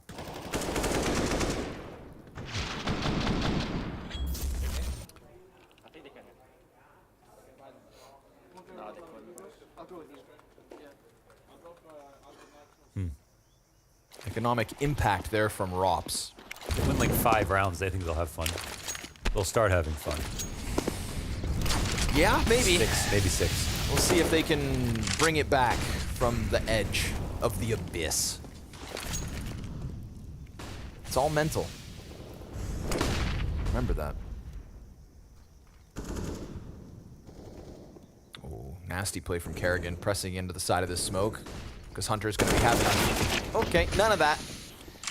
JKS goes down, and so A site could start to crumble. Rops is going to find the bomb plant as Brokey goes deep. Oh, this is a nasty push. Oh, he doesn't get past the angle, but he's got a teammate right behind him. Yep. Now, they could circumvent it. They don't know about this, though. Ooh, Monacy gets away with his life. And they still don't know about Rain's peak, so that should be what's up next. But Brokey, no help needed. Just both kills. Monacy and Nico are dead, and with that, we've got Hooksy and Hunter just trying to hold on to their guns as they will attempt an 11-round comeback for OT.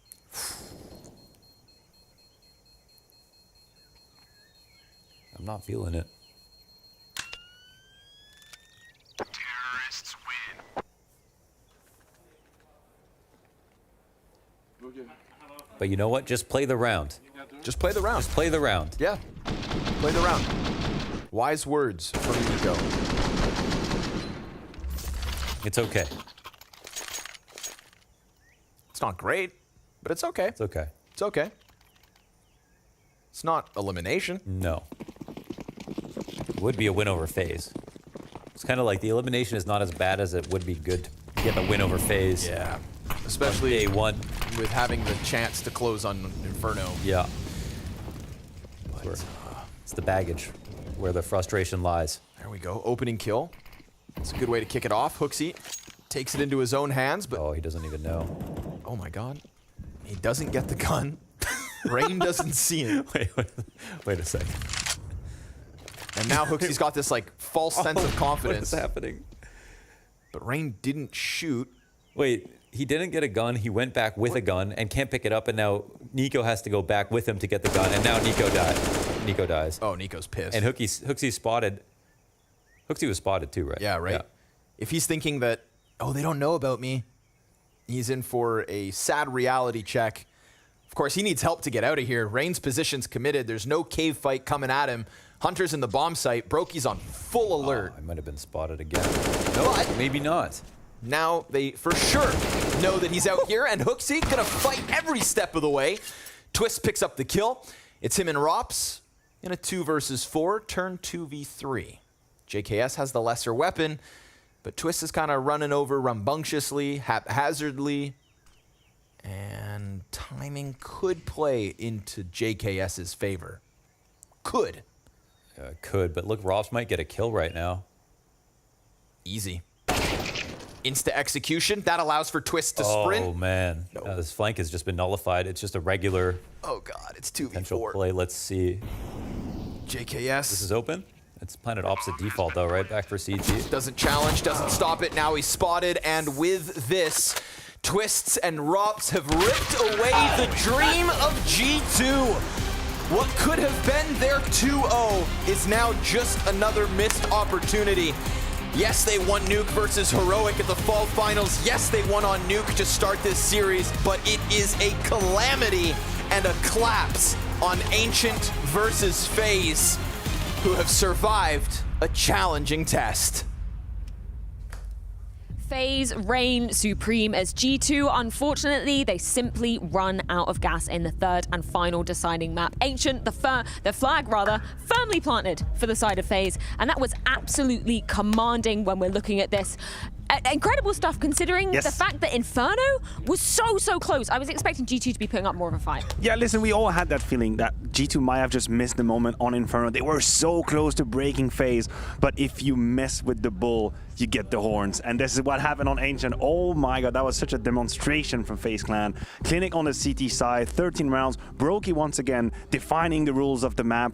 Rain had a great job in Cave, and I have to say good reaction on his side because it was relatively quiet in the best of 3. So everything pretty much clicked together for FaZe. Yeah, incredible stuff. Congratulations, Twist. That was a very fast way to be ending out what we thought was going to be an absolute marathon of a best of 3. Can you put into words what the energy was on that grind of Ancient? Because it looked like there was nothing stopping you on that one.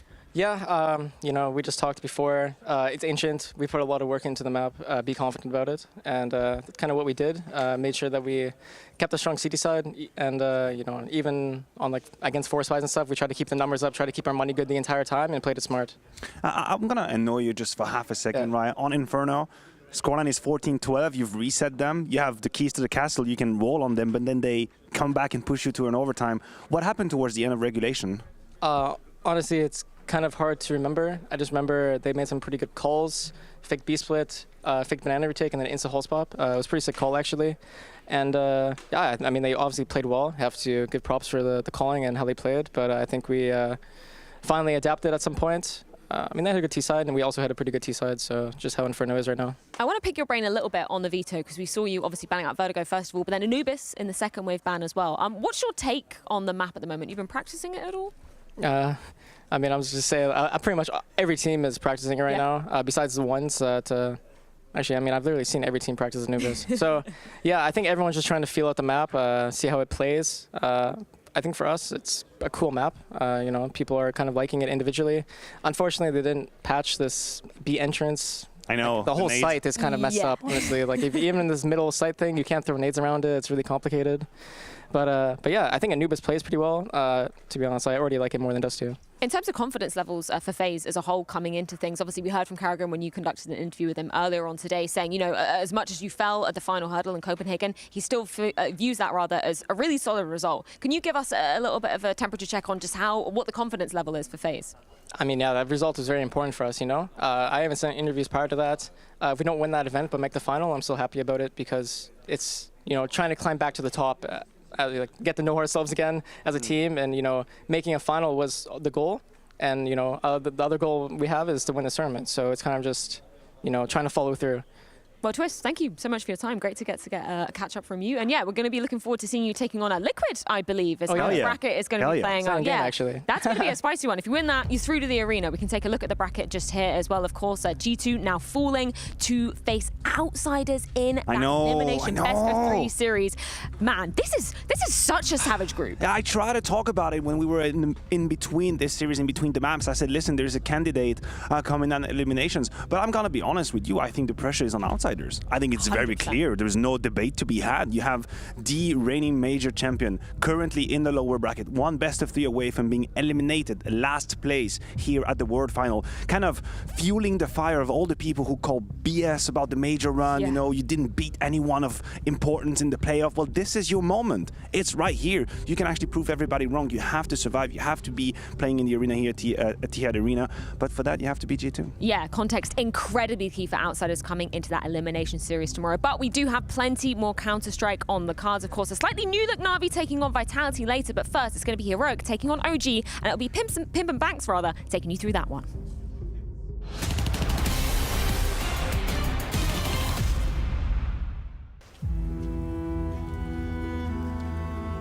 Well, we return from that halftime break, and the spirits are down in the Royal Arena. Team Denmark suffering from a dreadful first half, a 9-6 finish. They're letting the crowd down. You could see the reactions. The people are in despair. They want their home team to win, but it's not happening at the moment. They're not really delivering the rounds that they currently need, and it is a bit of a disaster at this point in time. They need some help. They need somebody that can step up and turn the tide for Team Denmark. Anybody willing at this point in time? Oh, but what's that? On the stage, there is a 6th man. It's not a man at all. It's an angel instead. They have the savior. It's Niklas Bentner of Danish national team fame, of Arsenal, of football legend here. And he is suiting up to save Team Denmark. What a fantastic time. Jason, will this do it? 6 versus 5, is it enough? Listen, this is a crazy turn of events. He started playing CS during COVID times. He owns his own CS team. He says, he claims, and we put to the test that he plays at a FaceIt level 10. 30 goals in 81 games for the national team, and he's popularly referred to as Lord Bentner. Who else could do it? Yeah, they need a Lord on stage to get the job done. 6 versus 5, it's never been done before. Is it enough to take down the dream team? We're about to find out. I mean, we're going to put it to the test. We've heard rumors, we've heard legend of his skills. Here we go. Second half is coming up. We've got Team Denmark versus the dream team. Nicholas Bentner suited up. Julies are out. Oh, he's hunting for it. And the team are with him. All 6 of them charging and looking for the kill. They're going to find Simple. It's not a bad pick off. Probably a little bit confusing to the Dream Team. Rez here, and these 6 people coming. What is the Glock going to do? Oh, they checked the corner. Oh, S-Tag ruined everything with that turn. Rez wanted more. Yakinder's up next. Deagle in hand. He's got a lot of targets to pick from. There's the first.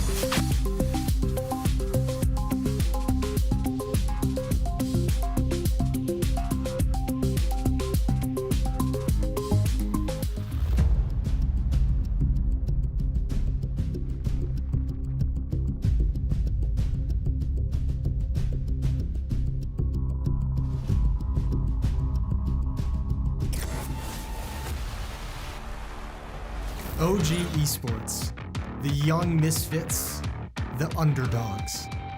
Led by this guy, Nexa. The once reluctant leader now wants to prove he can be one of the best. Well, Nexa, prove it.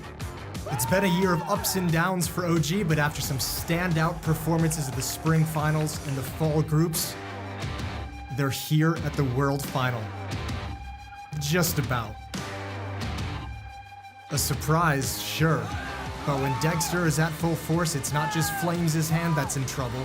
Thanks to their star sniper putting up the numbers, they have upset even some of the biggest teams this season. We have an ideal world that we play against all the odds. We have a very small amount of pressure, so I think people should watch out from that. With no pressure to perform and absolutely nothing to lose, OG will be dangerous to face.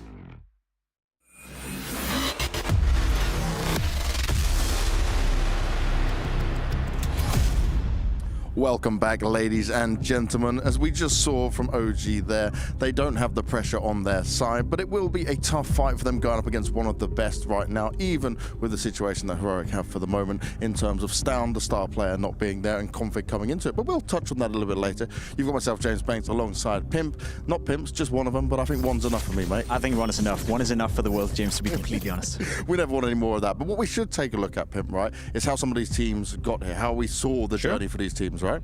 I mean, there was a bit of a critique about OG, you know, maybe they didn't fully deserve their way here. They gathered enough points through the group stage, and OG has been one of those teams, as they said, who've been performing well in the group stages of Blast. You know, they've been gathering a lot of points, they've been making upsets, but never really fully made it through. You see it right here, right? FaZe, NAVI, Vitality, Outsiders for that matter, winning tournaments, winning some of the biggest tournaments out there, whereas OG, they had to qualify through the leaderboard, and it came down to the nitty-gritty. There was a world where NIP would have qualified instead of OG or Liquid for that matter. So they got here, you know, on the last spot, and I also think they'll finish the tournament at one of the last spots. Oh, straight away, Pimp. Now, I'm not holding back today. Is it really all doom and gloom from, right? They said no pressure. We've seen what happens when teams play with no pressure. Yeah, sure, but if that's your best argument for winning a game, that we have no pressure because we suck, is that the argument? You know, I'm not saying OG is a bad team. All I'm saying is that if you want to be a team that compete against the best of the best in the world at the World Finals here in Abu Dhabi, you got to have a little more confidence in your own abilities. Sure, I like OG, and I think OG is a solid team, but they're not more than just a regular top 10 team in my books, and that's what they have to overcome here. That's what they have to show me, and I guess the fans out there as well. You're still saying top 10 though, right? So just about out, maybe. Okay, you're changing your mind, because you sound like some of these Reddit comments I see, Pimp, where it's like, oh, it's 7 of the best teams in the world, and then OG. It's not like OG is a bad team, and again, I'm not gonna question whether or not they deserve to be here, because they didn't make it through with the points. All I'm saying is that OG, and the vibe I sense from them is always that, yeah, we're underdogs, and yeah, we have no pressure. How about you withstand that pressure? How about you stand up for yourself and say that we are good enough to beat the best of the best here? It's not like they don't believe it themselves, but I do find it kind of, not provocative, but I do find it kind of settling in a way that if your best argument for winning a game is that you have no pressure on you, you need a lot more than that. That's very true, but I think I do want to touch on at least some positives of what I look at with this OG, Pimp, is the likes of Flames and Dexter. These are the ones you can rely on. Dexter has been a great signing. I was surprised when Dexter signed with OG. I think he's too good. I think Dexter is a player that could play on a top team, at least individually speaking. We don't know exactly how he integrates into a team and how much space he's occupying, because that's one of the big issues I feel with OG, that since Dexter arrived to this team, he as an individual, he's playing super, super well, but some of the other guys, James, they're lacking a little bit. Yes, they are lacking a little bit, but they will have to step up now, especially if they want to take on this version of Heroic. And that's what we need to talk about, because Heroic are going through a tough, tough moment. You lose Stown. He is the absolute star. Sure.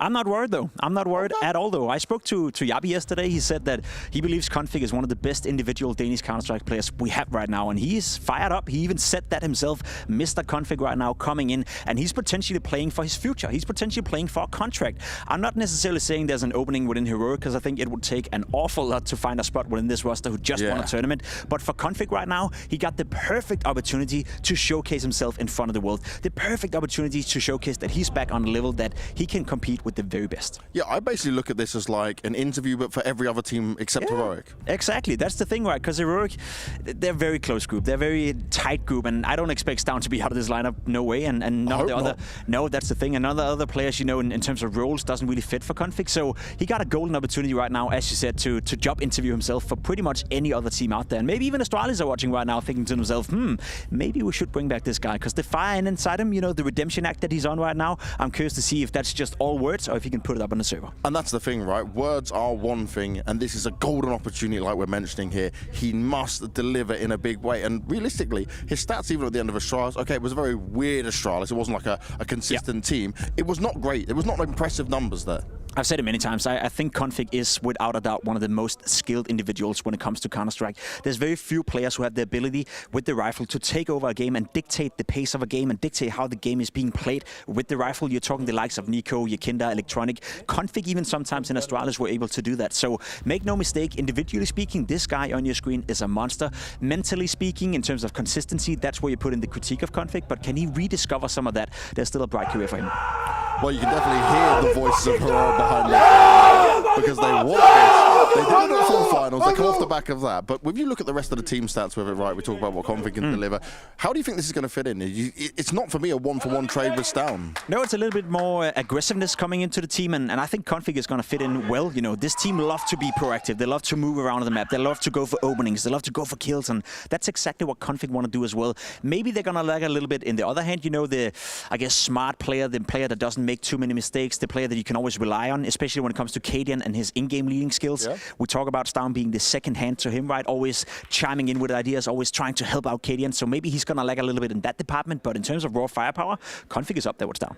Now looking at the veto, Pimp, is there a way where OG can play this into their effect? This is a full team going up against a Heroic who are at least lacking their main star. There's no way, and that's another issue of mine, you know, when you look at this lineup. Heroic's map pool have grown to be super, super strong. Sure, you take into account that Config is now in instead of Stown, and that could put something into the spin of it, but they share the same map pool. I wouldn't be surprised if we see the same maps that they played against each other throughout the year, which is most likely going to be Inferno and Mirage coming out. Inferno being picked by OG, Mirage coming out from Heroic. Makes total sense. Now, one thing, you know, is up for question right here. The fact that Dust 2 is out of the way, that's a good thing for Heroic because there was their permaban. Anubis, perhaps a third deciding map, and there we go. That's a bit of a risk to take for a team like Heroic, who are the main favorites right here. As for OG, that maybe opened the door just a little bit. And we did see this, right? Okay, no one's picked it here, but at least Outsiders went into it, right? Didn't get what they wanted off the back of it. But do you even expect there to be a third map within this series? I honestly don't know. I don't see a world where OG will be able to beat Heroic. I think even though they're playing with a stand-in, it's such a tight team. They're so structural, good, you know, it's a solid foundation. So I don't really expect them to be able to take down Heroic right here. I will say, though, that coming into this segment, I was thinking to myself, maybe it's an 80-20 in favor of Heroic. After the video, with Anubis, you know, being a bit of a joker as a third deciding map, I'll give it, you know, 30% for OG, but I honestly expect Heroic to win this game. But how easy is it for Config to fit into this team? I think it's going to be relatively easy. I think he's going to get the freedom that he wants. We saw that in Astralis as well. He was playing his best Counter-Strike when he had the freedom. Some of the roles Stown had within Heroic as well is a great fit for Config. He's going to play them in a different way, though. He's going to play them a little bit more aggressive. He's going to be a little less calculated. But maybe that adds a bit of flair and a bit of X-Factor to a Heroic lineup that, you know, sometimes could lack that, I guess, X-Factor player. That's what we're questioning, right, when we're talking about Stown. Is he good enough to be a star? Yep. Sure, he's shown that. Config, he's a born star. And outside of Flames and Dexter, what's OG got? What can they put up in numbers for this? That's what I want to see, honestly, James. It's starting to... It's getting a bit boring for OG, and that's also why I'm a bit harsh on them. I think they are a decent team. I think they are a good group of players, but they haven't really shown much progress under the leadership of Nexa for quite some time, and the youngsters in Fiku and I don't know, I just want to see something. Well, let's see what we're going to get. Let's see what's going to happen in this series. It's Heroic going up against OG, and guess what? We got Moses with a special guest. Oh, thank you very much, James. Yeah, it's the famed Oakland duo that everyone's been asking to make a return. Yeah, we've been getting a lot of tweets again. recently, haven't we? And we have a pretty cool game to open up with, Jason. You know, a little bit of heroic taking on OG. I think under normal circumstances, this would have been a real feel-good tournament for heroic. But then you kind of factor in the fact that they have Stown out, they have Config in.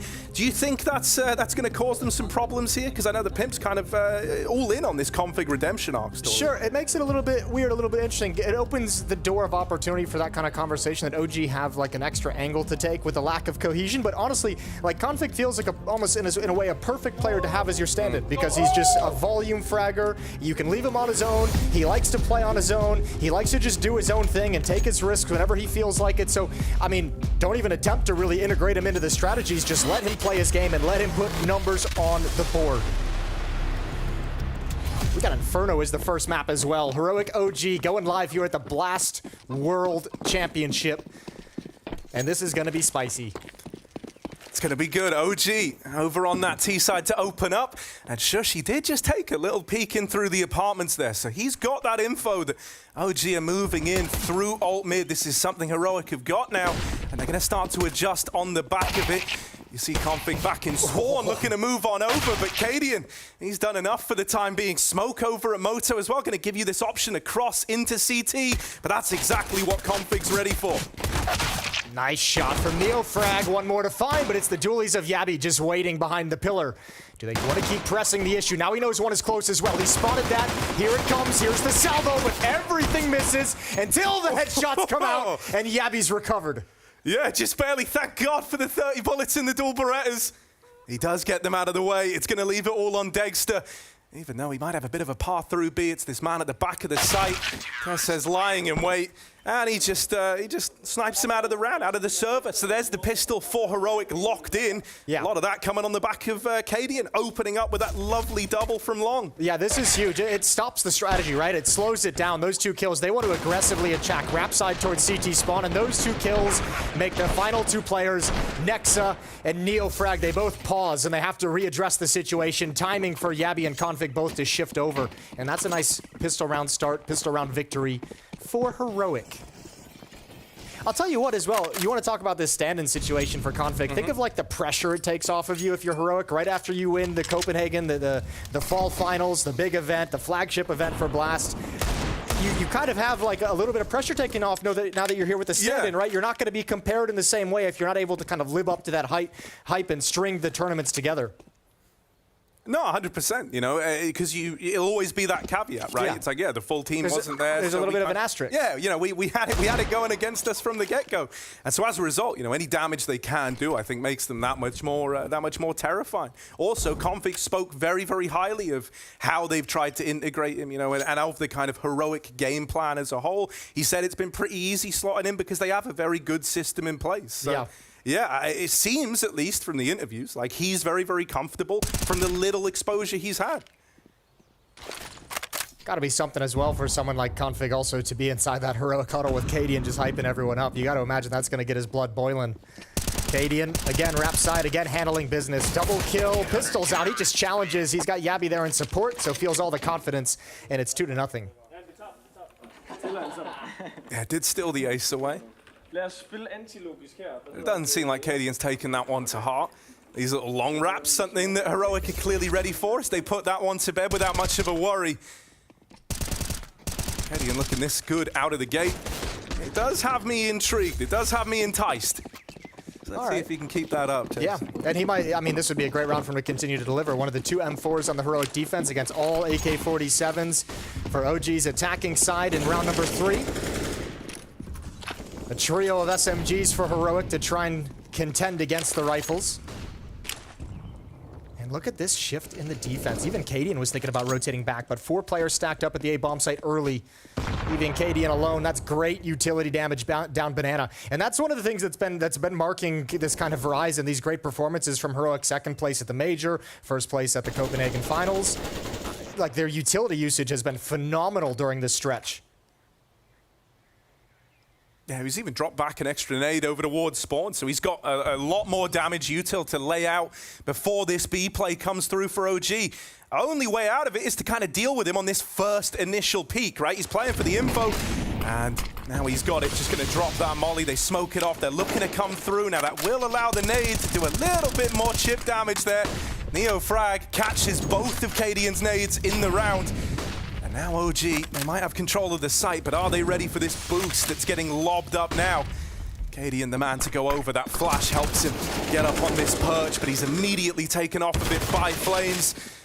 Says trying to fight at range with the MP9. It's less than ideal, and so they are able to trade this out, keeping it in the 3v3, but yet to get that bomb down. Pressure's still on OG for the time being. Yeah, and there's still utility to use as well. Viku, close up, can only get the one. Config with the trade, and now Shush again. Another final SMG for the 1v2. Bomb's gonna get planted, but he's got a real chance, especially if he goes back to salvage one of the M4s. Yeah, the nade damage to Nex is gonna make it that much easier as well. Onto the A1S, they know where he is now, noise being made. Banana player just tucked on in, Dexter doesn't want to give this fight away. Right now, Shush has got to find this 1v1 in the back of the site, or else there's no winning this round. Half the time ticked off that bomb already, up and over, and not even accounting for Nexa, waiting at the back of Dark. OG, they will take that one over the line.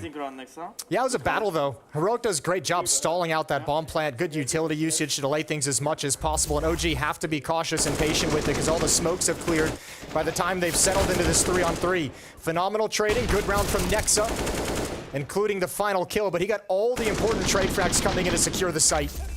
And it's 2-1. But now there's no SMGs. Now it's an op in the hands of Cadian. Glass cannon, no armor. And FAMAS is picked up as well, but all rifles for Heroic. Keep your eye on Fiku, though. Mac 10 against a lack of head armor. That can do some work. It does make it a little more scary, doesn't it? Little cheeky Mac 10. Oh, Flash trying to get Cadian off this angle down towards Banana. No one gives him this fight that he's hoping for. It's a lovely little line for Cadian, who doesn't have the armor behind that AWP. The nice thing is with that op, that angle, Config and Cadian both have smokes, but with Cadian taking this aggressive stance and continuing to challenge, they can hold on to those for as long as possible because they're running low on utility. That'll give a little bit of a benefit in the late round. But it looks like OG have kind of changed their mind on this one, wanting to take away some of this control over in top middle. There's still time left. They did want to change their mind, but the fact they haven't left a Banana player in tow, that's kind of suggesting this is the commitment to the A play. Heroic, they've got to nail everything to the floor here because the waters are getting choppy as OG start to close in on this A side of the map. Yabi down in pit. Does have a teammate alongside him. They had to kind of play this trade game. They lose the first man in the site. And this is where you're hoping that Shush can pick up the pieces. One man out of the round, but he is dealt with. Nexa flushes him out of the pit, and with the other two far removed for this from Heroic, they might just have to look at saving here. It's definitely in consideration. I think they want to see if Config has found a timing to maybe alleviate some of the pressure, find a kill over towards lane, and without that, no kits on these two players, no armor on Cadian. I think it's got to be a save call. And setting up to punish any escape from OG to get away from the bomb blast. That's a great hit from OG around rap side. This time there wasn't enough presence there. Tessus had been brought down low in the initial battle. Jiggle peeking the corner. He couldn't continue fighting in that position. And without a whole lot of nades, no Molotovs towards the B bomb site, Config and Cadian were very slow to cheat a fourth player over into the A defense, and OG have found a way to string two together. These two weapons that Config and Cadian have should be the only ones on the board for Heroic. Yeah, still, I'm never willing to kind of put a, hero AWP round on Cadian, hero gun for Config. That's a pretty dangerous recipe right there. It really is. Yeah, you're exactly right. Those two guys can create something. And Heroic's done a pretty good job as well of this style of being able to have these really grimy, effective, low-buy rounds. I just don't think they have the money to pick up any of the deagles or the extra utility around them. Yeah, all the little kind of extra bells and whistles you would love to really make that round threatening. Right. You know, we kind of focused early on, obviously, on Heroic and, you know, looking at, obviously, you know, like Stow not being here, Config, his whole situation, the fact that, you know, he had that removal from Astralis. He's trying to kind of, you know, the desk, I say the desk, you know, like James and Pimp, they were saying... the guy's standing up in the middle of nowhere. The guy's standing up, not at a desk. They were kind of saying, you know, this is almost like an interview for Config in a way, like a chance to put himself in the shop window again. If we look the other way, though, OG, they've kind of also had words said about them coming into this tournament. You know, I think it's fair to say they kind of are the underdogs, right? Here on the back of the leaderboards and the points that they've been able to accrue in the Blast circuit. Well, remember as well, OG as a roster is still relatively new. I mean, they kind of completed this lineup right before Dallas. The first match was a show match in Lisbon that I casted with your boy Hugo. Yeah. So I mean, it's still relatively new, and now it's about saying, you know, once these younger players start getting some experience, are we seeing that we're on the right path? And there's the aggression from the two rifles. Wow. Config being covered by Cadian, and what an advantage found. Dude, that's crazy. You know, we said like, oh, these two have potential. They certainly do, but that's a lovely little interplay between the two of them on the mid push. It's going to force a reaction out of OG. Nexa tries to get something back from this B aggression. And at bare minimum, you've kind of displaced the Heroic setup a little, but this push down alt mid out of Shush means Heroic are getting a very clear picture as to how this round is looking. Nexa, he could save it all right now if he opened up a path in a B, but with the bomb getting dropped all the way back at the base of alt mid, this one is wishful thinking. Nexa is in a really, really rough spot. Yeah, that's a bummer, because Nexa actually opened up the possibility to get back into that round. I don't think Dexter expected the fight on Config to come all the way down alt mid. He was looking for the push. And now Nexa's going to walk right into the op, recovered by Yabi. And man, that round could not have gone any better for Heroic. That's exactly the way they game planned it, exactly the way I imagined it. And those kind of mid pushes, I feel like, just so rarely work out this perfectly. But that's what you want the opper to do, cover the player sliding down to take a fight towards alt mid. Config gets a kill, and Cadian comes back for seconds. Fucking nice. I love the way Danes just switch in English just to swear. Yeah, it's good, man. Do they not have curse words of their own? Danes can do that. They always seem to know like 3 or 4 languages apiece. But they'll tell you they don't, and they do. And then your voice breaks midway through the sentence. So, right. Here we are. Pistols in for OG. They're going to try and, you know, replicate the kind of low econ successes of their Danish counterparts on the other side. And they've got substantially less to do it with, and already, you know, having this kind of banana control taken away from you, snuffed out early on, that triple setup getting dissolved on the back of Katie and not seeing anything. It was a nice bit of real estate for Heroic to have snatched at the start of the round, and now they'll just play a numbers game in this one. 3 over towards A, 2 kind of passive set back over towards B with Config boosted up, just to catch, you know, a spillover rush if they try to move in past this util that Heroic still possess over towards the B site. Yeah, unfortunately, I mean, without any kind of utility for OG, no nades picked up whatsoever. It's not like they can smoke off CT spawn and just ignore it. That crossfire is going to be super strong unless they can get a quick deagle kill. It almost came in. Tess is brought down to 36, but a third player, Cadian, has arrived. A little bit more utility streams out, and that is a beastly nade. That's kind of crazy. Yeah, that's just a sea of red painted up onto the opponent's. Cadian will die after the first, right? Tries to go back for that double dip like he did in top mid earlier. Only this time comes to pay the price. You don't double dip to chip. Here's the thing, man. Oh, you don't get further than Cadian, surely. Not with this double setup. Config lines him up, knocks him down. It was a bit grueling at the start of the spray, but he does convert it. And so Heroic, sure, they lose Cadian, but they save the AWP at the end of things. They keep 4 alive. That's still around with money made. Yeah, it was a bit grimy. He gets the job done. AWP is salvaged again. Cadian's going to have that in his hand, so Heroic have been able to keep that weapon alive and kicking for 3 rounds straight now. 4-2. AWP now in the hands of Dexter. We'll see what he can do with it on the offensive side of Inferno. Can be tricky. Again, just great chip damage with this utility, softening them up.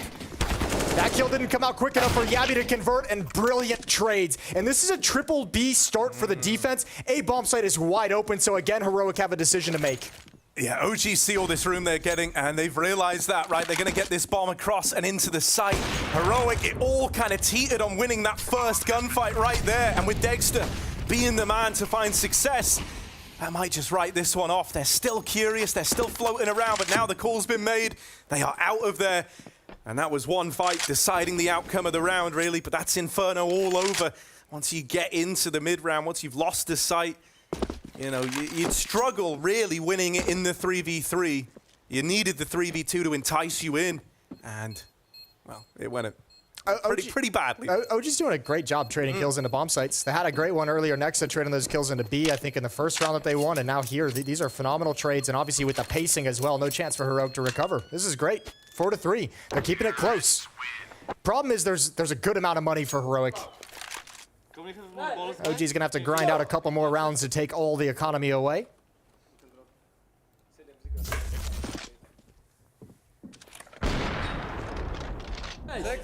Let's go. Oh, the double. A double high five. All right, he's feeling it. Was that like two separate high fives, or like a double? Are we just double dipping everything now? Yeah, there's a lot of double dips going on. It's good, man. I mean, we're only a few rounds in. I think we got the phrase. I think we got the kind of iconic phrase for us. Yeah, that's double dip. That's a double dip moment. That's right? gonna make the branding.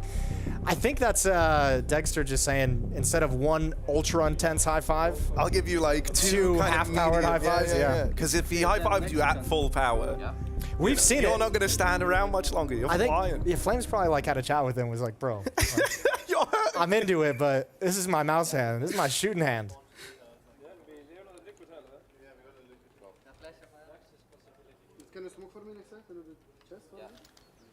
Here we go. Round 8. Timeout concludes.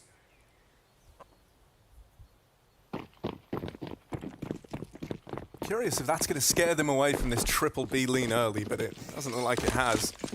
Cadian did have a nice little spawn to try his hand at this mid peak as well. Even going to try the one in opening. All right, flashed off the angle. They do get rid of him, and there's an opener. Neo Frag handed a double kill over towards B, and so suddenly the alarm bells are going off. You kind of don't really have much to do here for Heroic other than take a bit of a gamble in a moment like this. Yeah. It's very awkward because OG know the pressure that Heroic are under, and so they're just trying to find gaps. They're trying to find, well, where is this hole now that we've created? Yeah, this isn't just a gap. The hole's way more apt. There's no defense here. There's a great call from Nexa saying they're probably going to have to shift at least one. At most, we'll encounter a sole defender, and there's nobody. And you see Heroic shifting over towards CT spawn, but this has got to just be the gamble at B. Hope and pray they come to this bomb site. And obviously they won't be. Bomb's going to be planted at any moment. Yabi's going to have to back away. The economy's been chewed into for Heroic, so Tessas will be able to buy. I think Yabi should be able to drop a weapon over to a teammate if needed, which it will be. Config's got $0. So Heroic have one more full buy in the back pocket. That was a banger round from Neofrag. Yeah, I do. I mean, it's kind of the dream as well. Like when you're holding bottom banana, you really want the push like that. You know, you really want just a little double layered peak where they're trying to take all the space, they're trying to get up in your face, and you're just in like the perfect spot to counteract that. Yeah, that first kill had to have just been so clean to be able to transfer over that quickly. Neofrag barely taking any damage. So OG have tied things back up at 4. Terrorists win. Maybe they will be heroic, but I don't. Let's go, man.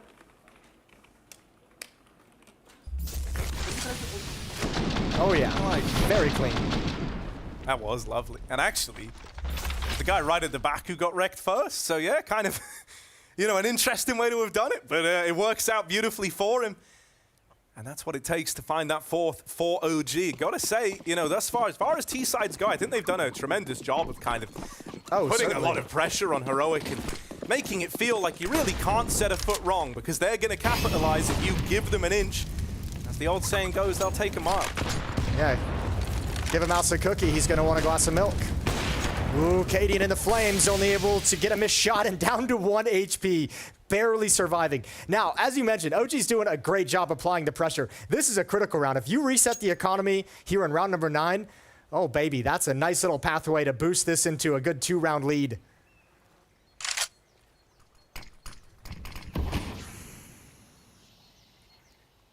I'm nervous for Cadian. 1 HP on this AWP. Even a smoke landing in this kind of vicinity is enough to deal with him. He's just holding the Molotov, waiting for any sign of this B play to come through. That's going to go out straight away. There are 3 players here for Heroic, right? Yeah, I was just going to say, keep your eye on Tess's, although he's just been boosted up, so never mind that. But he's passed a flashbang over to Cadian with low HP, so Cadian might drop farther back to be support and chuck out some support flashes for Config and Tess's when and if this hit comes in. And it looks like it's coming any minute. There's the flashes going in, hoping that this bare minimum slows it down, but Config was hoping to find some guys running across to the pool, full blinded. Instead, gonna get this push just a little bit later. Tess's good for the first, dropping down now.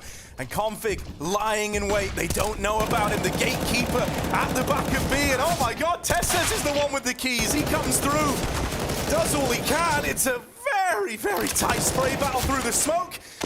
Shush will just about get out of it alive. And there's the trade back. This ain't done. Look at the HP. This is a rough one. 1v3. Cadian out of it. There's the 1 HP player dealt with. Shush is low, so Jabby might be feeling the pressure here as he comes up through Banana. Fiku will reposition. Dead silent as he does so. They've got no idea, and he's isolated every one of these fights perfectly. Fiku's on for it. Couple of bullets left, 2, and he makes them count. Lovely little tap from Fiku. And that's OG looking to springboard themselves into the lead in a very big way on this T side. Yeah, lovely bullet ammunition management and a brilliant 1v3. A great time to find it aggressive, to alleviate some of the pressure, the reposition. And you gotta say, this is actually a really well-played round from Heroic on defense. The support flashes buy time for the Molotovs to disappear so Config can slide into position. They had everything going for him. That's a fantastic clutch. 1 round lead now, but look what they're fighting up against. Deagles, couple of them with armor, 5-7 with armor, just pistols for Heroic. OG with a great advantage here in round 10 to extend this lead to 2.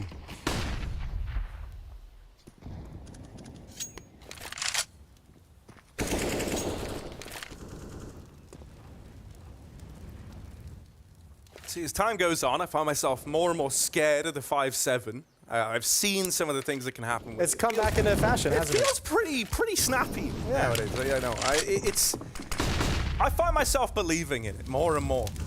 You're more of a Deagle player. I am more of a Deagle player. I just see what Connor can do with a 5-7. It's crazy. And I feel like, you know, where it's positioned right now, this little boost up on top of Orange is great spot for it. Actually playing tucked in behind, but yeah, he's gonna have a good chance to get involved if they head B. And OG, they've quite liked this B bomb site in the last couple of rounds. They're grouping for another one of these B hits again. And once more, Heroic have got players in the right place. They've got this little stack assembled over towards the B side of the map. Only downside is that 5-7, the best thing they've got. I wonder, though, with no presence, they're going to go through it. That might make the 5-7 really effective. Dodges the flashbangs. There's the first, but thankfully a trade. And another one on top of it. And now just this USP from Config. That ain't going to get the job done. He's done a pretty good job thus far, but yeah. Only a matter of time. Nexa will deal with him. And so now any danger that this kind of 3-stack over towards B represented, it's been dealt with. You've only got the rotations left to deal with now. And Fiku is just actively trying to fight them, trying to put this one to rest. Keeping them bottlenecked back in CT, not even given the space to get to Ruins to make this weird. So OG, they do well to convert that. There was certainly moments where that could have been weird, right? But dealing with the 5-7 right away, yeah, the kind fact of alleviated all the worry. The fact that OG felt compelled to go through that smoke because they had no presence elsewhere, no other options, was a little bit dicey against that 5-7. If it gets the first kill, we've seen that thing multi-frag, especially with that smoke up and not sometimes preventing the trade, but this time it's handled really, really well. 6-4, and Heroic buy up again. Slaughter a chicken on the way out.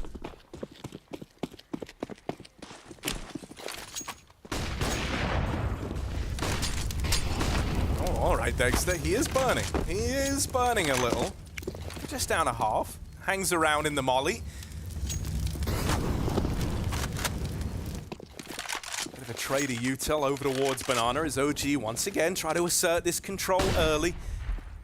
This time, though, getting a kind of vibe that they want to go back and clear some other avenues of the map. This is a nice response out of Heroic, right? They throw the retake util late into Banana. It's been pretty clear that OG have tried to take this real estate time and time again. So now Heroic is showing us that they've got answers. They've reclaimed that Banana control. And so, you know, the bomb might be there on the back of Nexa. But everyone else is over here in the apartments. So now the question becomes, you know, what's the intent of these apartments players? Is it to sell the fake into this A site? Are they hoping that once this util goes in, that's going to open up a route for Nexa to rotate? Because right now he doesn't even know if Heroic have Banana. It's a bit of an awkward spot to be in, and these two Lurk players had to do something right. Unfortunately, kind of fallen on deaf ears here. Yeah, I mean, you could see Fiku there just having to take a big risk, just trying to gain pit control. Flames trying to be silent as he drops down the hay cart, looking for any kill, any pick that would force a rotation. And you're right, they want to activate Nexa on the fake. The Flames would have to do something special, and it's just way too much to ask for. Nexa's going to back away, 20 seconds on the clock. He'll be saving the AK-47. And Heroic with that little piece of aggression, this time denying Banana control, denying them the opportunity to just kind of be patient and wait for the execute on the B bomb site. 6-5.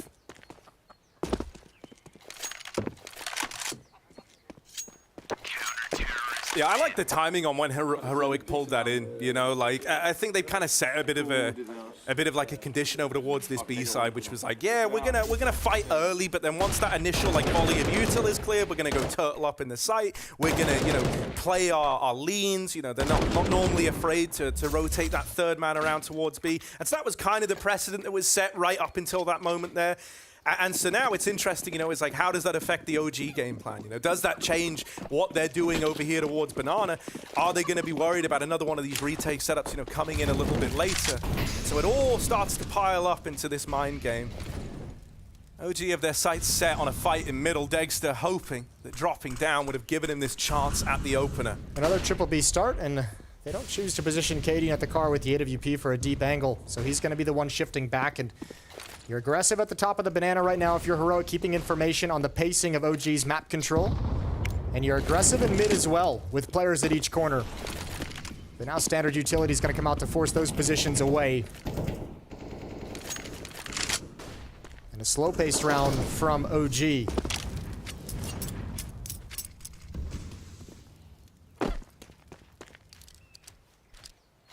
Ooh, I like this from Heroic, right? In spite of getting pushed off of top middle early, they've now kind of gone back and reclaimed that territory. And it's nice because this is like a standard default from OG where they wanted to take away that flow of info in top mid. That would just serve to slow down these B rotations, right? Dropping utility over to boost up as well. Yeah, now that they've kind of taken this real estate back, Heroic might feel freer on someone like Katie and to rotate around at the first sign of trouble over here towards B. They've got the info that no one's in top mid, and with so little time left, the moment that contact's made, it feels like the penny is going to drop for Heroic. You just need these players in B to stand their ground. At bare minimum, you want them trading evenly here.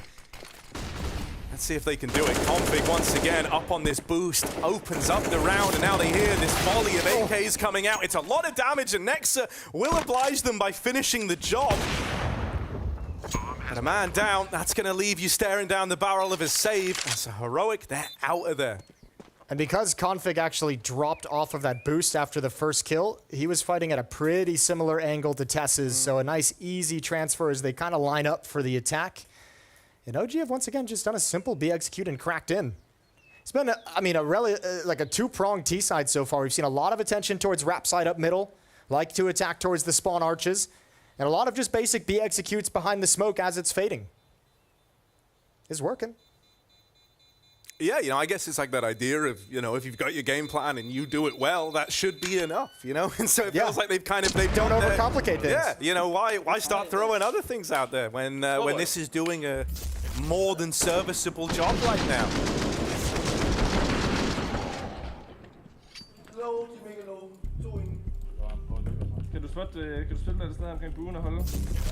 Maybe a little bit of frustration. Config wasn't able to build on top of that first kill. 2-round lead for OG, but because they won the previous round so cleanly, they've got cash to rebuy, plenty of money to reinvest. 10-15 seconds faster, so we don't end up getting flanked, okay? But other than that, the calls are fucking good, and we trust that's the most important thing. Alright, let's go on. There's the conversation. Like that. 10 to 15 seconds faster. But other than that, it's good. It's good. And some other words in there. A few other ones mixed in. 2-round lead.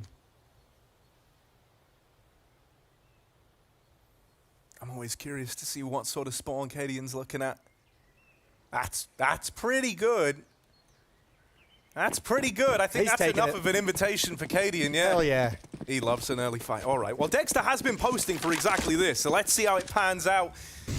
Ready and waiting. Cadian does not commit to the wide swing, so the AWPers won't meet each other yet. Instead, he's looking to slice and dice down alt mid and look to divide this default early on before OG can get themselves set up. There's 4 players at the A bomb site. It's only Tess's towards B with utility to drop and delay. Heroic's thrown a couple different defensive looks in Banana. And remember what the call was during the timeout, 10 to 15 seconds faster. You can see OG already shifting to readdress and rotate towards Banana. Cadian's arrived with the AWP.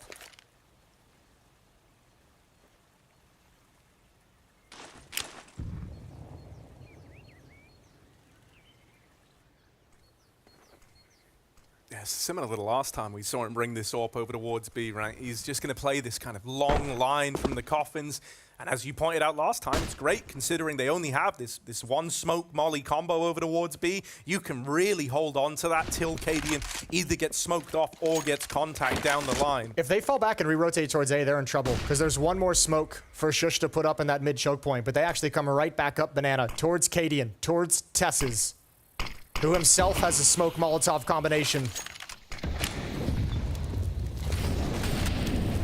Molly going in. This is awkward, man. OG, they've got to run through the smoke. They're going to wait for the Molly to go, but they are still running through this smoke that's down in the top of Banana. Tess says it's open season. Like, this is the moment. This should just be free farming as they exit through the smoke and into the fire. They lock out that B play. It's a clean one for Heroic. They keep 5 alive. That's needed as we approach the end of this first half. Again, just great utility. I mean, the nade damage from Cadian through the smoke is actually huge. It chunks down 2 players to what, like 60 health? And yeah, you might want to go through that smoke, but when you're down that low after a nade and you hear the Molotov on the other side, no motivation. It's not even possible because you know you're going to get stopped inside the Molotov for the fight, so they have to wait it out. Really nice job from Heroic. Still a potential for them to take a 1-round lead into the second half. It's 6-7. And this time fast-paced, but Config has spotted it. Yeah, that's the pace change right there. He's going to hang around and fight it. Config, even a third dink. Dexter might have traded, but at what cost? He's now wounded, now low.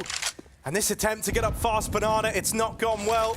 Peeled apart by Config, who looked like he was in hot water. But he's just bathing, he's loving it.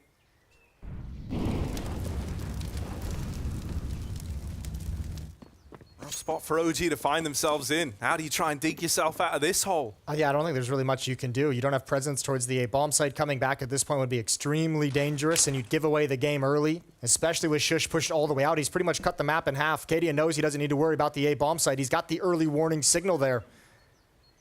So much firepower now defending B. I think OG's got to hope and pray for a mistake. 45 seconds left on the clock. Looking to pull out some counter utility with that smoke over towards Coffins. They've done just that, but it's going to block the choke point. And still no motivation to rotate all the way back to A. They're just going to wait this out. Another smoke. And Yabby's even got a third. So OG just realized they're getting stalled out, and there's no chance with Dexter's low HP. It's a save call. 7-7. All right, Heroic, they're rubbing their hands together. You know, they might be able to right their wrongs after all. They've recovered quite nicely. After a 4-round run on the T side for OG, they've won 3 of the last 4 themselves. And it can always be hard, you know, like even on, you know, like the CT side of maps. Once the T side does pick up that momentum and like with how the money is for CTs as a whole, like it can be really easy to just, you know, get put in the mud on the back of very little, it feels like. I mean, that's kind of been the key for Heroic to actually recover this first half is 2 of the rounds that they've won in their last 3 have been clean, have been all 5 players surviving. So immediately you're feeling way more confident and way more comfortable with your economy and your money. And, you know, I think that's even reflected in, like, some of the decisions that you see get made. You know, like, Cadian really not afraid to try and, like, AWP mid early, or someone like Config hanging around at top Banana. It doesn't have that, like, same punish, you know, where it's not just the round you're in now, but future rounds getting screwed up as a result of your death, And it's OG, actually, who have the money complications. Last round of the first half, they have to buy up the 3 saved AK-47s. Neofrag and Nexa just relegated to pistols after the fact.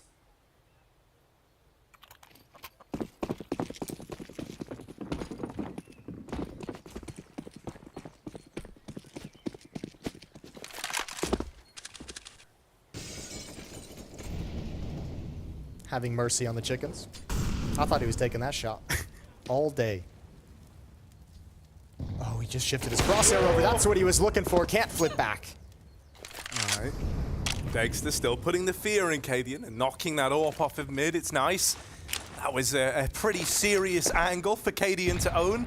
And there wasn't a lot you can do to contest it, right? That's kind of why he's taking that wide swing down through ramp, knowing that on the back of a 3-man save and the money being in a rough place, he didn't have to worry about like an AWP staring back at him. There's been a lot of great defenses at B bomb site recently for Heroic. I wonder if we're going to see OG kind of switch back into their early half game plan of attacking up middle towards the spawn archers, towards the library. They might just put Flames in position to cause a distraction, to maintain presence, to keep Heroic honest as the rest of OG march up banana. Something that's nice there, though, is that, like, Flames got the info that they are fully off mid, right? Like, last time we saw this default take place and they tried leaning over towards A, they didn't have that info and Heroic just retook it. So now they know these rotates are going to be a little later. This B play can be that much more explosive because there's only one more man inside of the site. Tess says, up close, only good for one. And so now B falls into the hands of OG. They've overran the site and Heroic are left rotating in, scrambling some nades to try and deny that plant. They will put a stop to it. That's pretty juicy. Cadian moving in.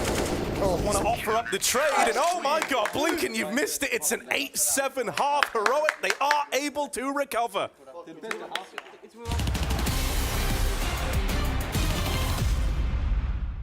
Best of luck. Ooh. Close, but we'll take it.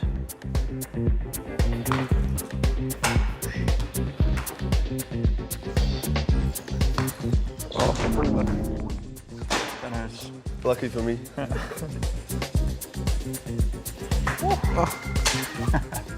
Nice try. Oh, close. What is that even? Nothing. Nothing? Okay, that's enough. All right, Tess is -5 to beat. Yeah. See if I can do it. Okay. Try a little new tactic. Have the best start. Okay, okay.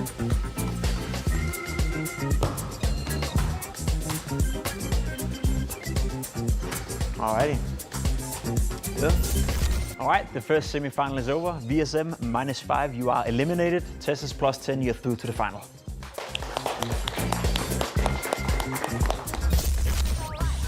No. Yeah, that's a rough start, huh? Oh no.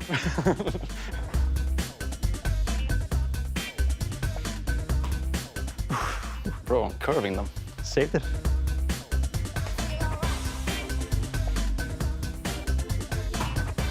Close, close, yeah. It's close. You're at -10, by the way. I'm mad. Yes. There you go. You have 0? Yeah. Yes. 0 again. 0 again. I need just 5.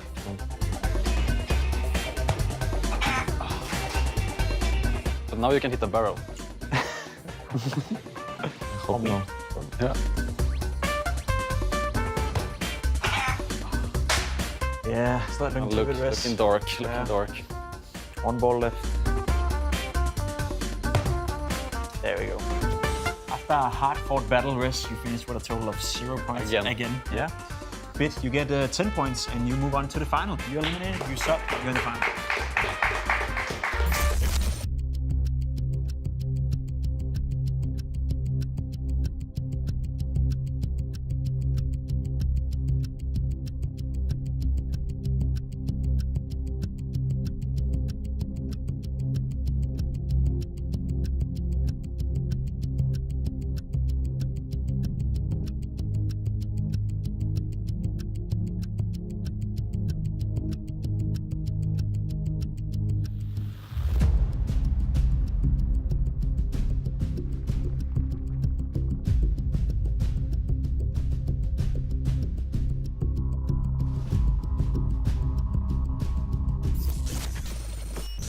Let's go together. Come. I boost. Oh, I smoke ruins again. I smoke ruins. I just smoke city. I think one side. I think one side. New box. Through city. City out. That's city. New box dead. Yes. I'm coming to you. 10 seconds. Can you plant? Can you try to plant? Yeah, planting first. Turbo flow. I don't have bullets. I'm going to new box. I see it is spawned to the smoke.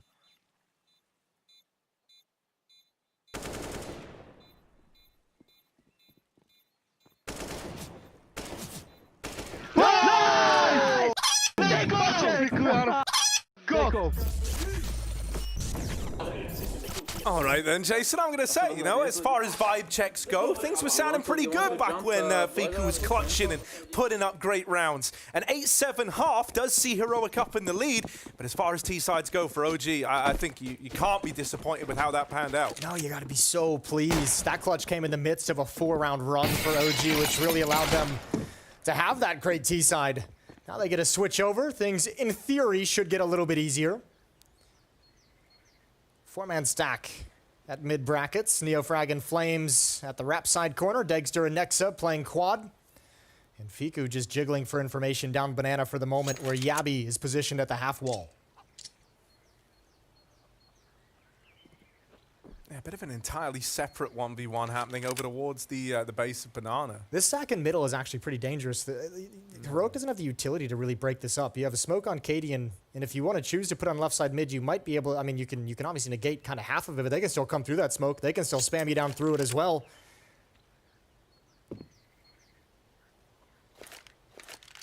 Yeah, the smoke could end up giving you a real false sense of security as you go out into the top of mid, right? This quad stack, it's always scary to run into. There's that little jiggle from Config. He thinks he's seen all there is to see over here in mid, but there's so much more out there, Config. Oh, man. All right, now you've seen a second, but that's still feeling par for the course. Nothing's screaming that this is a stack, but there's the bomb tumbling away. Oh, from Heroic, Neofrag is finally able to get that last bullet in. And so now, really, it's a bit of a cooked round for Heroic. Not really much could happen past that point. And for Yabi coming in at the end, they are going to give him a couple of 1v1s here, but now they can just tuck. They've got a flank coming in up through banana. It's all under control as OG steal away that pistol to open up their second half. Flames does an incredible job baiting for Neofrag, showing presence, backing off the angle, making it look like Heroic has forced him away and luring them deeper into that trap. They never expected a second player to be over in Cubby. Just really well executed. Neofrag gets a triple kill in the round thanks to Flames' baiting. And pistol round to OG, tied up at 8. Both CT sides winning the pistol. The second round by from Heroic.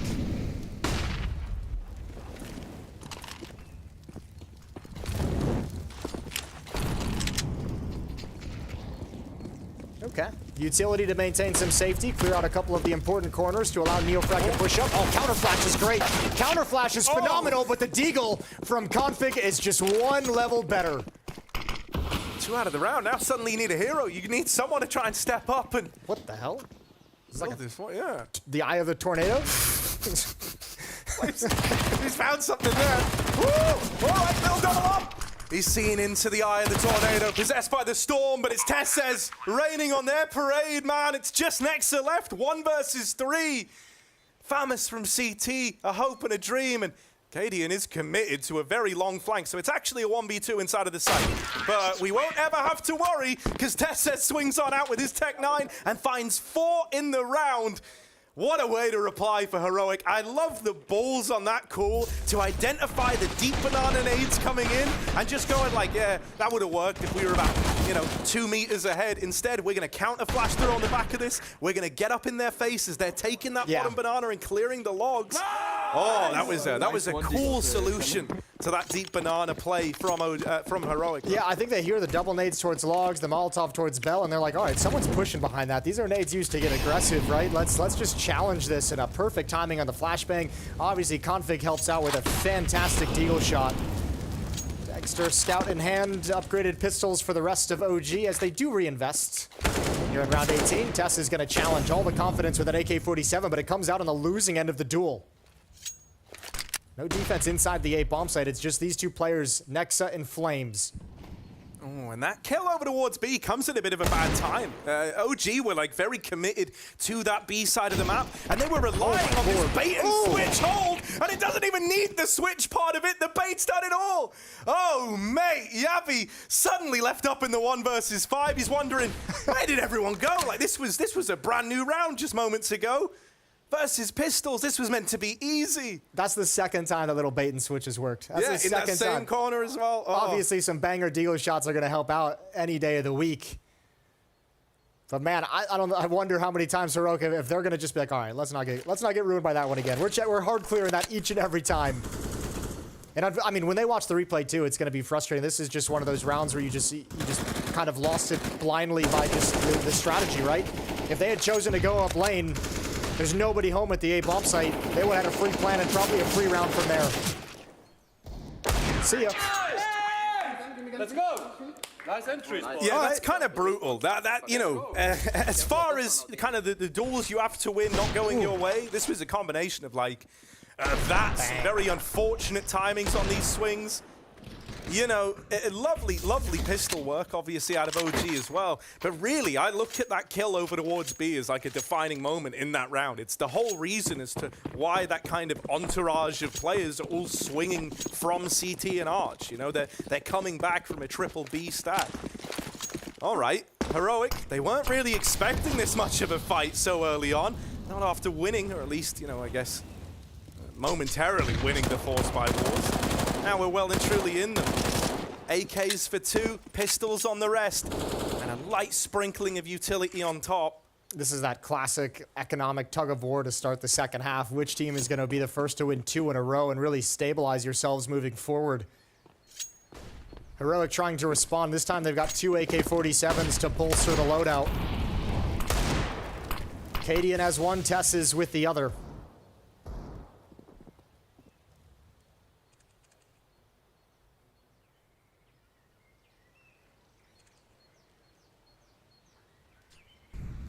I almost wonder if they just ignore long in this round, right? Like come in with like a short wrap in through the apartments. Just kind of admit that you don't have the resources to clear this damn corner again, and Flames is sat in it. Instead, this time they decide to fix it by running at him and really deep checking the bait and switch. Tess says with that AK, one of the 2 hero guns has kick-started this round for Heroic, but Next is ready to shut it all down in the pit. He's good for 2.5. Yabi now very injured. Very wounded. The bomb's away from him over at Moto as well. And OG, they can play around the pickup. Instead, they swing him together. And they lock in that round. Next, they're even admitting he thought he won the round. He thought he killed them all. Yeah, I thought I got him. Not quite, but it's all good. Great round from Nexa looking towards Rap side. Even the transfer upward towards Jabby. That's the most awkward cheer I've ever seen in my life. Well, OG wins the tug of war. It's nice to see that, you know, everyone else was believing in his spray down as much as I was. Even I was caught off guard by it not coming through. And we have all the info. All right, now just pistols. OG, they've won the Force by Wars. Heroic have to concede that eventually. So all we've got is 1 deagle. Maybe make it interesting. And now we don't even have that. Yeah, this time there's an AWP that he's peeking into. Good shot from Degster, opening kill. I kind of love that they're still running this bait and switch. Like, I know. They're probably like, man, Heroic's going to expect us to not run this at some point. Yeah, right? Because you are going to hit that point where you tell yourself, like, there's no way they do it again. You know, like, it would just be ludicrous to play that bait and switch in the long term. It's also obviously a great position to keep your opper safe, right? It's a great position to just say that op can sometimes get run down by maybe just a slight misposition, mistiming from the opper, and he all of a sudden loses the weapon. But you got a boy there, you got Flames there to help him out. Alleviate some of the pressure, and it doesn't even come to that to begin with. 5-on-3 for OG, looking to extend their lead up to 2, getting to 11 rounds. No utility. It's just got to be a dry challenge. A bait, jump, and there's Flames. You even have a player in quad. That's Nexa to add a kill on top of it, and to finish the round. This time he completes the spray on a Jabby.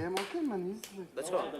It's a very, convincing top mid setup out of OG. I like what we're getting. Every round, yeah. It's not just that bait and switch. They're actually just saying, we don't ever want you to be able to take control of brackets. We want that info all the time. We want access to it. So we're just going to, really heavy, lean in to playing these crossfires in top mid. It's leaving them a little vulnerable over at the apartment, sure, but Heroic don't have access to that info yet. They probably pieced it together on the back of getting demolished in these mid plays.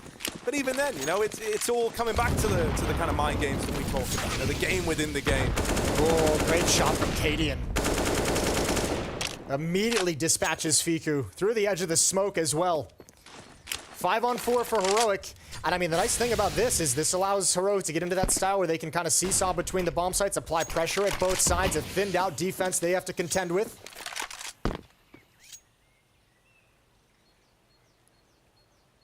Flames has one more smoke for the mid choke point to be able to keep this three-man stack at B here for as long as possible. Once that smoke clears, they're going to have to consider rotating someone back to the A site. But so much time to play with.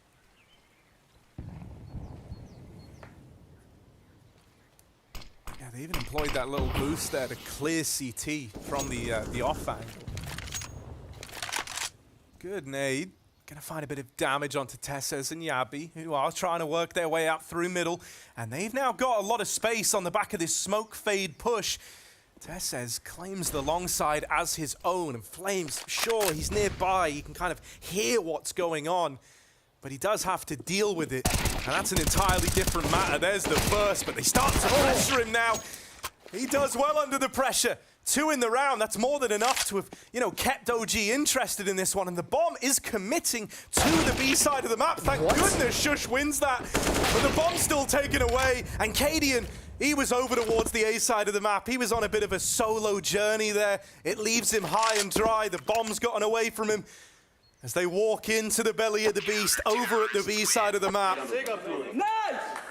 What an incredible hold. Those 2 kills was everything. And there's a smoke up at Moto, so they actually can't even cross. I mean, Cadian can't look into the A bomb site to realize it's clear. Flames delivers these 2 kills. This second one just tapping away, low on ammunition, gotta be efficient.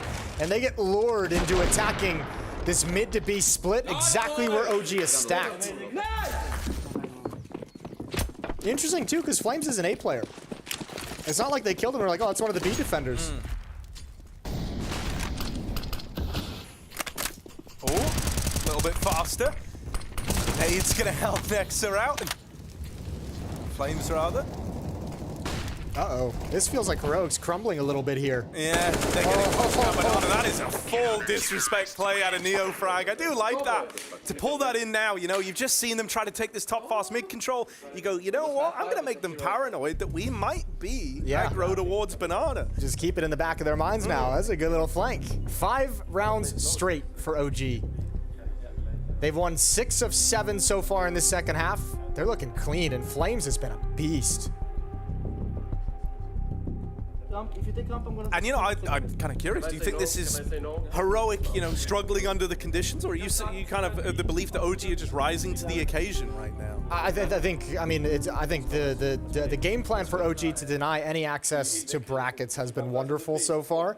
And on top of that, I mean, even with those, I can only really think of one round where Heroic's got the opening kill. It was Cadian in the previous, jumping up on logs really quick, getting a nice desperate shot. I mean, you're not going to get that each and every time, but Heroic's not really finding any openings whatsoever. Yeah, and I know, for me personally, coming into this, when Heroic won the Force Buy, I was like, okay, here we are. They're going to start showing up again now. And I feel like maybe they were even of the same belief. And now, you blink, you missed it. You're kind of on to one of your final rifle rounds if this one doesn't pan out. So it's gotten very, very bad very, very quickly, it feels like, for Heroic. Quiet boost in towards holes.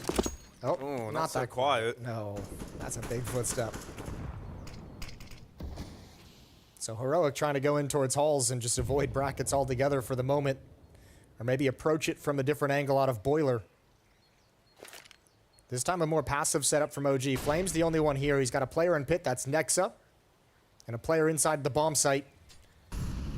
So Flames likely won't commit to any fight he encounters here, but wants the information of when they take brackets control.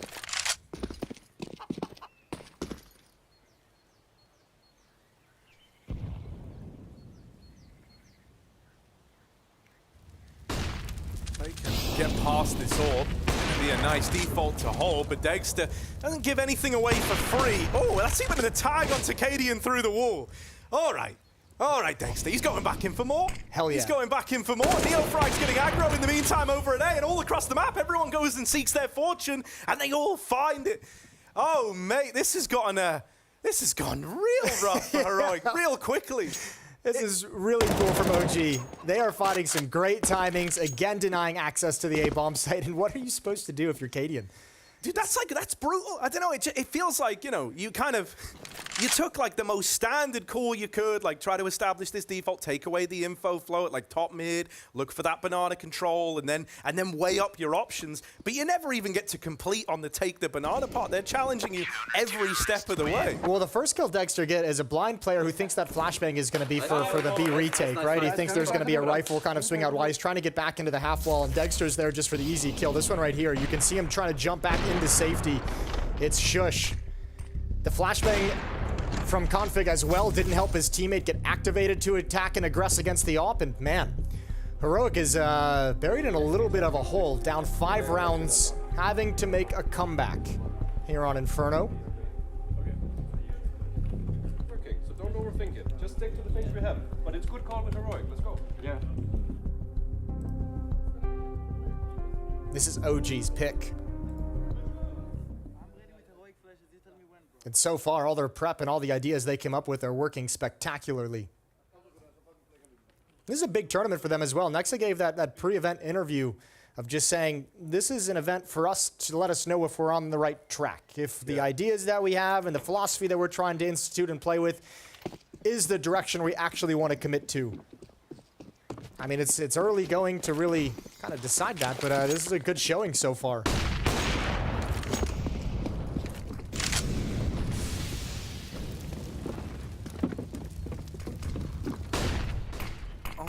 Well, we have a bit of a change again. Heroic a lot more pacey this time, have taken away the top mid control, and they've coupled it with this smoke down over towards the long side. So they've got a serious foothold on short.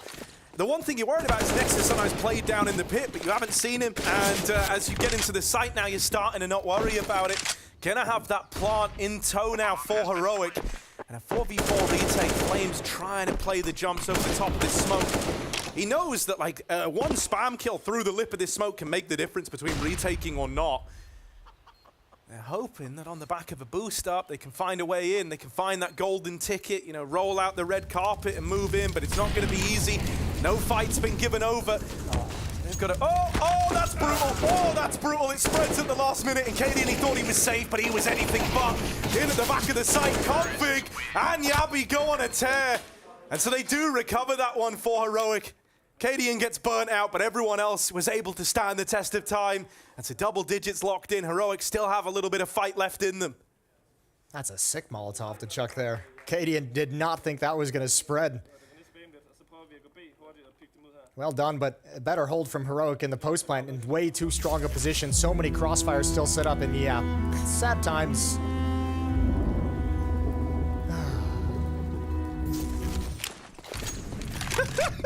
How do we go back to normal after that? All right, Cadian wants revenge. Turn off the sad piano. Second time Cadian's found this opening up banana in the early going of the rounds. 5 on 4. And one thing that, attempting that retake from OG in the 4 on 4, they had a lot of money built up, but look at the way it's dug into that economy. And that's one thing Heroic would love to have at this stage to make this comeback truly possible. Take the money away from the CT side. They've got a long way to go still. It's weird though, like talk about delayed gratification, right? Like Heroic would have a big payoff after chaining together. You know, the grind happens now, the easy rounds are later on. Once that money's broken apart right near the end of the game. So let's see if they can get in, right? They tried their hand at an up-tempo B play. Nexa, good for the first, but his teammates have fallen in the meantime. They'll find another with the nade, and right now, you know, OG, they're in an even odds bout over towards this B side of the map, a 2v2. But But as time ticks on, Yabi's calling, guys. He's looking awfully quiet right about now. And so he's given them that way out, that kind of second chance. And this is that style that Heroic's become so good at, of having, you know, Jabby on one side, Tess on the other, sometimes lurking in when you feel the pressure, giving them an escape route, giving them a plan B. But because Heroic haven't been able to get a whole lot of opening kills, they haven't really been able to institute it. This is the first time we've really seen it come into fruition, and Jabby's just delivered them pretty much a free round. Great call from him to pull his teammates back out of the danger at the B site. And it's going to be an 11th for Heroic. Still, though, because Dexter gets to keep this up, because Nexa gets to keep this AK-47, they can drop weapons over. Money's still looking good for OG's defense.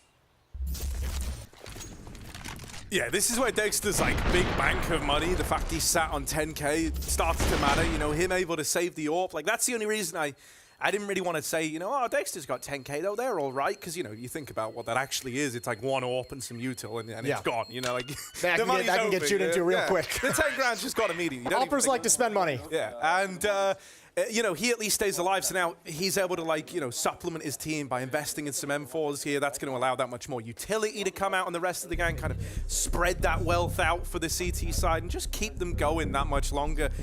Yeah, he's just dropped 2 M4s with that plethora of cash. And, you know, if this ends up being a long affair, it's little rounds like that, you know, where you are able to just pad out those bank accounts that much more, that can make all the difference. So let's see if this little redistribution of wealth from Dexter is, I mean, the magic ticket. It's crazy when you think about it, too. I mean, depending on how this round goes, if OG's able to save, you know, 2 players kind of staying alive, regardless of how the round goes, they've got another buy in them. And that's got to be really hard to read for Heroic. You know, you win 3 in a row, you're probably thinking, okay, now they've got to save. Surely this is the time where they're only going to have pistols. You're at least thinking, like, okay, it's going to be like a low buy, or they're going to be limited in some capacity, when in reality, not at all how it's looking. 3-round lead. Round 26. Triple B start for OG.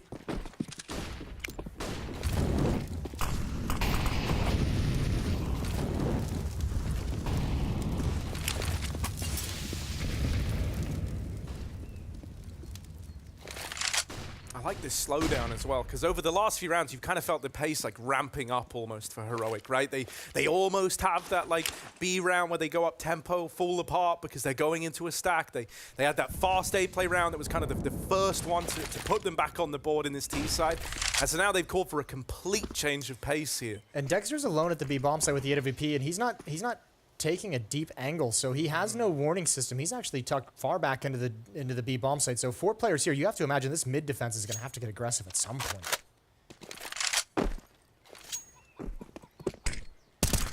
Oh, looks like Flames is curious, but instead he's just going to drop that smoke.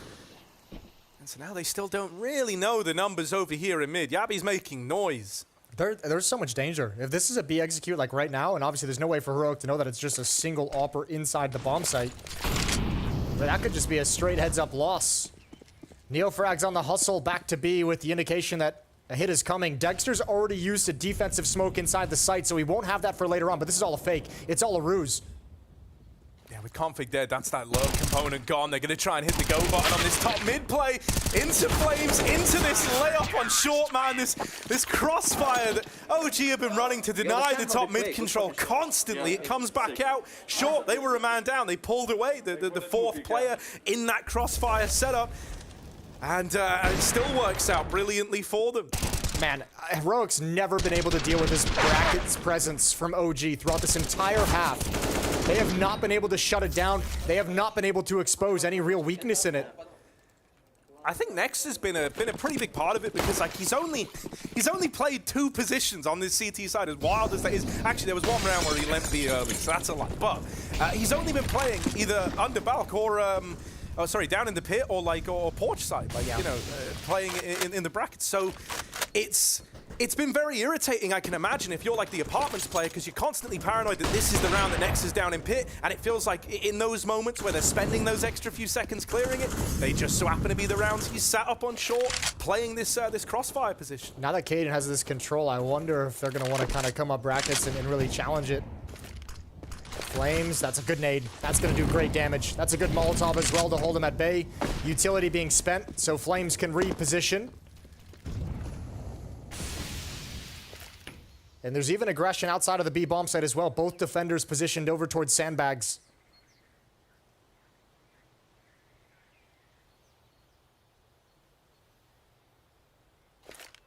Flames has fallen back over towards Arch. Once again, kind of conceding this long angle, and that's problematic if this is the what it's looking like, just the apps pop, right? Flash is going out, and only 2 players in the site to defend it.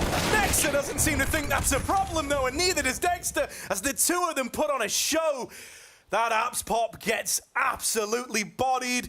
Rent's way past due, and Cadian, no way back into this. Surely he's flagged up through the banana, and OG, they pick up their map to kickstart this series 1-0.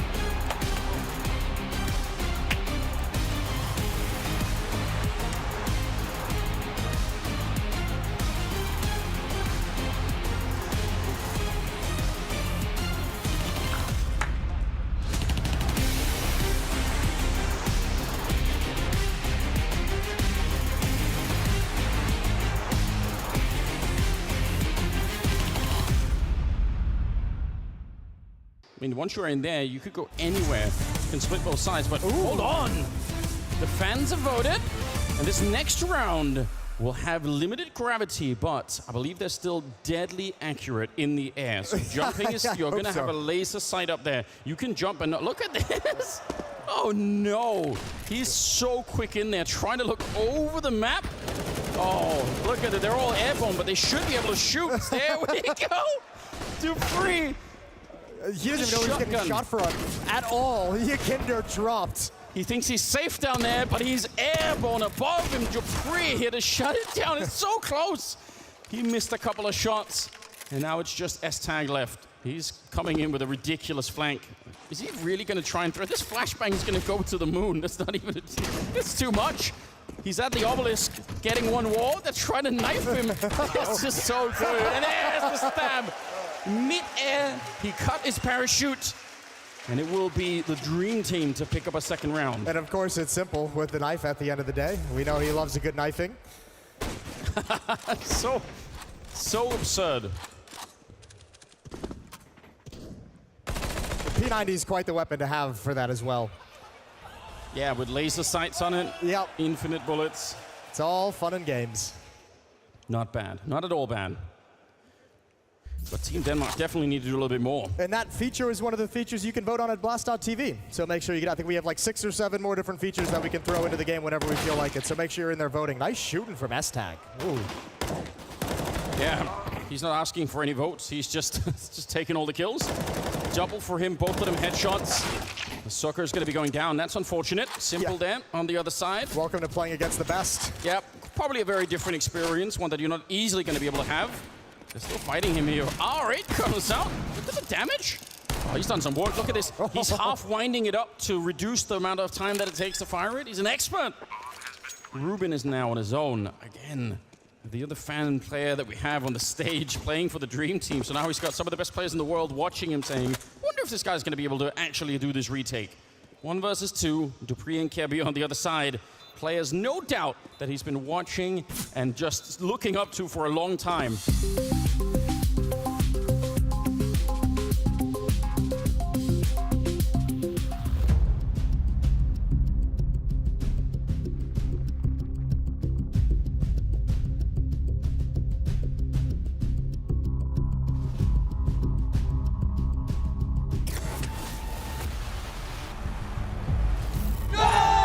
Some very excited and happy OG players as they do what you said they couldn't do, Pimp. Yeah. They managed to get a map and they look damn good while doing it. That first half, right, on their T side, racking up a bunch of rounds, putting the hurt onto Heroic, and then coming through and looking so solid on the CT side. It was a game exactly OG dreamt about. You know, it was one of those games where it was a little bit shaky back and forth in the beginning. As you said, the T side, they were looking somewhat solid. They got out of that first half, you know, with 7 rounds, and you thought to yourself, that's enough, that's enough. And on the CT side, side, they completely shut down Heroic. The aggressiveness coming out from the OG players, the playing with no pressure, playing with no expectations, it was kind of shining through on this server. And this time around, it made OG win the game in quite a convincing fashion. It's one of those games where you feel like had they played out all the rounds, it could have been 19-11. It definitely could have been. And I want to touch on one thing, right? We spoke so positively around Flames and Dexter, but Nexa right now, he was one of the ones with the lowest rated players for this team. He comes in and puts the direct painful punch into the side of Heroic. People tend to underestimate Nexa's individual firepower a little bit, I would argue. As an in-game leader, I'm not surely sold on him just yet, right? As I said, coming into the game, it's been hard to see what kind of direction OG has been going and what kind of playstyle they're trying to foster, right? But when he was in G2, I was one of the guys advocating for Nexa to stay within that lineup, give him another shot with Monacy on the lineup. I don't think they should have switched him out. I think he was a great fit for set lineup. He's a great individual player, and he was a great individual player before he went into the in-game leading role. And, match up with Flamesy, those two were doing quite a job. And Flames is just a continuous positive sign here, right, for the OG side as well. He is when he's playing well. That's the thing with Flamesy. There's a lot of potential within this kid. He reminds me a little bit about how we describe Config as well. When he's having a great game, he can dictate the game to some extent, right? He's a great rifler. He's a great guy that at certain times have the ability to, I would almost argue, taking over the server with the aggressive playstyle that he is having, just like Config, but his inconsistency, the way that he's, one game good, one game bad, etc., that's going to be an issue for Flamesy if he can't fix it. I do want to touch on Config, though, who at least looked positive individually, right? The interview that we spoke about there was a nice thing to see, but I will say that it doesn't really matter when you still lose the map.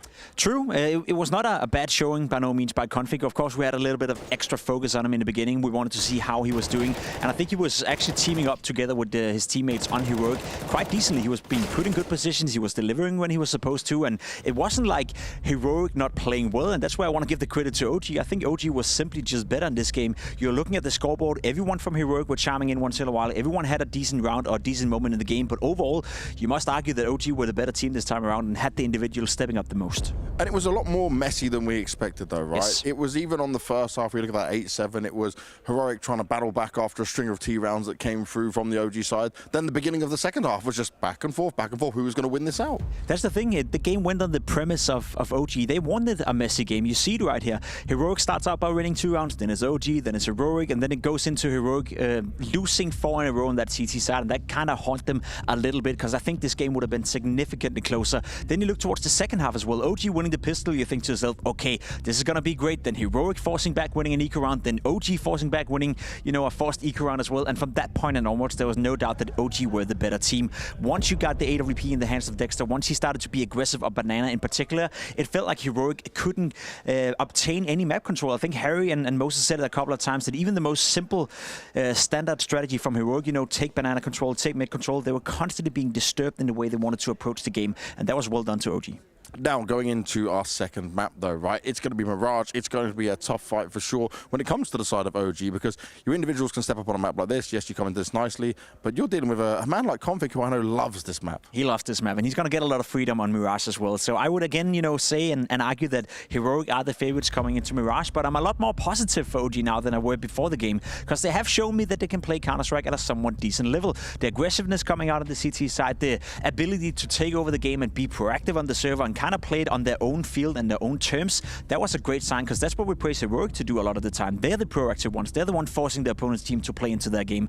But what you saw right there, James, is not looking too good. Yeah, we can look at all these positives that come in here, but that 0% across 4 maps played on a map like Mirage, when you think of the individuals we talk about on this OG roster, that's a worrying sign. It is a worrying sign, and I will argue the same as I did before the game. Even now that OG has won a map, which I didn't expect, I would still be disappointed if Heroic weren't to win Mirage and weren't to win the third deciding map as well. But as I told you, Anubis coming in as a potential third deciding map, that's a bit of a joker. No one understands, quite extensively where that map is at right now. Outside, I thought they had the edge going against Team Liquid. We saw that didn't work out. So Heroic, I'm almost certain that they're going to win Mirage, but when it comes to Anubis and when it comes to a potential third map, it's going to be impossible to tell you who's going to win. Now, when it comes to looking at exactly what you expect from this Mirage, right, do you think Heroic is just going to continue to give Config this kind of freedom, let them to push out, or do you think they'll go back to how they were? I think they'll still play their own style of Counter-Strike. They'll try to fit in config wherever he's fitting in well. But take it as an example, right? We know Stown is playing around the connector area on the CT side. I think config will do the same, but he will do it more aggressive. He'll be put up top middle. He'll be in window. He'll be out of connector. He'll be playing around the smokes, maybe a little bit more aggressive than you're used to see Stown do. And the rest of the team can still play around that. It could disturb the dynamic of the team. It could disturb the way they're defending on the A-bomb side. You do often see Stown being the supportive element with the flashes for the static A player. I don't think config is going to be that guy, you know, who's standing ready with a flash. So if you're OG, that's something you're looking into. That's something you're trying to expose to begin with. Now, do you think that the lack of pressure is such a positive here for OG? Because you go back to when Dexter first joined the team, when he was just a stand-in, you know, that lack of pressure was there and they did really well, better than we expected. Could we see the same thing happen again, mate? Yes, as long as we understand the context of the lack of pressure. The only reason why they are no pressure on OG is because they're not good enough to be under pressure right now. It's because they don't have, you know, the self-understanding that they're supposed to beat a team like Heroic or even be at this tournament and make a result. So yes, you can argue that they play better with no pressure. Most teams do, but the only way you get to that point where you feel like you have no pressure is either by playing with a stand-in, which Heroic is doing right now, or by being bad for quite a long period, then coming into a tournament where there's no pressure. And is that going to be the thing that gets Heroic off the hook here, right? That even if they did lose this game, you had a stand-in, you didn't have your star player there, or would you still be disappointed? I would still be disappointed, to be completely honest, because I think the foundation of Heroic is strong enough to still beat a team like OG. I will argue, though, that it will be a testament to how much Stown is contributing to Heroic. We talked about it. Individually speaking, he's one of the best players in the world. I think he's top 10 rated in terms of having the best LAN rating throughout the entire year. Severely underrated in terms of firepower. You have him being the secondary in-game lead as well, next to Cadian. You always hear Cadian talk about how it's him and Stown preparing for games, how they're sitting in the hotel room, figuring out how to approach a game. So sure, config the man on the screen in terms of raw firepower, he can probably, you know, go in and do a good job just like Stown would. But in terms of the secondary caller role, in terms of the team dynamic, maybe it's a bigger loss than we initially thought. Now, looking at the side of OG, right, they certainly will be fired up after this for sure. But I want to touch on the fact that the individuals there better than we expected, right? Because you look at the Dexter, you look at the Flames, they were hitting some nice shots. But also Neofak having moments, Fiku as well, the clutches that were coming on through. This is the signs that we've been missing from them. Yeah, we've seen it before, right? That's why I'm not impressed or excited just yet, because we haven't seen it consistently. We haven't seen it throughout an entire game. If they were to take down Heroic 2-0 right here in a rather convincing fashion on Mirage, I'd be happy. I'd be happy to say that, okay, now we're seeing some of that hidden potential within OG, but I need to see it consistently before I get excited. Well, let's see if we do see it. It's time for us to head to a break, but when we come back, we'll be going into Mirage and see if OG will be able to grab this 2-0, or Heroic will take us to Anubis.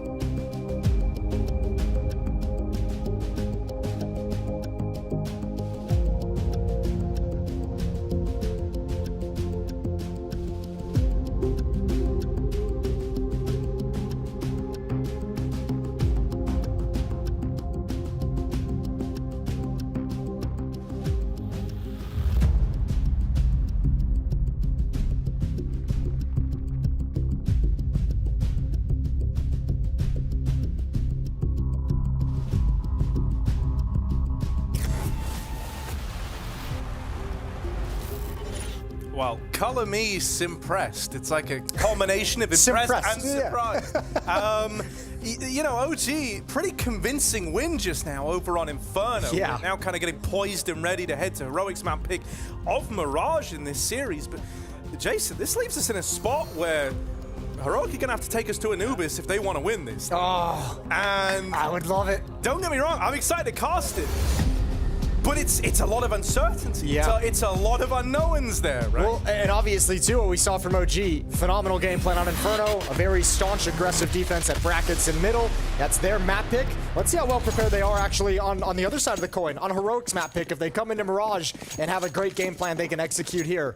Pistol round is live. 2 players at the A bomb site, 1 in middle, 2 players at B for OG's defense, and for Heroic, 4 players stacked up and ready to push in, and that might be the kill they needed. Opening provided by Config, but they're going to keep things slow and measured. They're not feeling that pressure yet to react on the back of that opener. Instead, they're giving a lot of time to Cadian on this walk through the lower tunnels. Now they start to lob this util in, and it has displaced Fiku, sending him back into CT. He tries his hand at the angle. The Config's already there. A man down now, and you know, Frag doing what he can to reclaim these numbers, but still, a lot of this is going to fall to Dexter on the wraparound, right? He committed to this big flank all the way through top middle. He's got to get something from it. It is being held, it is being considered, and Shush puts it to rest before Dexter even has too much of a chance to play the round.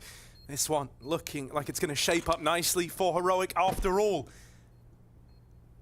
Yeah, great initial kill on the jiggle peek from Config. And I mean, even Fiku, you could see him, like sometimes you'd think that defender's going to fall back, but he had to be aggressive if they wanted to actually be able to activate Dexter on the flank and give him a chance. But Fiku had to try and take some kind of a fight, wasn't able to do it. And then obviously Heroic have all the time in the world and all the space in the world to address the flank.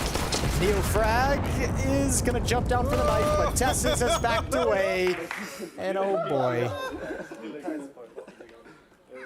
Would you have honored the nice fight there, Jason? Hell no. No? No. All right, man. Hell no. I like him. I think it adds a bit of excitement, you know? Yeah, no. And they're two, you know, knifed up guys going head to head. That's something honorable about time, yeah. All right. It's a world championship, Harry. Yeah, that's true. Yeah. Krieg's out for Shush. Okay. He's armed and deadly and ready to go in some of these longer range fights over in mid. However, the silence is broken first by Neofrag.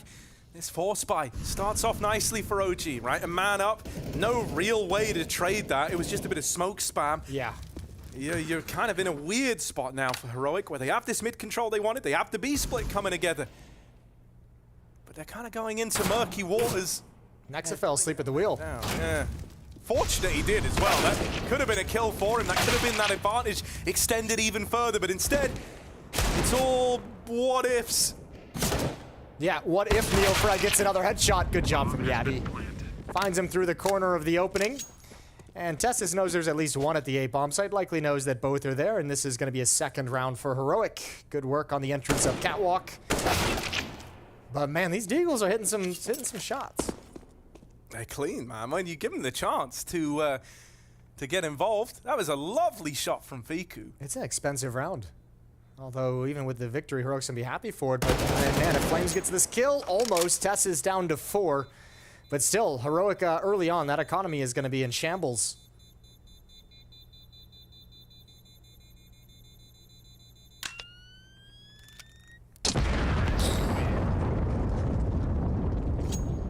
Yeah, I think it's good that they're able to keep a leash on it, though, right? Like, and not let that spiral out of control. I feel like so often, if you go a man down up against the force buy like that, those are the moments where it really can spiral. Heroic just kind of stuck to their guns, right? They wanted to go with that mid to B split the whole damn time, and they don't look player over in Palace kind of uproot that game plan. And with that previous round, with the 3 Deagle kills that OG ends up getting, this one for Heroic should be pretty clean. This is one of those ones where you're like, okay, let's not drop that many. We got the Mac 10. Katie wants to build up some money for an AWP, and obviously clear out some unarmored pistols at this B bomb site. Slowly creeping up. Oh, Dexter's going for the knife. Okay. He's looking for the window jump. Oh. Katie ain't going out window. Instead, onto the platform. Dexter not going to get his knife, but he will get involved with the P2K.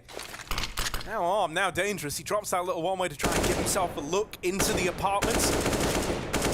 Still trying to make something of this round, and who knows, maybe they can. There's Fiku's Deagle delivering another. Dexter now dead, pushing through the apartments. And OG, they've responded to this by grouping everyone up and leaning heavy into this B bomb site. Yeah, Dexter trying to just gain a little bit of ground and hopefully push and shrink the map for his teammates, give him some kind of an advantage with these pistols.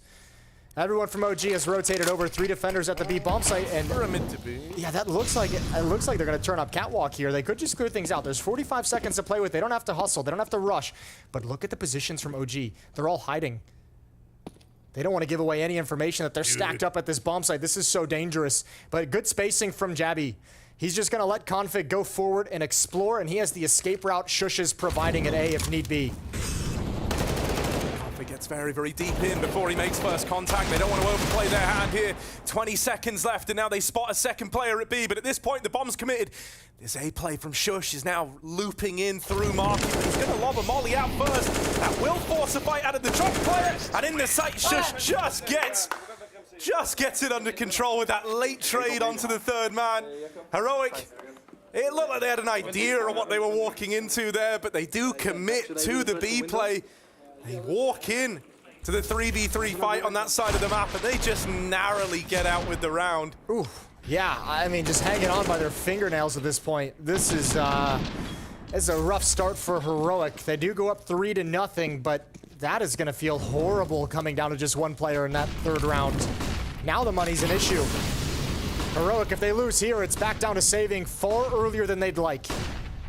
And mid-presence for OG. Op is here on Dexter and Connector. Window smoke has cleared. That would be Flames if you wanted to challenge it. Heroic lined up for a B hit. 4 players in these halls.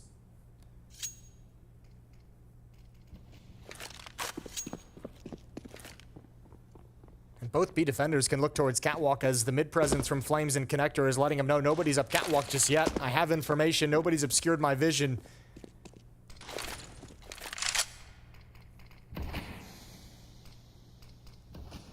Yeah, that changes now, though, with that smoke from Cadian lobbed all the way over.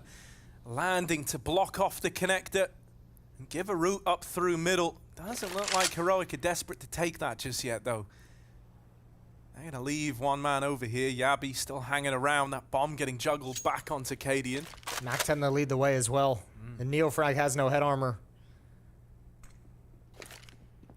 He's being made. Yabi, that molly's going to force a peek, force the fight, and Neofrag tries to stay in the molly and just fight to his death. But they never give him the fights. They never give him the peak he was waiting for. Here's that mid component. Tesses up through short. Is churned up. Yabi's mid-air with the Mac-10 and taking heads off. They don't know about Flames in at the back of the site, but now they've seen him. They've got to deal with him. They've got to flush him out. The rest of the gang is a very long way away. Cadian's here fighting with the bomb alone, waiting for them to come up Catwalk and bail him out, but his first teammate's dead. Oh, a missed shot from that AWP. Flames at the bench sends Heroic packing. This B bomb site is his. And OG, they put a stop to Heroic there and then. The money now broken. The consequences of those first, 2 and eco rounds being so close. Now showing its teeth in the server as the money is gone for the Danes. Flames just styled on Heroic. That is a disgusting round. Essentially a 1v3 at that B bomb site, and he completely froze Cadian. Could not find a clean fight. What a heroic stand for Flames. 3-1, and you're right. The tough couple rounds after winning the pistol have come back to haunt Heroic. They've got an AK-47 that they've saved, one that's bought up, but it's all pistols. Now they're truly in the doldrums of economy. Next is going to be the anchor of the B bomb site, but Dexter can turn and address the situation with an AWP from Catwalk.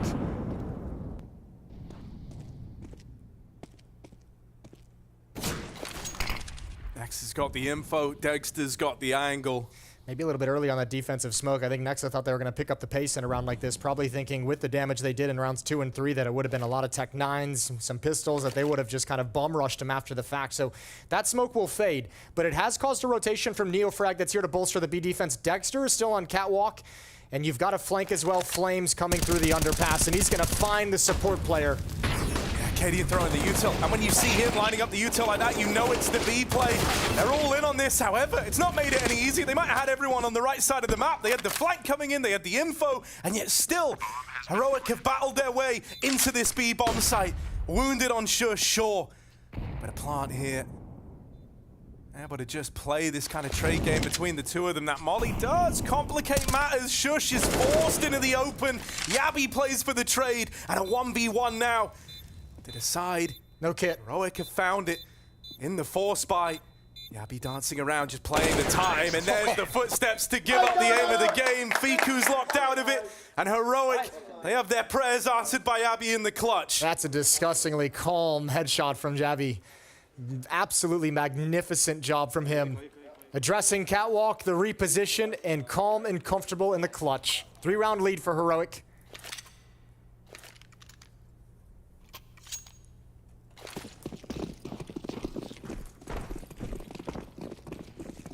Crazy that, you know, that's the round that's going to really, like, reinvigorate this T side. You know, after how it went early on, I didn't have a lot of faith that the Hero AKs would get it done.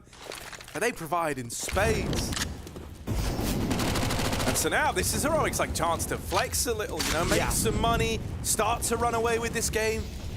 I think that's the key part we got to emphasize is make some money. Rounds 2 and 3 were super close in similar situations. This time, you really want it to be clean. Build up some of that bank. Take some of the pressure off you. Tessa's going hunting with this MAC-10. Oh my lord, another great dealer shot. They're so brutal, and Flames is going to add one more. It's fallen apart a little bit. Still low percentage chance of actually retaking this bomb site and winning the round. In fact, it might be as close to 0 as you can possibly get. Oh. Even though there's no peek on the back of it, that flash just sends chills down your spine if you're Yabi. You know, if that was the flashbang that kick-started a pistol retake in the 4v3, I know. you would just hate yourself after that one. So, but look, OG's got away with a big piece of weaponry out of all this, right? They've salvaged the AWP that was in the hands of Cadian, so Dexter's going to get a free op out of it. But Heroic's up by 4, 5-1 here on Mirage.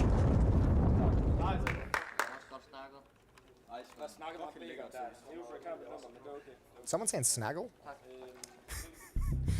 I don't know, man. Whenever you know, sometimes you just hear words come through. It's Danish. I'm not even entirely sure their words, to be honest with you. I really Shout out to all the Danes. Yeah, I think it sounds like sick. What's funny to me is like when Pimp speaks Danish, because I am only used to hearing him sound a certain way. Yeah. You know, and then he flips it over and throws you off a little bit. This guy, yeah, like a different person. Danish TV guy is different to the one that we have here at Blast. Well, here we are. 5-1 to the Danes, but there's that orb that you speak about, right? It's going to find its way into the hands of Dexter. Kind of curious. I hope he tries to get involved early. He had a great CT side on Inferno as well. Once he switched over, as we know, those ops can be ineffective on T side Inferno, but once he got to the defensive side, he was pumping out kills. That would be a great benefit for OG to have here as they're trying to stabilize and actually gain a foothold into this half. A lot of emphasis towards the B-bomb site for Heroic in the early goings in the first 6 rounds of this game. This time they align right out of the gate on A ramp. They're going to go for a timing hit. And the op is just now coming back into position. All right, Yabi, this is exuding confidence. But in this instance, he's going to get put down. Flush is going through. It's chaos inside of the A site, but ultimately, we end up in this kind of awkward 4v4. Site cut in half, but the bomb wants no part of it. Cadian's taking it all the way back through T-spawn. Heroic, they have A. They have players in CT. But the bomb out in no man's land now. This drop down hurt inside of B. This is not the saving graces that Heroic thought it was. That bomb was coming back towards the B side of the map. Now it's coming back towards A. Cadian's like, nope. This is a really weird spot. Like, even OG don't really have a grasp over what's happening here. Config's got to have a big round if Heroic want to get back into this. This is one of the swing fights, one of the swing moments. Config delivers the first. Second man into the guns, into the maws of Config.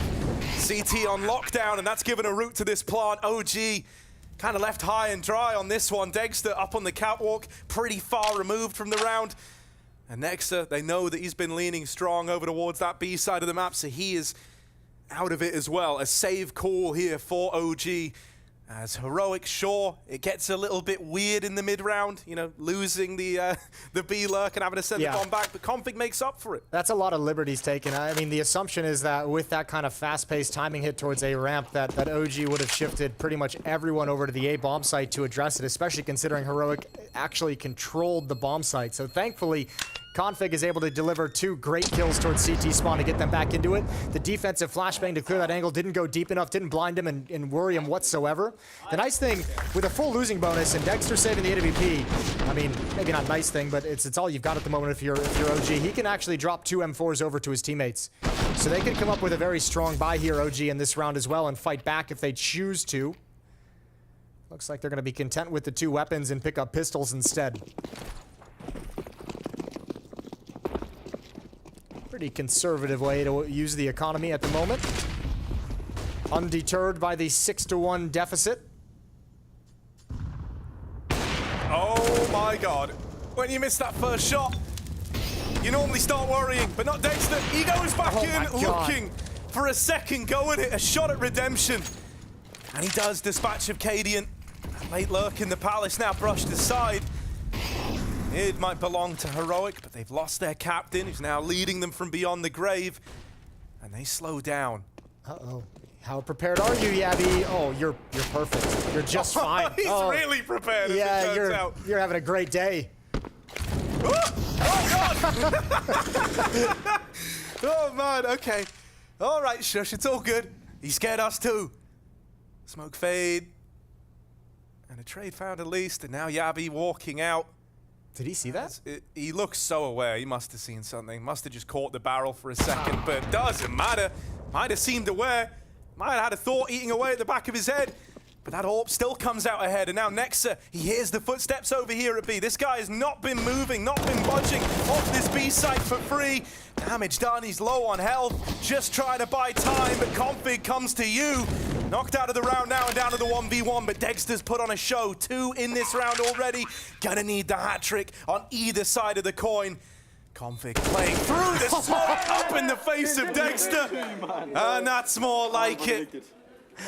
That is the last thing Dexter expected. And he was looking for the right side. He was looking for Config to play around the pillar. Man, the decision to go through the smoke in the 1v1.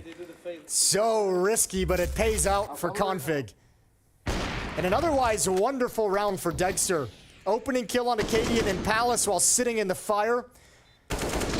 A follow-up kill, but man, what a time to deliver a 1v2 for Config. They are piling on OG now. Despite the fact that some of these rounds have been very close, still Heroic have not been able to settle down and build up any kind of economy. They're still getting chipped away, but it doesn't matter if you keep winning. And Dexter had so much money, he can rebuy the op and still have just about 3,000 left in the bank. Ooh. Dexter tries his hand at a super, late peek from the stairs down at ramp. Acadian, he was on that angle the whole damn time. Those are the fights he was begging for. Still, the start might have been nice for Heroic. There's a bit of fight in OG here. Flames and Fiku getting a kill apiece, split between mid and A respectively. Does see Heroic put in a very vulnerable spot here. Config out of the round now as well. And Cadian just moving in to join him with the bomb in mid is now left alone. Holding these long angles with the AWP. They're hoping that Shush can do something from the Palace. That's the problem. They're hoping for a mistake to give the opening kill. Oh, there it was. Almost the opportunity. Yeah, that was the chance. Yep. And now it's going to be passive. Now if you're Cadian and Shush, you have to be aggressive to go find the kills. 38 seconds on the clock. Cadian's up next. He's got one. Flames overexposed. He goes down. But they know the position of Shush. They know he was in Palace. He makes noise on the fallback, and Nex has taken all of this B apartment. So that little attempt at fakery, that attempt at pulling the wall over the eyes of OG, it hasn't worked. Nexa knows it's not B. He knows those footsteps weren't the real deal, and so everyone's just tucked, waiting inside of this A site.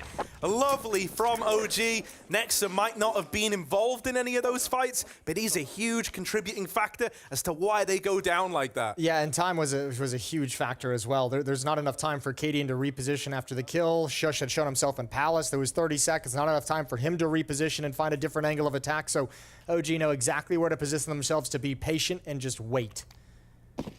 So finally a chance for OG to punish some of the monetary issues of Heroic. They've done such a good job of keeping the economy low, but they need the reward.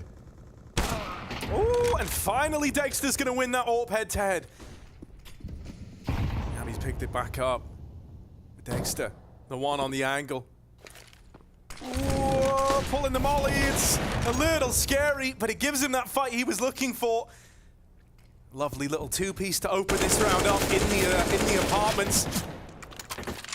With NeoFrag even knocking one out through the smoke in mid, you'd like to think this is a pretty safe bet for OG. With all that said, smoke in the top of Con, and Tess's going on a tear does make this interesting. He cuts out the AWP. You can't get involved from that B side of the map now.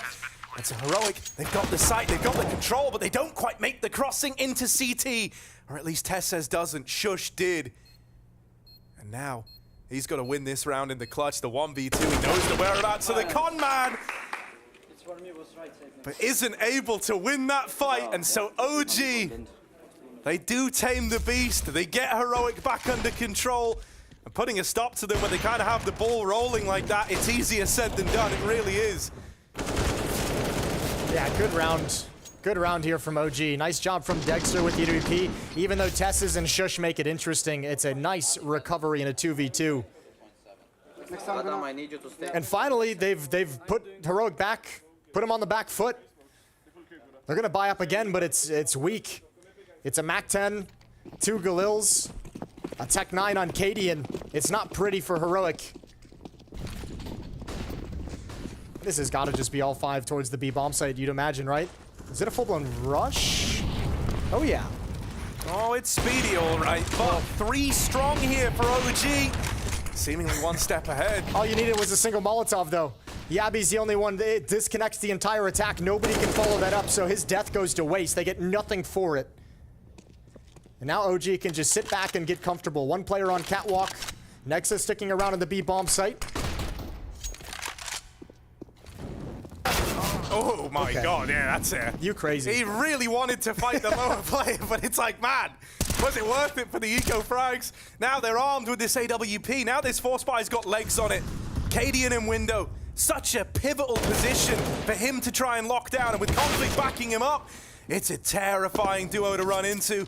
You've got no way to rotate players over. Everyone that's tried has been shut out, and they know that Fiku's locked inside of the A site. That shot misses, sailing just past his head. But the bomb's already home free, away into that B bomb site. The plant's gonna come in, and Fiku, this is more like a combat save right now. Not gonna happen, he's hunted down, and Heroic in with yet another round. Boy, I hope Dexter feels the full weight of that decision, because this round is entirely lost by him. That's a peek you just cannot give away just by footsteps underneath window.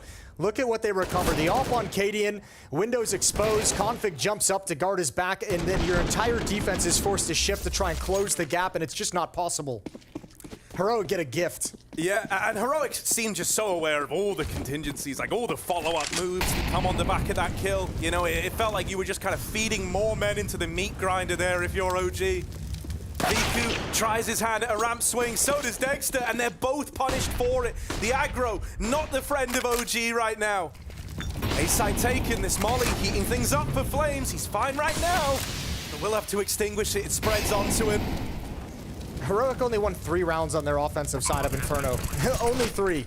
And this has just been complete domination. Already up to 8. They're gonna get to 9. No kits here for OG for any kind of a retake, and if NeoFrag goes down to the flank, ooh, the timing. Still, even if he gets a kill here, I don't even know if there's time to come in and find the kills and get the defuse. He goes down anyways. Config's gonna find Nexa, who's already well committed, and that's it. That's all she wrote. 9-3.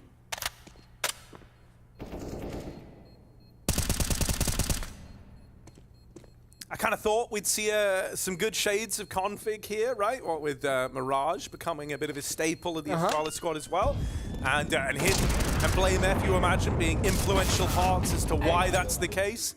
It's really good to see him looking like this. Yeah, he's having a great game. 14-7 for him, matched on the other side by Flames, who's 14-9. But I mean, Config, yeah, he's had some hugely impactful kills. He had the 1v2 earlier, or not the 1v2, he had those 2 kills in CT spawn that secured them the round. And once again, just punished by these mid-round peaks. Heroic ready and waiting. 6-round advantage. And a scout and pistols for OG. Oh, is this another attempt at one of these faster B look-ins? There's a lot here for Heroic early. They've seen that scout and they want more of it up close. They're going to deal with Nexa in at the van. And now looking to follow up. Tesses taking heads off, making money, doing it all with the MAC-10. Nice D kill out of Neofrag. It wouldn't be an OG eco if there wasn't a couple of Deegs in there to, you know, get you the tiniest bit excited. But that's really all it should be.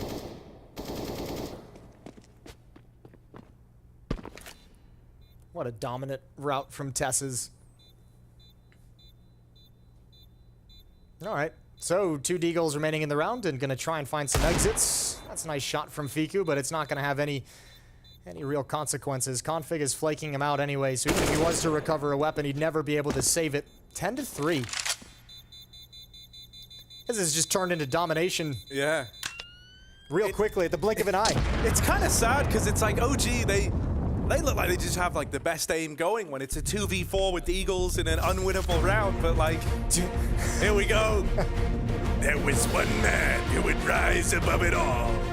Legend said that the MAC-10 made him who he was, but really, he made the MAC-10 what it was. Look at that. Beautiful scenes. Yeah, pulled it out the bottom of a lake.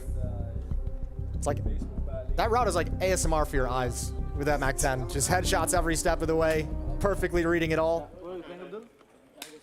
All the right checks in all the right places. Beautiful. Unless that was in an MM game, then I'm hitting a swift report. Yeah, a quick report. 10-3, man. Heroic are just dominating here. What a statement as well. Like, what a turnaround. You know, Inferno, they kept it close in the first half. You know, they were looking real, I say real good. They were looking good. And well, then this was just kind of capitulated once they moved on to that T side of things. And this was the question. The game plan on Inferno for OG was great. Could they have it on their opponent's map pick? And the answer is no, my God. Tessis is going to get another. Nexa switched over thinking there was going to be an easy kill and an opportunity for a second, and he gets shut down. Oh, a change of pace. And the round's over. I feel like we're going to see a lot of that as well, like where, you know, people have switched between the A1S to the A4, and it's like sprays that you would so often have converted before, just like going a bit awry.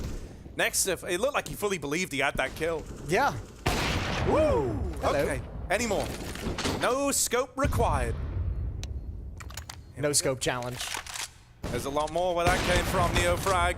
He really wants to keep this AWP in play. He really wants to, but KDM won't let him. Nice, man. Nice call. There it is, nice call. Give your in-game leaders credit, everyone. Hell yeah. Yeah, you have someone calling for you in matchmaking? What have we got here? Oh, another heroic round. The magnificent spin.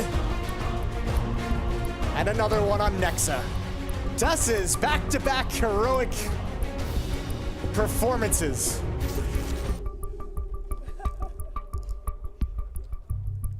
I like that. I like the little musical interludes. Yeah, I really like him. I like that mustache. Look at it. Top left. Oh, damn, yeah. That's a power stash. I wish I could grow a proper mustache. Can you grow one, Jason? I can, but I just look like bald Mario, so. We did a Movember thing back in like. Wait, yeah, of course you can grow one. Why am I even asking you? Well, you can grow one too. You've got one now. You just gotta shave the middle, man. The middle bit of my You've mustache got the little grow. gap. I can grow like I don't even know what it would be. Like kind of whiskers, I guess. That'd be kind of cool. Yeah, you should go for the look. Just become a cat. Why not? 9 lives. Always land on your feet. We did the Movember thing one year in like 2016, and shaved the mustaches, and I went down to breakfast and met Henry for some eggs to start the day. And as soon as he looked at me as I sat down, he just started laughing. He was like, I can't do this. Dude, no, I love a well-kept bit of facial hair, Jason. Yeah? That's why I'm liking what you got going on right now. Okay, just a stubble look. Yeah, it's good. It's clean. You're going for the ginger Santa Claus. I am going for the ginger Santa. We need a bit more ginger Santa. You know, I don't think we've had enough of him. He's my favorite mythical figure. A real figurehead of the ginger people. Right now, though, looking at figureheads, it's guys like Config leading the way for the Danes. Even starting to get a couple of good showings from Cadian throwing in the mix now on that AWP. Might not have like the most kills going, but in terms of like head-to-heads versus Dexter, feels like he's been better off there. This is a little bit awkward. That was the bomb spotted. Shush trying to fight for it. Cadian does the same, but the MP9s churn through them. And now there's serious control for OG taken. The alarm bells are going off for Heroic. This was not how this round was meant to go. No, but it's great kills from Fiku. And you can't even really blame Heroic. When you have two players pushing down ramp like that, you kind of have to be aggressive and force them back. And Heroic's just saying, we have these fights. If we can eliminate this kind of a push, huge advantage. And just a wonderful job from Fiku with a triple kill. Now Heroic have to recover the bomb. It's going to take some time. They're going to be cautious. In a 2-on-4 situation. Utility being spent as well to allow them to safely recover it. I mean, that's the thing, though. This is kind of exactly what OG want. You know, you're wasting all this time to safely get the bomb. You're wasting your limited utility. OG don't need to fight you here. They know where you are. They know what's happening. Yeah, exactly. I mean, Dexter's just like kind of doing this. He'll probably head towards Catwalk, I would imagine. But even if you're it's OG, like more of a formality, right? Like, just make sure they haven't quickly grabbed that running through the apartments. Yeah, and sprinted away. They're still ramp. Yeah, still ramp, but they're going to get called back pretty quickly. Neofrag will be here with some swiftness. Aggressive towards top of a ramp. Fiku peering down with the op. There's the footsteps from Config. Great find. Great find. Now there's a chance, an opportunity. Oh! And Config's opened it up. Over the top of the stairs, Neofrag's knocked him out. There's just enough time left for this plant. Vitesse is run at, and Neofrag gets the better of him. OG, they managed to salvage a 4-round half when all is said and done. They got a long way back. OG 2-0 seems so far away. We'll see if they can have a comeback when we return.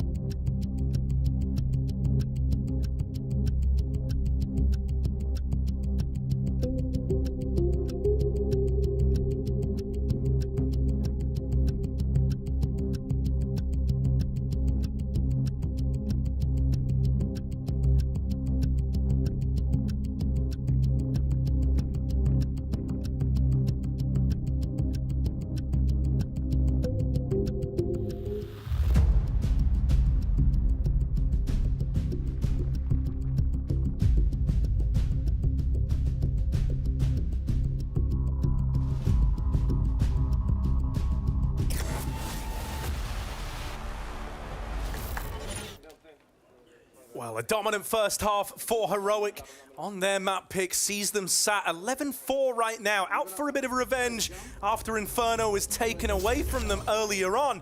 It's altogether different beast here on Mirage. I think that's safe to say, Jason. Yeah, it certainly is. Heroic look like they want to get to Anubis real quick. And hell yeah, I want them to get to Anubis. Let's go. Yeah.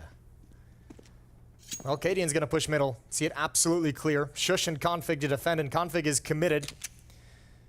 Shush. All down to timing. If he's caught out in the open, he's going to go down, taking a few pop shots. Not able to connect anything, but Config's lying in wait. He connects with 3! Oh, they walk right into his crosshair. Magnificence, and oh my lord, OG, that one hurts. That's just brutal. OG did the aiming for him. They were just in a perfect line. Config, that is a gnarly way to have opened up this pistol. And now Heroic have just got to finish the job. They've just got to finish what Config started. Flames and Nexa with kills apiece. No way! They can't turn it around. Nexa just going to try and play the time, but Shush is low. It's tempting to fight this. Wants to try and find him on the cross out in the open, but every one of these jiggles is a chance to give up the fight. Nexa will take him down, and it's a 2v4 turnaround out of OG. That is a crazy recovery. Config delivers something special here. This is great. They just absolutely line up for him. Good first shot, but this one is all a little bit of luck as they swing in. But Flames has around himself. Way to be aggressive. Fine Tesses, a beautiful shot on Cadian. And Nexa's got a nice easy clutch. 11-5, we're not done yet. OG's starting to fight back. Yeah, I think we could have said, stick a fork in them, they're done. If that had felt gone that the way, yeah, right? Yeah. If that had just been Config with 3 and then you mop it up, no worries. But now you've opened a whole new kettle of fish. And it stinks, man. Heroic. Swedish level of stinks. They forced back into this one. They've got the scout on Cadian. He's scoped up over in middle, but the solo B-hold. Tessez just jump spotting for the info. And with OG leaning here, it's not giving a great deal of confidence. That smoke and nade combo is going to hold them back and do great damage. And so at least that's going to buy Heroic time to pad out this side of the map a little bit more. Yeah, but OG's got to find a new place to position, a new place to go attack as that smoke is up. You can't just sit and lie and wait.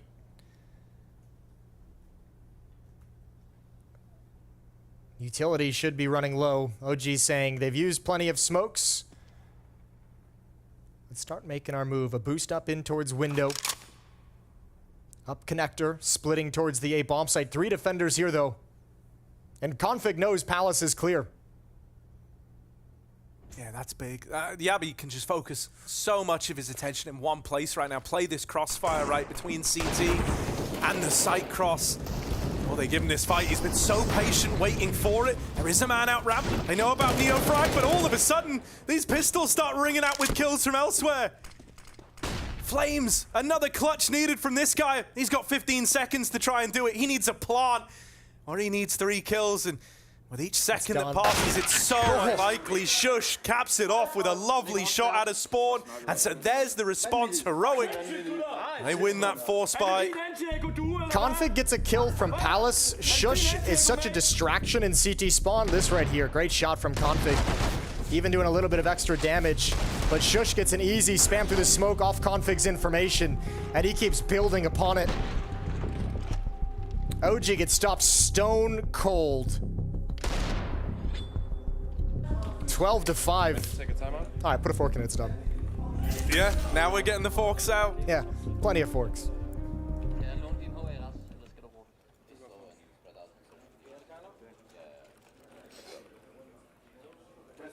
And dude, starting the force by wars, this scoreline, ooh, that's rough. You know? I mean, OG might be in a point if they, well, especially if they lose this round, although they're forced up entirely, so maybe it just starts here. They might just have to be buying every single round. Just until you either lose or some miracle happens. Or you turn the tides. Yeah. Not the ideal spot to be in. Not by a long margin. And, for someone like Dexter, we kind of spoke about, the orb head-to-head between him and Katie and the fact that Dexter came into his own a little bit more towards the end of Inferno when they finally got to play that defending half. He's not been super impactful here on Mirage. and you might never have a chance to get him activated on that AWP in this second half because of how one-sided the scoreline is.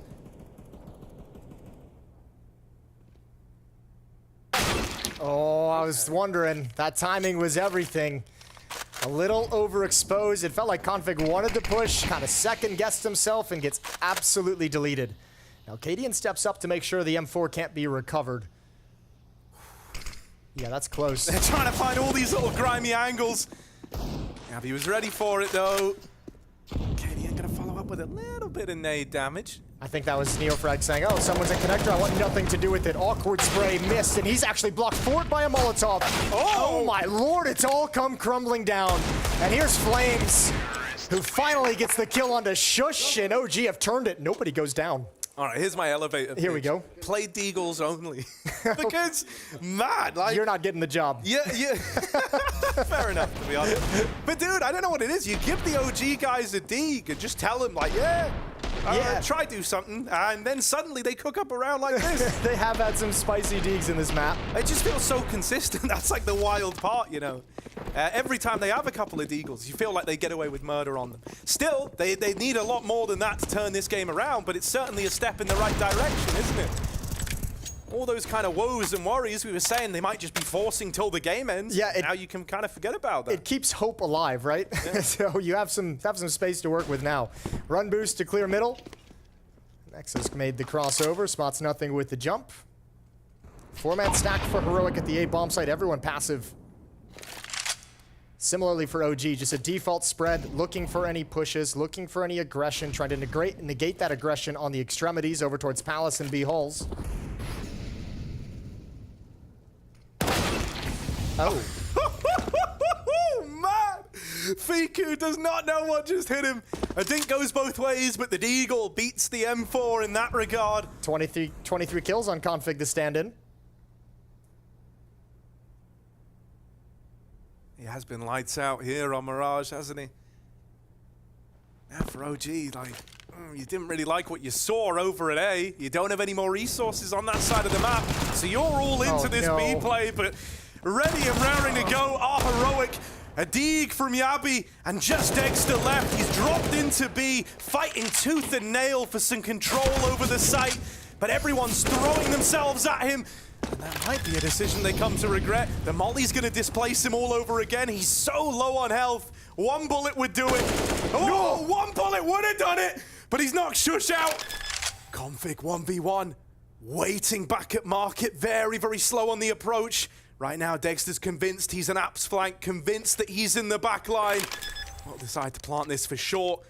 A little less vulnerable, but out through market now. Config made it through the window and shows OG the door.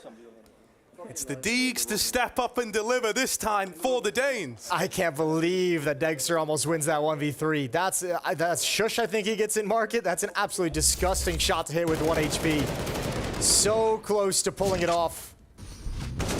Great shot on Cadian as well, who was low on health, but this one right here was a thing of beauty. Shush only got a single bullet of a chance. It's got to be heartbreaking, though, for OG. You just win a Deagle round of your own, and it's ripped right back out of your hands. Back and forth across the first 4 rounds of the half. No team has strung 2 together. And a timeout called by Heroic, their first in the map. It's been smooth sailing, and now they're just saying, let's close it out. Let's put an end to this now. Let's not let it get sketchy. Let's not get weird. It's just so wild as well. That, like, that one fight right at the start of the round between the Deag and the M4 is like the kind of like the big undoing. You know, that fight went the other way, and you were sat 5v4 feeling all pretty. Even if you went for the B commitment, it wouldn't have come down to that same like weird clutch for Dexter. Oh. Kind of heartbreaking for OG to have it go like that, but for Heroic, they're fired up. Yeah, well, I mean, at least there's still money for OG because they won that Deagle round and were able to pick up a bunch of free rifles. All 5 players had survived in that round, so they have another buy. Not all is lost yet. It just is looking more and more grim every step of the way. Shush playing behind the smoke on A ramp. He's got SMG. Very mid-centric defense. Cadian and Window, Config, and Con. Be up on catwalk, actually a boost on catwalk, excuse me, to look over the catwalk boxes.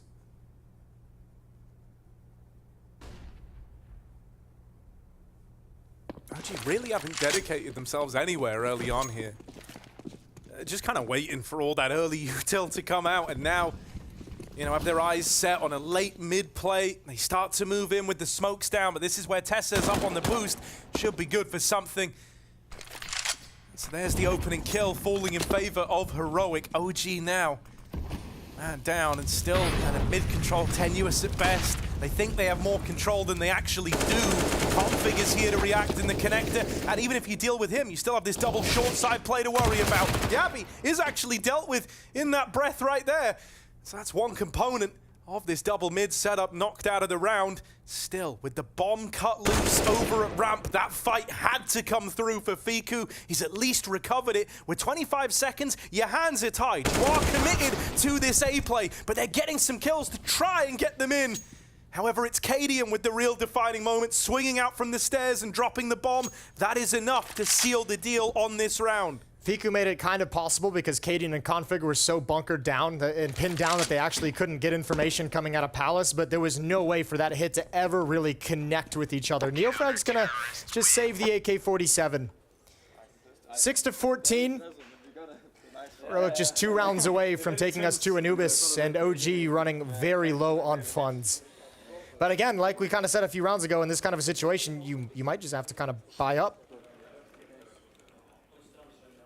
You really think you're going to be able to rattle off 9 straight?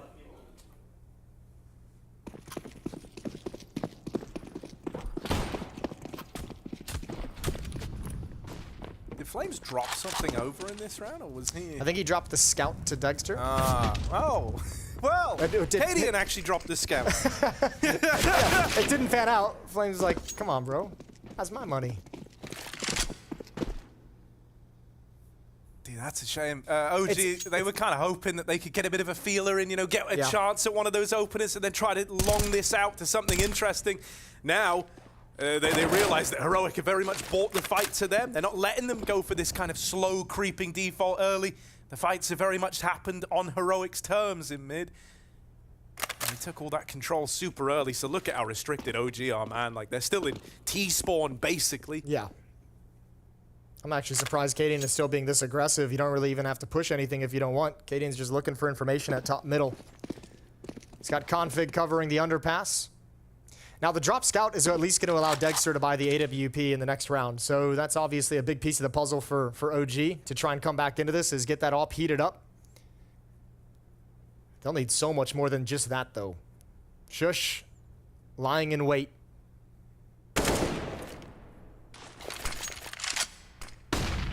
Spotted by the scout now. They've got him pinned in behind triple, but that flash is to try and get Shush out of the danger zone.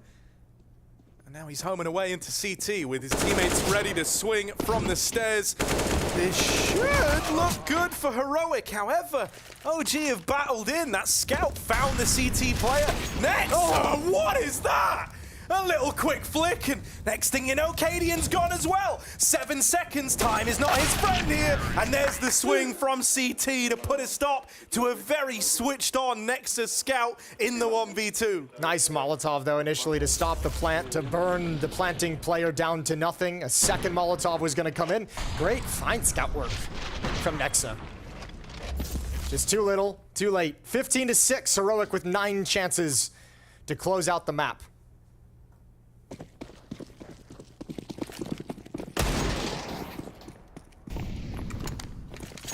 Well, he said they were saving for that AWP on Dexter. I think it really needs to show its value here and now. He's getting boosted over in mid for an initial peek, but look at Tessez. Ooh, will he commit to the fight? No, his teammate on short is the man to hold this. Instead, Tessez caught crossing back into the connector. That's one where when he watches it back, he's going to see just how close he was to having that go the other way. Could have been a free kill for about 10 seconds prior to that. Nice opening pick, though. 5-on-4 and still positioned in middle to cover this. You can actually play this position if you're Shush. You see the Molotov, not that well covered. Dexter with 3. The ult delivers immediately in his hands. Position of 2 players known. Deagle underneath the window, op at top middle. It's the rifles they're unsure of. They're about to pincer this. Neo Frag, sure, he's going to get traded after that one. But there's that backstab coming down the pipeline from Fiku. And it lets them mop up those remaining heroic players very nicely, very cleanly. Yeah, didn't really get ahead of themselves. They slowed it right down, kind of recognizing that that is a 4v2 that you cannot give away. And so simply they don't. Lovely, lovely sequence out of Dexter, right? And at the perfect time as well, you know, they kind of put their all into saving for that AWP for him. And it does at least find them another round. Well, they haven't done good against these kinds of buys from Heroic, so let's see if there's a little bit more Deagle magic. Almost an opportunity for Config. Pair of shots just nearly sail by Dexter. He got a timing hit out of Palace. Shush ain't ready for that. Nice shot from Fiku. A bomb site is lost. And if you're Heroic, you might just want to save this. Yeah, they hunker down on the B bomb site. We'll rinse and repeat. Try it all over.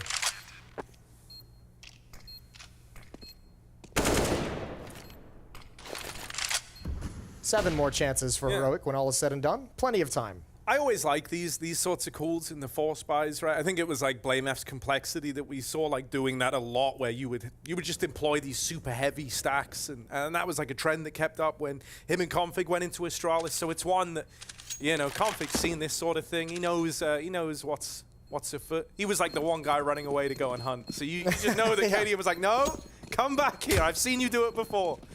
And he did listen. So 59 kills on Config. Yeah, kind of crazy, isn't it? And he still has chances to give us even more, Jace. Oh, he's getting to 30 for sure.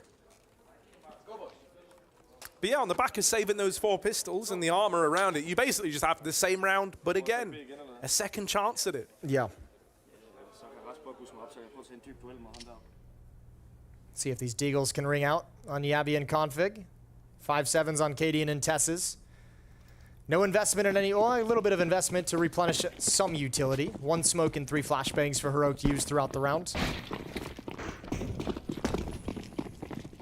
Oh, they're gonna push upper? No, they're just setting up a stack. And pushing upper. They're doing it all. I kind of dig it. They've opened up the playbook, and they've called about 3 different plays. I like it because in my mind, it's like if Config dies there, you imagine that spurs the push into B, right? Like the reaction. And if he gets away with this, Config says, guys, apartment's clear. We can get rid of the B stack. Only now, that info, that kind of flow of it. And this should make OG nervous. If you have Config pushing the B bomb site that aggressively, you have to realize, like, they think we're attacking A, they think we're committed in middle. Nobody really needs to push forward. Let's just be patient and calm. They've added another kill on top of it, and now you start opening things up. Awkward time to switch to nades. But Flames is going to recover. It's just Cadian left. The score will be 15-9.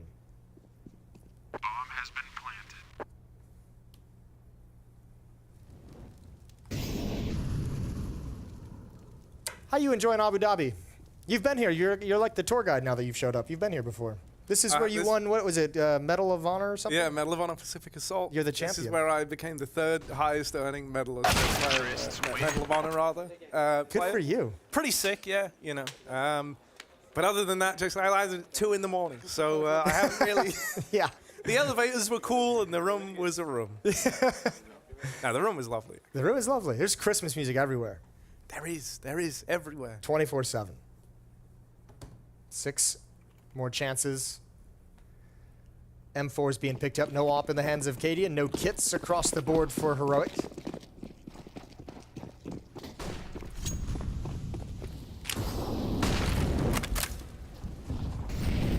Yeah, pretty light on everything, Heroic here. You know, the utility is basically already all gone, and so they need the results in these fights. They spring out into middle. Oh, this is a lovely aggro play, and they've got the bomb. They've uncovered that in top mid. They're going to leave 1 man on it. Tess says, trying to get away from Neofrag. Oh, manage it, but his teammate was able to get into position in time to trade that out. This is dire for OG. They don't have that bomb control. They don't even know about Yabi, by the way, who's like in the apartments, shooting them in the back, and so it is just left to Fiku. 1 versus 4, out on an island, and now spotted back in CT. Heroic This is one that should be as good as done, and there is the win. 1-1 in the series now. Heroic versus OG, and the scores will be settled on Anubis.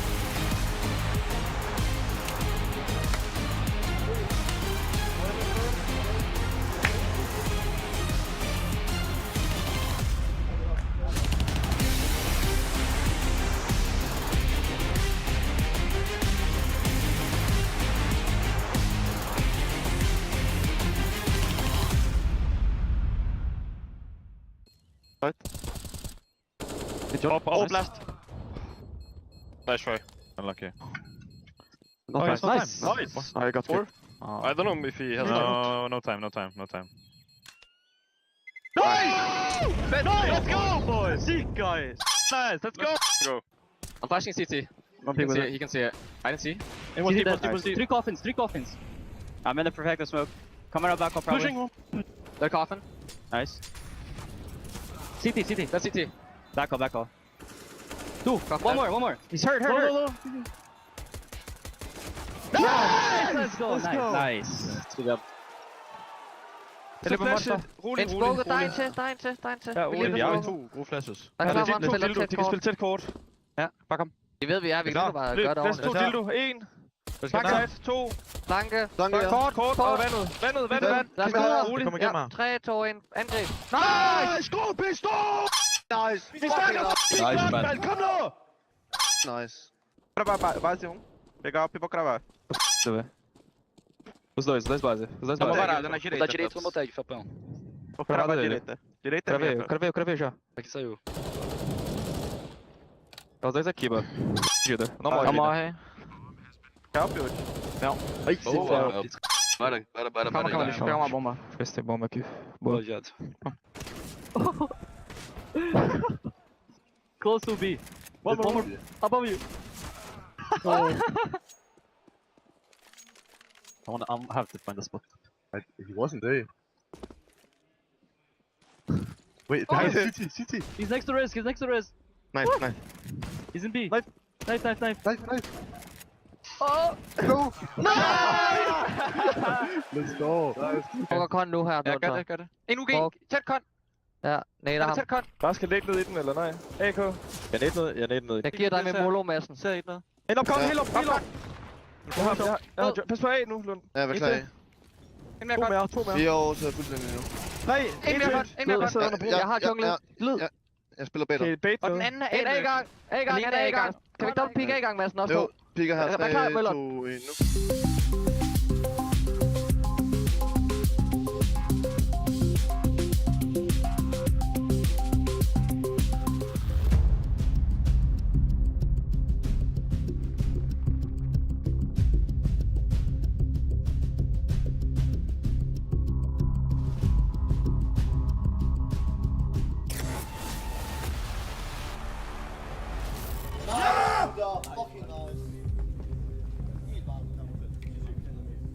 Don't call it a comeback, call it a bounce back, and that was one of style. Mirage was in the hands of Heroic, and they dominated from start to finish. We were pretty much watching OG crumble going into the second map, Pimp. That was more like it. That was more what I expected coming into the game. That was more Heroic's way of playing Counter-Strike, and as you said, that was them dominating the server. In particular, one guy dominating the server. You see it on the scoreboard right here. We are going to talk more about it later for sure. But Config having a great game, and overall Heroic, you know, coming in playing, as I said, their own brand of Counter-Strike. Fast-paced, you know, good at changing the pace, good at constantly keeping the opponents guessing on what's coming next, and then in the clutches as well, because there were quite a lot of clutches. They won the majority of those. And even just outside of the clutches, right, it was the chances OG had where they would pull off these crazy force rounds, but Heroic were able to bounce back. They were able to hold strong and not allow them to slip with rounds away. And that's another positive for me, the fact that it once again, as you alluded to right here, was a bit of a messy game. It was a back and forth. There were a lot of, you know, clutches, a lot of force buys that almost worked out for OG, a lot of force buys that did work out for Heroic. So, you know, given that the game was again taking a place and having a temperature where it was back and forth, it was very messy, very scrappy, you would argue that was the advantage for OG. This time around, though, they couldn't quite capitalize. And this messy style of Counter-Strike, you maybe expect from Heroic, considering Config just filling in, but from OG, you would certainly expect better. Yeah, you'd argue. You know, Heroic, they like to make it messy, but it's a control chaos system, right? They like to make it a little bit messy, at least keep the opponents second guessing, at least make sure that they're uncomfortable on the server. But when you're in the Heroic camp, when you're listening into the TeamSpeak clips as well, you always get the sense that it's under control. So you would argue that it could be an advantage for OG this time around, though, on a map like Mirage. Turned out not to be. Well, when it comes to config, right, you saw the numbers he was able to put up. Yes. It's Mirage, which is like his stomping ground. We look at it, for example, put him and Blame F together, for example. They were loving that from Complexity to Astralis, but even on his own, he's doing it for Heroic. I just love the fact that we're getting to see the best from Config. To be completely honest, imagine the pressure he's on right now. He know what happened in Astralis. He know that project didn't turn out the way it was supposed to for him. It was a big loss for him personally as well, and of course being out with an injury. It has just been a very tough year for Config. So the fact that he's now bouncing back, coming into the final event of the year as a stand-in for Heroic, and sure, it's still early on. We've just seen 2 maps from Config, but something tells me, you know, after watching this Mirage game and even the first game, that he's here to make a statement, not only to Astralis, but also to all the other teams out there who may or may not make a roster change during the off-season. Config right now is still a top-tier Counter-Strike player, and we got to see that right here. End the year in the most impressive interview you can on the world stage of the world final here. That's what Config's doing right now, and he's putting up the numbers for sure. But also, we got to touch on this. It was all starting off on round 5 when we looked at this eco play, right? It was huge. That's kind of when we lost it a little bit for Heroic, unfortunately. Sorry, for OG. Unfortunately for them, Heroic pulled off, as you said, an eco play right here. You see the buy coming in from Heroic. It's not that strong, and I absolutely love the first push they did. Even though they lose Cadian right here, they stick to the plan. They're coming out fast, and they're creating chaos. This is a great example, and I'm going to touch upon that a little bit after we see Yabi and Shoes refrag them out of it. Even though you're jumping out and you're jumping out to die, you're creating space for the 2 players who's still up in apartments. Imagine a world where the first guy wouldn't jump out of the window because he was a little bit scared. Then those trade frags wouldn't come in. Ends up in Yabi in a 1v2. He's getting the first one, and then we've seen Yabi step up. We saw it in Copenhagen, James. We're seeing it here as well. This man right here is slowly but surely getting activated within Heroic. If he can clutch like this, and if he can play Counter-Strike like this on a consistent basis, it doesn't matter whether Stown or Config is here right now, then Heroic has a lot of firepower. It is a hell of a lot of firepower, and it is very scary. But you know what I also want to do? I want to learn a little bit more about these dominant T-sides. I believe Mahone has got something special for us. Pace changes in their T-side half, and I kind of want to break down this one palace pop that they had, and it's this round here, round 14, and we're going to see it from the CT side's point of view first. You see that Fiku basically gets swung on by 3 people. Dexter, he's not really able to trade as well from that stairs position, and Nexa dies from under balcony. Now, one of the reasons why this works so well is actually the fact that the way that Heroic come out of this palace position with these 3 players, the way they path and the way they actually come out to cover each other is what makes this key. So let me break that down. So what you'll see here first is that right on the radar here, you'll see that there's 3 or 4 people grouped up towards this palace position. But Cadian here, he actually throws a pretty important flash to be able to make this work. You see that Cadian, he throws this flash that pops just above palace here. This flash pops right here, blinds people towards CT, blinds people towards his left side, as well as blinding people towards default. And this ultimately helps these 3 people come out. You'll see that from the first player's point of view. You'll see that from Testis' point of view. As he comes out, notice that he swings out quite wide. Doesn't even try to post up on CT. Instead, he's swinging out quite wide to 1, gives space for his second player to swing out as well so that they can trade, and 2, to be able to clear out this left side. This is a commonly more difficult angle to clear, so by him coming out first like this to clear this, this is the big thing that he's able to do. And what that does is it allows second player Config to first be able to kind of cover that stairs position as he comes out, but it's also to allow him to watch towards that CT spawn area. So now Testis, he clears that spot, Config has responsibility of that. Now for the third person who comes out, you'll notice that for Shush, he doesn't really even come out. He just stays at this corner right here at the entrance, posts up on the player towards stairs to give space for these players here who are coming out towards Palace to ensure that they don't get peeked by that player. So with these 3 things combined is what really makes this Palace pop work. It's not just the flash, but it's the pathing that allows all 3 of these players to basically have everything covered. Clearing this left side, clearing towards spawn, clearing towards stairs. Once all those things are covered, it ultimately gives them a spot to be able to kind of drop down on a player who's playing under balcony if they need it. So really, the Palace pop, a classic, but Heroic, they execute it perfectly here.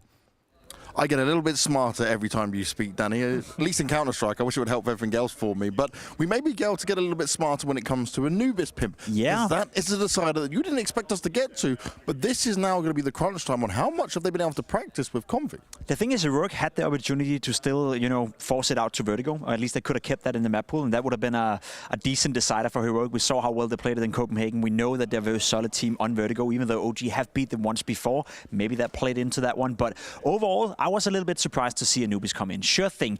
The thing is, we don't know much about Anubis. I'm sure Matthew tried to lay down the ground as well. Sure, we've seen the teams practice, we've seen some streamers play it, and everyone is trying to get in there and get some feeling for Anubis. But until we have a sample size that is worth noticing, we don't really know how the map is going to be played out. We saw in the first game between Outsiders and Liquid, I think was a bit of surprise in the sense that Outsiders picked the map thinking we're going to punish Team Liquid on Anubis. Turned out it wasn't working that way. And that's the way it's going to be here in the beginning. Even though you're choosing the map or you're okay playing it, it's going to be a little bit random. One strat, one default can completely change the dynamic of the game, and then all of a sudden the team doesn't know how to approach it. So I'm here, as you said, to learn. I want to watch this game, and instead of pretending that I know how you're supposed to play it, instead of pretending I know exactly what's going to go down here, I, as the viewers, want to see this map play out and learn from it. That's what we're going to do, right? Learn from start to finish. But one thing here is that should OG be in an advantage situation, considering it is the full team, or is it just going to come down to a luck of the draw? Is it a coin flip? They should be in a bit of an advantage. That's why I said coming into the game that if they first forced it to a third map, we go into a 50-50 scenario.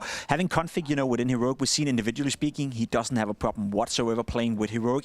On a map like Anubis, depending on the role, depending on how they approach it, depending on how much they practice it, that's going to be a bit of a question mark, and it's a question mark for everyone. So as you said, Counter-Strike, not necessarily random, but I'm curious to see which one of the two teams have a better understanding on Anubis. Well, let's get those questions answered, Pimp. We're going to a break, but when we come back, it's Anubis time once again. We'll learn a lot and we'll see a little, but only one team will march on forward. The other will be in the lower bracket.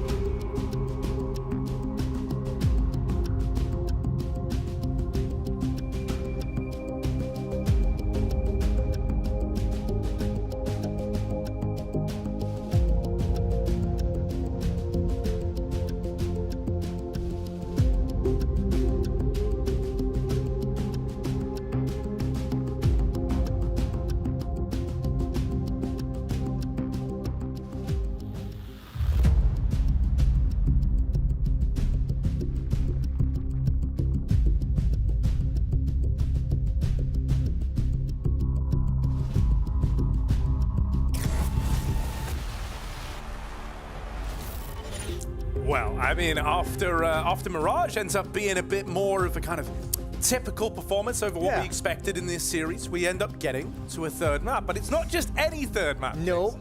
It's Anubis, and I think there's a lot to unpack here, a lot to talk about.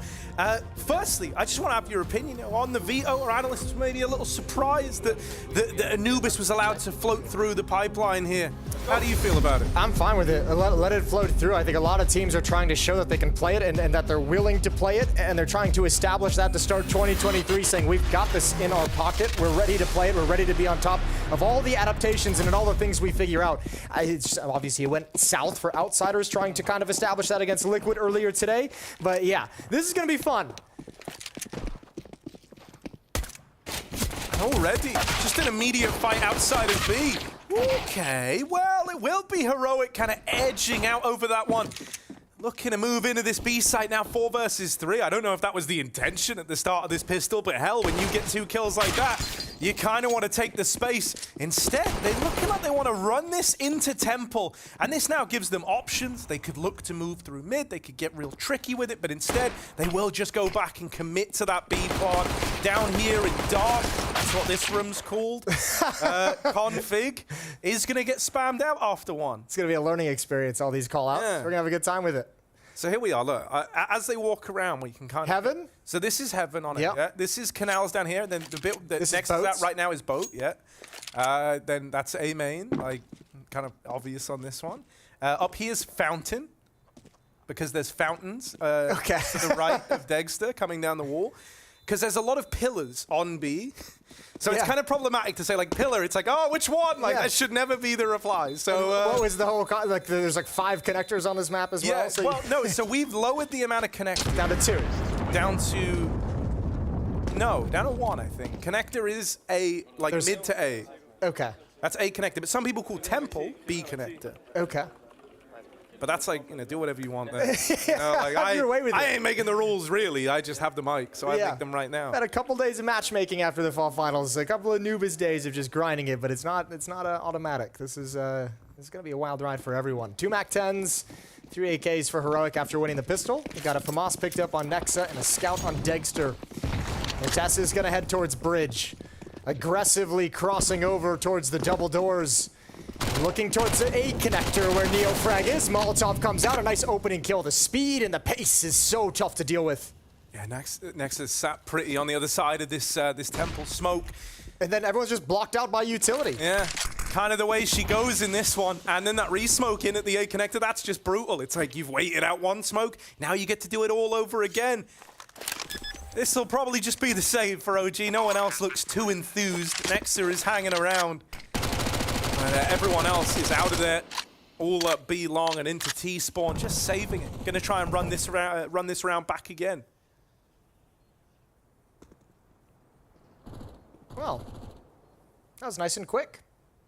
Good utility placement as well. Heroic's gonna go up 2-0.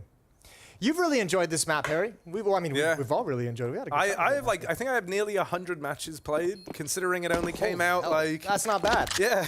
That's not bad at all. Yeah, we've been kind of no-lifing Anubis.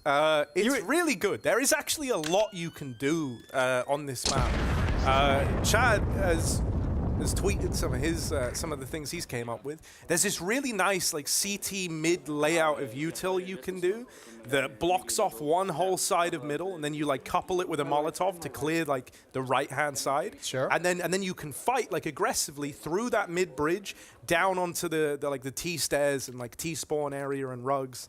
And it's super powerful. I don't really think I've seen anyone bring that out yet. So I'm curious if we get anything like that from the games today. Yeah, everyone, the whole scene is still in very much an experiment mode on this map. Dexter gonna try and get some work done with the scout, and he gets a good tag, but returns the favor as Tess's.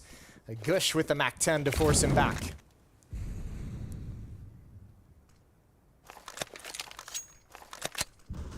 And over towards the A-bomb site we go. Cadian looking to challenge slowly. Contact peering up towards Heaven.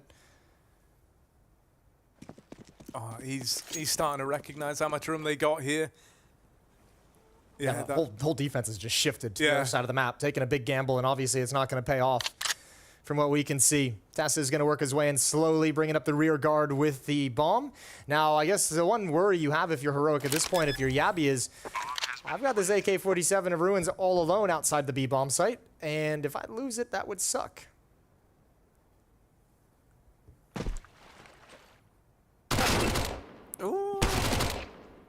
feel like Config took a step back when the dink sound came out. He goes, Yeah, actually, that did and then damage. he realized, like, wait, that like did nothing. Okay. Yeah, just trying to hunt down these saving players. And hell, man, send Config in with the Mac-10. He kind of stands to gain a lot more than he would lose here. Everyone wants to hunt this. Glyph is cleared by Nexa, or Config rather. And Nexa's even finished off right at the very end. So we have that 3-0 start. The hunt pans out as well. They put a stop to all those saved guns, and that's going to be the full reinvestment for OG. Yeah, a nice little hunt there from Heroic, being ruthless. Ruthless here on Anubis to start things out. Round number 4, but you've got AWP in the hands of Dexter. M4s and plenty of utility for the CT side. The reinvestment is very powerful, even a kit on Dexter as well. So we'll be feeling very nice going into this first true gun round.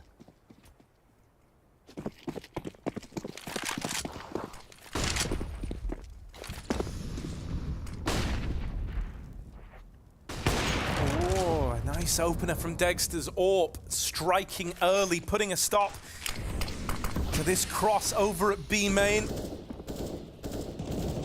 Flames trying to look for a gap in this smoke down at Dark.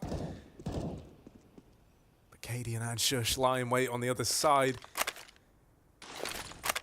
This Dark control is very, very big for getting into the B side of the map. Once you've got it as a T, you just feel like you have so much, you know, so much more ground, so much more kind of pressure put on the site, and it really restricts the sight lines that CTs can look to play around default. Even the temple angle is no longer super safe. You've got to play it further back. So this fight matters a lot. And Heroic, they put a lot of resources into flushing the man out of Dark. Fiku playing around default. They're getting closer with each passing second, and Tessez will overwhelm him.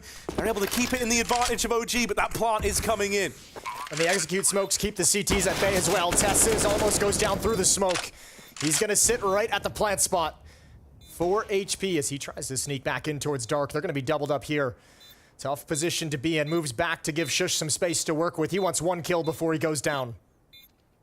Getting up close. It's in with that swing. Dexter finds him. Shush, this bomb's planted for him. He sat pretty down in Dark, trying to play around it. Neo frag, first to swing. First man out of the round as well. But there's Nexa with the trade. And so OG, they will get that retake back under control, coming in with their first CT side round right away. Yeah, nice execute, but a better retake from Heroic in a 3-on-2, being cautious and patient with all the new angles to have to clear out. They've got their first round on the board. Good shooting from Dexter. That's a nice hold from Fiku in a really desperate scenario. As you mentioned, they'd gotten that powerful leverage point of Dark early on with a good trade, but Fiku's still able to deliver. AK-47s for Heroic. They've got plenty of money. They got money for another round buy after this as well, if it's needed, if it's necessary.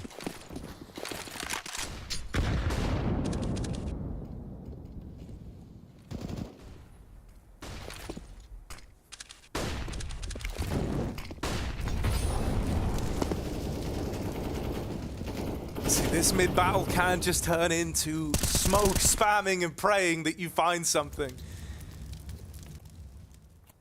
Has a very kind of Banana Inferno feel to it. But if you had to fight for Banana every round. Ooh, that's a nice little soft toss of the grenade from Flames. Chunks Config down very low. Molotov to delay things even further. Oh, and a beautiful flashbang behind it. I don't know how Config's been given that one. He had no eyeballs. That's what I imagine even he's kind of surprised that he gets away with it there. All right, A-main aggression coming through the pipeline for OG. Doubled up here, but Heroic are a little stronger lying in wait on the other side. 4 strong outside of the A site. Neo frag with a lineup. Hello, missed shot at the trade from the AWP. And now down to the USP. He might just have to make a bit of a retreat here. Getting himself out of the firing line. Getting a reload off. He's armed and ready to go. Look how nervous he is, though, of Akon. He's so scared he's going to be wrapped upon because Tessis has infiltrated deep.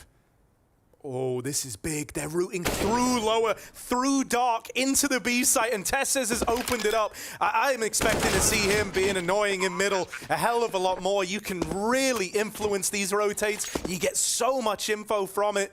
And there, it's that one little backstab moment that's teed Heroic up for this round.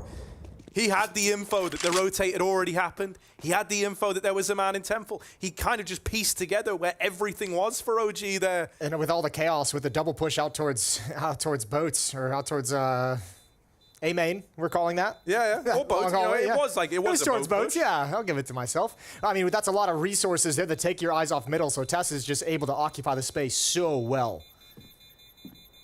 And we're going to see a lot of those gaps, I think, in the early going of Anubis as teams still get adjusted and kind of figure out their game plan on how they shift around the map. A 4th round for Heroic. Here's that blind kill from Config. He can see absolutely nothing.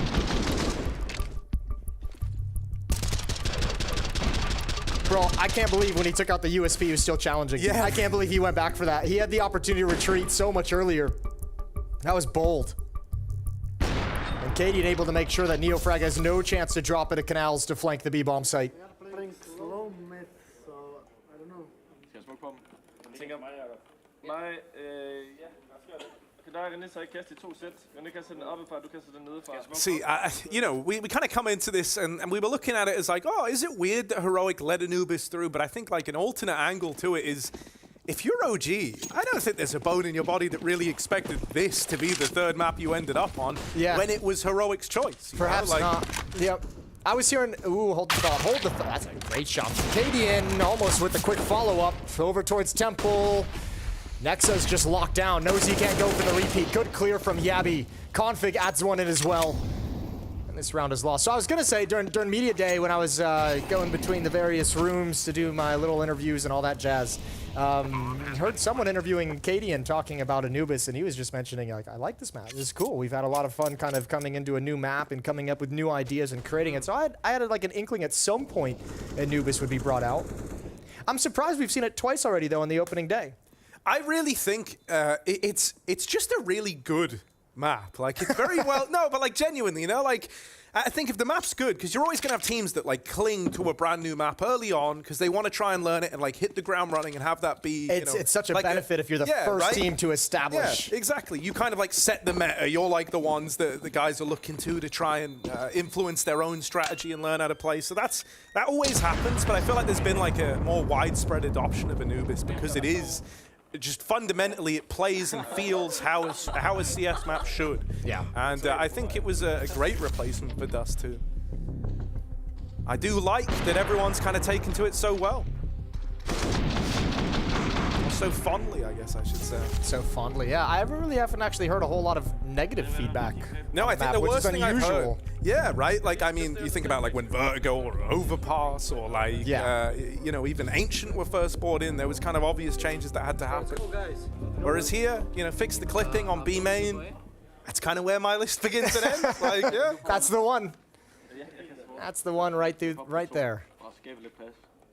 Oh, and obviously I would request the graffiti we're going to get from this game right now, you know? Oh, sure. Yeah, the big play that's about to happen. You can just feel it. I can feel that Heroic have got something cool up their sleeve. Okay. I like that. Feel it in your plums, deep down. Round 7.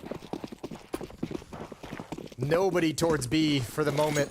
Heroic hustling through boats. Dexter's waiting with the ult. That's a great first kill. Swings back out, gets a second. All right. Dexter with a tag. The molly flushes him out into the open and he will burn alive. That's a nice bit of util to displace a player at the fountain pillar position over outside of B. That was the kill. That was the kill that would allow Heroic to stream into the A bomb site, but a good hold from Nexa. He's down to 15 HP. Cadian's got to slowly creep in.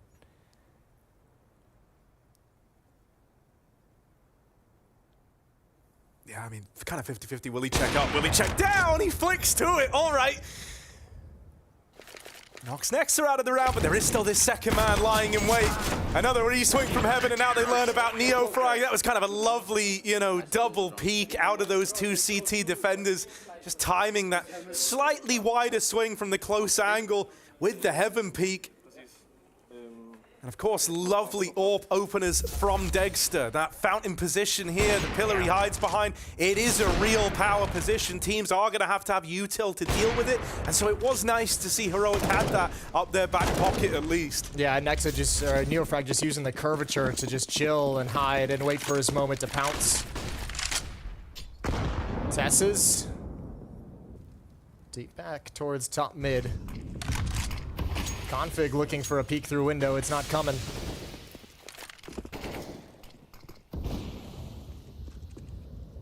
It's coming now.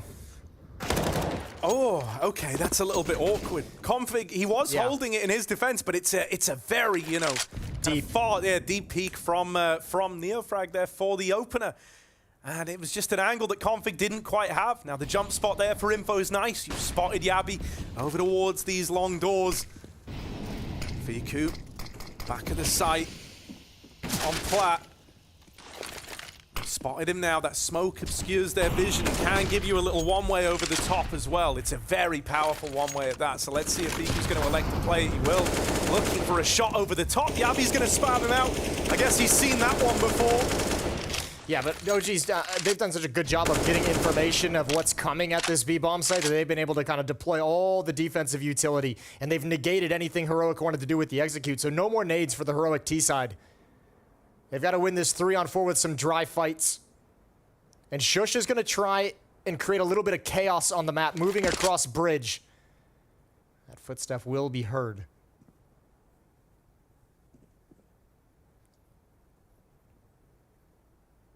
Flames kind of missing these timings. Will eventually catch on. These guys have made it out through B main, but only good for 1 kill.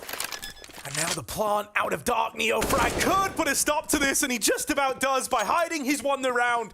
Beautiful scenes there. Tessa's caught. There was maybe half a second left on that bomb plant, if we're being generous. And so that little swing out of Neofrag makes all the difference. That's so sick as well. I mean, the awareness as well. You catch, like, the one player's planting the bomb. Shush had just gotten a kill over towards middle. Neofrag knows exactly the positioning and just a quick turn down this window. That's a nice peek. Kaden wasn't ready for it whatsoever.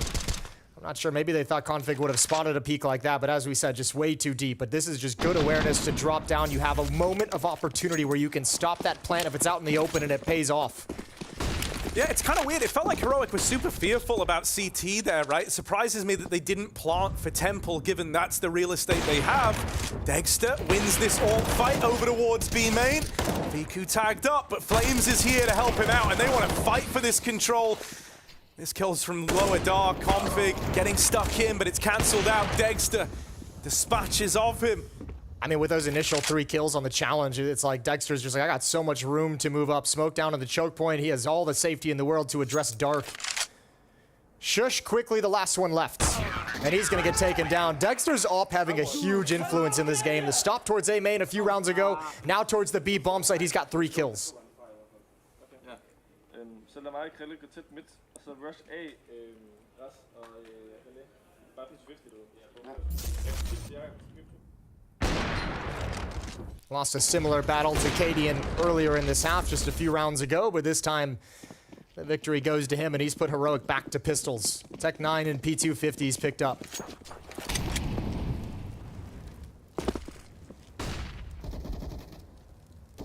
And it looks and sounded like Heroic wanted to go for something a bit more up-tempo into this A site. Now, Nexa, once again at Fountains, I mean, you kind of feel like this is a position, like I say, a real power position, where you're always good for 1, it should be. Dexter with a couple of missed shots here, just going through the motions on this AWP. There he is. So Yabi has managed to find his way to a bomb plant. You cheeky devil! Who's the anchor? You cheeky devil! Call him out and shame him. Rotated away with no bomb in sight. Extra money is going to be lovely for Heroic. This is going to be a 4th round in a row for OG. They've come storming back into this map to tie things up. Yabi does get a kill to end things. He dropped Neofrag, but low impact, not a huge deal, just forces a rebuy. Plenty of cash for OG. Sure. You can talk, Casper. Timeout called from Heroic. Yeah, this kind of good start that they once had, it's feeling like a distant memory now, isn't it? The gap's really starting to close. And, you know, if this was any other map in the pool, you'd find yourself saying, well, I'm sure they have a lot of stuff to fall back on. And they might have a lot of ideas. It's just whether or not you stick the landing on those, no one has. you know, the experience and officials yet to have a full idea as to what to do on this map. So yeah, and as you mentioned, not really a deep enough map, or I mean, excuse me, playbook to really go through and shuffle through the pages on this here, on Anubis. And we've obviously seen we've seen it twice now, fast A main plays from Heroic that just get swatted aside from that pillar position. Excuse me, fountain position. yeah, you know, I think if you say pillar when he's there, it's probably fine, isn't it? It is a pillar. It is a pillar pillar at fountain.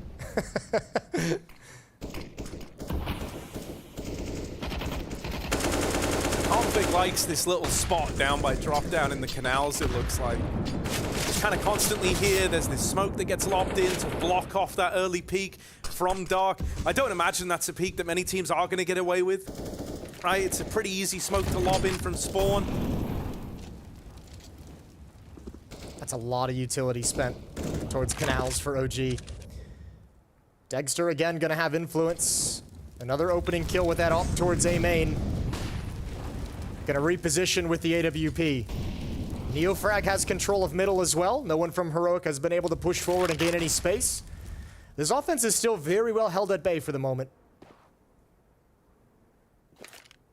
It's crazy how that one kill from Dexter's AWP with the pillar has like fully put the fear in Heroic. They've fully abandoned the idea of even looking at A in this round, so much so that OG don't have anyone on that side of the map. They are fully playing around this being a B play. Neofrag's mid push has only confirmed that, and Heroic are churned up in at B main. Tess says 1 versus 3, has this fight on the man that was flanking.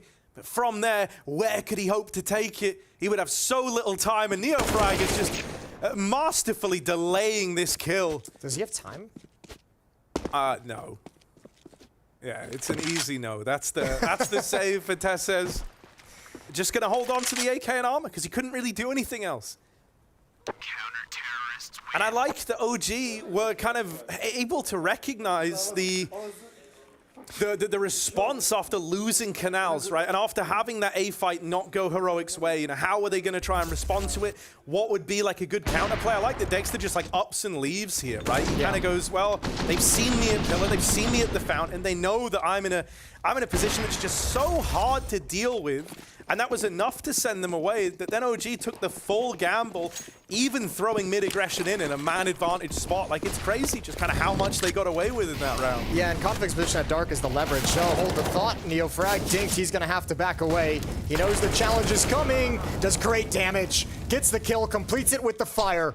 And Yabi now moving in, but Flames has given away his position, and that's an easy kill. Smoke towards Temple. Molotov towards Dark to prevent the flank because Config is so far out of the action. Yeah, it might not look like Config's super involved, but he has a route to get towards Dark. And from there, he can look to harass players as they try to cross onto the bomb.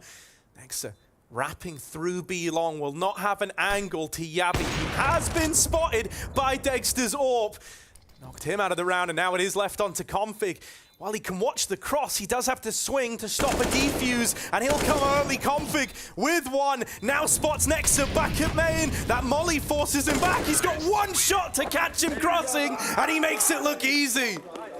Absolutely brilliant. I mean, a perfect timing. With Nexa flanking and Dexter finding that kill and coming into the B-bomb site, they knew exactly where Config was. But a perfect timing as Dexter pulls out a smoke.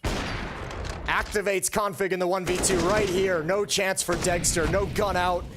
And perfectly positioned to grab Nexa on the cross. 6-6, that's the first in some time for Heroic. Puts an end to a 5-round streak for OG's defense.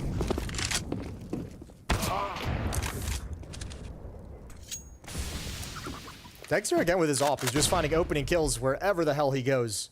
Speaking of which, Nexa positioned at Hell.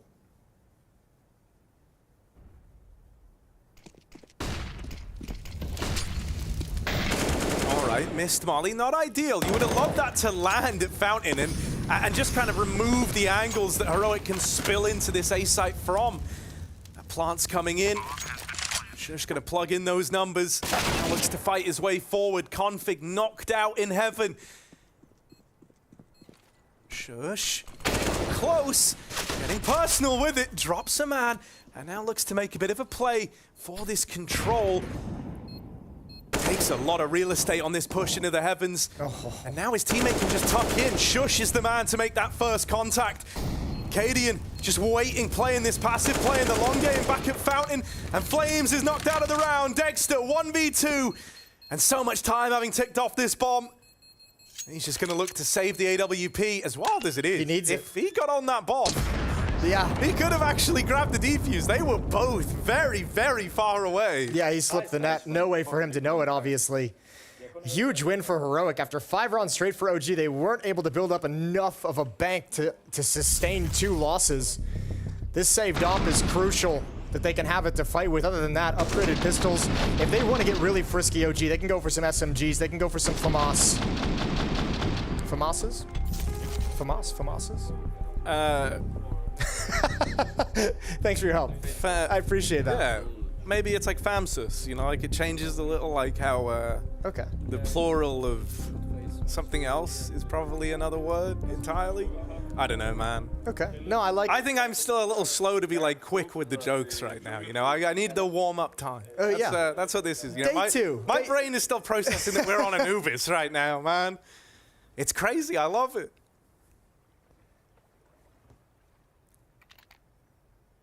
Yeah, I want to know what OG do when they don't have any money. You know, I want to know what kind of eco strats they have cooked up. The hero warp makes it a little more interesting as well.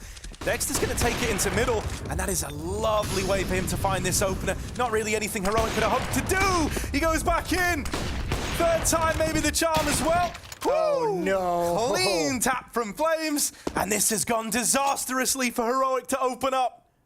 Okay, well, Config's about to give him an opportunity. Fiku's got to play this one passively. Let them have the bomb site if they've taken it. No need for you to peek for information and give away your position. Let them in. Let your teammates wrap around through Ruin. It's exactly what's happening for the moment. Yabi's going to go check any spots too. And that's a real issue.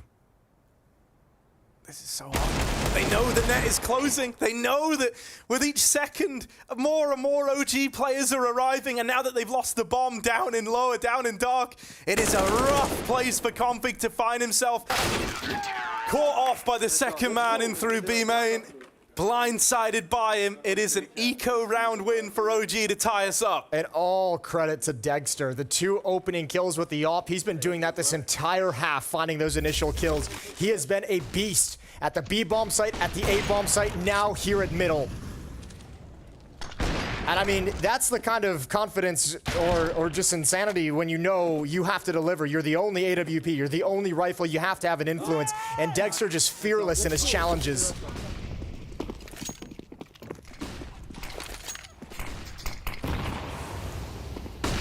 Flames liked the A main aggression. He liked it last round. He's going to try it again here. Heroic have had, like, I think 1 round of, like, mid-round creeping success slowly with Cadian leading the way early on in the half, but that was against an eco. Oh, ooh, the SWAT drop into Canals. Neofrag traded immediately. Yabi's cracked open B, but the bomb was dropped deep in Canals.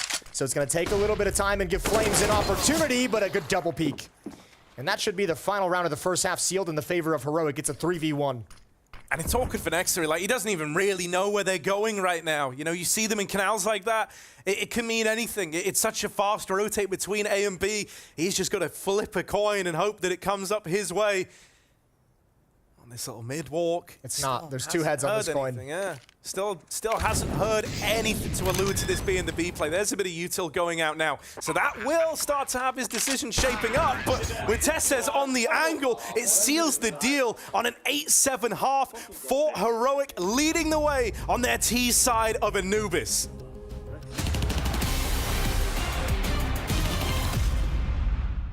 I mean, I had 2. The second one was pretty obvious, which was Clay, but I'm not gonna pick him. I'm gonna go for Gov B. Just I don't fully know this person. Like, I'm not super close with him, but I feel like watching Big from all these years, and he's still there as a coach. Just the fact that, like, people know this team as, like, kind of like this utility team, and I feel like I've copied hundreds of nades from them, and I've seen other people copy their strats or utility by them on each map that's being played. And I feel like now when Anubis is coming out, I feel like they're gonna be one of the team that's gonna like create a lot of new stuff, and I feel like people are gonna copy them. And I just think like innovation, I think that is like exactly that. And I think this guy is, as far as I've been listening to some interviews and whatnot, I feel like this guy has been there with Tabson, creating a lot of this stuff. So I think, yeah, I want to name him out there just because I think he might be a bit underrated. Yeah, I think it's a good pick. Like Alexip says, it's like, remember back in the days, previous coaches saying like, if for example, Dub or someone plays the same position as you should definitely watch it, because he's not gonna just be relying on like good aim. He's gonna be relying on like good positioning and movements and how to use his grenades properly and stuff like this. So I think it's time to rate Alexi's pick. If you want to reveal the scores for Alexi, everybody's been very nice today. He still gets a 5. He still gets a 5. 15 across the board. Okay, Phelps, is there anybody else that you'd throw into the mix? Yes. Probably my inspiration for play CS, it's Fer. When I was playing Mortals, I was watching too much Demozer and Mets when Fer was playing. And Fer for me is a great guy. He changed a lot of too much things in the game. He's not like art in Freya, but it's almost the same, right? He creates spaces, he push every time, and you play against. For example, you play against SK, you know that we play with tasks, something like that, but sometimes Fer can push, can kill, can create space for your team. So I was looked too much Fer when I was starting my career. So I think Fer is one of the best of the players that change the CS.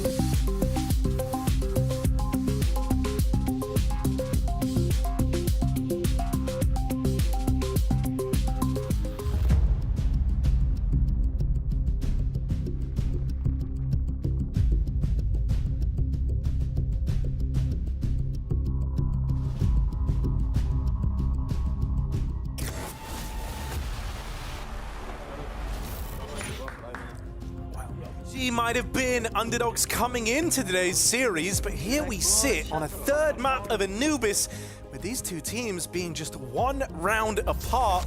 OG now have the challenge of a T side to embark upon. We saw Heroic have their fair share of struggles, so let's see what OG have got up their sleeve. Yeah, let's see how Heroic is able to shift on the CT side. Look at this aggression towards middle. Oh, and it works out initially, but it all spins out of control after the fact. Config gonna come in for a late pick. 3 targets there, 3 people staring at his position. And Cadian making sure they can't just easily and freely drop into canals. But with this mid presence, if they can force Config off the angle with that gush, they have access to both bomb sites. Yeah, it's so much control. Now they've spotted Cadian, unable to deal with him though, and this gets a little bit weird now, right? You're kind of aware that Cadian's been holding this drop down, so he knows that no one's come in on this quick rotate to B. OG, they try to group up for the long B hit, and right now Cadian's got no idea. Yeah, Config has such low HP, he can't reposition himself all that well. You can see they're clearing out their flanks at the moment. They've got so many different angles and so many different routes to be paranoid about. And it's perhaps the most obvious one that they've taken their gaze away from. B main is where Fiku and Dexter make their move, and they should be able to at least get a free plant. No kit on Config and Cadian. And a tough retake in store for Heroic's defense. Oh, Cadian, you cheeky devil. He gets in deep, and Dexter had no idea. He spotted Fiku running away, and so Cadian knew that one was a freebie. Can he convert the next? Fiku down in dark, taps Config out of the round, but cannot stick the landing versus Cadian, who goes on to do a hell of a lot for Heroic in that pistol. It was him who found the equalizer to put them back into a 2v2, and then he gets both of those players in the retake. Lovely stuff from the captain. What a great timing. This is a beautiful kill on the repeat from Nexa, but this one right here, the trigger discipline to realize he just saw the player go in towards dark, and he knows he's got that timing where Dexter would not expect him. Good shooting from Cadian with the USP. Both pistol rounds going to Heroic on the crucial deciding map. 9-7, and OG with the plant. They get a little wild. Second round bye here in the second half. Galil's in a single AK-47, but Cadian already has an AWP.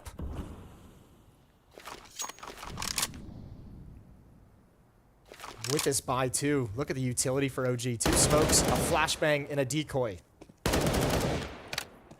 Having the AWP here is just wild. Like, you're not expecting that if you're OG.